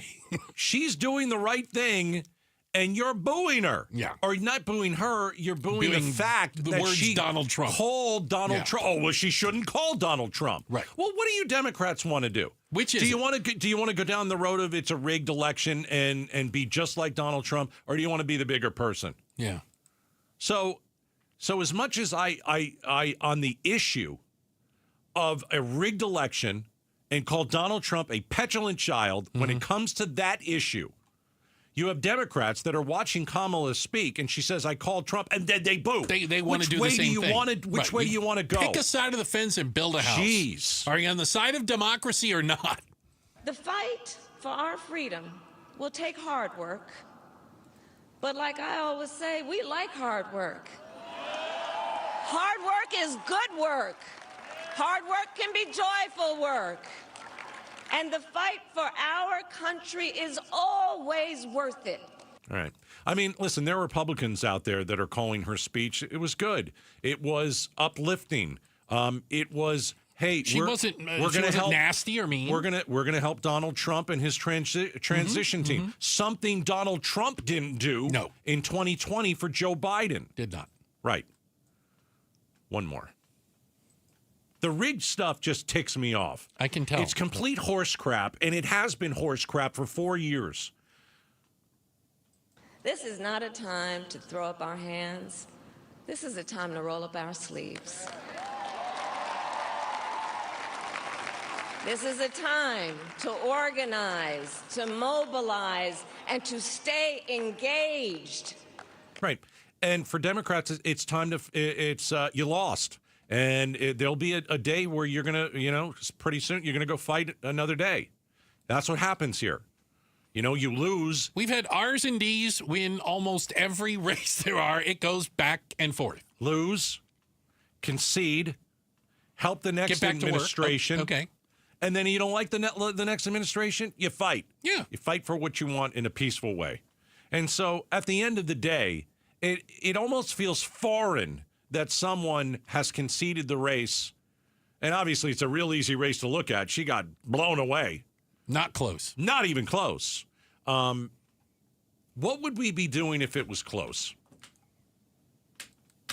What would we be doing? If suing and arguing? If Trump won a close one. Oh. Would Democrats... I don't know. And again, using legal means, be my guest. Right. If Kamala won last night big and crushed Trump, it would be because of all the illegals voted for her. There would be an excuse. Again, and that's what I don't like. Name a state Donald Trump thinks he lost. I'm being dead serious. I know. Every state he visits, California and New York, where he lost 70-30, and so he thinks he won. Right. Never thought he lost any state. There's an upside to Donald Trump. It's not all bad. He's not Hitler. That stuff is crazy. Okay. Is he going to do some good stuff? I certainly hope so. Is he going to do stuff that you're just going to pull your hair out? Yes. But the big lie is horse crap. It is. And the only, we're not going to have any lawyers. We're not going to have ninjas here. And remember this too. That whole big lie dragged Arizona through the mud. We're a bit of a laughing stock still because of it. Because of it. Yeah. I can't argue that. This is what a peaceful transfer of power looks like. And at least it's American. Kamala Harris goes out on a high note and says, hey, I got crushed. Yeah. We're going to help you get back into the White House because that's what we do. Here. All right. Tell you what. We got a quick check of the headlines. And then speaking of that, we heard the concession. But why did Harris lose so badly? We've got some numbers that are surprising. It might be a nice way to put it. Some statistics and maybe, dare I say, you could criticize some of the strategy choices. We're digging into that next. We're Outspoken here on KTAR. Start smart with Arizona's Morning News. Election day and everything leading up to it can be an emotional time, and if you're feeling more stress than excitement, you could also be at risk for heart problems. Stress causes high levels of adrenaline and cortisol hormones, which can lead to stroke and heart attack. Arizona's Morning News, weekday mornings 5 to 8 on Arizona's news station, KTAR News, 92.3 FM, and the KTAR News app. Hey, America Roofing can come over and evaluate your roof for free. That's right, free evaluations. And they get up there, free estimate if they see something. All you have to do is mention Gatos. Now, America Roofing, they offer warranties, that vary. And they're going to help you pick one. They're going to give you the best advice on what you should pick. There's several financing options as well that America Roofing can toss your way. They are a family-owned and operated company in business well over 25 years, locally, obviously. Big company, 450 employees statewide. That's good for you. They are the largest company. That's good for you. Why? Because they can get to you quickly. Here's their phone number, 602-960-ROOF, 602-960-ROOF. America Roofing, we've got you covered. Is thinning hair or a receding hairline making you self-conscious? Try Hair Grow from New Nordic. Stop feeling embarrassed about thinning hair and start feeling your best with Hair Grow. Available online at Amazon, Walmart.com, and NewNordicUSA.com. For all things heating, cooling, plumbing, and electrical, call Parker & Sons. Whether you need an AC tune-up, a water heater fix, or a drain cleaning, they are the ultimate pros here in the Valley. Parker & Sons is trusted, dependable, and prompt, and they do the job right the first time, every time. I trust them so much, I sent them to my parents' house, and they had such a good experience, they called Parker & Sons again the next day to have them come back and do something else on their to-do list. So give them a call at 602-2-REPAIR, 602-2, then REPAIR for Parker & Sons. Hi, I'm Sherry Harris, owner of LifeSource Water. Has your water been letting you down? Does the water from your tap taste, lousy? Is your skin and hair looking dull and lifeless? With the LifeSource Whole House System, we help your water reach its full potential. Clean, tasty, and ready to pamper you from head to toe. So let your water shine. For factory direct pricing, call 1-800-WATER-99 or visit LifeSourceWater.com. LifeSource. Taste and feel the difference. Warranty limitations apply. Hey, it's Mike Broomhead. Buying a home isn't for the faint of heart, but with the right experts, it can be a breeze. Real estate agents find the right house and negotiate contracts, but they're not licensed to find you the best mortgage. You need an expert securing the best financing for their clients, like my friends at Lund Mortgage. They're Arizona's best because they evaluate the right mortgage for their clients, provide rock-solid pre-qualification, and close loans faster than anyone else for the lowest fees around. Go to lundmortgage.com. That's lundmortgage.com. As a business owner, you wear a lot of hats. One minute you're ordering today's inventory, and the next you're planning tomorrow's expansion. It's complicated, but your business credit card should be simple. With the Signify Business Cash Card by Wells Fargo, you earn unlimited 2% cash rewards on purchases for your business with no caps or categories to track. Signify Business Cash, the deliberately simple business credit card. Learn more at wellsfargo.com/signify. Terms apply. Hey folks, Dave Ramsey here with some good news from my friends at Window World. You see, unlike most window companies, Window World has offered just one low upfront price all year long without any crazy sale of the month gimmicks. In a world full of empty promises, it's nice to know that Window World has honored their low pricing all year long. Plus, their industry-leading transferable lifetime warranty even includes accidental glass breakage. So call today to lock in your 2024 pricing for 5 large premium sliding windows, all with Solar Zone Sunshield glass installed and tax included for only $39.63. The low price from last January is your same price today. Call or schedule online at windowworldphoenix.com. Window World, simply the best for definitely less. KTAR News now. Good evening. It is 6:30. I'm Becky Lynn. Arizona Votes 2024. Vice President Kamala Harris encouraging everyone to accept the results of the election in today's concession speech. She said she's proud of her campaign and vowed to keep fighting for those ideals. Where the women of America have the freedom to make decisions about their own body and not have their government telling them what to do. VP Harris said that she called President-elect Donald Trump to congratulate him and offered to assist his transition team, promising to engage in a peaceful transfer of power. Big wins for the Republican Party across the nation, with many asking themselves how we got here. Former Republican state leader Matt Kenney says it was the Biden administration's record on hot-button issues like the border and the economy that held them back. Part of the problem for Democrats going forward is that Biden wasn't a moderate president, right? I think that the policies that we saw out of that administration made it difficult for moderates to trust Democrats with their votes going forward. Kenney tells the Mike Broomhead Show the current administration lost the confidence of voters and left them disappointed. Arizona's Secretary of State says last night's election was mostly smooth with only a few small issues. KTAR's Ballin Overstolz is live in the news center to tell us more. AZ Secretary of State Adrian Fontes says our state's reputation of being slow to count election results comes from strict rules regarding the overall process. He tells the Chris and Joe Show election workers are hard at work right now. It's all written down on a tally sheet of paper. They can trace every single one of these trays and every single one of these ballots. So it's this long process. It takes an hour for one of these experienced teams to go through 200 ballots. He also says election systems are underfunded. It's the only part of critical infrastructure in this country that has zero sustained dollars. So I'm saying, you want better elections?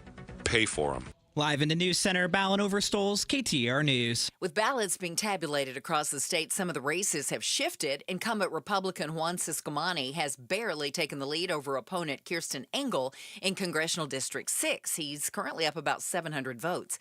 District 1 also proving competitive. Though Democrat Amish Shaw had an early lead in the race, incumbent David Schweikert currently is ahead by about 1.5%. Current U.S. Representatives Raul Grijalva, Paul Gosar, and Andy Biggs will keep their seats. And not too much change for now in the race for Arizona's open U.S. Senate seat. Ruben Gallego leads by about 60,000 votes.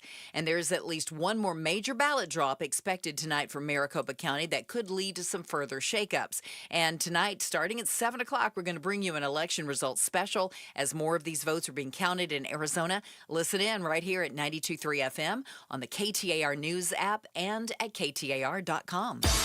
In sports tonight, the 6-1 Phoenix Suns are back in action tonight after the entire NBA took Election Day off. They're going to be hosting the Miami Heat at Footprint Center. Tip-off, 7 o'clock. You can catch the action on Arizona Sports 98.7 FM. Arizona State Sun Devils will be without linebacker Keyshawn Elliott when they take on the University of Central Florida Saturday. Arizona Cardinals punter Blake Gillikin's been chosen as the NFL Special Teams Player of the Week after his performance in last weekend's win over the Chicago Bears. Sports brought to you by Parker & Sons Heating, Cooling, Plumbing, and Electrical. Let's check on the traffic with Chuck Rowe. He is live in the Valley Chevy Dealers Traffic Center. Thank you, Becky Lynn. We've had a bunch of crashes kind of late in the game here this afternoon or this evening. The 51 northbound before Thomas Road, HOV lane still blocked with a crash there. That's keeping things slow from the mini stack. The I-17 southbound after Greenway, that wreck moved off to the right, still slow from about Union Hills. New crash reported in Scottsdale, the 101 Pima Freeway southbound at Indian School. I don't see anything on camera, but I do see brake lights there back to about McDonald Drive. 101 Hour Freeway southbound at Peoria Avenue. That crash clearing off to the right. And on the 202 Red Mountain Freeway westbound before 32nd Street, a crash off to the right shoulder as well. This traffic report brought to you by Copper Star Home Medical Supplies. From Surprise to Mesa, Copper Star Home Medical has 5 medical supply stores. Find them online and let the reviews speak for themselves. CopperstarHomeMedical.com. Chuck Rowe, KTAR News. Tonight, clear and 49 degrees for the low, 69 the high tomorrow, and 72 on Friday.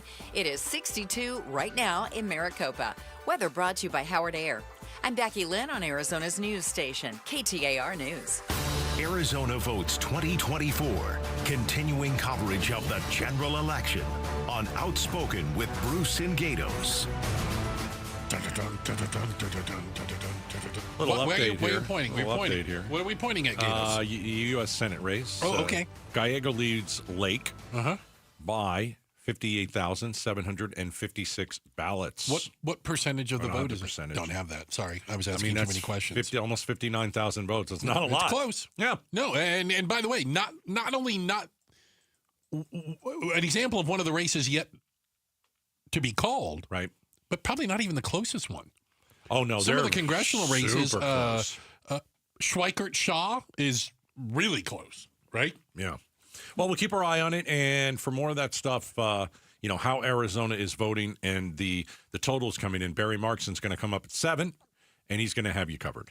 All right. You know what? I think this is kind of interesting to do. Don't get me wrong. Still counting votes.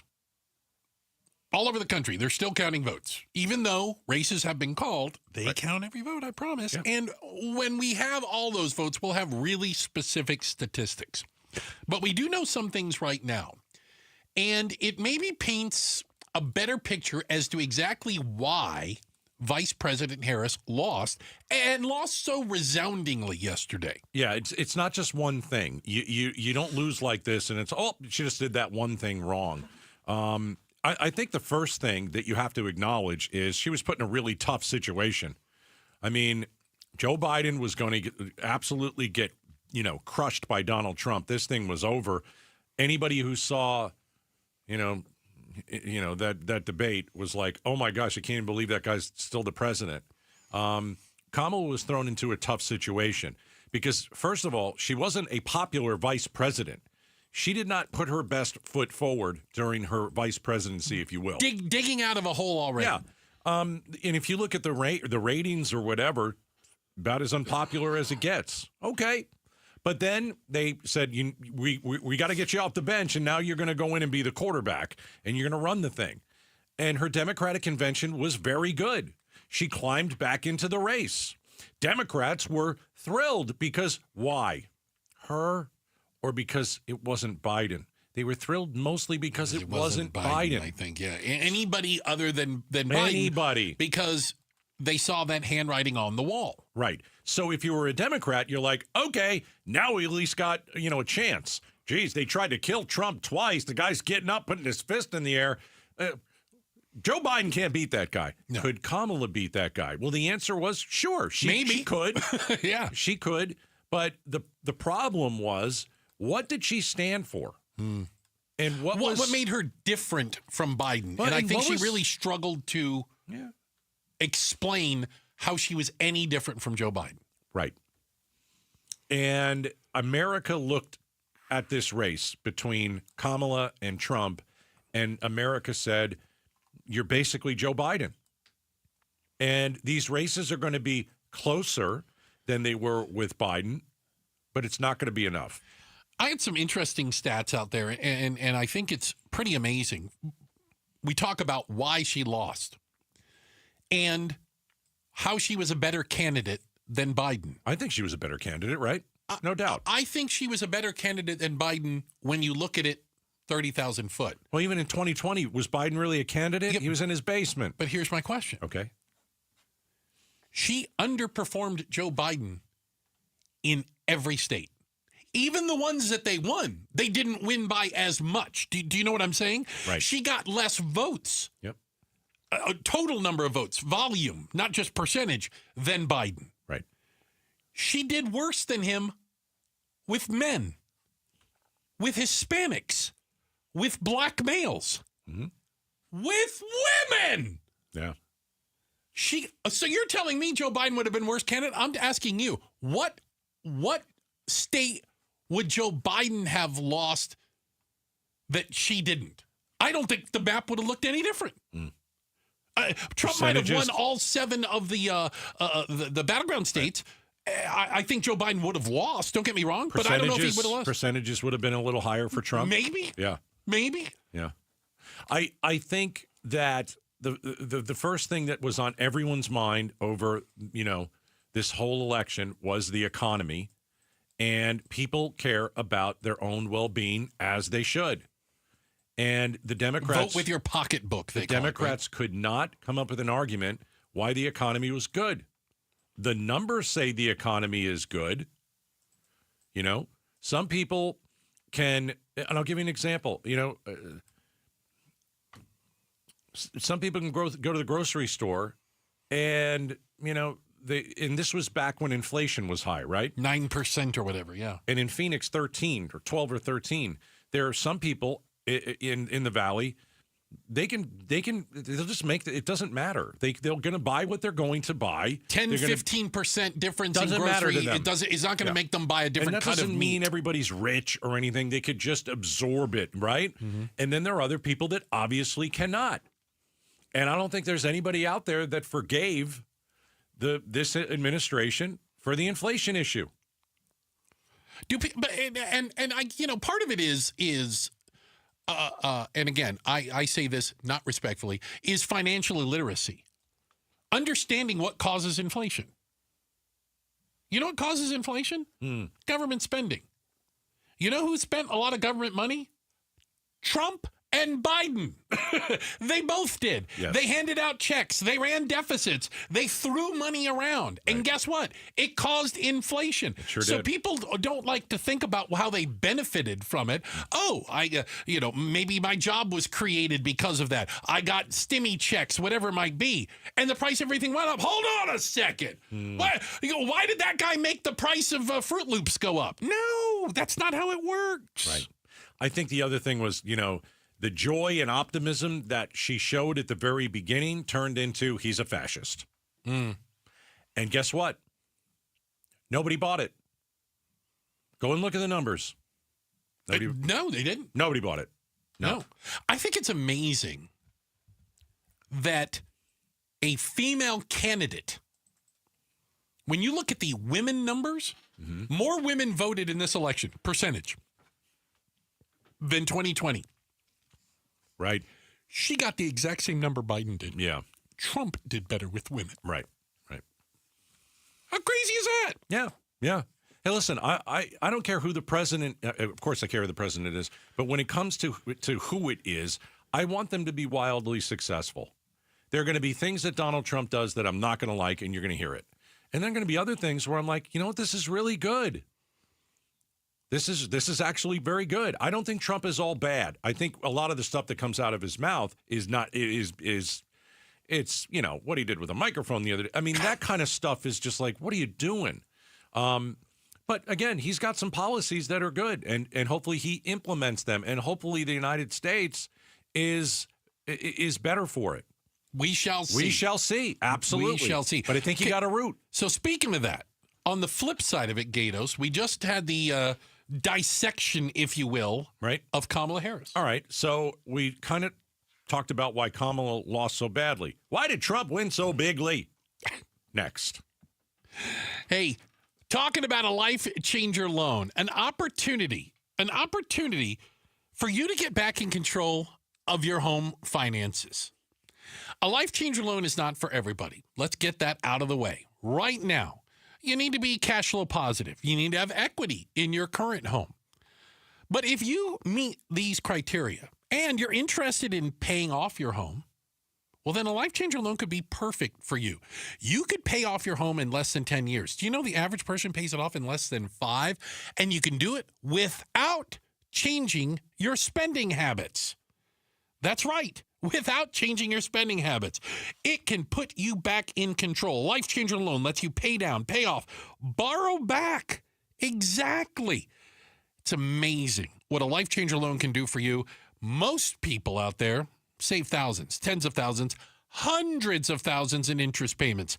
Head over to lifechangerloan.com. Lifechangerloan.com. Remember, it's not magic. It's just math. Call Doug Hopkins, 1-800-SALE now. Call Doug Hopkins, 1-800-SALE now. I'm Doug Hopkins with My Home Group and DougHopkins.com, and I want to buy your house. If you're considering selling your home for any reason, do yourself a favor and let us show you how we can give you more. With no agent fees, no commissions, no repairs, and no showings, you can get a straightforward cash deal that you can close on in as little as 3 days. Other buyers may try to make you an offer without ever seeing your home. They may try to lower that offer or even cancel the deal after inspecting it. I will never do that. Our team will come out to your house and make you a fair as-is cash offer on the spot and will never cancel after the deal is signed for any reason. That's the Doug Hopkins difference. See for yourself why more people trust the Doug Hopkins team. Visit us today at DougHopkins.com or Call Doug Hopkins 1-800-SAIL now. Call Doug Hopkins 1-800-SAIL now. If you're living with chronic joint pain in your knees, hips, lower back, and shoulders, I've got exciting news for you. Emmitt Smith, all-time rushing leader and Hall of Famer. Now you can get relief from pain without harmful medications and surgery. Call my guys at QC Kinetics. QC Kinetics specializes in biologic therapies that can repair and restore damaged tissue. I'm talking about natural pain treatments now available, not just for pro athletes, but to people like you. At QC Kinetics, we're seeing patients every day who suffer from chronic joint pain but who desperately wanted to avoid surgery. We're treating joint pain with biologic therapies, regenerative solutions with long-lasting results. Listen, it's all about getting your life back. Playing touch football with kids, walking upstairs pain-free, getting back on a job, and patients at QC Kinetics are raving about the results. QC Kinetics. Call to learn more about restorative treatments that can get you back in the game. Call QC Kinetics, 602-837-PAIN. That's 602-837-PAIN. QC Kinetics, 602-837-PAIN. KTAR News Flash. It's 6:47. I'm Becky Lynn, and here's what you need to know right now.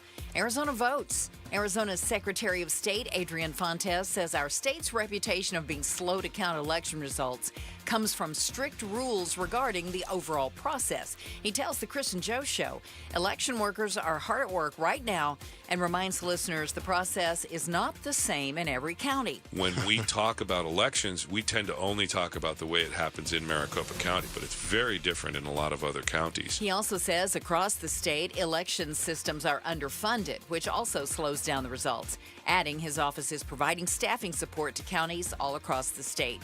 In just about 15 minutes, we're going to bring you an election results special hosted by Barry Markson as the votes continue to be counted here in Arizona.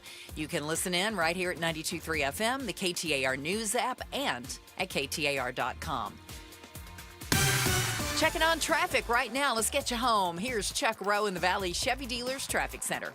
Becky Lynn, a new freeway crash to get in the way of things for you. The I-10 westbound at 83rd Avenue. The right lane is blocked. Stay to the left there. 51 northbound before Thomas Road. The HOV lane blocked with a crash. Stay to the right there. Watch for delays from the mini stack. And Greenfield still closed near Falcon Field between McKellips and McDowell Road. This traffic report brought to you by Rhino Shield. Their unique 3M ceramic technology reflects UV rays away from your home's exterior and is backed by a 25-year warranty. For a free estimate, visit rhinoshieldaz.com. Chuck Rowe, KTAR News. Hey, it's Jim Sharp with Stuart Willis, the president of Asset Preservation, Wealth, and Tax. And Stuart, I see a lot of people having to work a lot longer than they wanted to in life because of decisions they made when they were younger. What can people do to make sure they can retire on their time frame? Absolutely. One of the biggest regrets we see is that people are afraid to hire a financial advisor. They are afraid of paying the fees because they think that if they pay less fees, that they're going to get a better return. But it's interesting. A recent Vanguard study showed that a self-investor, on average, over 25 years, if they invested $500,000, that $500,000 would turn into $1.69 million. With a financial advisor, it would have turned into $3.4 million on average. Using a professional wealth manager. Boy, that's a big difference. If you want to find out more and get your free portfolio review, go to AssetPreservationWealth.com. AssetPreservationWealth.com. Investment advisory services offered through Foundations Investment Advisors, LLC, an SEC registered investment advisor.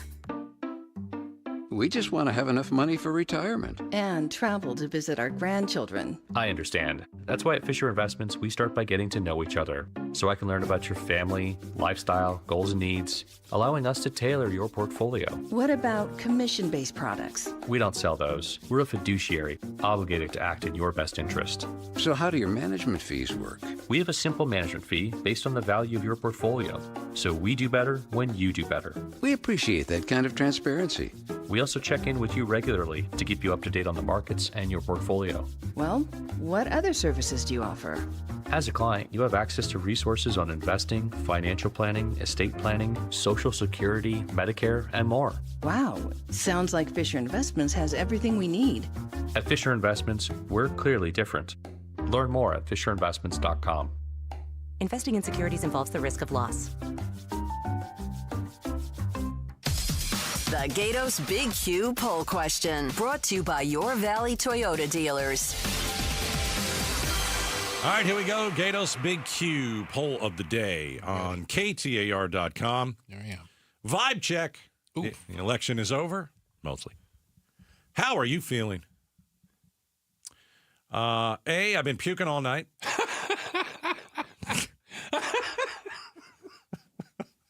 Sorry.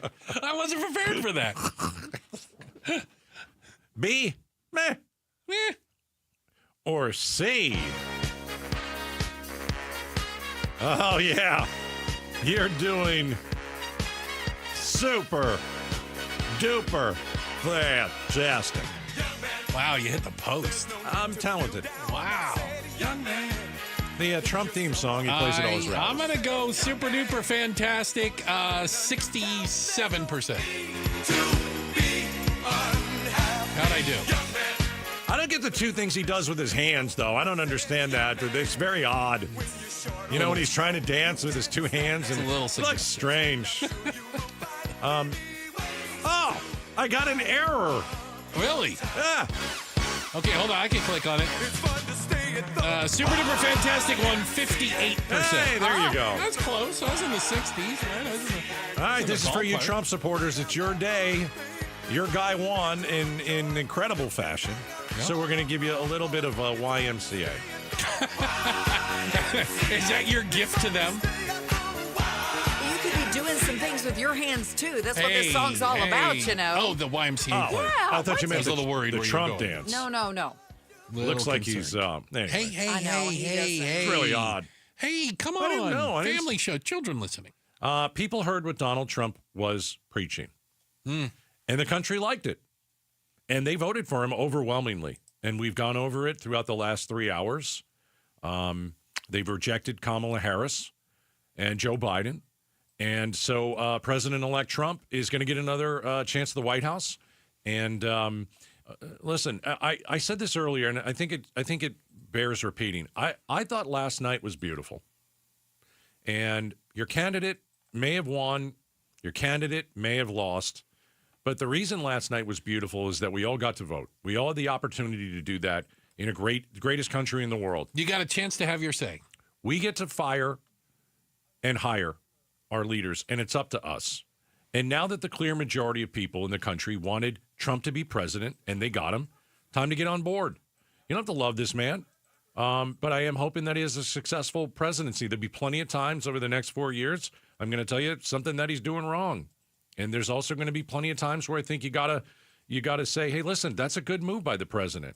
And so I'm rooting for him. I don't necessarily think he's good for America. I've said that before, but this is what we've got. And I think you gotta. I think at least you gotta root for this man. You do. You got to. You have because to. if you're saying I want him to fail, then Right. you want you to fail. You Right. want America to You fail. want a bad economy? Absolutely. I Right. don't. No. I don't. No. So.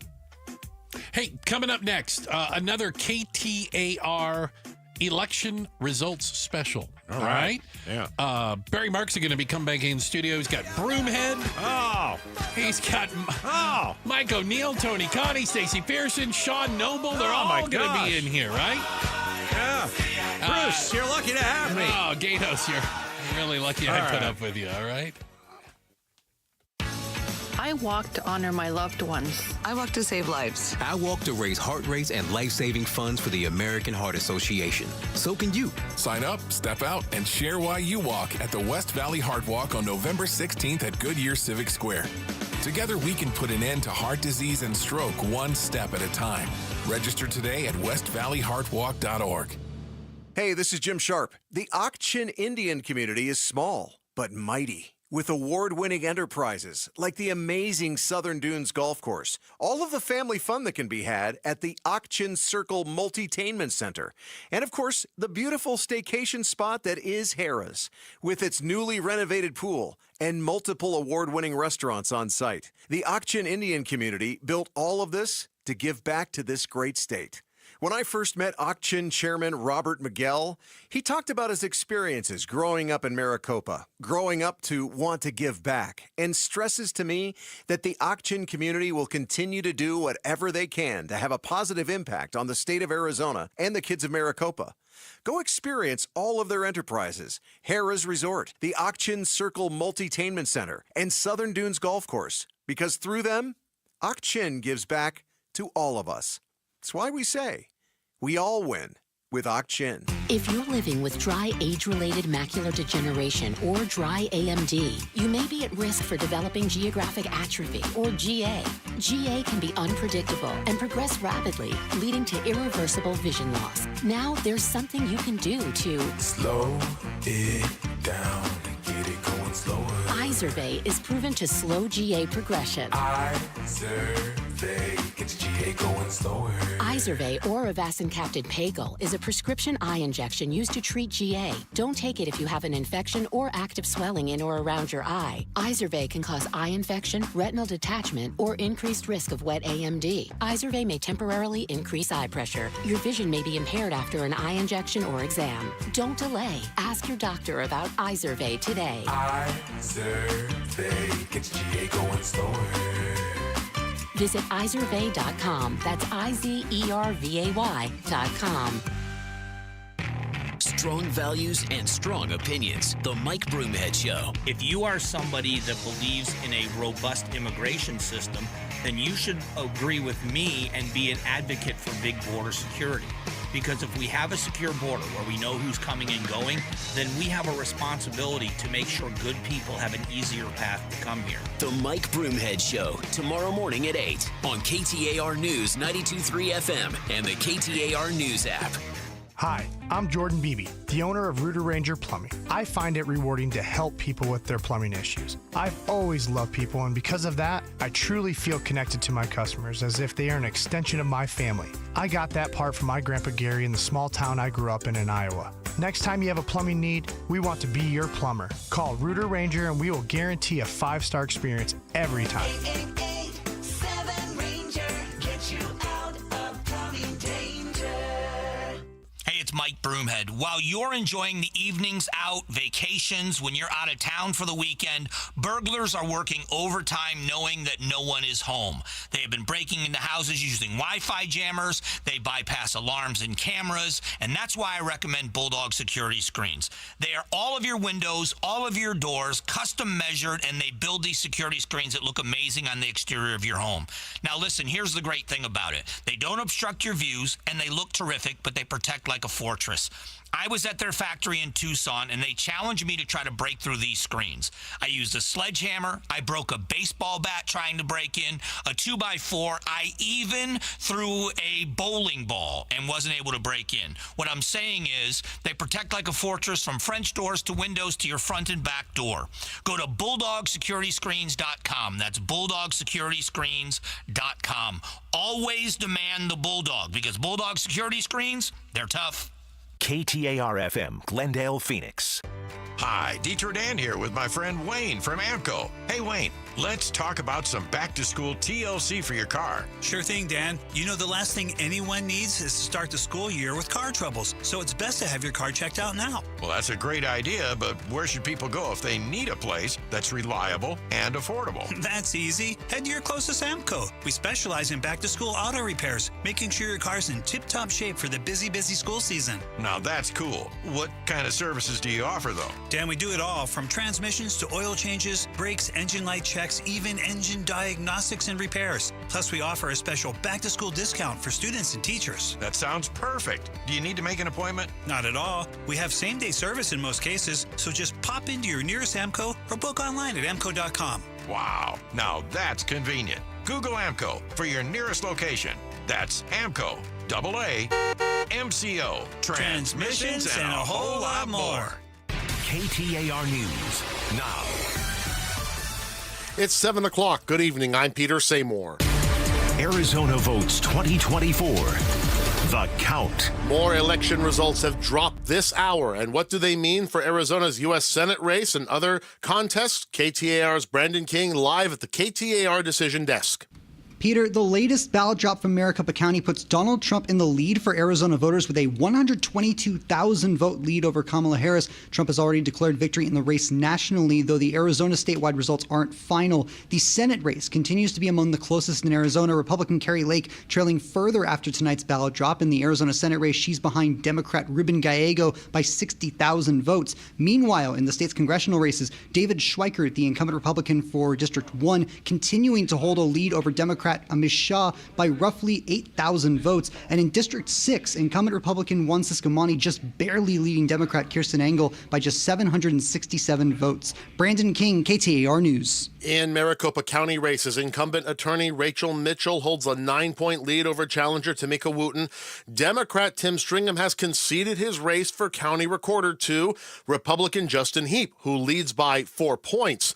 Heap knocked out incumbent Stephen Richer in the primary, and Jerry Sheridan, a Republican, also a top aide to former County Sheriff Joe Arpaio, leads Democrat Tyler Kemp by 6.5 points in the race for sheriff.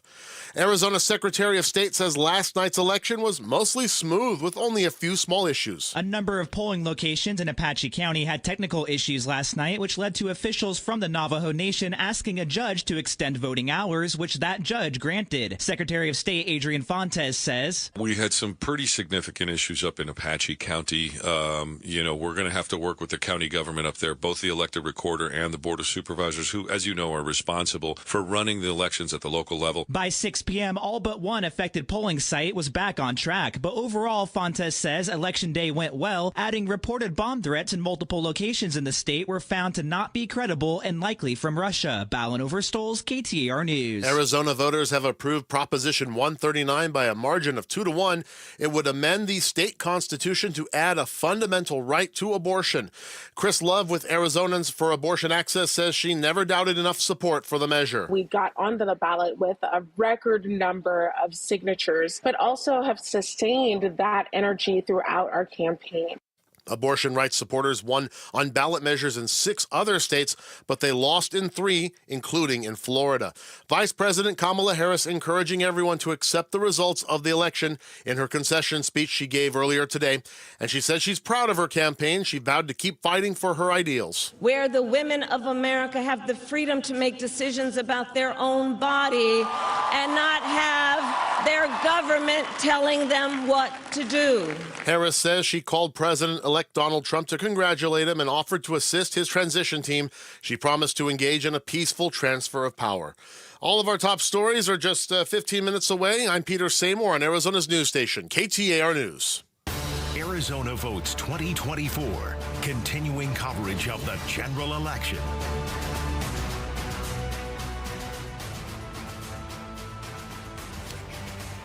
All right, everybody, welcome to it. It's KTAR special election coverage. Thanks for being here. I'm Barry Marks in day 2 of the special election coverage, and we have a little more information 24 hours later. President Trump has won the U.S. presidency. He'll be the 47th president of the United States, and we're going to focus today on some of the races that we don't have final numbers on. We're going to give you an update. The county just dropped some new votes. We'll have that for you.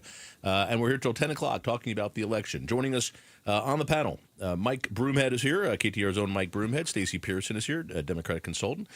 Tony Connie is here, also a Democratic consultant and one of Biden's what were you, the state party? I was a deputy director a million years ago. Deputy director. 2020, deputy director. There you go. What were you? I forgot. It doesn't even feel real anymore, what guys. What are you doing What is your name? What is your purpose? That's right. And Republican consultant Sean Noble is here with us as well. Thank you, everybody, for being here. So we just had this drop from Maricopa County. Let's bring everybody up to date. It looked to me about 150,000 votes. Maricopa County is doing 2 drops today. We just had one, and we'll break down any changes in the race here in a minute. There's going to be another one tonight, somewhere between 10 and 12 is what they're saying. We don't know how many votes. I learned earlier today that the recorder's office had certified 300,000 of the mail-in ballots, and then they give them to the election department to actually tabulate them. How long it takes to tabulate, I don't know. It looks like they did about half of that 300,000 and just dropped them now. So that's what we have right now. And as we're sitting here right this moment, Ruben Gallego and Carrie Lake, the U.S. Senate race, at least in Maricopa County, Gallego is up 51, almost 52% to 46%. But Gallego gained about, it looked like about 20,000 votes overall, maybe a little less than that. Tony, what did you see in the data there? I don't know. I haven't done the spreadsheet math yet because it just came out. But I think the thing that we do know is that these votes are part of that chunk of early votes that everyone was talking about, the massive partisan disparity. There was 140,000 more Republicans, I think, that were in this bunch of people than Democrats. And so the expectation is if Republicans are voting the way Republicans are, Democrats are voting the way they were, and independents were split, Lake would be getting 56% of these votes, and she's not. There's a huge partisan.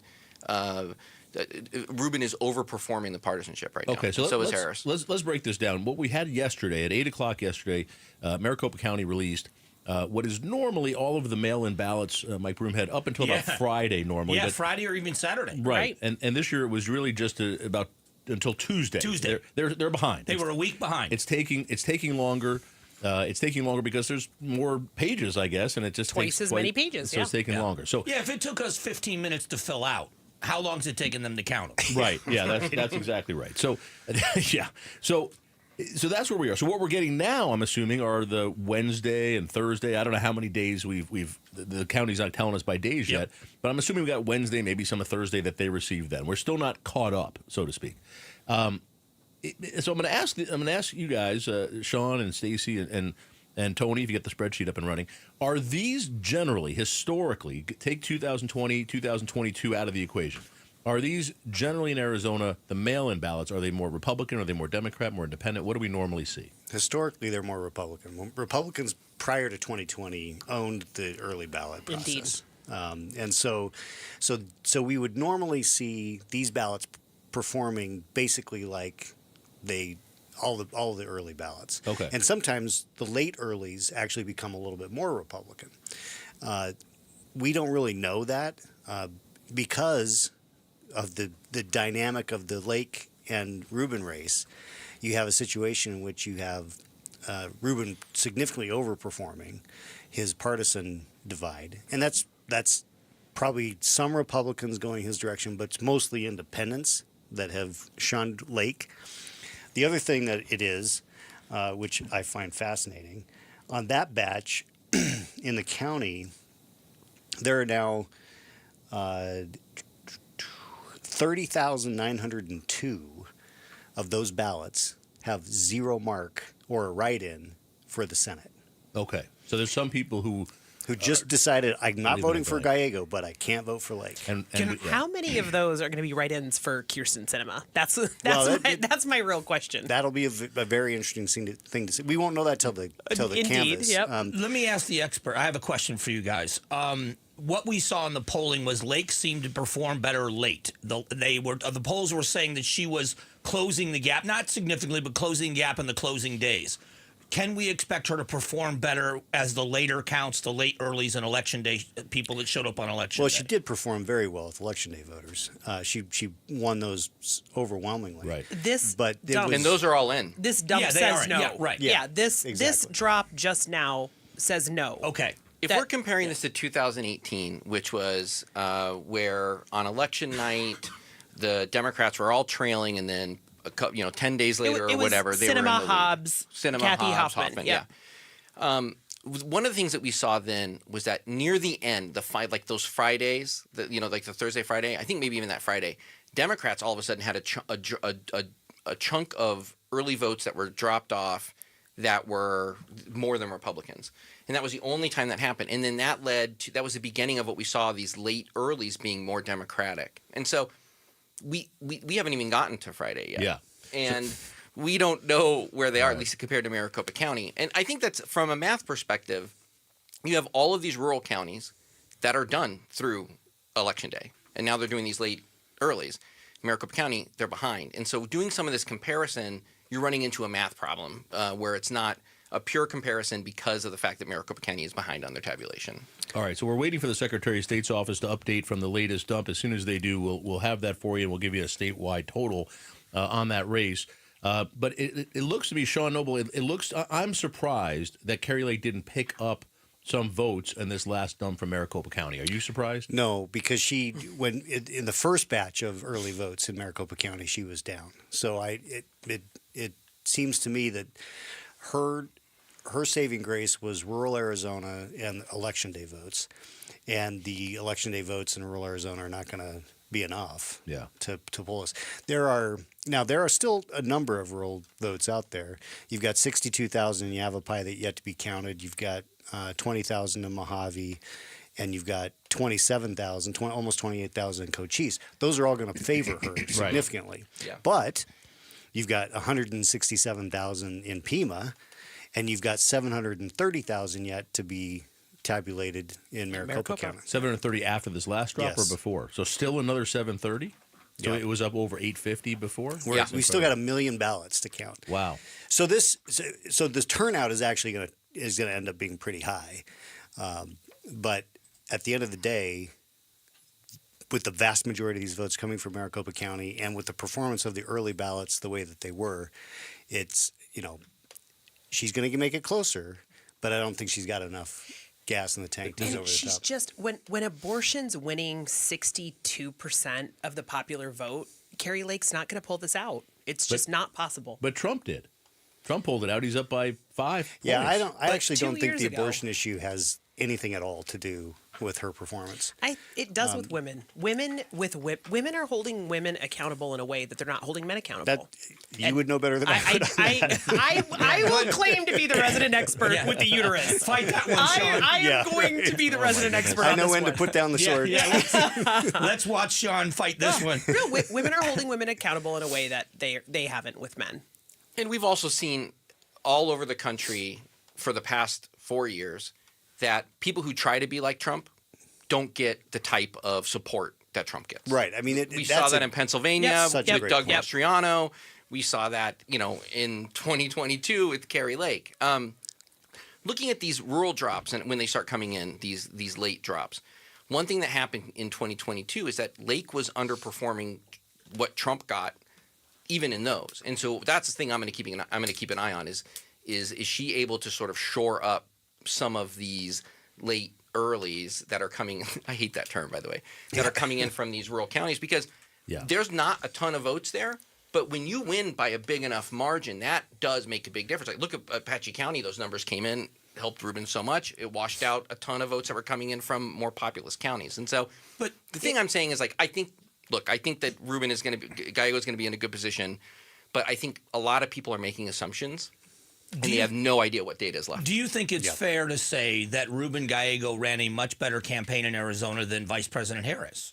That he was so disciplined. He was his messaging was on point from the day he released ads, and he never let up from the service to the country, service to his community, raised by a single mom, raised. He really, served in the Marines. I don't know if anyone noticed. Well, yeah, and I don't know if anybody was. Hey, how many of those commercials that he had his buddies from the Marine Corps come on and say, "I'm a Republican, but this is the kind of guy I want." He's the real deal. That messaging is so hard to overcome, especially when you have to do it late. And especially the other thing is that Gallego was doing it for a year, and Harris was Not doing it 100 for days, 100 days. And so I don't think she ran a poor campaign by any means, but Rubin ran a very good campaign. All right, coming up, Peter Seymour standing by in the KTAR News Center. He's going to bring us an update on this latest drop from Maricopa County. We'll continue to get through this and what the Secretary of State's office is saying about the statewide vote totals. And I'm going to ask a question when we get back. Are there enough votes out there for Kari Lake to come back and actually win this election? We'll ask our experts on the other side. Mike Broomhead is here with us. Sean Noble is here. Tony Connie, Stacey Pearson. Stay with us for more. It's KTAR's special election coverage. I'm Barry Markson. KTAR News Flash. It's 7:14. Good evening. I'm Peter Seymour. This is what you need to know right now. Arizona votes 2024. The count. Last hour, Maricopa County released results of more than 100,000 ballots. Donald Trump extends his lead to 2.5 points in the county, 6 points statewide. He'll already be the next president of the United States. Statewide, Ruben Gallego leads Kari Lake by 2.5 points in their race for U.S. Senate. In Maricopa County, that lead is 5.5 points. Republican Congressman David Schweikert clinging on to a 2.5 point lead in his re-election bid against Democrat Amish Shaw, he represents right now, Schweikert does, the area of Scottsdale and Fountain Hills. Juan Ciscomani leading by 0.2 of a point statewide in his race for Congress in the 6th district. That is southeastern Arizona and parts of Tucson and even a little bit of Maricopa County. Again, Juan Ciscomani, the Republican incumbent, leading his congressional race by 0.2 of a point over Democratic challenger Kirsten Engel. All of our top stories are just 15 minutes away. For more news, go to KTAR.com or the KTAR News app. Arizona Votes 2024, continuing coverage of the general election. All right, welcome back. Barry Markson with you, KTAR Special Election Coverage. Thanks for joining us. We are breaking down the latest voting here in Arizona and around the country. We're joined right now. Mike Broomhead is here, KTAR Arizona Mike Broomhead. Tony Connie, Slingshot Campaigns, a former Arizona for Biden campaign director. Stacey Pearson is here from Lumen Strategies, a Democratic strategist. And Sean Noble, American Encore and a Republican strategist. Thank you all for being here. All right, we're breaking this down. Let me just ask this question up front. We were just talking about other races that could be affected. Are there enough votes left, and depending on how they're split up, are there enough votes still to be counted that could get Kari Lake the votes to pass Ruben Gallego in the Senate race? Stacey? I mean, there are ballots out there. So technically, yes. But it would require a comet to have hit Ruben's campaign, and that just didn't happen. Okay. Tony, what do you think? Yeah, I think that there are enough ballots out there. I just don't think she's going to get the margins that she needs. I mean, but for sure, I mean, there's a lot of ballots that have not been counted because Maricopa County is behind. But does she outperform the polls? Because the polls had her behind significantly, and it looks like she's closed the gap and is outperforming the polls. She definitely. I mean, some of those polls early on were showing her down 13 points, but I don't think anybody, at least I didn't, really expect that to be the case. She wasn't and neither did the guy. But it was 5 to 7 points was the last one I saw. But even Gallego's own campaign wasn't expecting him to outperform Mark Kelly in a significant way. So I think this is exactly what they prepared for, and it's coming in as planned. Sean, do you think there's enough votes out here? Could it change the Senate race? There are enough ballots. It won't change it because of two reasons. One, she doesn't quite have the juice to get over the line. And the biggest issue is because there's so many people who are going to leave this thing blank. Yeah, apparently that's a big thing. I mean, when she ran for governor, there were 37,500 ballots in the governor's race that were left blank. That's not counting write-ins. And you know, at this point, we've got 51,000 statewide that are either write-in or blank. Sean, what is it about Kari Lake? Why do so many Arizonans, Republicans or independents, who vote Republican, voted for Trump, and just, I mean, she's underperforming Trump anywhere from around 6 points. Why do so many Republicans who are Trump people, and they just don't like Kari Lake? I think it's just an inauthenticity. I mean, she's put on the Trump cloak without any actual, life experience of being Trump, thinking that she can just become Trump or Trump-like, and it's not authentic Kari Lake, and people can see right through that. And the other thing is that she just she leaned in on stop the steal and the fraud points for so long. I mean, she's still doing it. I mean, inexplicably, yesterday she posted on Instagram a picture with her and Donald Trump saying Trump just won his third election. I mean, it's like she just doesn't get. She just can't think. She just can't get past it. Is she more focused on, because I kept saying this during the race, all she had to do was moderate herself a little bit, right? All she had to do was say, I'm going to try to get moderate Republicans and independents to vote for me. But then she would put out things like that on social media. Is she more focused on that little bubble of MAGA that she likes, how they respond to her? They like if they send her money. And she's more focused on that than winning? Yeah, she didn't run a campaign. She ran a media blitz. Okay. But don't you also, let's not discount when you talk Republicans about the primary. She called Matt Salmon a Chinese spy. Yeah. She called Mark Lamb a coward when it came to the border. And she lost the Arizona Police Association endorsement as a result. And what's interesting about that is I've known Kari for a long time, and she always with me didn't make those kinds of mistakes. She wasn't someone to make a flamethrower statement. So is it the people around her or whatever? But in a primary, if you're talking about Republican response, when you win the primary in either party, you want your opponents to embrace you and help you get to the finish line. But when you say Matt Salmon doesn't care about special needs kids getting raped on high school campuses and he's a Chinese spy, it's hard to get those people to embrace you, and I think that's part of the issue. Well, and not only that, she wrote all this stuff in a book. I mean, it's one thing to say it and then say, "Oh, let's get to unified." But she published a book. Well, she also bought all the copies of the book. I don't know if anybody read that book. Let's be very honest. I actually read it. You read it? Oh yeah, the dream sequence. That was the best part of that book. Because it's a fever dream for her to put in print these things about McCain, about Ducey, about Karen Taylor Robeson. I mean, that's stuff you can't walk back. So, Sean, what is Carrie Lake going to say after, if let's say this continues on, she loses this election, Trump wins Arizona, she loses the election. How does she say there's fraud? How does she say there's corruption? She can't do it. Are you sure? She may try, but she can't. No one is going to actually take that seriously because guess what? Yeah. The real threat to democracy was Donald Trump, not Carrie Lake. So if they were going to steal it, they would have stole it from him. He put up his quote figures there. He didn't mean he was really a threat. There are a lot of those were good quote figures. Though. That was good. That was solid. One other thing about the challenge Lake has is that it would have been tough for her to moderate herself in the race once she announced her Senate, because she spent an entire year going on every one of these far right wing shows, and what that also did was it gave people like us Democrats a bunch of footage that we could use in campaign ads and all these other things.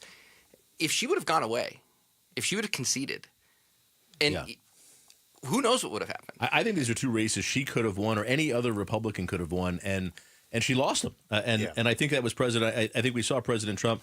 I know from people I've spoken with that he was searching for someone else to run for Senate. He saw Carrie Lake as a weight on the party, a weight on him, and he just couldn't find anybody who'd go up against her because she had enough of that right-wing support that it was going to be hard to beat her in the primary. And Gallego needed to run a flawless campaign. I mean, he was coming in from the left flank against Sinema in a state that is shifting back right. We are 100,000 Democrats short in total raw registration numbers than where we were 4 years ago. And so for her to underperform like this, given the position that Rubin came in from the left on, it's just... It's her. No one likes her. Yeah, it's her. Difficult. This was not a race that Ruben Gallego should have had any chance of winning. And certainly not the easy path he seems to have had. Right. All right, let's switch a little bit here. Mike Broomhead, let's talk about it this way. What did Trump do right in this election, and what did Kamala Harris do wrong? Because obviously huge Trump turnout, huge Republican turnout nationwide, and I'm sorry, I'm going to give you a long lead into this, but it wasn't just the swing states where I think Trump's going to win all 7 of them. It's more than that. If you look at Illinois, Trump only lost by 4 points, which is unbelievable. And in New Jersey, he only lost by 5 points. There was a lot of Republican votes, or people voting Republican or voting for Trump across the country, not just in the swing states. What did he do right? What did Harris do wrong? All right, here we go.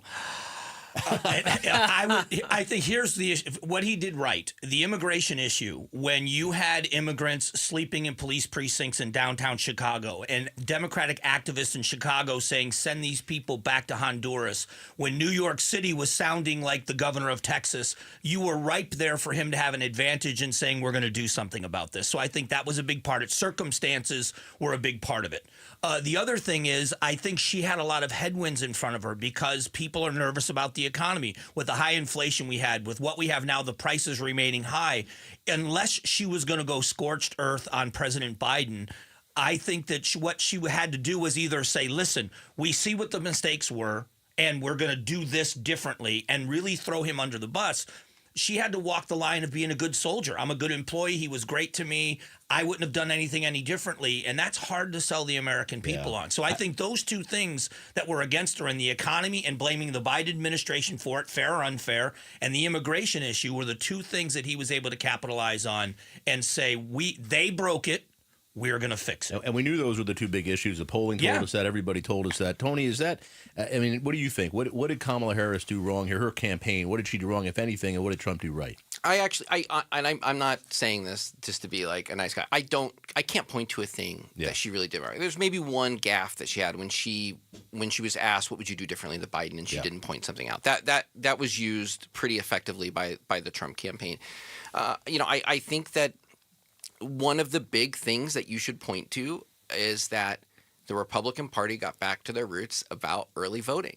And they were able to create a culture of early voting very quickly with their supporters. And so in the stretch run, it was a thing. If you were a Trump supporter, you were talking about getting to the polls early. That was what you were focusing on, where I do think that many Democrats were not focusing on that as much. They were focusing on crowd size. Yeah. They were focusing on whether or not there were enough signs out there, which, interestingly enough, is what happened. What Republicans used to do.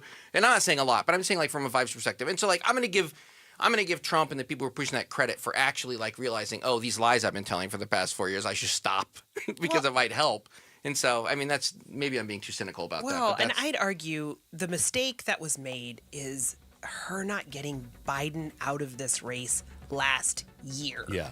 When Well, I mean, that's the issue. We're gonna talk about that. We're gonna talk about I have Biden's- lots to say about that. We're gonna talk about Biden's ego and how that could have changed. We'll have that for you coming up in just a little bit. Peter Seymour is here. He's in the KTAR News Center. We'll get an update on the Arizona numbers and nationwide. And coming up right after the news, our new Congresswoman Yasamin Ansari from District 3. She's going to join us here on KTAR, so stay tuned for that. I'm Barry Markson. Thanks for being with us, everybody. It's KTAR's special election coverage. It's Gatos for Aria Dental Implant Center. They're changing lives every day. And Lee is going to tell us how Aria changed her life. Before Aria Dental Implant Center, how hard was it for you to chew the food? It was very difficult when you have missing or broken teeth. It's difficult because food can get stuck in your mouth and you tend to overcompensate by switching sides, and then you start wearing down the other side of your mouth as well. So there are a lot of foods that you just can't enjoy anymore. I don't have that issue. My health has improved because I'm able now to consume a healthier diet. I'm able to eat more foods and getting all the nutrients that I need. All right, me and you right now. You want to go out and hit a steak? Absolutely. You want to go out and eat a steak? Sure. Let's do that. Let's do that. Steak is on you. Steak is on me. It's on you. It's on me. Yes. Lee is a perfect example of how Aria Dental Implant Center can change your life. Go see Dr. Joe today. AriaDentalImplantCenter.com. Tell him Gato sent you. As a business owner, you wear a lot of hats. One minute you're ordering today's inventory, and the next you're planning tomorrow's expansion. It's complicated, but your business credit card should be simple. With the Signify Business Cash Card by Wells Fargo, you earn unlimited 2% cash rewards on purchases for your business with no caps or categories to track. Signify Business Cash, the deliberately simple business credit card. Learn more at wellsfargo.com/signify. Terms apply. Hey guys, if you ever wonder if your prime is past you, have you noticed your strength and energy declining? Mike Broomhead here. I ask myself the same thing. That's why I started using M-Drive with clinically studied ingredients to support testosterone, energy, and strength. I'm using M-Drive to get back to my prime, exactly what I needed. I'm refusing to let age beat me. Slowing down is not an option. M-Drive is the #1 men's health supplement at Sprouts. Get M-Drive at Sprouts or mdriveformen.com. That's mdriveformen.com. St. Joseph's Indian School is much more than a school for Native American children. It's like a family. Classes are fun here. I am learning about my culture. Since 1927, St. Joseph's Indian School has provided children the education, health care, and support they need to succeed. To help give our kids brighter futures, learn more at stjo.org today. What would it take for my child to only miss half a day of school for treatment? What would it take to fund a cure for childhood cancer? It would take all of us to come together to support the research. Research to discover more effective treatments for the 1 in 285 children in the U.S. who will be diagnosed with cancer. Children's Cancer Research Fund is a national nonprofit dedicated to ending childhood cancer. Join us. Go to childrenscancer.org today. KTAR News now. It's 7:29. Good evening. I'm Peter Seymour. KTAR Breaking News Alert. This just into the KTAR News Desk. The Associated Press declares Republican Abe Hamadeh the winner of the race for Congressional District 8. That district covers parts of Peoria and Sun City, and it's the House seat currently held by Republican Debbie Lesko. In January, she'll become a Maricopa County Supervisor. She decided not to run for re-election for Congress. Hamadeh was a former candidate for Arizona Attorney General. He currently leads Democrat Greg Whitten by 31,000 votes, considered an insurmountable lead. Again, Abe Hamadeh will be the next representative in the U.S. House for Arizona's 8th Congressional District, which covers parts of the West Valley. More races are tightening in Arizona at this hour. KTAR's Brandon King is live at the KTAR Decision Desk.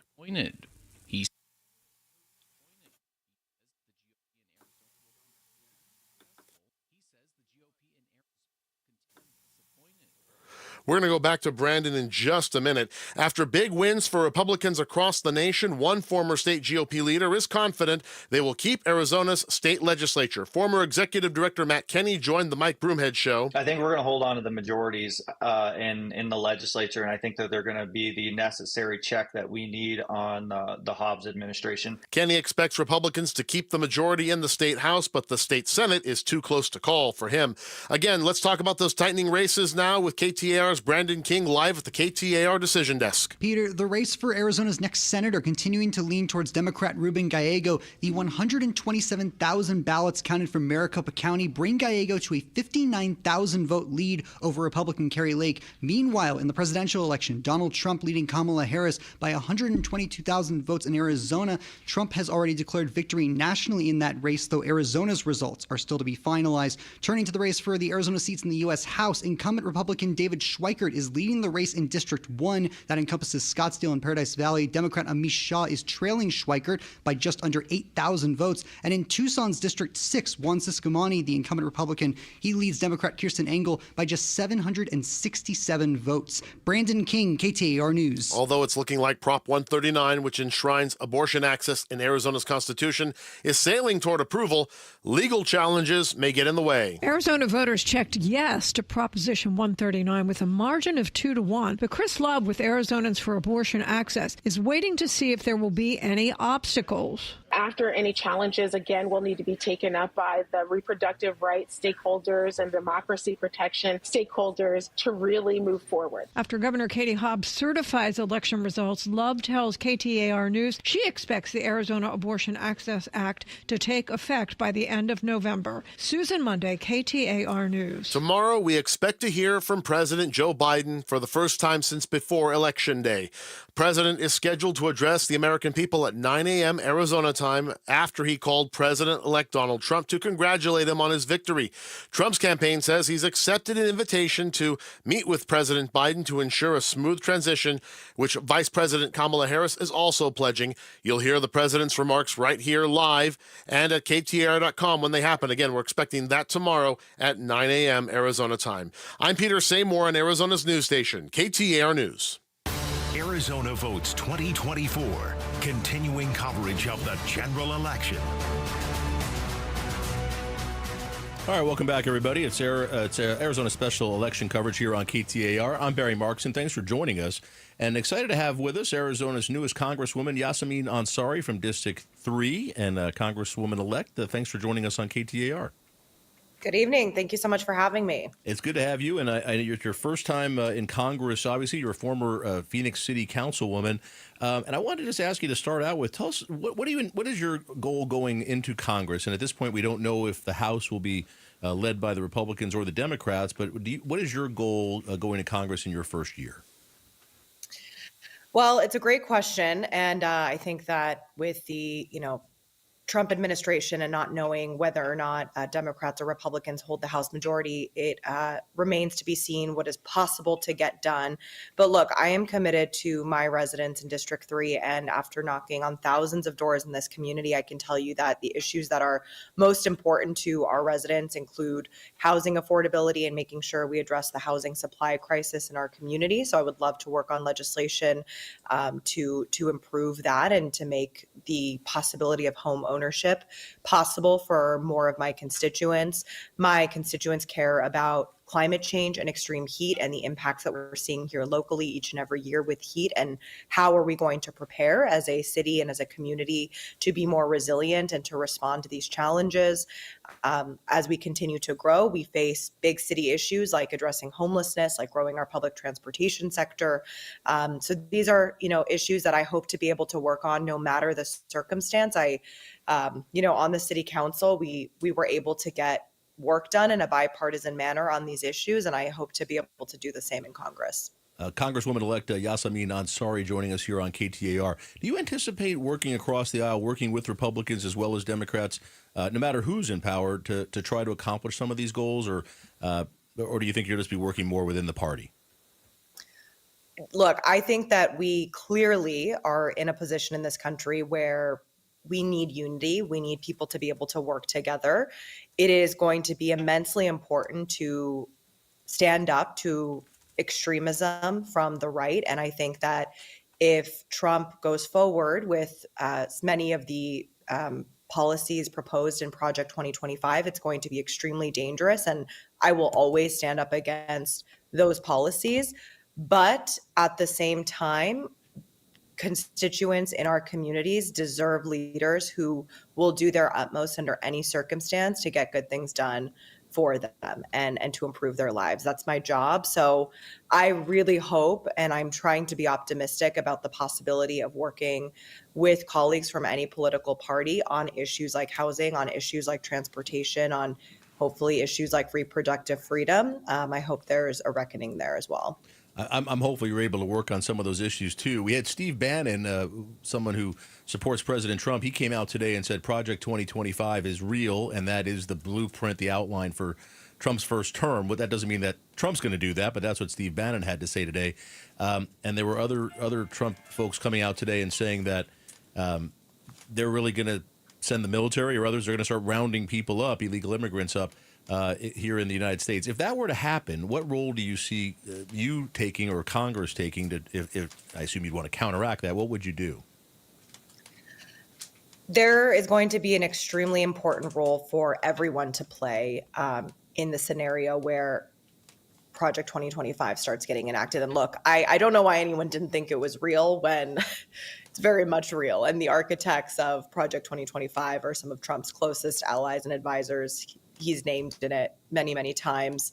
So it's going to be a terrifying time for millions of Americans. And it is going to take not just your elected officials, but it's going to be an important role that we have to play as elected officials to work with everybody, with civil society, with the legal system, with, community leaders, to protect families during these difficult times. And, I think I have a lot to learn. I'm preparing to go into a very different environment than I was hoping for. And I think much of our job will be to be very innovative and creative and figuring out how to protect people.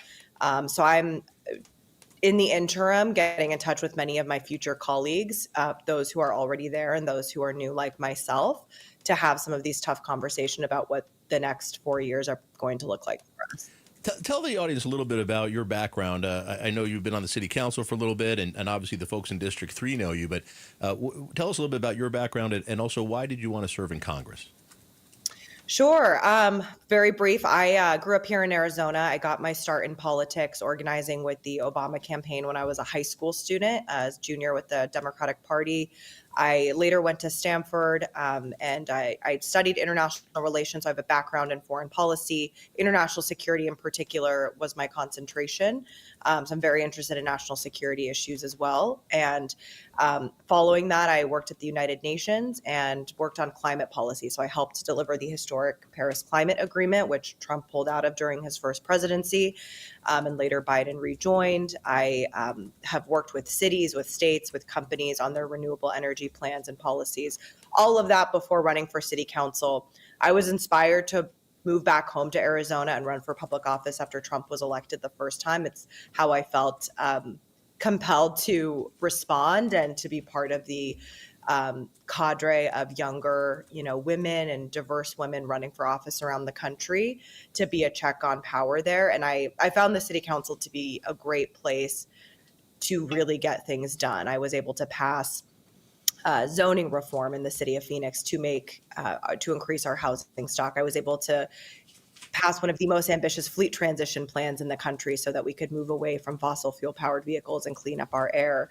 I was able to do a lot on homelessness. We added 1,000 shelter beds during my time so that we could get people from the streets to safe, secure housing and try to end their homelessness. So I intend to continue working closely with the mayor and the council and delivering for residents in Phoenix, Glendale, and Guadalupe, which are all part of my district. Congresswoman Congresswoman-elect, Yasamin Ansari, thank you so much for joining us. Congratulations. Your first run for Congress, and you won, and you're, I'm sure, going to represent District 3 well and all of us here in Arizona. Thank you for joining us on KTAR. Thank you so much for having me. Have a great night. Thank you. You too.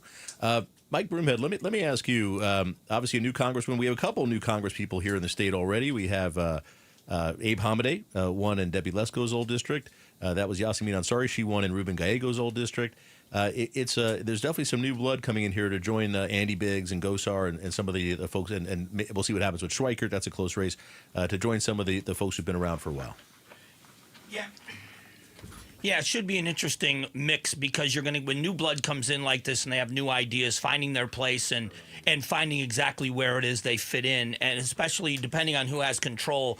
With the Senate being controlled by the Republicans, it's going to be an uphill battle for Democrats across the board. So trying to find a way for them, I think the pathway for them is to find a way to unify and get strong coalitions that are unbreakable, and then they go as a unit and try to fight.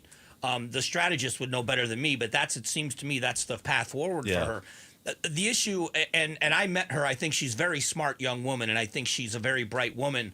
But you can't talk about unity before you take the job and then start talking about Project 2025 and you're going to fight this. I just think it's a political football. I think if she goes in and she could do great work for her district. I used to live in that district. But I think finding a coalition of Democrats and trying to be reasonable about what they think needs to be done would be a great path for her because people will follow young, smart leaders, and I think she's one of them. Tony Connie is here with us. Tony, do you have a feel for who's going to win the House? Is it going to be the Republicans or the Democrats? I don't know. I don't know.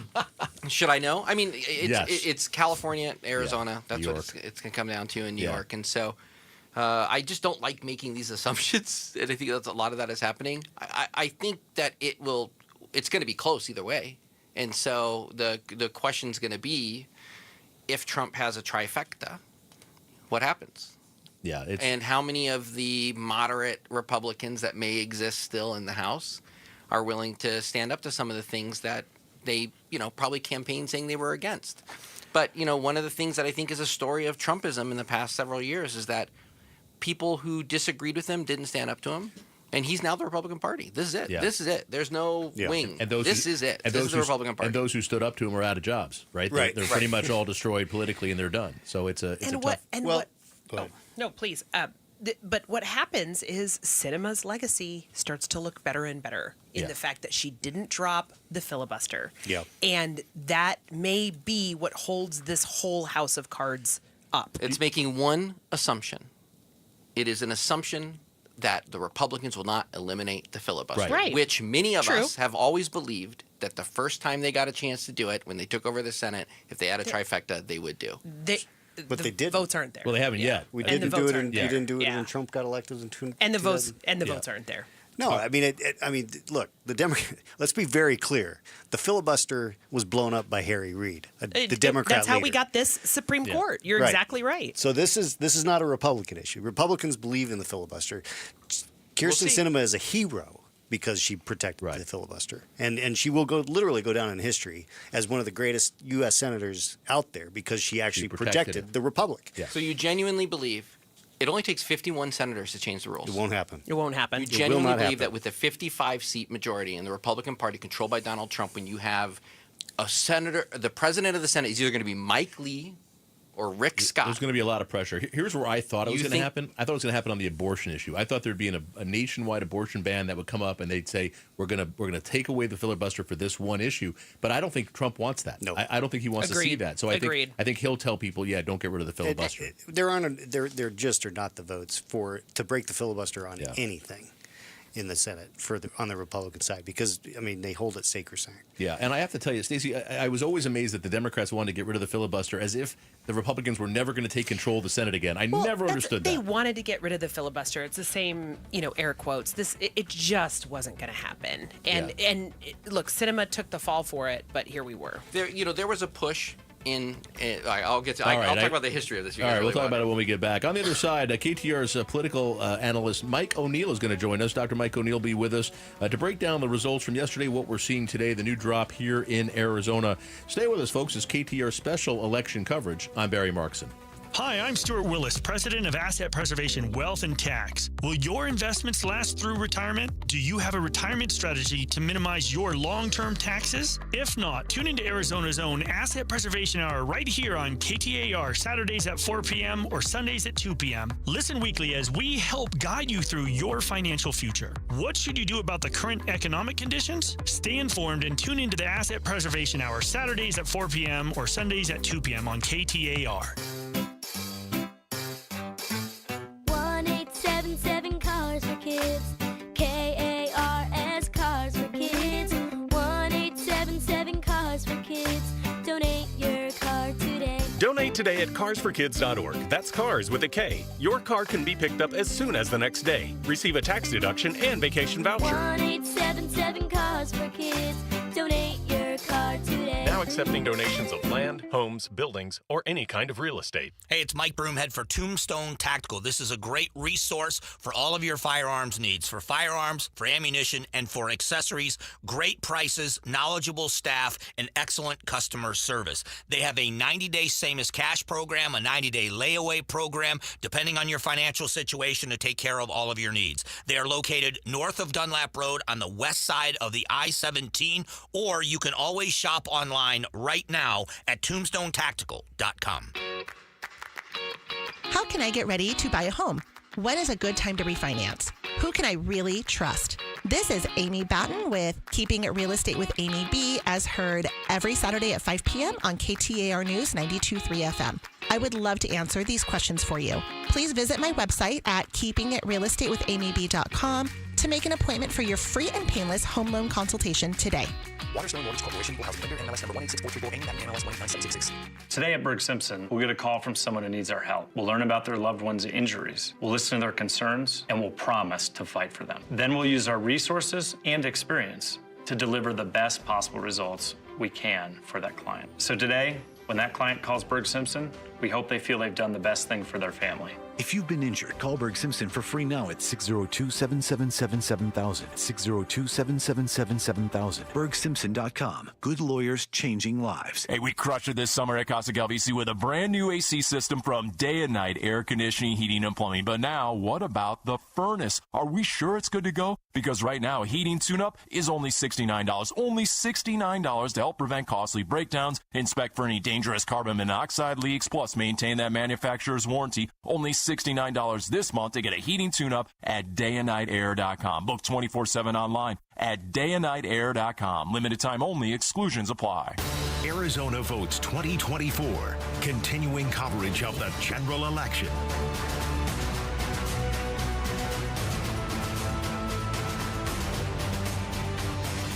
All right, welcome back, everybody. It's KTAR special election coverage, the 2024 election here in Arizona. Joining us right now, it's Dr. Mike O'Neill, KTAR senior political analyst. And Dr. Mike, thanks for being here with us.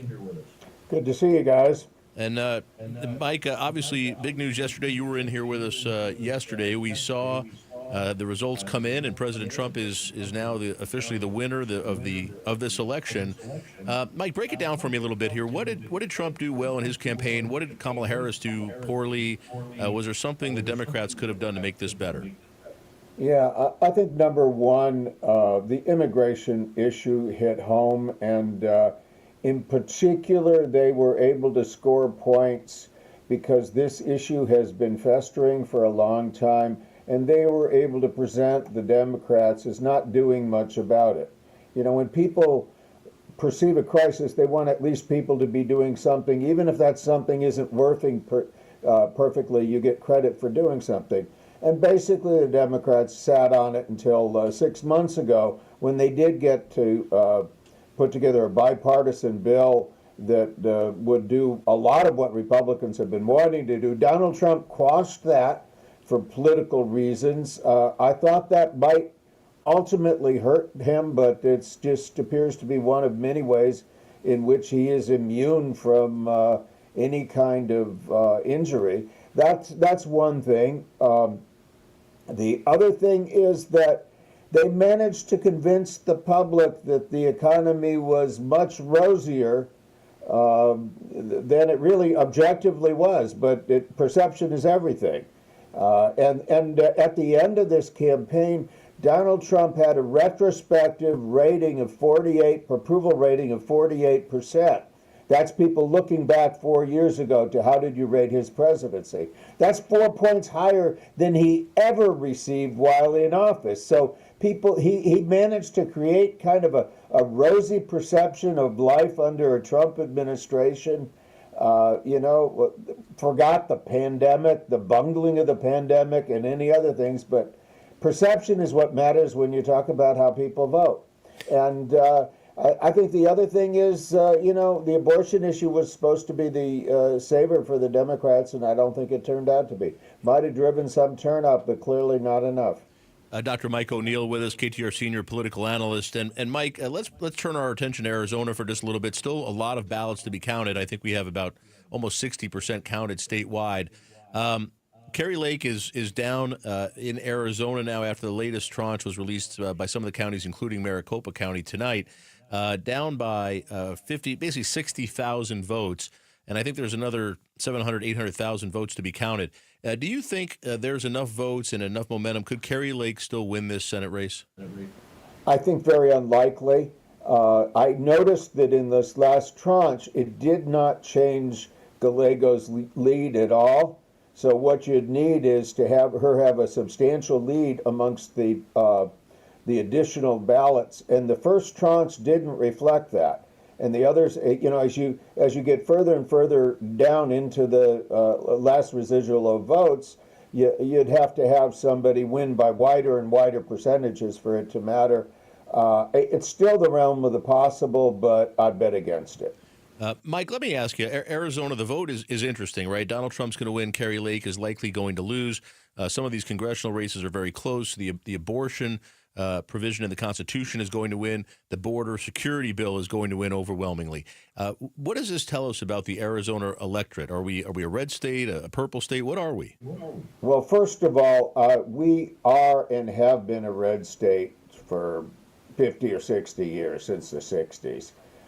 I think they started calling us a purple state because we had an anomalous Democratic presidential victory last time. And the last time around, the Democrats had a sweep in the upper offices, but there was a common thread on it, and that is that those who lost were very closely identified with Donald Trump MAGA candidates. Now, Trump's name seems to have magic tonight, but not so his act. It doesn't seem to be something that he can pass on to others. And I look even at the two congressional races. Last night when we left here, I'm talking about districts 1 and 6, that's Swikert and Sisomani district. Now they're both very close, but when we left here last night, the Democrat was winning. Right now the Republicans ahead in both of those. Do you see the votes remaining? Do you see an opportunity? Is Juan Siscomani going to be able to hang on and Schweikert, or do you think that could go swing back to the Democrats? I think that Schweikert's lead of 7,900 looks a lot more solid than the District 6 leads, which is down in 3 digits, 767. Really depends how the remaining votes come in. I noticed that some of the ones that came in today were day of election voting, and those are much, much more Republican.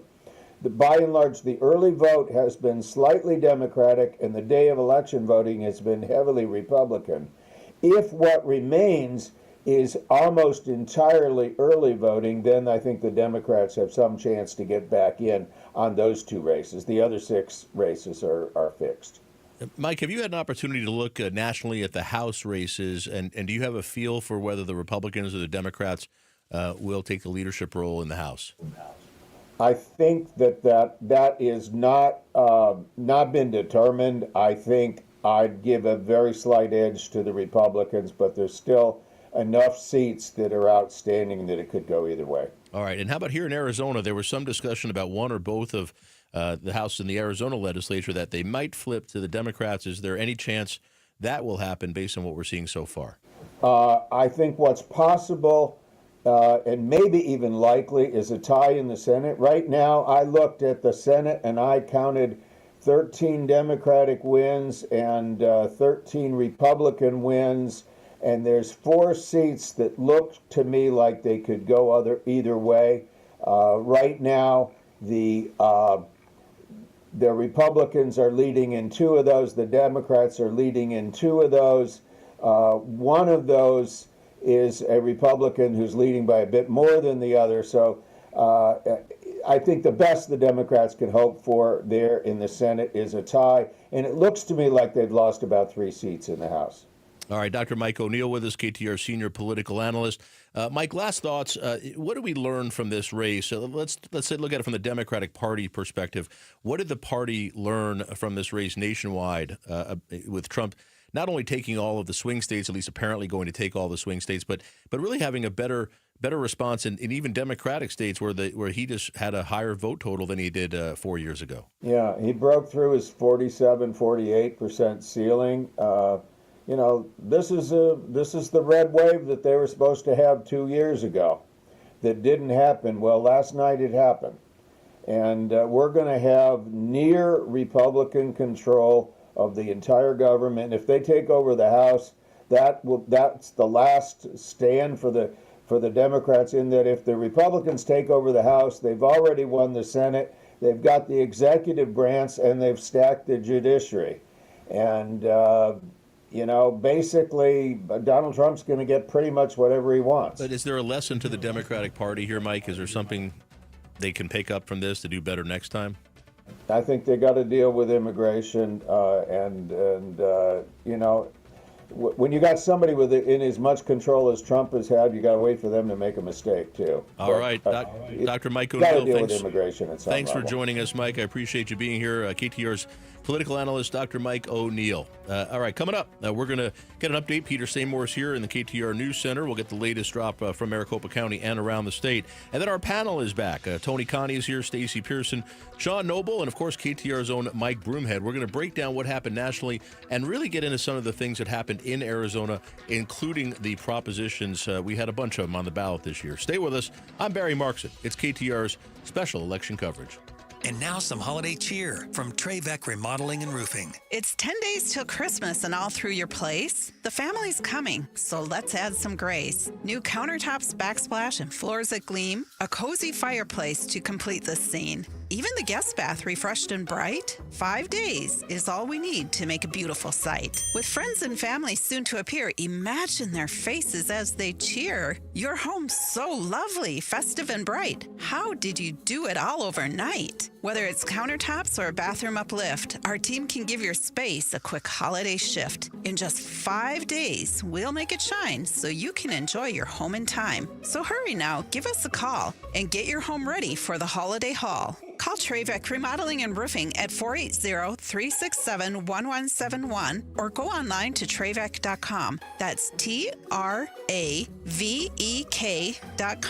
Trevec. Together, building dreams for more than 20 years. Are you ready to secure your dream retirement? Hey guys, it's Matt Diggis, host of the Bright Wealth Management Show here on KTAR. Join us every Saturday at 1 and Sundays at 3. Our dedicated team of fiduciaries will build you a custom retirement plan focused on your personal goals to achieve your dream retirement. Call us today at 833-777-4296 or online. Go to brightwm.com to schedule your free consultation and get your retirement plan today. And join us every weekend here on KTAR News 92.3 FM. KTAR-FM, Glendale, Phoenix, Arizona's news station. KTAR News 92.3 FM. Hey, it's Mike Broomhead. Over the last 20 years, the attorneys at Sweet James have helped enough accident victims to fill an entire sports arena. The role they play in their injured clients' recovery drives them to produce the best results. Just listen to this story. A client's world changed after a reckless drunk driver hit his vehicle and left him with severe injuries. He couldn't get the insurance company to help him at all, and after all the frustration, he called Sweet James. His team of attorneys stepped in to make sure he got the medical treatment he really needed, and they wouldn't let up until they delivered a massive $7 million win for him. In this situation, caring and winning go hand in hand. It means medical care, maximum compensation, and justice. That's Sweet James. If you're ever hurt in an accident, the results matter. Call the attorneys at Sweet James and don't wait. 800-9-million. That phone number, once again, is 800-9-million. That's 800-900-0000, or you can find them online at sweetjames.com. That's sweetjames.com. Proud partner of your Phoenix Suns. ABC 15 Arizona. Here when it matters most. We listen when you need answers. She reached out to let ABC 15 know for help. When you demand solutions. The ABC 15 investigators went directly to those in power. And every story we tell. She asked the right questions. That made a difference. And every investigation we uncover. We've investigated the case extensively. We stand with you. We stand for what's right. Weeknights on ABC 15 News at 6. KTAR News now. It's 8 o'clock. Good evening. I'm Peter Seymour. Arizona votes 2024. The count. What do tonight's election results mean for Arizona's tightest races? KTAR's Brandon King is live at the KTAR Decision Desk. Peter, the latest ballot drop for Maricopa County puts Donald Trump in the lead for Arizona voters with a 122,000 vote lead over Kamala Harris. Trump has already declared victory in the race nationally, though the Arizona statewide results aren't final. The Senate race continues to be among the closest in Arizona, with Republican Carrie Lake trailing further after tonight's ballot drop. In the Arizona Senate race, she's behind Democrat Ruben Gallego by nearly 60,000 votes. Meanwhile, in the state's congressional races, David Schweikert, the incumbent Republican for District 1, continuing to hold a lead over Democrat Amish Shah by roughly 8,000 votes. And in District 6 in Tucson, incumbent Republican Juan Scamani just barely leading Democrat Kirsten Engel by just 767 votes. Brandon King, KTAR News. Democrat Tyler Camp has conceded the election for Maricopa County Sheriff. This means Republican Jerry Sheridan will win the race, and he was the top aide to former County Sheriff Joe Arpaio. Looking at the latest numbers from Maricopa County, and it looks like Sheridan has an insurmountable lead. His lead has grown basically to about 6 points at this point of the night, and he will be the next county sheriff for Maricopa County. This comes a year after former sheriff Paul Penzone, who was reelected in 2020, resigned from office in January of this year. And again, this is about a 6-point advantage that Sheridan, will be the sheriff of Maricopa County starting in January. He has a 6-point lead over Democrat Tyler Camp, who has just conceded the race. Arizona voters really showed up and showed out for us for abortion access. Arizonans have approved Prop 139 by a 2-1 margin. Chris Love with the Arizonans for Abortion Access says her campaign got a record number of signatures to put that measure on the ballot. Arizona voters, meanwhile, seem to have shot down Props 133 and 140 regarding codifying either open or closed primaries. And it looks like that voters have approved Props 313 and 314, meaning life in prison for child sex traffickers and arrests on state crimes for people crossing the federal border from Mexico into Arizona illegally.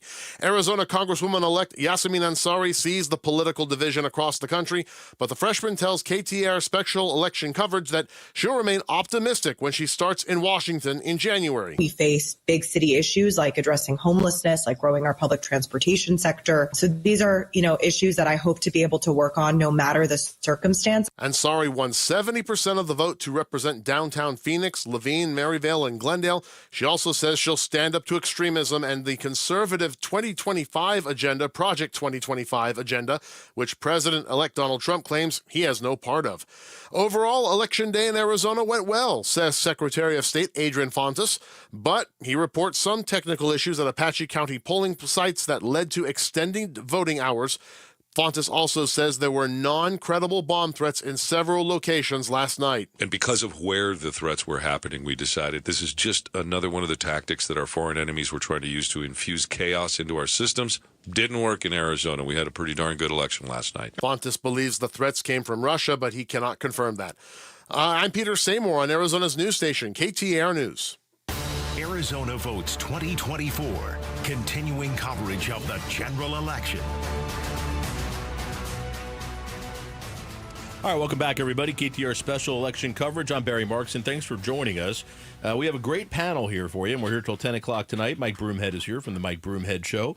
Mike, thanks for coming in late tonight. I know you're back up early tomorrow morning, but yeah, I'm tired. Appreciate you being here. And cranky. I think we're all tired, aren't we? I went home. Tired. I left here last night at 10 o'clock and made the mistake of turning on my television when I got home and sat in bed until almost midnight watching coverage. So. I did the same thing, and then I was up working this morning. It's crazy. Tony Connie is here, Slingshot Campaigns and the former Arizona for Biden campaign director. Stacey Pearson with Lumen Strategies, a Democratic Democratic strategist. And Sean Noble is here from American Encore, a Republican strategist. Thank you all for being here today.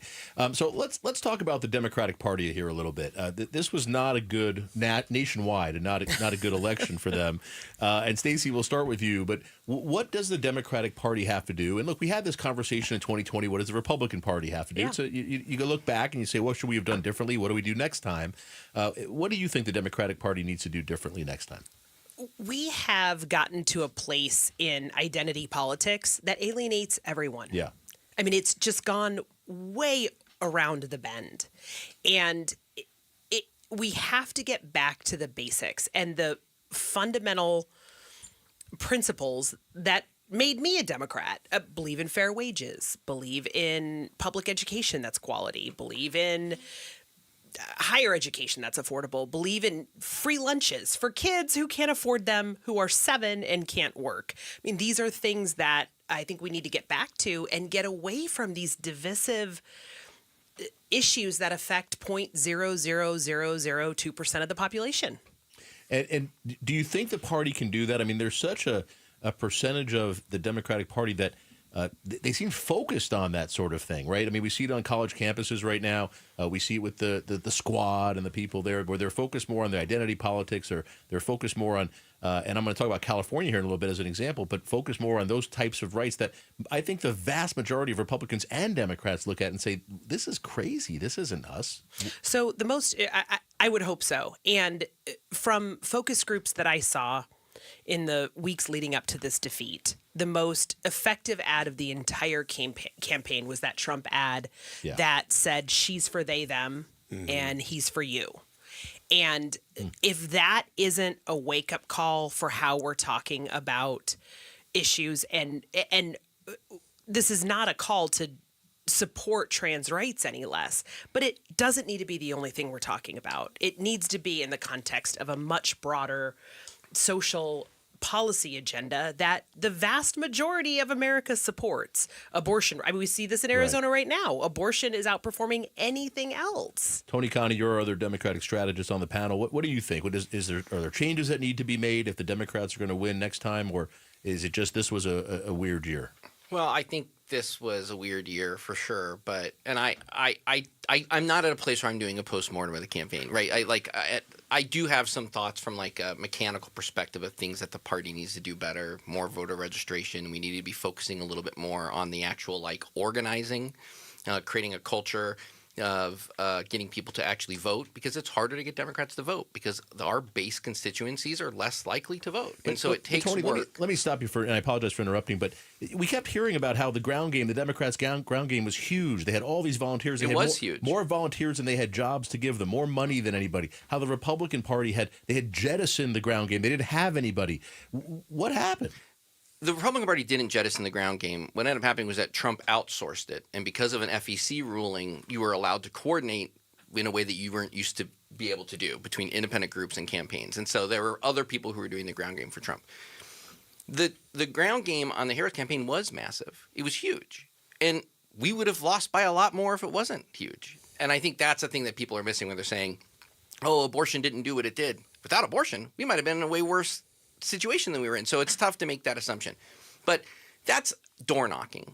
Yeah. I'm talking about organizing. I'm talking about the work that you're doing to brand the Democratic Party. Because one of the things that's happening in Arizona that I think is a distinction, and we're going to look when these results are done, where it seems that Democrats are doing better in Arizona when it comes to like the exit polls with different demographics than in other states.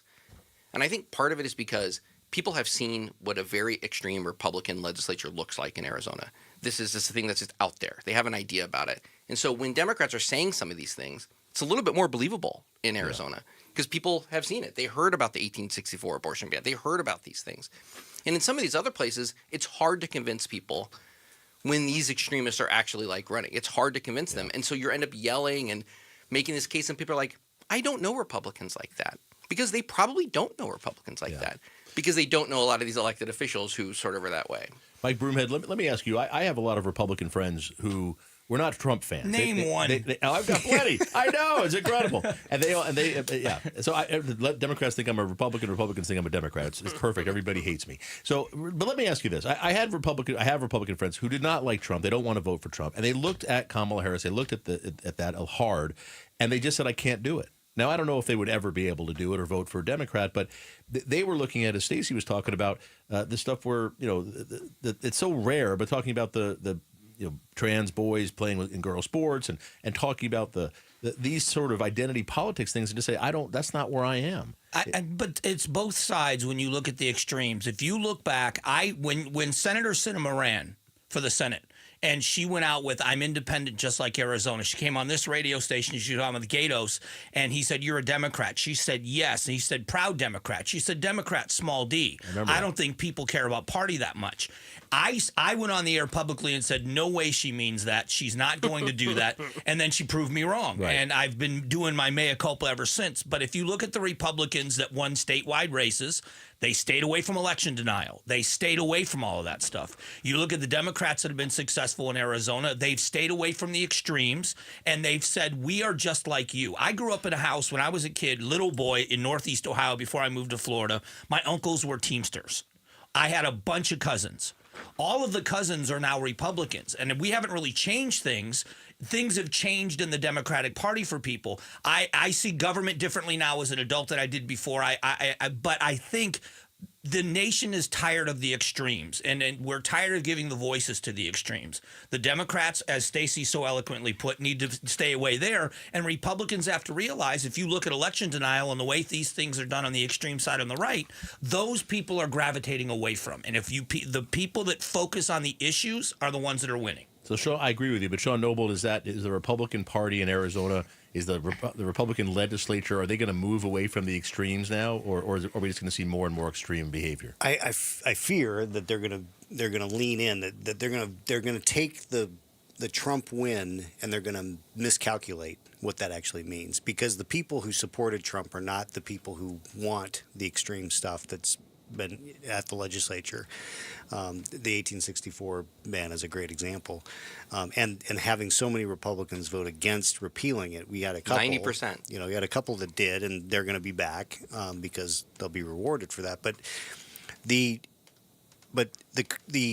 winning coalition for Trump is unlike it. Some people have compared it. Reagan brought together a lot of Reagan Democrats, and he built this coalition, this governing coalition. The winning coalition that Trump's put together is important, but it's not a lasting coalition unless they actually deliver on the stuff that he talked about with the economy and the border, not the extreme stuff. Yeah. And so this is why I think Steve Bannon is wrong. There's going to be no Project 2025. Really? It's not going to happen. Ooh, I love this. No literally way. not going to happen. I love this. So let me ask 100% Mike and Sean are both saying no way adamantly. So let me ask you this. If they start to do Project 25 stuff, if they start to say we're gonna move full-on federal departments to other states because we want most of them to quit so we can replace them with people loyal to Trump. If they say we're going to shut down the Department of Education, if they say we're going to start rounding up illegal immigrants and putting them in camps and deporting them, will you and other Republicans stand up and say, hey, this is wrong, we shouldn't be doing this? Yeah, I think that Republicans en masse will do it, and they'll vote that way. If you look at Arizona, I think Arizona in 2 years from now, depending whatever the legislature does, if there's success on the economy, if there's success on the actual border issue. Listen, if you remember back in the first Trump administration, and I'm going to answer your question in a round way, I'm sorry. But if you look in the first very Trump, intelligent. You look in the first Trump administration where he tried to do something with the Dreamers. Right. And it was unsuccessful. If he comes into office and says, first and foremost, let's fix this for the Dreamers, and he brings Democrats in and saying, let's fix this first legislatively, but we are going to deport criminals. I think that's something everybody can agree on. Mass deportation sounds horrible to a lot of people, but if he says we're going to get the criminals out, the people rally around him. But if he goes out and he starts sounding and doing things, I disagreed with him about the things he said about about McCain. There were people quietly that said this election dial thing and the audit in Arizona was wrong. So, yeah, there's a lot of people out there that are going to stand up and say we shouldn't be doing it this way because we'll pay a price in the legislative races in Arizona for it in 2 years. All right, Sean, I'm going to let you get to that in a second. And I'm going to ask you a question. I'm going to take what you said when we get back, and I'm going to ask this. Trump, I think, has an opportunity to go down in history as one of the best presidents because he can solve a lot of these problems. He can bring the right with him to solve immigration, to solve the entitlements. There's things we can do. We're going to talk about whether that's even possible next. Mike Broomhead is here. Tony Conti, Stacey Pearson, Sean Noble. I'm Barry Markson. It's KTAR special election coverage. Peter Seymour standing by in the KTAR News Center. KTAR News Flash. At 8:14, this is what you need to know right now. Arizona votes 2024. The count. He'll already be the next president of the United States, but Donald Trump's lead in Arizona and Maricopa County continues to grow as more results are announced tonight. Statewide, Ruben Gallego leads Kerry Lake by 2.5 points in their race for U.S. Senate. In Maricopa County, he leads by 5.5 points. Republican Jerry Sheridan, a top aide to former Maricopa County Sheriff Joe Arpaio, will be the next sheriff. Democrat Tyler Camp has conceded their race. Republican incumbent David Schweikert clinging on to a 2.5-point lead in his congressional race against Democrat Amish Shaw. Schweikert represents Scottsdale and Fountain Hills. Republican incumbent Juan Ciscomani leads Democrat Kirsten Engel by 0.2 of a point in their congressional race. Ciscomani represents southeastern Arizona, including parts of Tucson. All of our top stories are just 15 minutes away. For more news, go to KTAR.com or the KTAR News app. Arizona votes 2024. Continuing coverage of the general election.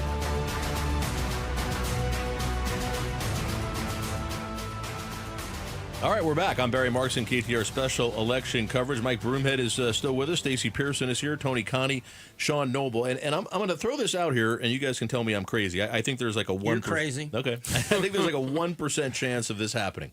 But I think Trump, and I said this in 2016 too, I think he has the opportunity to be a president that really stands out and gets things accomplished because he can bring the folks on the far right who don't want to do anything unless it's 100%, unless they get everything they want. They generally say no. And I'll give you an example, immigration. Mm-hmm. Trump met with, I still remember it, he met in the White House with, as he called them, Chuck and Nancy. And they sat down and had a meeting. Part of it was televised, and they talked about immigration. And then they went in the private room and they came out and they said, "We kind of have a deal. Like we're gonna do some DACA stuff. We're gonna do some wall stuff. We're gonna compromise and come up with everything." And then Trump went into the Oval Office, and Stephen Miller and the others said, "You can't do that. If you do that, you're gonna lose your base. Everything blows up." And he canceled. It was done. I think Trump, he can't run again, right? He's got no one else to please. If he can take the hits from his own side a little bit. I think he has the opportunity to say, we're going to do real immigration reform. We're going to have more enforcement. We're going to get rid of the people who are here who are criminals and here illegally. We're going to do something with DACA, and we're going to do something with our asylum program and at the border. We're going to do a lot of really good things. You know, I hosted an event one time for that Arizona Talks. Mike, I know you've done some of these things. And it was on immigration. There were people there from the far left and the far right and everywhere in between. And I just facilitated a conversation. And I'll tell you something. After about an hour and a half of it, I said, I'm hearing a lot of consensus. 90% of these issues we agreed on. Right. And they all said yes. Yeah, I did the same thing with them. Same issue, same thing. And I said, why aren't we fixing this? And they all said, because everybody would rather have the issue than fix it. Yeah. Trump can fix it. Trump can lead to that. And he may not get everybody. He's not going to get every Republican, but he'll get a whole bunch, and he'll get a bunch of Democrats. Is there any chance he's going to do that, Sean? I think there is a chance. Really? And it's not just immigration. It can be a bunch of different things. He can do it with the entitlements, with Social Security and Medicare. There's a lot of things he can do it because he can bring people to the table and make it work. He has the right flank, but at the end of the day, he's not a lifelong conservative. He's a business guy who likes to make deals. That's where he gets his value. That's where he gets his self-worth is, hey, I got this deal done. USMCA. Yeah. So I think, and you're right, with no, being a one-term president, he's no reelect to worry about, he's going to have a lot of ability. And what's interesting is that if you watch MSNBC, it's like, oh, Trump without guardrails, he's going to destroy the country. It's actually going to be exactly the opposite. Trump without guardrails is actually going to, do some bipartisan stuff that is going to shock people. Do you really think so? I do. Tony, Absolutely. Come on. You're shaking your head. Come on. These people that you're talking about that we're ramping them up and telling them not to do stuff, they were the ones who were sitting with him in debate prep in the campaign this year. Stephen Miller has more power in that White House than he had before. There are the people who feel like they delivered this election for him are very angry. They are not planning on uniting. I can't imagine. I mean, let's look at what's going to happen to leadership in the Senate. They don't want McConnell, the most successful Senate president that has ever maybe existed. They don't want him because he made deals. Tony, the thing that you don't understand is that Trump doesn't care about his staff. He cares about the billionaires. Fair. Elon Musk. That's Elon a Musk very is going to interesting have point. significantly more influence Jeff than Bezos. Stephen Miller. Yep. I mean, Elon Musk is eating this stuff up. And though. Elon He Musk is wants not it. He wants an immigration deal. He understands that. This is an opportunity. I mean, I think if they bring up the exact immigration bill, I wonder if it passes. Right? And Yeah, do it will they pass. get 60 votes in the You mean Senate? Senator Sinema's bipartisan Yeah. immigration It'll deal? become Trump's bipartisan. Do they get? I'm okay with that. Yeah. Do they There'll be get some tweaks 60 to it, but votes in the Senate? Yeah. You think they will? If And Trump- if they if don't Trump- get if the 60 Democrats votes are in the willing to go Senate, along. Sure. But Tony, here's what all they need is for Trump to say, "This is my bill. Vote Let it for go. it." Yep. How are they? Let it How are they loose. not going to get it? Do you think all the Democrats are going to vote against it now? They can't. They just all came out and said we should vote for it. That's what I'm saying. Like Yeah. if he introduced that exact bill that they all said was going to destroy They'll the change- border they'll and change- America, they'll change three But things. I The genuinely difference is the discipline, right? The way the Republicans have consistently gotten in line is something I covet. I wish our party does everybody would stop forget scratching. the House of Representatives mess? Are you all totally forgetting what happened and how they couldn't elect a leader Yeah, but because of it's- a few people? but now and Trump they is- might have a Trump's smaller back, though. majority. Yeah. Trump's back. But They're- Trump was involved in all that Yeah, stuff but too. Trump's going to say this is what we're doing, and Trump's- everybody's got to fall in line Trump's behind got Mike Johnson's back. I mean, this is not a Kevin McCarthy Andy issue. Biggs isn't going to do something against what Trump says. I totally They're not. agree. They're not going to do that. And he could do this with the entitlements, by the way, too. Just like Reagan did. It doesn't have to be anything crazy. No one's going to take away your Social Security, but you can increase the retirement age 20 years out, 25 years out for people who can plan and figure it out. And it's incremental. We did that before. I mean, that's, for folks who are going to retire in the next 10, 20 years, it's later than those who retire 10 years This feels a lot to me like people saying, "Is Carrie Lake going to moderate for the campaign?" Oh, you know what? Now's the time. She's learned her lesson. Well, now she's going to do it. But I just don't know what is different Tony, about Donald Trump. You got to look back at Donald Trump's term. I mean, criminal justice reform. There are a lot of bipartisan stuff that he was responsible for that nobody believed that he would be I think for. the key is to have Kanye come in there and say we have to have entitlement reform. I mean, I'm telling you, it's the celebrities and the billionaires who have the influence with him.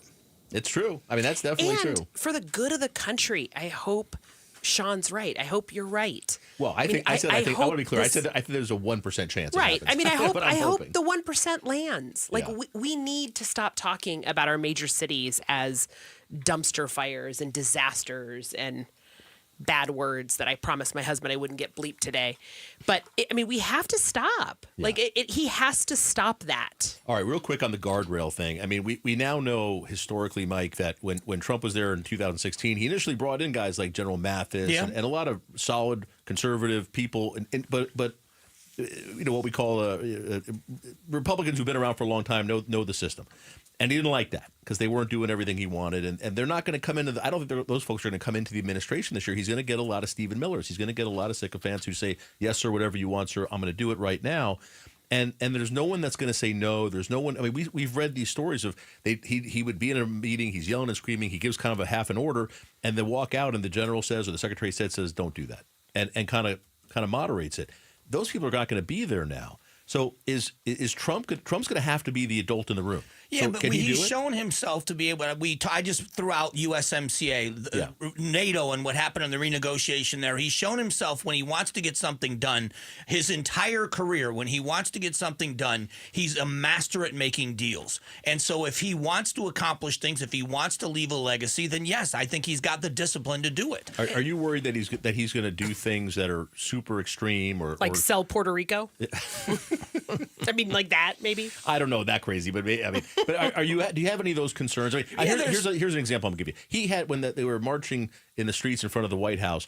His Secretary of Defense Mark Esper and the general said he wanted to send troops into the streets to shoot them in the legs, but to bring this to a close. If he gives that order now, is someone going to say, no, we're not going to do that? Of course they are. I mean, we're talking about craziness. And the idea that, I mean, I'm just going to tell you this. If we're going to have 4 years of making Trump out to be this maniacal, crazy person, you look what Letitia James came out and said today. You look at people standing up and saying that if this is good, it's going to be, we're going to get 4 years of craziness because he's not going to sit down and take it. If people are willing to say on the other side of the aisle, we lost the election, let's see what he does. And if he does something wrong, we are going to call him out in big, bold letters, then I think things can get done. But to blame extremism on one side is an unfair thing to do. I'm not blaming on one side. I'm worried about him. I get it.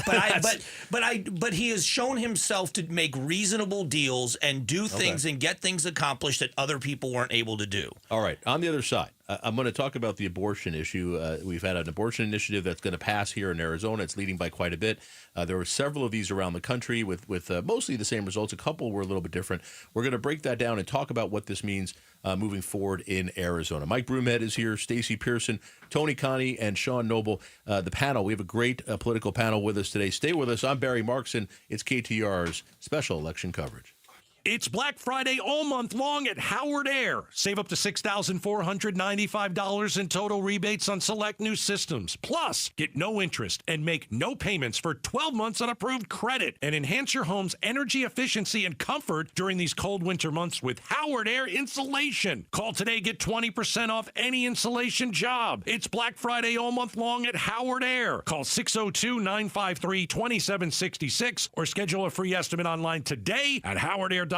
Some restrictions apply. Moving Day, a walk for Parkinson's, is happening around the country this spring. More than just a walk, Moving Day is a fun experience that unites the community in the fight against Parkinson's disease. Parkinson's doesn't stop, and neither will we. So let's get moving. Join the Parkinson's Foundation to learn more and register for an event in your area at movingdaywalk.org. That's movingdaywalk.org. Hey, it's Jim Sharp along with Stuart Willis, the president of Asset Preservation Wealth and Tax. And Stuart, when you talk to me about taxes, you say it's when you pay your taxes on your investments that really matters, right? Absolutely. A lot of people think that when they're retired, their tax bill is going to go down. Oftentimes what we see is people have built up a huge tax time bomb in their thrift savings plan, their IRAs, their 401ks. Just remember this, we are in one of the most efficient tax windows in American history right now. It's the perfect time to consider taking advantage of the Tax Cut and Jobs Act, because if Congress doesn't act, taxes are going up in 2 years, and that'll be a mistake. Once again, it's a perfect time to find out if a Roth conversion makes sense for you. Remember, it's not about what you make, it's about what you keep. So contact Asset Preservation Wealth and Tax and get a free portfolio review. Go online at assetpreservationwealth.com. That's assetpreservationwealth.com. Investment advisory services offered through Foundation Investment Advisors, LLC, and SEC registered investment advisor. I'm Doug Hopkins with My Home Group and DougHopkins.com. If you're looking to sell your house and want the convenience of a guaranteed cash offer, I'd be honored if you gave us a try. I've been working in Valley Real Estate for 25 years and have purchased over 18,000 homes during that time. DougHopkins.com offers you peace of mind while selling your house. Since I'm paying you cash, there are no banks involved, no closing costs, no expensive real estate commissions, and you can sell your house in as-is condition with no repairs. I take care of everything. DougHopkins.com will give you an honest cash offer for your house. We'll put it in writing and we'll guarantee it. We're not going to bait and switch you by offering a high amount contingent upon inspections.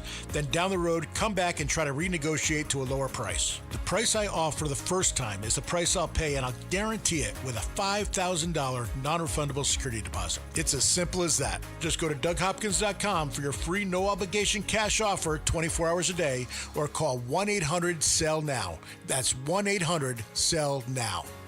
KTAR News now. Good evening. It's 8:28. I'm Peter Seymour. Arizona votes 2024.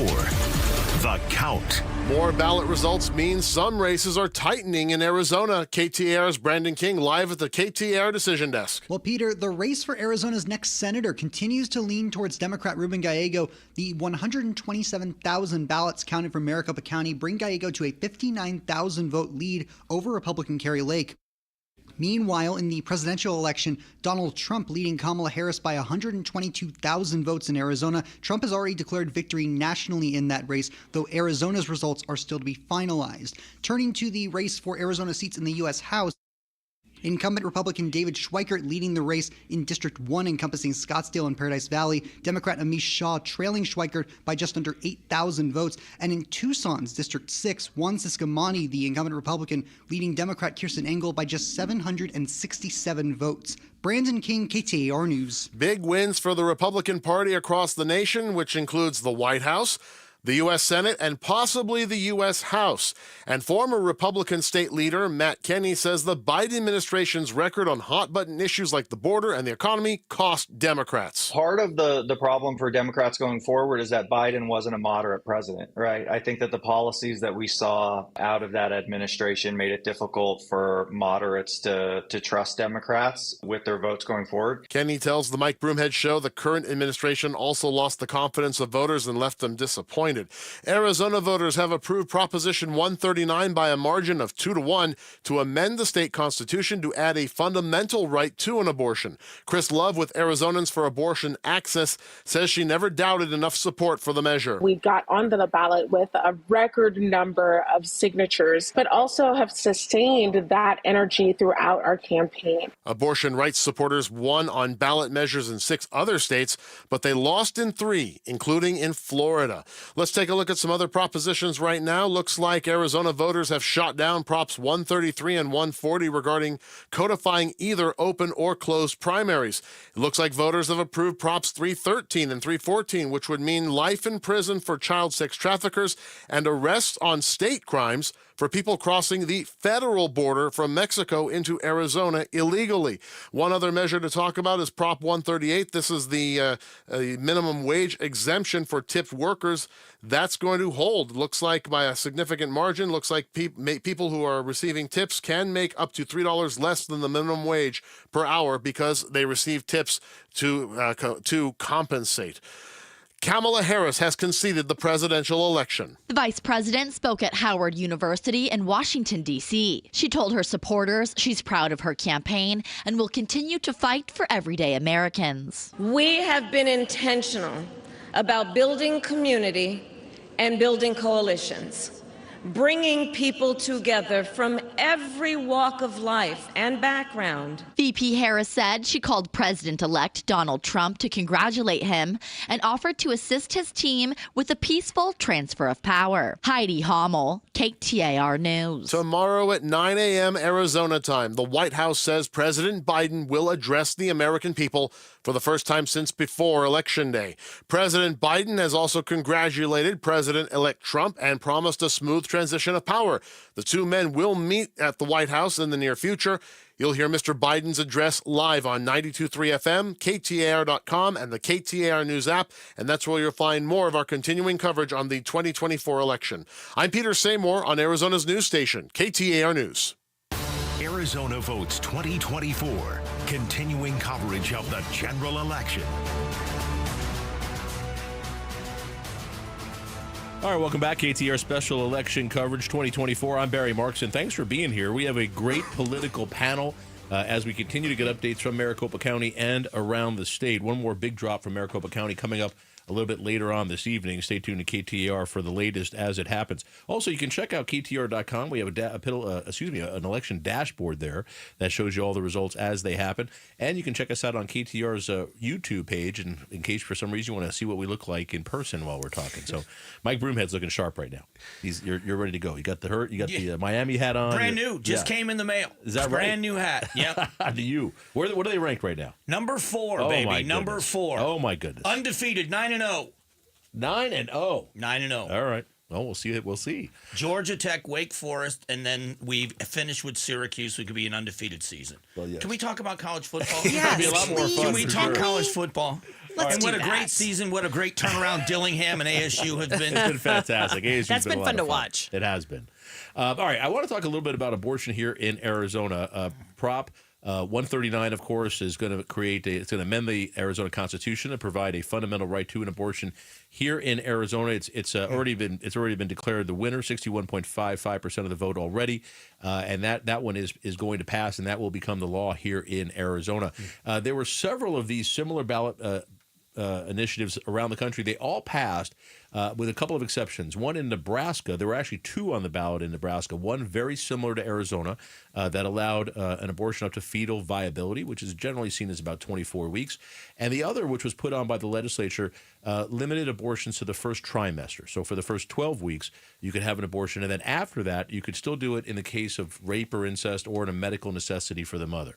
That one passed in Nebraska, which I thought was interesting because when an alternative was put on the ballot, the people in Nebraska at least chose that alternative. I mentioned that earlier. Here in Arizona, they didn't put the alternative on the ballot. I think they could have put a 15-week abortion thing to put into the to amend the Constitution. I think that might have passed here if that was on the ballot as an alternative. But the Republican in the legislature did not want to do that. So let me ask you, and I'm going to start with you, Stacey. Who came out and voted for this? I mean, over 60% of the vote, almost 2/3 of the folks voted for Prop 139, and yet Trump is going to win by 5 points. You're seeing kind of most Republicans, Maricopa County has kind of a Republican sweep. Who came out and voted for this and yet also voted for the border security bill, and yet we seem to have kind of a red wave? So what's super interesting about abortion is this upside down bell curve. The older the voter, the younger the voter, the more supportive they are. And Sean certainly has dug around and crosstabs on this. But women in particular over 65 who remember a world before Roe are mad. They were mad. And they could very well be Republican. They also want a big Great Wall of China at our southern border, but they want access to reproductive health care that is not controlled by a legislature. And ultimately, that's what they decided. They may be totally personally opposed to abortion. They'll never have one. They don't want their daughters to have one. They don't want their daughters-in-law to have one, but they want the legality of it, and they want the ability to a woman make a decision with her doctor when she needs to. Yeah, I will tell you, I'll say this on behalf of my wife and other women I've spoken with, and obviously we have two boys, abortion's not an issue we're dealing with personally right now, but I will tell you, my wife felt that viscerally. She felt as if a right had been ripped away from her. And she's not pro-abortion, she's not looking at abortions, but that she felt that it's interesting. You have a right taken from you, and I think a lot of women felt that. But this was supposed to be something that drove people to the polls and was theoretically going to change the election, and it didn't seem to do that, Stacey. So who knows, right? Yeah. I mean, when we, to Tony's point earlier, we're going to be doing postmortem for the next 4 years, right? But there's an argument to be made that Harris would have lost by a bigger margin without 139 on the ballot. I mean, this could have been something that keeps the legislature in play, that has Ruben Gallego up a couple of points. This turnout, we have a female Democratic or female registration or turnout advantage right now. This could be that.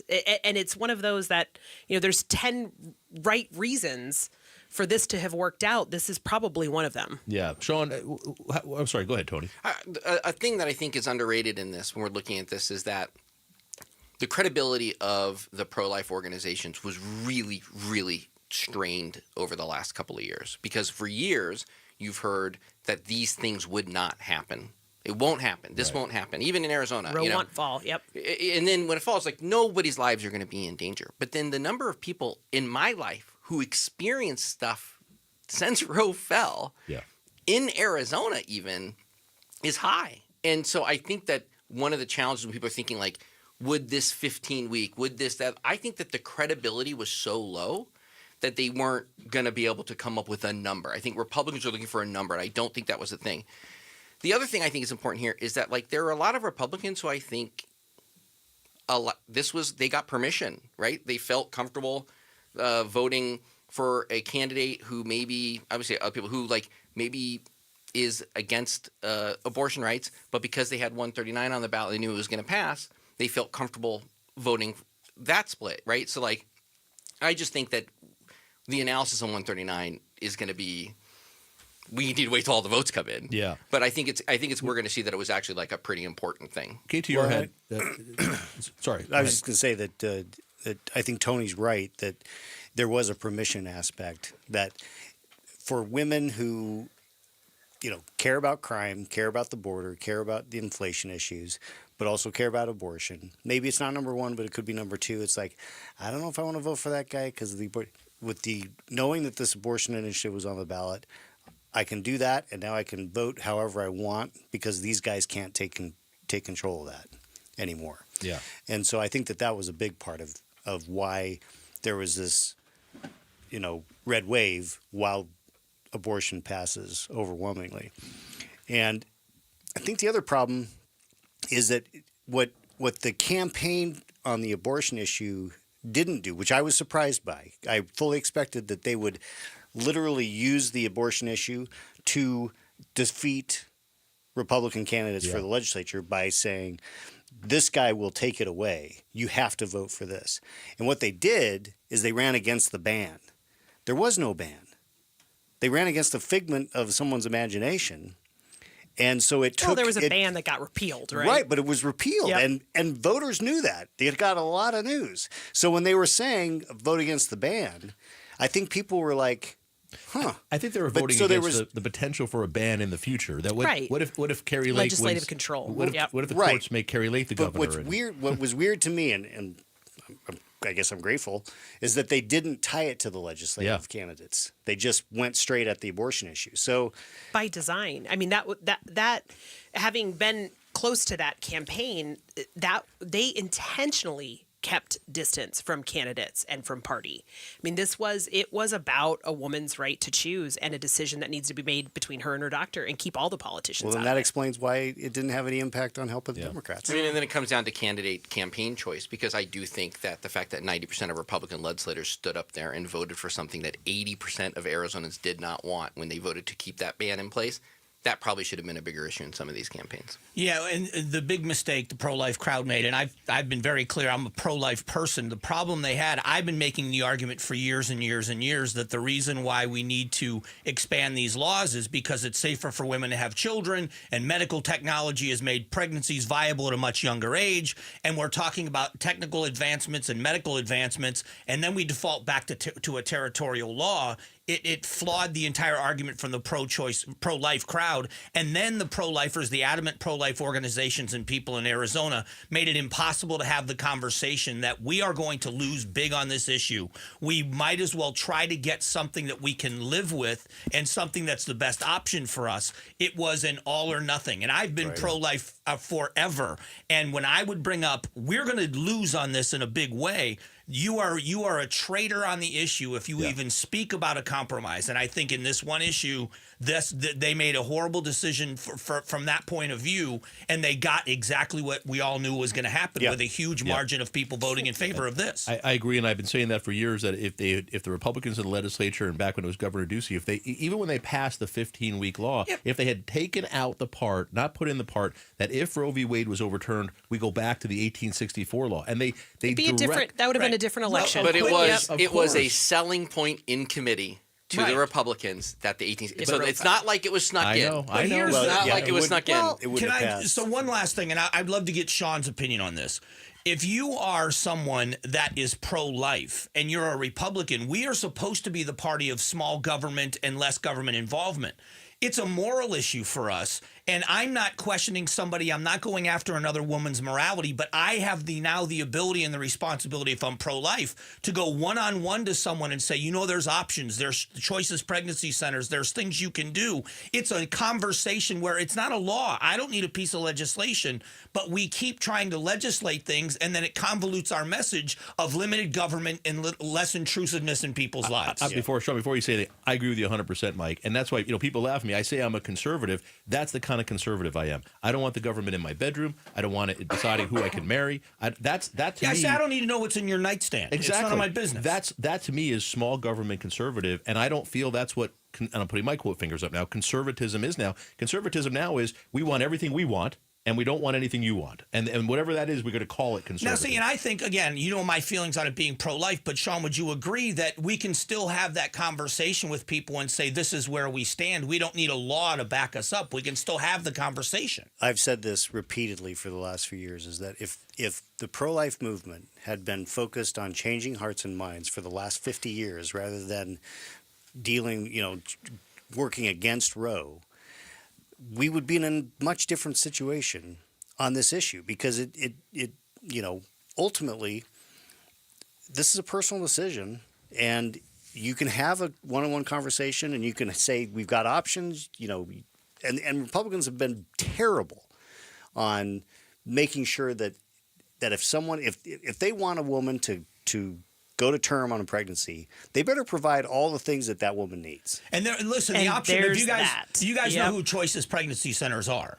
You guys are familiar. Yeah. Most people aren't. And you're right, Sean. That's the conversation of there's things out there. But you have to, that's just it, is the entire healthcare package that is included in the pro-choice or pro-life movements. It's providing contraception. It's allowing for morning after pills, which, by the way, is just birth control. That's just birth control. That's not an abortion pill. Right. I mean, it is all of this to make sure that a woman has options before she's walking into a clinic.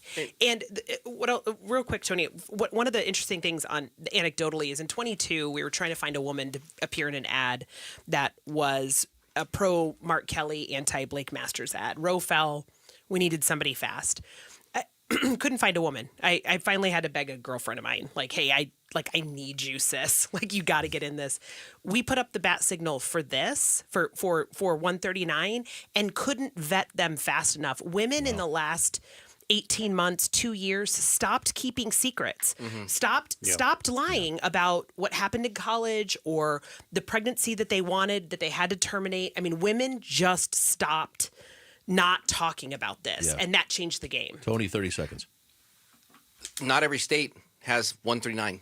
This issue is not gone. No. And I think that this issue is going to be in these other states. It's going to be around. Florida still has their 6-week abortion ban. Iowa just implemented a 6-week abortion ban. Throwing this to the states is not the easy solution that they think it is. It's going to still be, in some of those states, going to be very dangerous for a lot of people. All right, we're going to take a short break. When we come back, our panel is still going to be here. I want to talk about some of the other propositions.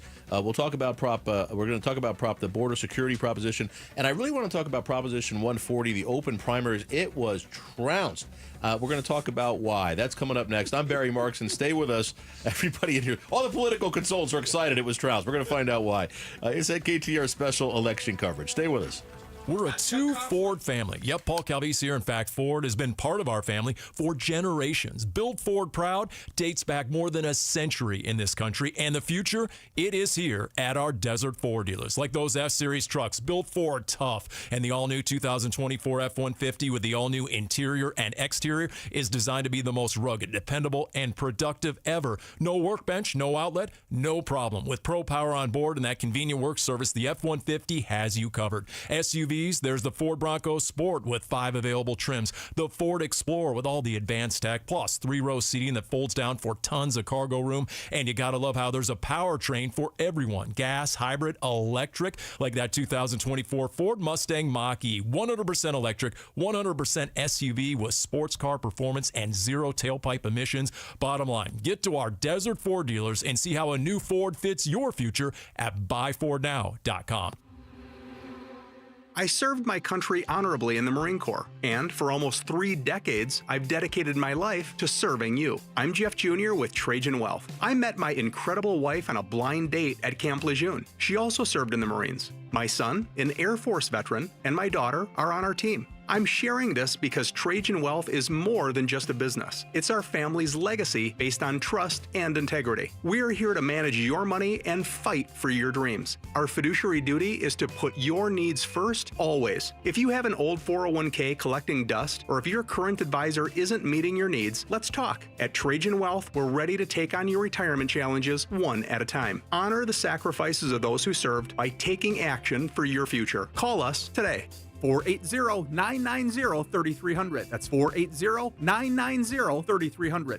Advisory services offered through Trajan Wealth LLC, an SEC-registered investment advisor. Parker & Sons wants to thank you, Arizona, for helping them become the Valley's most trusted heating, cooling, plumbing, and electrical company over the last 50 years. 50 years. It's Parker's 50th anniversary. They are celebrating by giving right back to Arizona with 50 acts of kindness. If anyone you know is in need of Parker's services, visit parker50.com and nominate them for a free service or repair today. Parker50.com or call 602-2REPAIR. When we got our home appraised, we felt robbed. Compared to a similar home right around the corner, our appraisal was $80,000 less.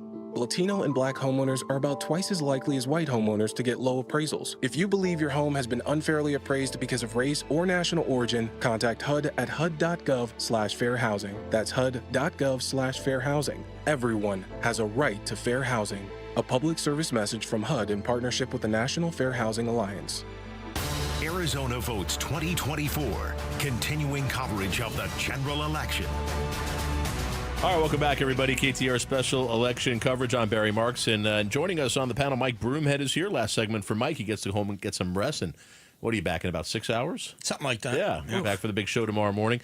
Tony Connie is here, Slingshot Campaigns, and a former Arizona for Biden campaign director. Sean Noble is here from American Encore, a Republican strategist, and Stacey Pearson from Lumen Strategies, the Democratic strategist, here on the panel as well. All right, let's talk about 140. We actually just had a great conversation off the air. Yeah, we should have left the mics on. We probably should have.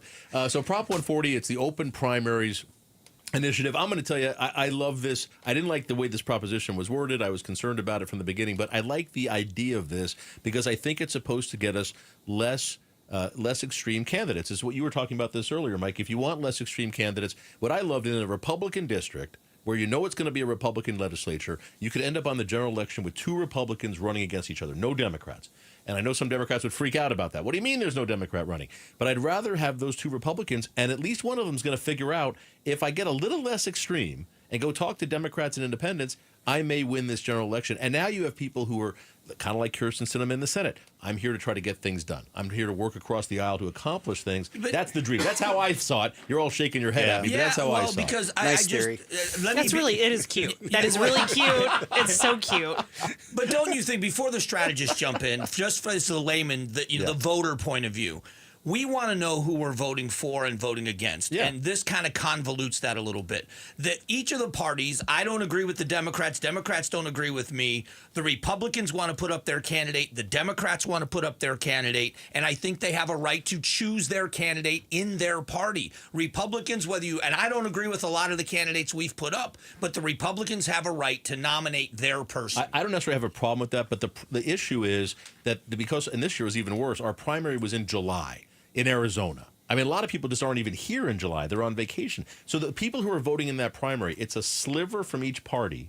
And then independents almost, I know they're allowed to, but we make it more complicated for independents to vote in the primary. So almost no independents vote in the primary. So it's this tiny percentage of the electorate that are picking the candidates from each party. Make it easier. In 75% of the elections in Arizona, we already know which party's going to win. So make it easier for independents to get on the ballot. On the ballot, and all independents should be able to vote in the primary. Well, they are. I mean, but they shouldn't have to take an extra step and go do that. Well, look, no one put a gun to the independent's head and said you have to register as an independent. If you choose not to be in a party, then there are But this is the problem party have structures. Because independents are the biggest party.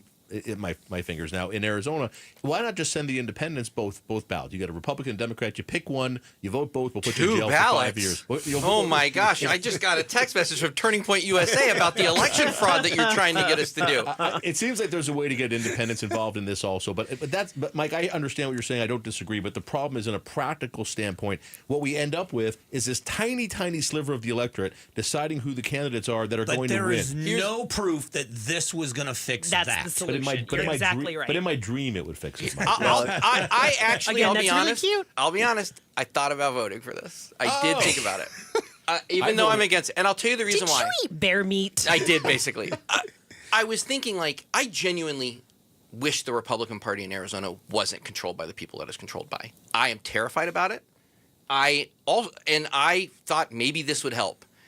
But what ended up making me decide not to do it, other than the fact that, the small voters that you're talking about, that small sliver, they're the ones still deciding in round one. It doesn't increase the turnout in other states. No, but now you have two Republicans running against each other in the general, and one of them can be more reasonable than the other. Here's what maybe changed my mind is that I'm frustrated that Republicans haven't stood up against this themselves. And I think that the people that were behind this, who I respect and like, put it together because they were trying to find a way to fix the Republican Party.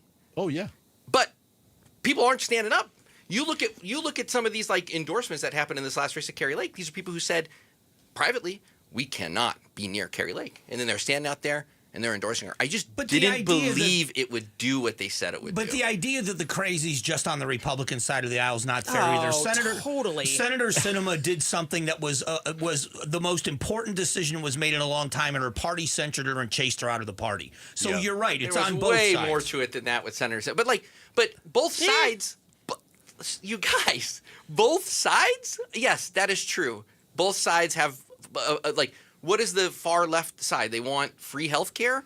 The far right side, they're saying that they burned down the ballots at a chicken farm because they were trying to hide an election. The far left side that wants to talk about, make the big number one issue, trans kids in school and playing in sports. I mean, so there's extremism on both sides. This idea that you're going to label one side extreme and crazy is completely unfair. Well, so this argument is exactly why it went down in flames, because all of us don't agree on a lot, but we all agreed that this was bad. And so what the Prop 140 campaign did is it built the largest coalition of bipartisan coalition. Literally the largest bipartisan coalition I've ever seen on a political issue that came out against this. This was Planned Parenthood. It was TPUSA. I mean, you name every right wing and every left wing. Both parties. They were ACLU. against it. It was wild. League of Women Voters. League of Women Voters. Did you just have club meetings with T-shirts that say "We hate Chuck"? Like, what was it? I mean, Poor Chuck, that might have man. worked. I hope he's drunk in Bisbee right now. I hope he's not listening. This was a thump. I have to tell you, and I'll tell you from the layman's perspective, as Mike said, I think this was a great idea, poorly executed. I think the way this read was bad. I think having the ranked choice voting in it potential was bad. I think leaving it to the legislature every year we have to revisit, or every 6 years, I think was bad. But I have to say, doing something to try to get less extreme candidates and less extreme people in the legislature on both sides, But Chuck I said, think is better. But Chuck said anything is better than what we have. And I love Chuck. I've talked about him quite often. That's not the way you sell something. Yeah. Anything's better than what you have is not a way to sell something. I think also the fact that we're talking about this initiative coming from a person is probably not a good sign. I know that it was other people. It wasn't just him. I know it wasn't just him, but I'm just saying. I keep checking my phone to see which one of us is going to get texted. Yeah, I know. Tick, tick, I tick. very much like him it's a coming. lot. It's coming. So, anyway. But I liked it. This is a movement that is funded, by a handful of wealthy people who have some ideas. This is a ranked choice voting issue. It's not an open primaries issue. This is funded by the ranked choice voting. And in every state where they had it, it went down in flames. Yeah. Except for D.C. Well, they do the best governing in D.C., right? So that makes sense. And it was repealed, and it was repealed in Alaska. So they're going backwards. Yeah. And so this is a movement that's dead. All right, I was on the wrong side of that one. I was shocked when I saw that one come out and it's losing by 20 points. I was very, very surprised. I thought it was going to be closer. I thought it was going to lose. I thought it was going to be closer. I thought it was going to be really close and maybe win, but my goodness. All right, on the other side, we're going to lose Mike Broomhead. Mike, thanks for staying here with us a couple hours. We'll see you tomorrow morning. It's been so fun. I'm going to sleep in the parking lot. Go ahead. We'll see Mike tomorrow, the Mike Broomhead Show, 8 to noon right here on KTAR. Thanks for staying with us, Mike. The rest of our panel, Stacey Pearson, Tony Conti, Sean Noble, they're going to be with us here for another hour as we break down the Arizona election. We'll give you the latest on what's happening in the Kari Lake Ruben Gallego race, some of the congressional races, and some more of these ballot initiatives that we voted on here in Arizona. I'm Barry Markson. Thanks for being with us. It's KTAR special election coverage. Stay with us. I'm Brian Tedesco, CEO of Blaupunk Americas, the pioneers of the car stereo. Today, we're not just about sound systems. We are revolutionizing the e-bike scene with Blue Dot Bike. Thanks to AmericanEagle.com, our online presence now features a dynamic e-commerce website that showcases the quality and affordability of our foldable e-bikes. And our collegiate e-bikes, just perfect for the college fanatic. These e-bikes offer a new way to experience freedom on two wheels, no matter your age. When we needed a top-notch website to match our cutting-edge e-bikes, we turned to AmericanEagle.com. They made the impossible seem easy, tackling digital challenges like pros. Check out the Blue Dot Bike website to see AmericanEagle.com's amazing work in action. Need the best in website and digital marketing solutions? AmericanEagle.com is your go-to. They've been a game changer for us, and they can be for you too. Visit AmericanEagle.com or call 877-WEB-NOW-1. That's 877-WEB-NOW-1. Hey, this is Mike Broomhead. As someone who's experienced the exceptional care of Moving Team 6 Firsthand, I can genuinely say that our relationship is invaluable. Their dedication ensures your move is not just a task, but a seamless journey, free of stress from the moment you start planning to the final box being unpacked. With Moving Team 6, your move is their mission. For more, visit movingteam6.com. That's movingteam6.com. KTAR-FM, Glendale, Phoenix, Arizona's news station. KTAR News, 92.3 FM. If you're suffering from stabbing pain, numbness, tingling, or burning in your arms, legs, hands, or feet, you may be experiencing peripheral neuropathy. If you or a loved one is suffering from neuropathy and has been prescribed a medication like Lyrica, Neurontin, or Cymbalta, there is an alternative. Amazing research has now shown that neuropathy symptoms can be reversed in as little as 1 week. At Restore Wellness, highly trained doctors are using a cutting-edge treatment and successfully slowing and often reversing the disease without addictive medications. If you're tired of living in pain, then call 480-447-9555. That's 480-447-9555. There's no surgery or prescription drugs. Don't wait to get relief. Call 480-447-9555. The first 25 callers will receive a full exam and in-depth consultation, absolutely free. Did you know that 9 out of 10 Americans are sick of the divisions in our country? But there's one small step we can take to remember that we're still connected. All over America, strangers with different political views are coming together to talk about their lives, not politics, and discovering they actually have a lot in common. Because even if we don't see eye to eye, we can still talk heart to heart. So let's talk for a change. Learn more at takeonesmallstep.org. KTAR News now. It's 9 o'clock. Good evening. I'm Peter Seymour. Arizona votes 2024. The Count. What do tonight's election results mean for Arizona's tightest races? KTAR's Brandon King is live at the KTAR Decision Desk. Peter, the latest ballot drop for Maricopa County puts Donald Trump in the lead for Arizona voters with a 122,000 vote lead over Kamala Harris. Trump has already declared victory in the race nationally, though the Arizona statewide results are not yet final. The Senate race continues to be among the closest in Arizona. Republican Carrie Lake trailing further after tonight's ballot drop. She's behind Democrat Ruben Gallego by nearly 60,000 votes. Meanwhile, in the state's congressional races, David Schweikert, the incumbent Republican for District 1, continuing to hold a lead over Democrat Amish Shah by roughly 8,000 votes. And in District 6, incumbent Republican Juan Ciscomani just barely leading Democrat Kirsten Engel by just 767 votes. Brandon King, KTAR News. Maricopa County Elections has said that it will expect to release one more set or one more round of ballot results before the end of the night. Keep it right here on KTAR for the latest. In Maricopa County races, Republican Jerry Sheridan, a top aide to former County Sheriff Joe Arpaio, will be our next sheriff. Democrat Tyler Camp has conceded the race. Democrat Tim Stringham has conceded his race for county recorder to Republican Justin Heap, who leads by 4 points.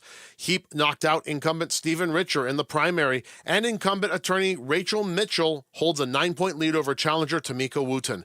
Although it's looking like Prop 139, which enshrines abortion access in Arizona's Constitution, is sailing toward approval, legal challenges may get in the way. Arizona voters checked yes to Proposition 139 with a margin of 2-1, but Chris Love with Arizonans for Abortion Access is waiting to see if there will be any obstacles. After any challenges, again, will need to be taken up by the reproductive rights stakeholders and democracy protection stakeholders to really move forward. After Governor Katie Hobbs certifies election results, Love tells KTAR News she expects the Arizona Abortion Access Act to take effect by the end of November. Susan Monday, KTAR News. Arizona Congresswoman-elect Yasamin Ansari says she'll fight right-wing extremism and the conservative Project 2025 agenda. But she also tells KTAR's special election coverage tonight that she'll work for unity in Washington, too. I'm trying to be optimistic about the possibility of working with colleagues from any political party on issues like housing, on issues like transportation, on hopefully issues like reproductive freedom. Ansari, a former Phoenix councilwoman, won 70% of the vote to represent downtown Phoenix, Laveen, Maryvale, and Glendale.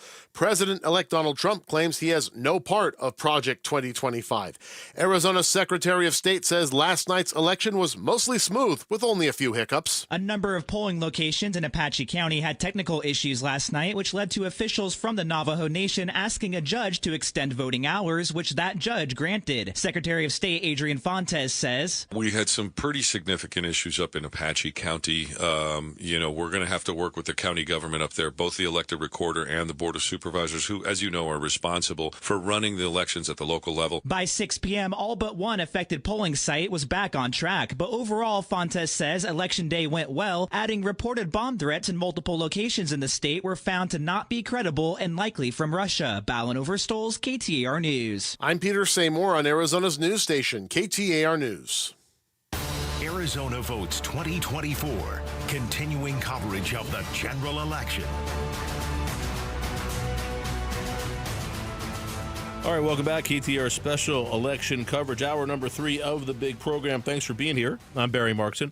Joining us on the panel, Tony Connie is here from Slingshot Campaigns, a former Arizona for Biden campaign director. Stacey Pearson is here from Lumen Strategies, a Democratic strategist, and Sean Noble from American Encore and a Republican strategist. Thank you all for being here. You can check out the show right now on air and online, and of course on KTAR's YouTube page. You can jump on YouTube and actually watch us live. That's it's like watching grass grow, but it's exciting. It's exciting to see it happen in person. And then check out KTAR.com. We've got an election dashboard up there. As the numbers come in from the Secretary of State's office, they're up on the website, and we keep everything updated there at KTAR.com throughout the entire election season.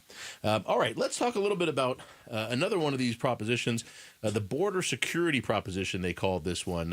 And this is, I don't actually think this does anything. I've read through this. I've discussed it with a lot of the legislative leadership who actually told me they thought it said something else, and it was interesting to hear about it. But it did pass. You knew it was going to pass. It's just one of those things that reads well, and we're all concerned about security on the border. Sean Noble, is this going to create an issue for us, Prop 314? Are we going to see lawsuits now? Are we going to see, is law enforcement actually going to try to enforce this thing, or is it just a big nothing burger? I actually think with Trump's election and what the feds are going to be doing on the border that hasn't been done under the Biden administration as much, that this issue is kind of moot. Okay. This was a defensive reaction to a Democratic administration that was just failing on the border issue. Okay. It seemed to me that it was more of a defensive reaction because there was going to be an abortion referendum on the ballot. They wanted something to drive Republicans to the polls. But law and order. Well, yeah. I mean, it's so interesting to me how people think through this, because this is a presidential election. Turnout is going to be big. Yeah. And there isn't a ballot initiative is not going to drive an extra Right. turnout. You might, around the very slight margins, but really that's not a driver. Okay. Well, also just worth flagging, the Arizona Police Association didn't endorse it. I mean, this is an unfunded mandate. It's confusing. It's going to be confusing to cops. The one place ICE exists in all law enforcement activities is in a jail. So they're already checking legal status when folks have been arrested. I mean, this is a hot mess. I literally had legislative leadership tell me that the way this was written, the only way anyone in law enforcement could arrest someone or do anything with this is if they saw them cross the border illegally. So I said, so you're telling me that unless the officer is standing at the border watching someone cross illegally, which, by the way, if you see that, I think they could have arrested them regardless of this law. But if that's it, then it's never going to happen. So that means in Maricopa County, for example, we should never see an enforcement element of this ever. Now, Jerry Sheridan was just elected sheriff of Maricopa County. He's an Arpaio acolyte. Yeah. So are we going to see him for political reasons, try to take hold of this like Arpaio did and start pulling people over and asking for papers and doing what we had with 1070? Or will it be happening by individual, law enforcement officers who are, who just are doing what they think is their job at that point? And so I think this is bad news. I don't think it's going to do nothing. I think that there are ambitious sheriffs out there who are going to be trying to use this, especially when it passed by as much as it did. And they're going to think like, oh, there's a mandate, we should be doing this kind of stuff.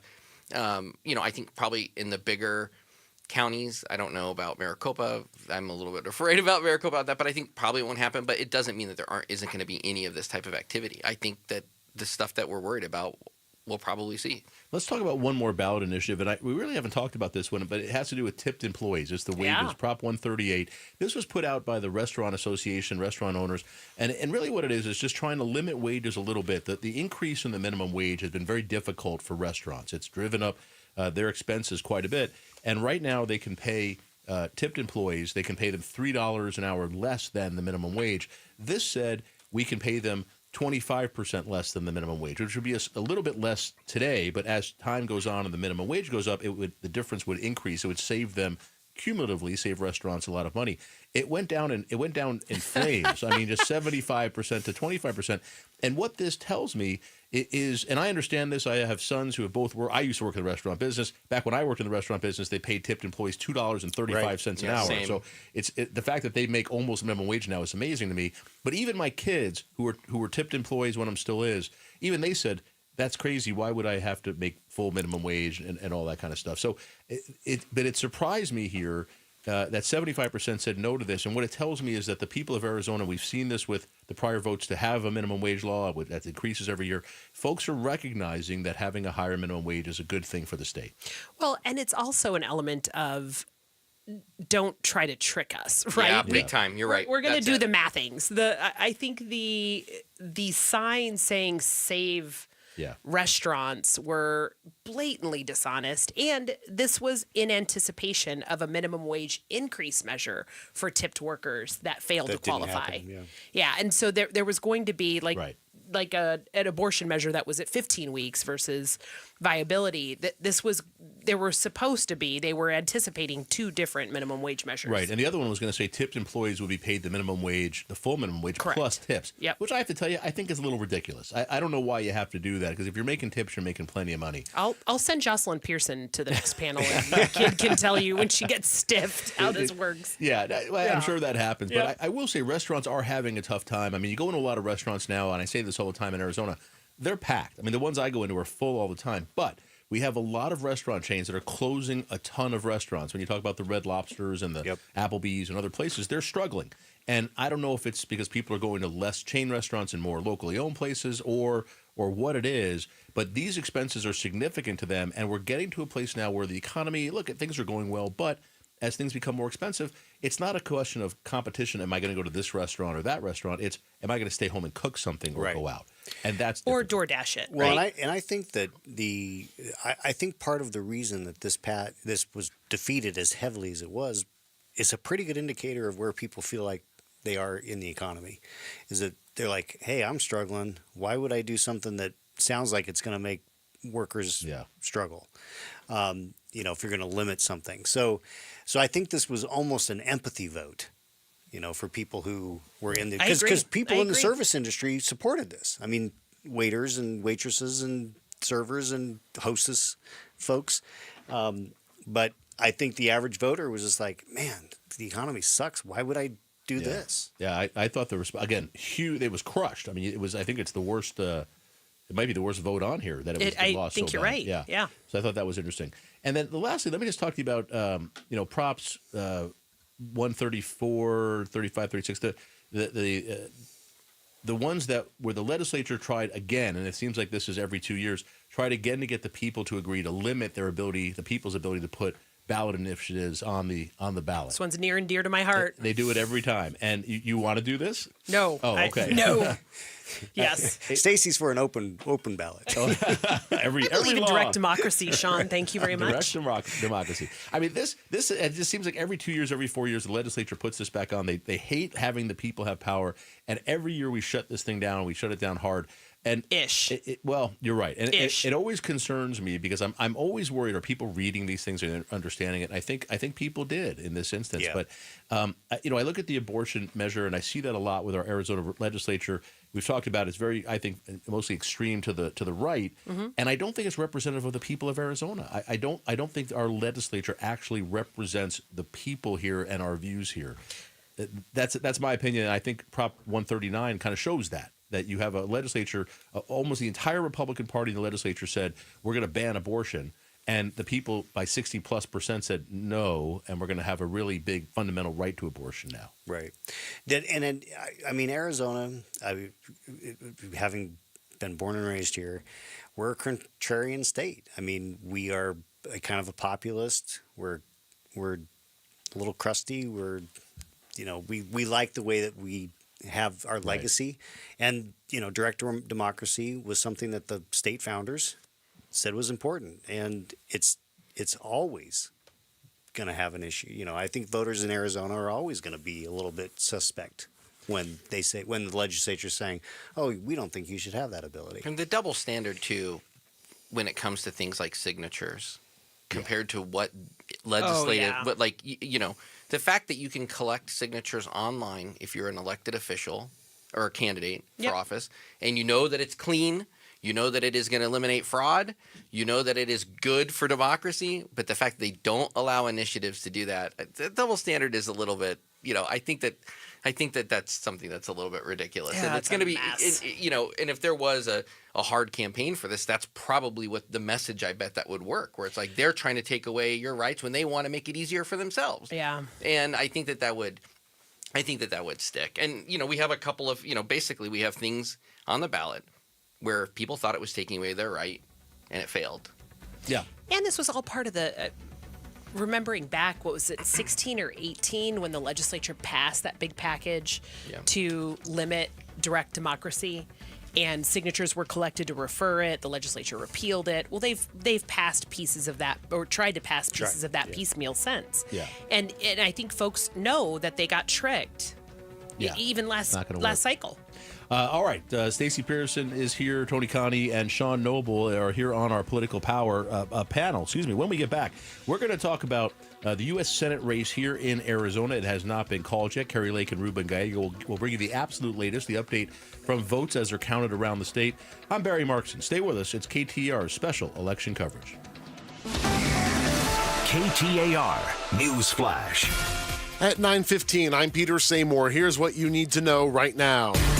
Arizona votes 2024. The count. Statewide, Ruben Gallego leads Carrie Lake by 2.5 points in their race for the U.S. Senate. In Maricopa County, he leads by 5.5 points. We're expecting one more release of ballot results later tonight at some point from Maricopa County. He'll already be the next president of the United States, but Donald Trump's lead in Arizona and Maricopa County continue to grow as more results are announced. Republican Jerry Sheridan, a top aide to former Maricopa County Sheriff Joe Arpaio, will be the next sheriff. Democrat Tyler Camp has conceded that race. Republican incumbent David Schweikert is clinging to 2.5-point lead in his congressional race against Democrat Amish Shaw. Schweikert represents Scottsdale and Fountain Hills. And Republican incumbent Juan Ciscomani leads Democrat Kirsten Engel by 0.2 of a point in their congressional race. Ciscomani represents southeastern Arizona, including parts of Tucson. All of our top stories are just 15 minutes away. For more news, go to KTAR.com or the KTAR News app. Arizona votes 2024. Continuing coverage of the general election. All right, everybody, I'm Barry Markson back with you. It's KTAR special election coverage. You can check us out online, on air, and, of course, on our YouTube channel at KTAR. And online, check out KTAR.com. We have the election dashboard there. You can see all the updates as the votes are totaled, as they come in from the state and the county. We have it for you live right there on KTAR.com. All right, so let's get a little geeky here, everybody. Talk about some of the numbers as they're coming in from around the state. Right now, in the Senate race, Ruben Gallego leads Carrie Lake by just under 60,000 votes, 50.2% to 47.7%. So by my count, that's about 2.5 points. It's close. There's still, how many ballots are still outstanding, Tony? Do we have that number? 700,000 plus. Yeah, about 700,000 votes. All right, so 730. That's just Maricopa County. We've got. Oh, you're right. When you have Cochise has got 27,000, you've got 167,000 in Pima, and 62,000 in Yavapai, 26,000 in Yuma. There's just over 1 million left. Okay, so 1 million ballots still to be counted. That's a substantial amount of ballots. How many ballots total were in this election? Anybody have that number? So it's going to end up being 3.5 million. Yeah, 3.25 million. 3.5 million. Yeah, 75-ish% turnout. Yeah. Ish. Yeah. So all right. So for the state race, we're still seeing another third of the vote is still to come. Maricopa County did drop about 150,000 votes earlier, just before 7 p.m. tonight. And as much as I think some people were expecting Kari Lake to pick up votes, it was actually Ruben Gallego who picked up a few, expanding his lead by just a bit. So Sean Noble, are we gonna see more of Ruben Gallego expanding the vote as more of these mail-in ballots are counted, or do we expect Kari Lake to make a run for it? She will gain as the rural counties come in, other than Pima. Pima will be the thing that will be the firewall for Ruben, because Maricopa at best is going to split 50-50. She might pick up a little bit, I think it's going to go the other direction. So Maricopa County right now, and this includes voting on Election Day, Maricopa County, Ruben Gallego has 51.71% and Kari 46.19%. So Gallego's doing better in Maricopa County than he is statewide right now. Right. So there's not enough rural votes left to overcome what is going to be the Pima County problem for her. Okay. And even if you give her the benefit of the doubt and say she splits it with Ruben in Maricopa County, which I don't think she'll do. I don't think she'll gain. I don't think she'll be that close. There's no path for her.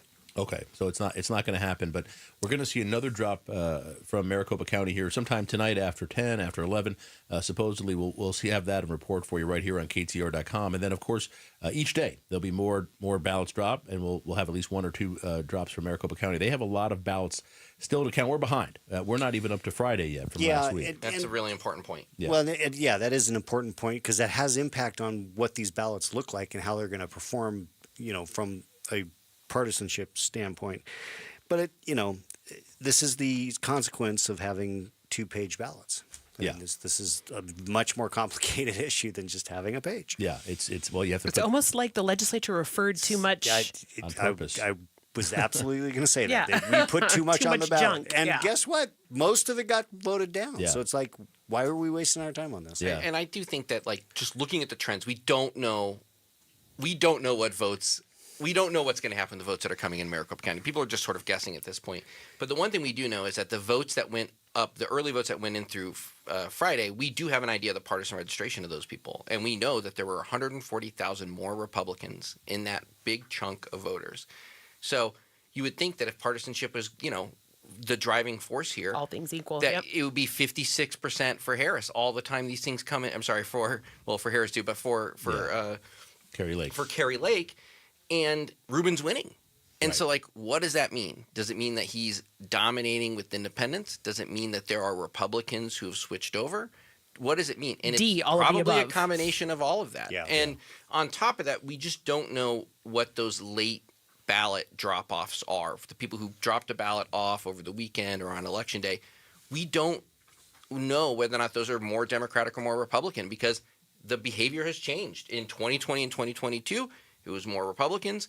And every single election before that, it was more Democrats. And so we just need, when those numbers start coming in, which I guess will be in a couple of days, we'll have a better idea where things are. I thought it was interesting what Sean said earlier, that there's an awful lot of ballots that nobody's voting for senator. Right. And we think those are Republicans who voted for Trump, and then they don't want to vote for Gallego, but they're definitely not going to vote for Kari Lake. And the Green Party candidate's getting 2%. Yeah, that's the thing that's interesting. Gallego has got this kind of a lead with the hampering of a Green Party candidate who is basically stealing votes from Gallego. Yeah. And let me be clear. So this leaving the ballot blank on certain lines in Arizona in 2016, 90,000 people left the presidential line blank. Now, I'm not saying write-ins. They literally left it blank. I counted all the write-ins, and Trump won. And it was because you had a bunch of people who just could not vote for Hillary, but they would not vote for Trump because it was a moral issue. And just to add on to that too, 270,000 more votes were cast for 207 to legalize marijuana than for the president in 2020. Yeah. So and that year there were 35,000 blank ballots. So Lake also had that problem when she ran for the governor. She had 37,500 ballots that were blank on governor. So that's going to be something that she has to overcome that is a problem for her. All right, you're listening to KTAR special election coverage. I'm Barry Markson. Let's talk about some of these other races, and I think we're getting another drop here from Maricopa County. Indeed. So we're going to bring you up to date on that right now. Let's take a look at it here live on the air. Did they just drop another big tranche, Stacey? What do we see? Yes, and Ruben Gallego grew the lead by another 20,000 votes. So Wow. he's at 784.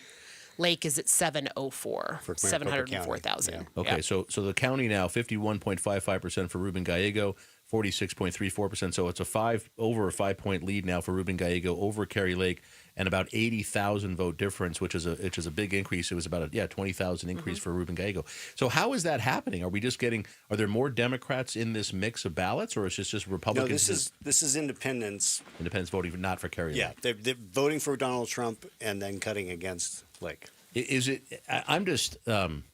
I don't know. I don't know why I'm surprised by this. I shouldn't be anymore. But this is the fact that Kerry Lake is underperforming Trump by 6 to 8%, 5 to 7%. It's tremendous. I mean, that didn't happen in a lot of other states around the country. This is, pollsters are going to take a beating. Yeah. But they were right about the spread between where Trump was versus where Lake was. Right. And it was usually 6 to 8% Yeah. underperforming, and that's exactly what we're seeing here. Knowing how Kerry does things, she's going to say it's a huge win because she beat the pollsters. But You mean Governor Lake? Governor Lake, I thought yes. she's Yes. still going for governor. So the partisan breakout of the votes that were just in the 124,000 votes. Yeah. 41% of them are Republican, 27% of them are Democrats, 31% of them were independents. Which And tracks with the earlier. It's it's very close to the same. And so, and Harris also overperformed partisanship. So, like, one of the things that's happening in Arizona, it's pretty clear she's not going to win, right? They've called it. But she's doing better here than she's been doing in some of these other states with these Republicans and independents. And I don't know why. I mean, that's a weird way to say I know why. I think people like her. But you sometimes I expect some of the behavior that you see in some of these other Sun Belt states there is a level of consistency that you would see if it's happening in Nevada, it might happen here. And I do think that part of this is going to be the extreme legislature and the idea that the Republican Party in Arizona has a worse brand than it does in other states. All right, so say that mix one more time. How many Republicans, Independents, and Democrats in this last batch of ballots that was released by Maricopa County? 41% Republican. Okay. 27% Democrat.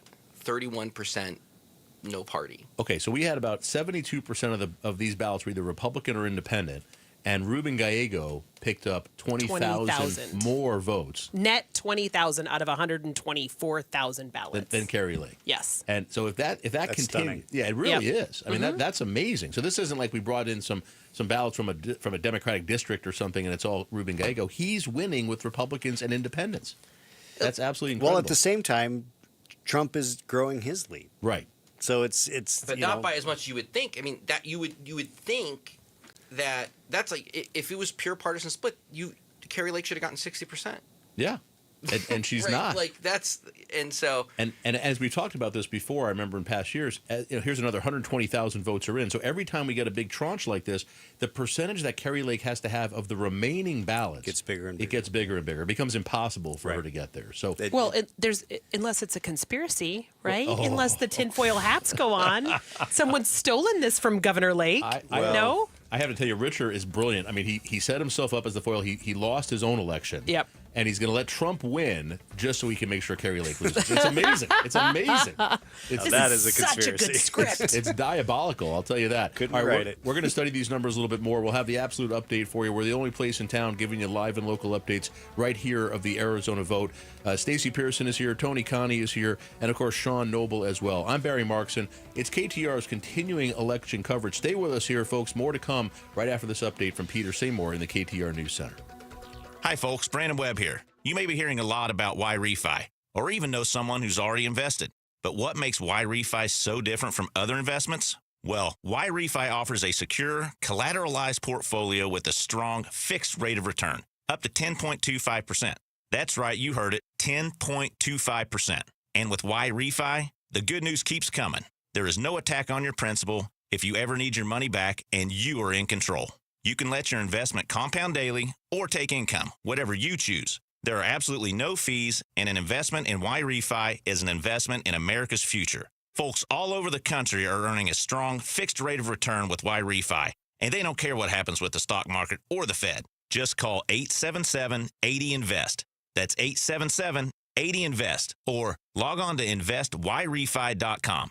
That's invest, the letter Y, then REFY.com. And make sure to tell them Brandon Webb sent you. It's Black Friday all month long at Howard Air. Save up to $6,495 in total rebates on select new systems. Plus, get no interest and make no payments for 12 months on approved credit. And enhance your home's energy efficiency and comfort during these cold winter months with Howard Air Insulation. Call today, get 20% off any insulation job. It's Black Friday all month long at Howard Air. Call 602-953-2766 or schedule a free estimate online today at howardair.com. Some restrictions apply.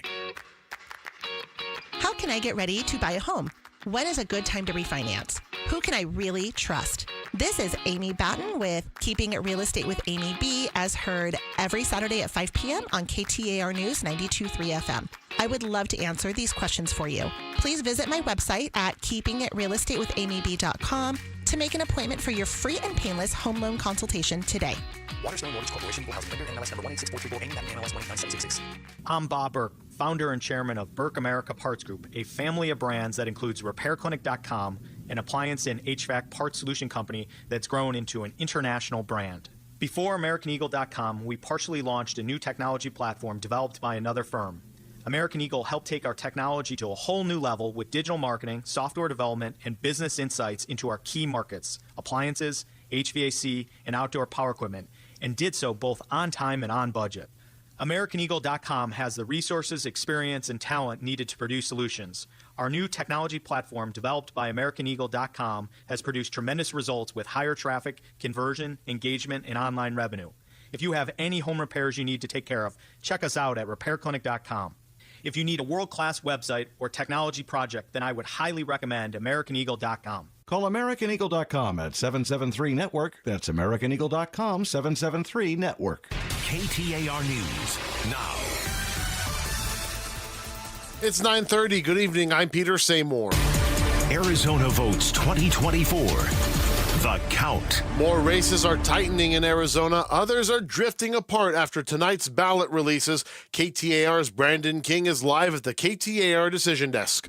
Peter, the latest Maricopa County ballot drop tonight represents another 51,000 voters. Donald Trump maintaining a sharp lead over Kamala Harris in the county. He leads by 47,000 votes. Trump has already declared victory in the race nationally, though Arizona's statewide results are not final. In the Senate race, Democrat Ruben Gallego increasing the lead he has over Republican Kerry Lake. He now leads by 80,000 votes in Maricopa County. Meanwhile, in the state's congressional races, in Scottsdale's District 1, incumbent Republican David Schweikert has a 10,000 vote lead over Amish Shaw in Maricopa County. And in the statewide ballot, Juan Siscomani, the incumbent Republican in Tucson's District 6, maintaining a 767 vote lead overall over Democrat Kirsten Engel. Brandon King, KTAR News. After big wins for Republicans across the nation, in which they have taken the White House, the U.S. Senate, and possibly the U.S. House of Representatives, one former state GOP leader is confident they will keep Arizona's state legislature too.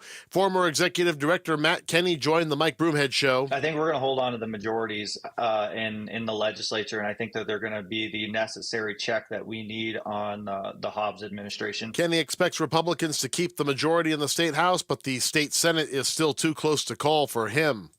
Arizona voters really showed up and showed out for us for abortion access. Arizonans have approved Prop 139 by a 2-to-1 margin. Chris Love with Arizonans for Abortion Access says her campaign got a record number of signatures to put the measure on the ballot. Arizona voters seem to have shot down Props 133 and 140 regarding codifying either open or closed primaries. Looks like voters approved Props 313 and 314, which would mean life in prison for child sex traffickers and arrest on state crimes for people crossing the federal border from Mexico into Arizona illegally. Prop 138 is failing, so tipped workers can legally make $3 less than the minimum wage. Vice President Kamala Harris encourages everyone to accept the results of the election in her concession speech today. She said she's proud of her campaign, vowed to keep fighting for her ideals. Where the women of America have the freedom to make decisions about their own body and not have their government telling them what to do. VP Harris said she called President-elect Donald Trump to congratulate him and offered to assist his transition team. She promised to engage in a peaceful transfer of power.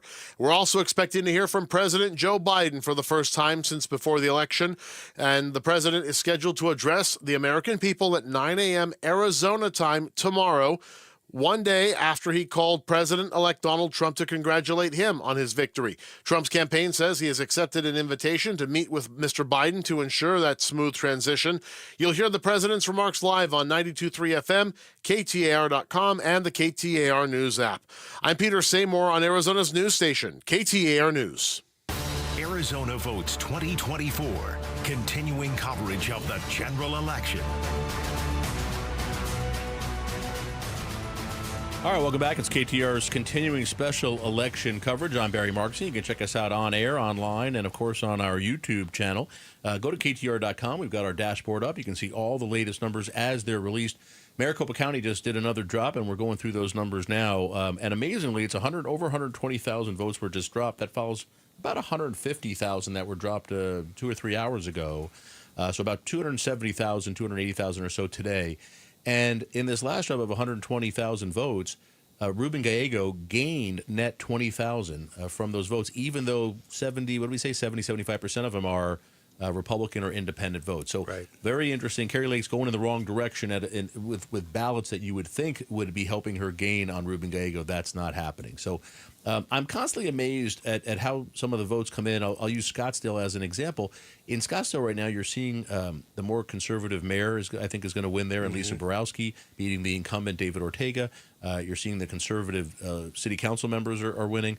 And then on the school board, they had a bunch of the Moms for Liberty, 3 candidates, Moms for Liberty, 3 what I'll call more normal, just parents here, and the normal parents are winning. So I can't figure this out sometimes. Well, full disclosure, I worked with AEA on some of this stuff, so like on the teachers union, and people support public schools in Arizona. They do, and they care about, particularly in Scottsdale Unified. They care about teacher shortages. They care about those kinds of things, and they don't care about the social issues in their schools in the way that these Mom for Liberty people think that they do. Yeah, and that's really what it comes down to. I'm just impressed that people knew enough about it that it's. Well, hopefully he'll see if it holds up. But I was very surprised and happy. It's the kitchen cabinet campaigns that work. And remember, these are people who voted early, right? Like these, these are likely high efficacy voters who vote all the time. And so my lunatic neighbor had the same guy who used to have the 100% American, 0% socialist on our public street,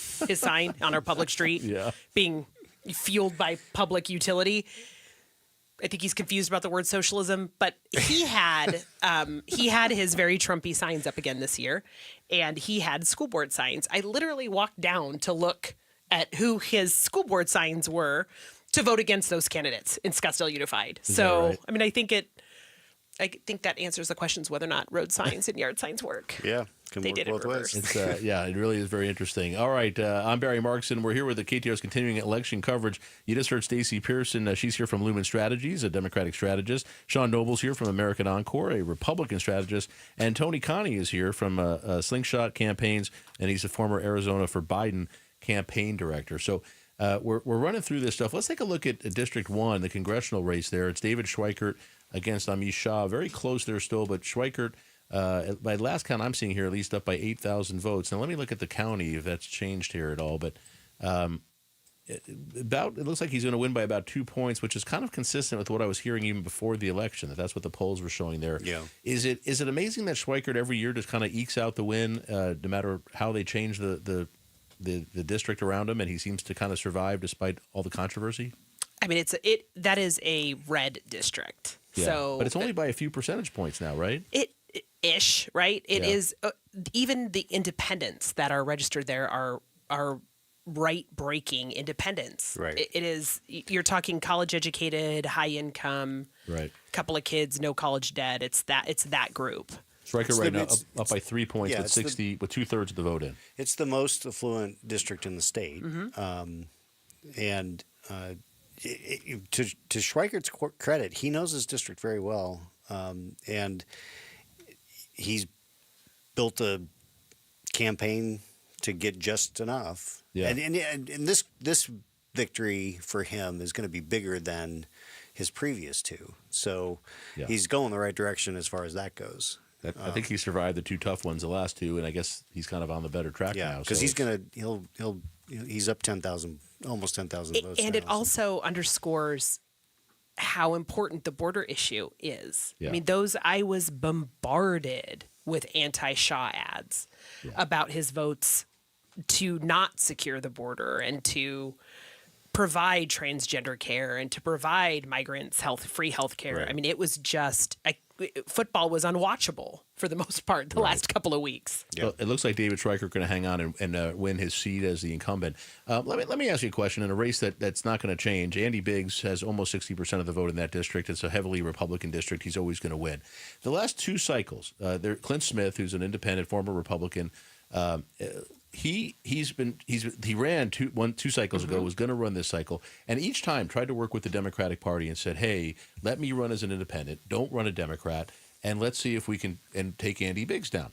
And they said yes, but then somebody ran 2 years ago who didn't raise any money, didn't do much of anything, and still gets 40% of the vote because that's just how it works. People vote Republican or they vote Democrat. Smith ran a whole campaign and got like 8% of the vote. It was like nothing. Mm-hmm. And this year he was going to do it again, and the party said, okay, we're not going to run anybody.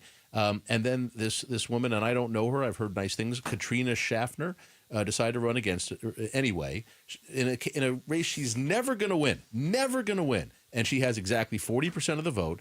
And Smith said, well, I'm not going to do this again. And he jumped out. Why can't the Democrats keep that from happening and just say, hey, we'll take an independent if we can get rid of Andy Biggs? Well, the Democrats didn't. Democracy. Yeah. I hate democracy. I mean, that's what it is. Is it like, and we didn't run her. No one knows who this Katrina lady is. You run her. You ran her. We did not run her. Political parties have more power than they do. That's so true. Yeah. And, we can barely keep the lights on half the time. And, you can't stop somebody from running for office, even though I guess there was a lawsuit where No Label said that we should be able to. I remember being like, boy, maybe we can do that. That would be great if we could. I would like to eliminate a number of candidates here, which is that, let's be honest, Republicans are probably recruiting a Democrat to run in that race. For sure. If there's That's Clint a thing Smith. that happens, folks. Yeah. That's a thing that happens in the elections in the state. I do want to be fair to Katrina. I don't think that's what happened here. I think she's the real deal. But I'm just saying, when it comes to the idea that if you tried to elbow everybody out, there's no guarantee that some rando person won't get signatures paid for. Exactly. And it's online. It's easy to qualify. All right. So, do you guys like? You're all strategists. You each have your own party. Do you like the fact that there's a huge percent, almost everybody?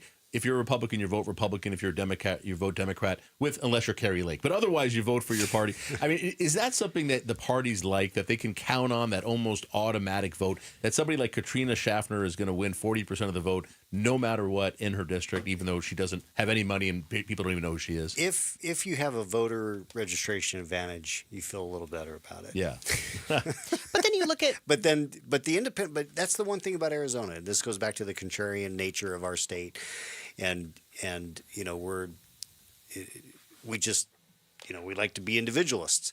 And so we have a lot of independents, and they are not easy to gauge on which way they're going to go. I mean, this election is a perfect example. I mean, you've got a big Trump win, and you a Kerry Lake loss. Yeah. I mean, against like I said, Rubin was a member of the Progressive Caucus. He is the most, from a historical standpoint in his voting record, he's the most liberal person to ever be elected statewide in Arizona. Yeah. Now, will he be liberal? Probably not. But his record is more liberal. Let me ask the two Democrats. Do you think Ruben Gallego, is he going to govern to the center? Maybe not as much as Kirsten Sinema, but is he going to govern to the center, or is he going to just be who he is, a progressive, and govern that way and roll the dice in 6 years? I think D, all of the above. Okay. I mean, there are portions of his policy platform that will remain very progressive. Yeah. Healthcare, for example, and certainly lowering cost of college education and funding a number of progressive policies.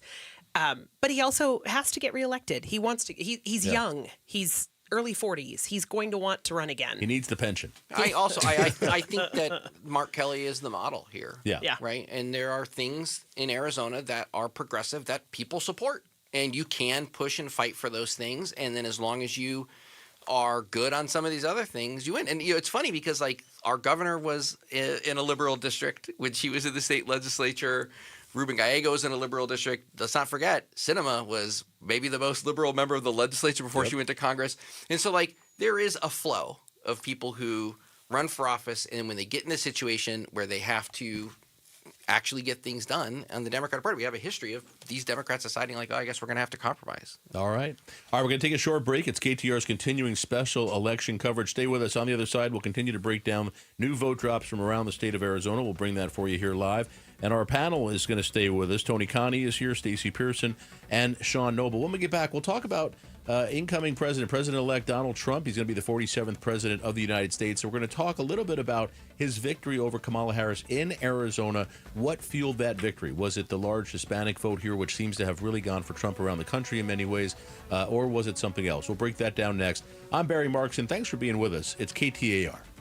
Did you wake up with joint pain? Does it hurt when you do even the most routine physical activity? Have they told you it's time for knee or hip replacement surgery? Stop what you're doing and listen. You deserve a life of comfort and ease with no surgery and no meds, and QC Kinetics can get you there. QC Kinetics is the nation's leader in regenerative cellular treatments for joint pain. This is an all-natural approach that harnesses your body's own healing properties to treat the root cause of your arthritic pain. The protocols developed by QC Kinetics are life-changing for so many people, tens of thousands of satisfied patients. Yes, you can have real, lasting relief from chronic joint pain without drugs, without surgery, without downtime. Discover your options at QC Kinetics. The consultation is absolutely free. Call QC Kinetics now with clinics in Phoenix, Scottsdale, Peoria, and Chandler. 602-837-PAIN. That's 602-837-PAIN. Hey, it's Jim Sharp with Stuart Willis, the president of Asset Preservation Wealth and Tax. And Stuart, I see a lot of people having to work a lot longer than they wanted to in life because of decisions they made when they were younger. What can people do to make sure they can retire on their time frame? Absolutely. One of the biggest regrets we see is that people are afraid to hire a financial advisor. They are afraid of paying the fees because they think that if they pay less fees, that they're going to get a better return. But it's interesting. A recent Vanguard study showed that a self-investor on average, over 25 years, if they invested $500,000, that $500,000 would turn into $1.69 million. With a financial advisor, it would have turned into $3.4 million on average. Using a professional wealth manager. Boy, that's a big difference. If you want to find out more and get your free portfolio review, go to assetpreservationwealth.com. assetpreservationwealth.com. Investment advisory services offered through Foundations Investment Advisors, LLC, and SEC registered investment advisor. Call Doug Hopkins, 1-800-SELL now. Call Doug Hopkins, 1-800-SELL now. I'm Doug Hopkins with My Home Group and DougHopkins.com, and I want to buy your house. If you're considering selling your home for any reason, do yourself a favor and let us show you how we can give you more. With no agent fees, no commissions, no repairs, and no showings, you can get a straightforward cash deal that you can close on in as little as 3 days. Other buyers may try to make you an offer without ever seeing your home. They may try to lower that offer or even cancel the deal after inspecting it. I will never do that. Our team will come out to your house and make you a fair as-is cash offer on the spot and will never cancel after the deal is signed for any reason. That's the Doug Hopkins difference. See for yourself why more people trust the Doug Hopkins team. Visit us today at DougHopkins.com or call Doug Hopkins, 1-800-SELL now. Call Doug Hopkins, 1-800-SELL now. Arizona Votes 2024. Continuing coverage of the general election.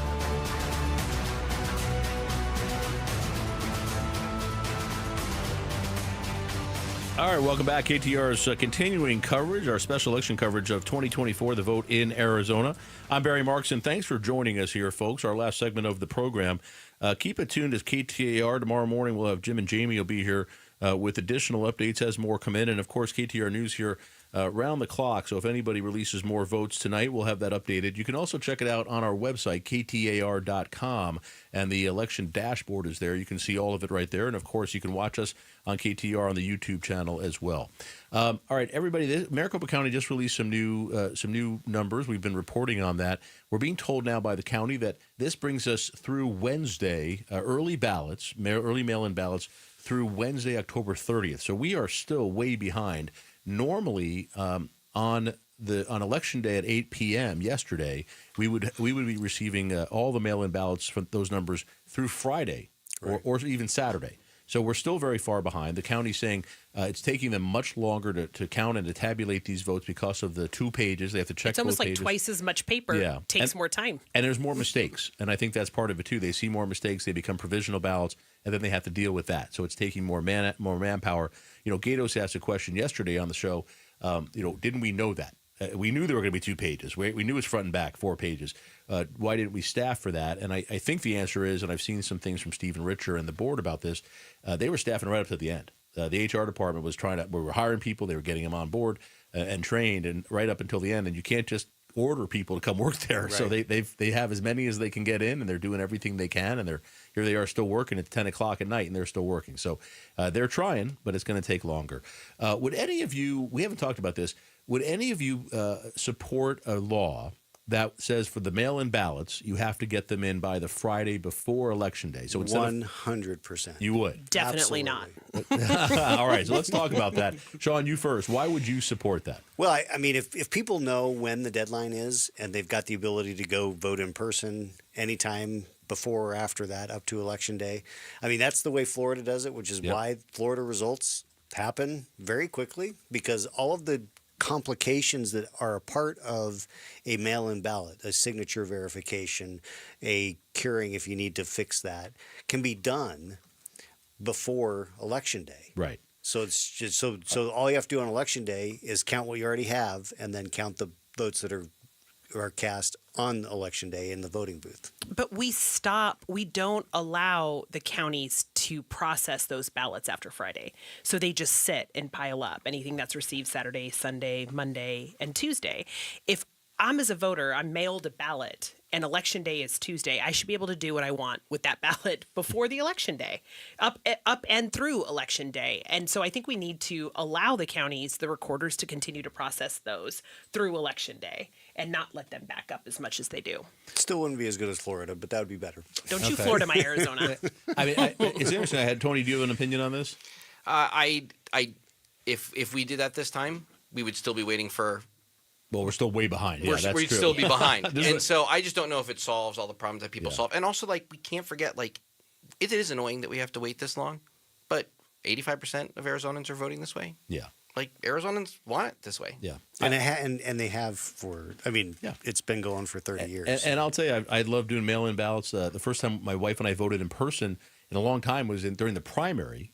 Because we were out of town and we just procrastinated and didn't mail them in time. And I said, there won't be lines because nobody votes in the primary. And sure enough, we went in, and it was fun. It was a good experience to go do it in person again. But I will tell you, I've had years where I'm dropping my ballot off on Election Day at a polling place because I procrastinated and waited, and I did it. And I still remember Governor Ducey doing it on TV, he was doing it on purpose. Right. And at the time I'm like, what are you doing? Let's not encourage this. Right. This is the wrong thing. But we had other folks in yesterday, and they said they would never support. Adrian Fontes said he would fight it because to do it where you have to get it in by Friday. And his reasoning was, I want every vote to be counted. I don't want someone to not have their vote counted because they waited or something came up and they didn't get it in and they can't stand in line and they can't go through the process. And that's the balance, right? Do we want the results fast, or do we want to make sure every single person who potentially wants to vote gets that chance to vote? That's really the question. We'll see if the legislature ever changes that. They could, and that's Warren Peterson tried to run a bill this last session. I think he's going to try again. Yeah. But the Democrats won't support it. There might be more pressure. The governor will veto it. Yeah. And that, in fact, is why we're happy to have a Democratic governor. Right, exactly. Yeah. All right, so I'm looking at the state's website now, and it appears that the Ruben Gallegos lead has shrunk a little bit on the state's website, which doesn't make any sense because I don't think Maricopa County is reflected in here yet, but there might have been an outer county that was reported. It went from almost 60,000 votes leading exactly to 58,110. So there might have been something else that probably came in. An out county. That might have been Yavapai. Yeah, so something else came in to balance that out. But I don't see Maricopa County reflected on the state's website yet. So we'll get caught up here eventually as well. Are there any of these congressional races? We haven't really talked about Juan Ciscomani yet, and Kirsten Engel. She was leading yesterday for a little bit, but now Ciscomani up literally by 770 votes. I mean, this is really close. Anybody surprised? Sean Noble, are you surprised by that Ciscomani, the incumbent here, is this close? No, this is an interesting one where you could, like last cycle, Schweigert was the closest. Yeah. And Ciscomani wasn't. And I predicted that it was going to be flipped this time, that Ciscomani was going to be the closest. I don't really know why. I just had a gut feeling that was going to. I felt like Schweigert probably was getting a better handle on his new, because we went through last term was the first redistricting, or first one after redistricting. And for Ciscomani, it says he's a freshman. It's, first reelect, and first reelect's always the toughest. So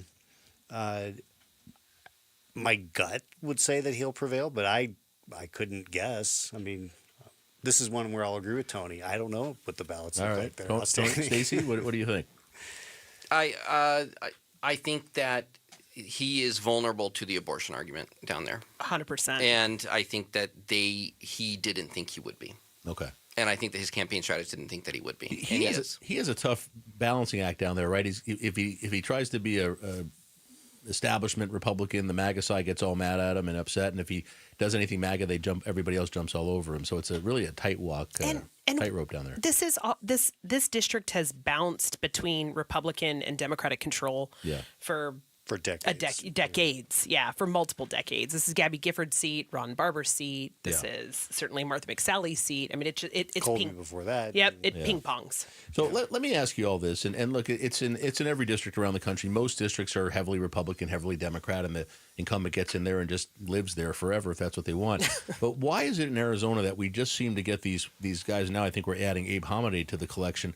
But Paul Gosar and Andy Biggs, I mean, just the most, and now Eli Crane, the most extreme of extremes on the right. People who are so extreme, even the party doesn't like it. They're voting their own speaker out of office, and they're just locked in here. Why is it the Republican Party, do they ever say, hey, we're going to run somebody good, we're going to put a ton of money behind them in a primary, and just try to get someone else in there who's going to work with the party? Sean, is that ever something that's discussed? I mean, this goes back to what Tony said a little bit earlier, is that the people don't, They overestimate how much parties have an influence over candidates, and money is a challenge. In the last few years, it's been if I can be the more Trumpy candidate, that I'm going to get. Now, I think that there's going to be a sea change after Trump leaves office. That when he's not the head anymore, then there's going to be a lot of reckoning, and so as much as the Democrats are going through a lot of what did we do wrong? Why did Harris lose as badly as she did? The Republican Party needs to do some self-reflection as well, because you always learn more from your losses. But if you don't pay attention when you win to things that you could have done better, or what is coming down the pike against you in the future, then you're being foolish. How do we? There was a Republican strategist that I was on a panel with. I'm not going to say this person's name. Who was it? And I'm not going to say it. Tell us. And we were talking about this exact question. And he said something that really shocked me. And he said, a lot of us sit around and think about what's going to happen when Trumpism is done. Really? And I was thinking, it's because you didn't do anything to stop Trumpism if you're against it. You just sort of are acquiescing to this. And I think that that's a big part of it, is that the thought leaders in the Republican Party in Arizona, they just kind of rolled over. They were afraid. And I think that there were some things that they could have stood up to some of the elements in the party. And I think that, it could have made a difference. I'm not saying when it comes to everything, but the fact that somebody like Wendy Rogers is just a committee chair is just wild to me in Arizona. But there's also an element of fight the biggest fight first, right? There are Republicans trying to hold on to their seats in competitive elections against Democrats. You want the red dot over the blue dot first, and then what shade of red is a second issue. Yeah. All right, we're going to wrap it up for tonight. Thanks to everybody here, Sean Noble and Tony Connie and Stacey Pearson. Thanks for staying up late with us tonight, everybody. I appreciate that and appreciate you being here. Thanks to the KTAR News team, everybody out there. I wish you could see it, working so hard all night long, bringing you all the updates from around the state and here in Maricopa County. Stay with KTAR. We have Jim Seymour is going to bring you an update, or Peter Seymour, going to bring you your update right now. And then Jim Sharp tomorrow morning with Janie West. They'll have the latest updates from overnight. I'm Barry Markson. folks, Jody Jackson here. I've been hearing many of my colleagues endorsing Y Refi, so I wanted to find out for myself what makes Y Refi so different from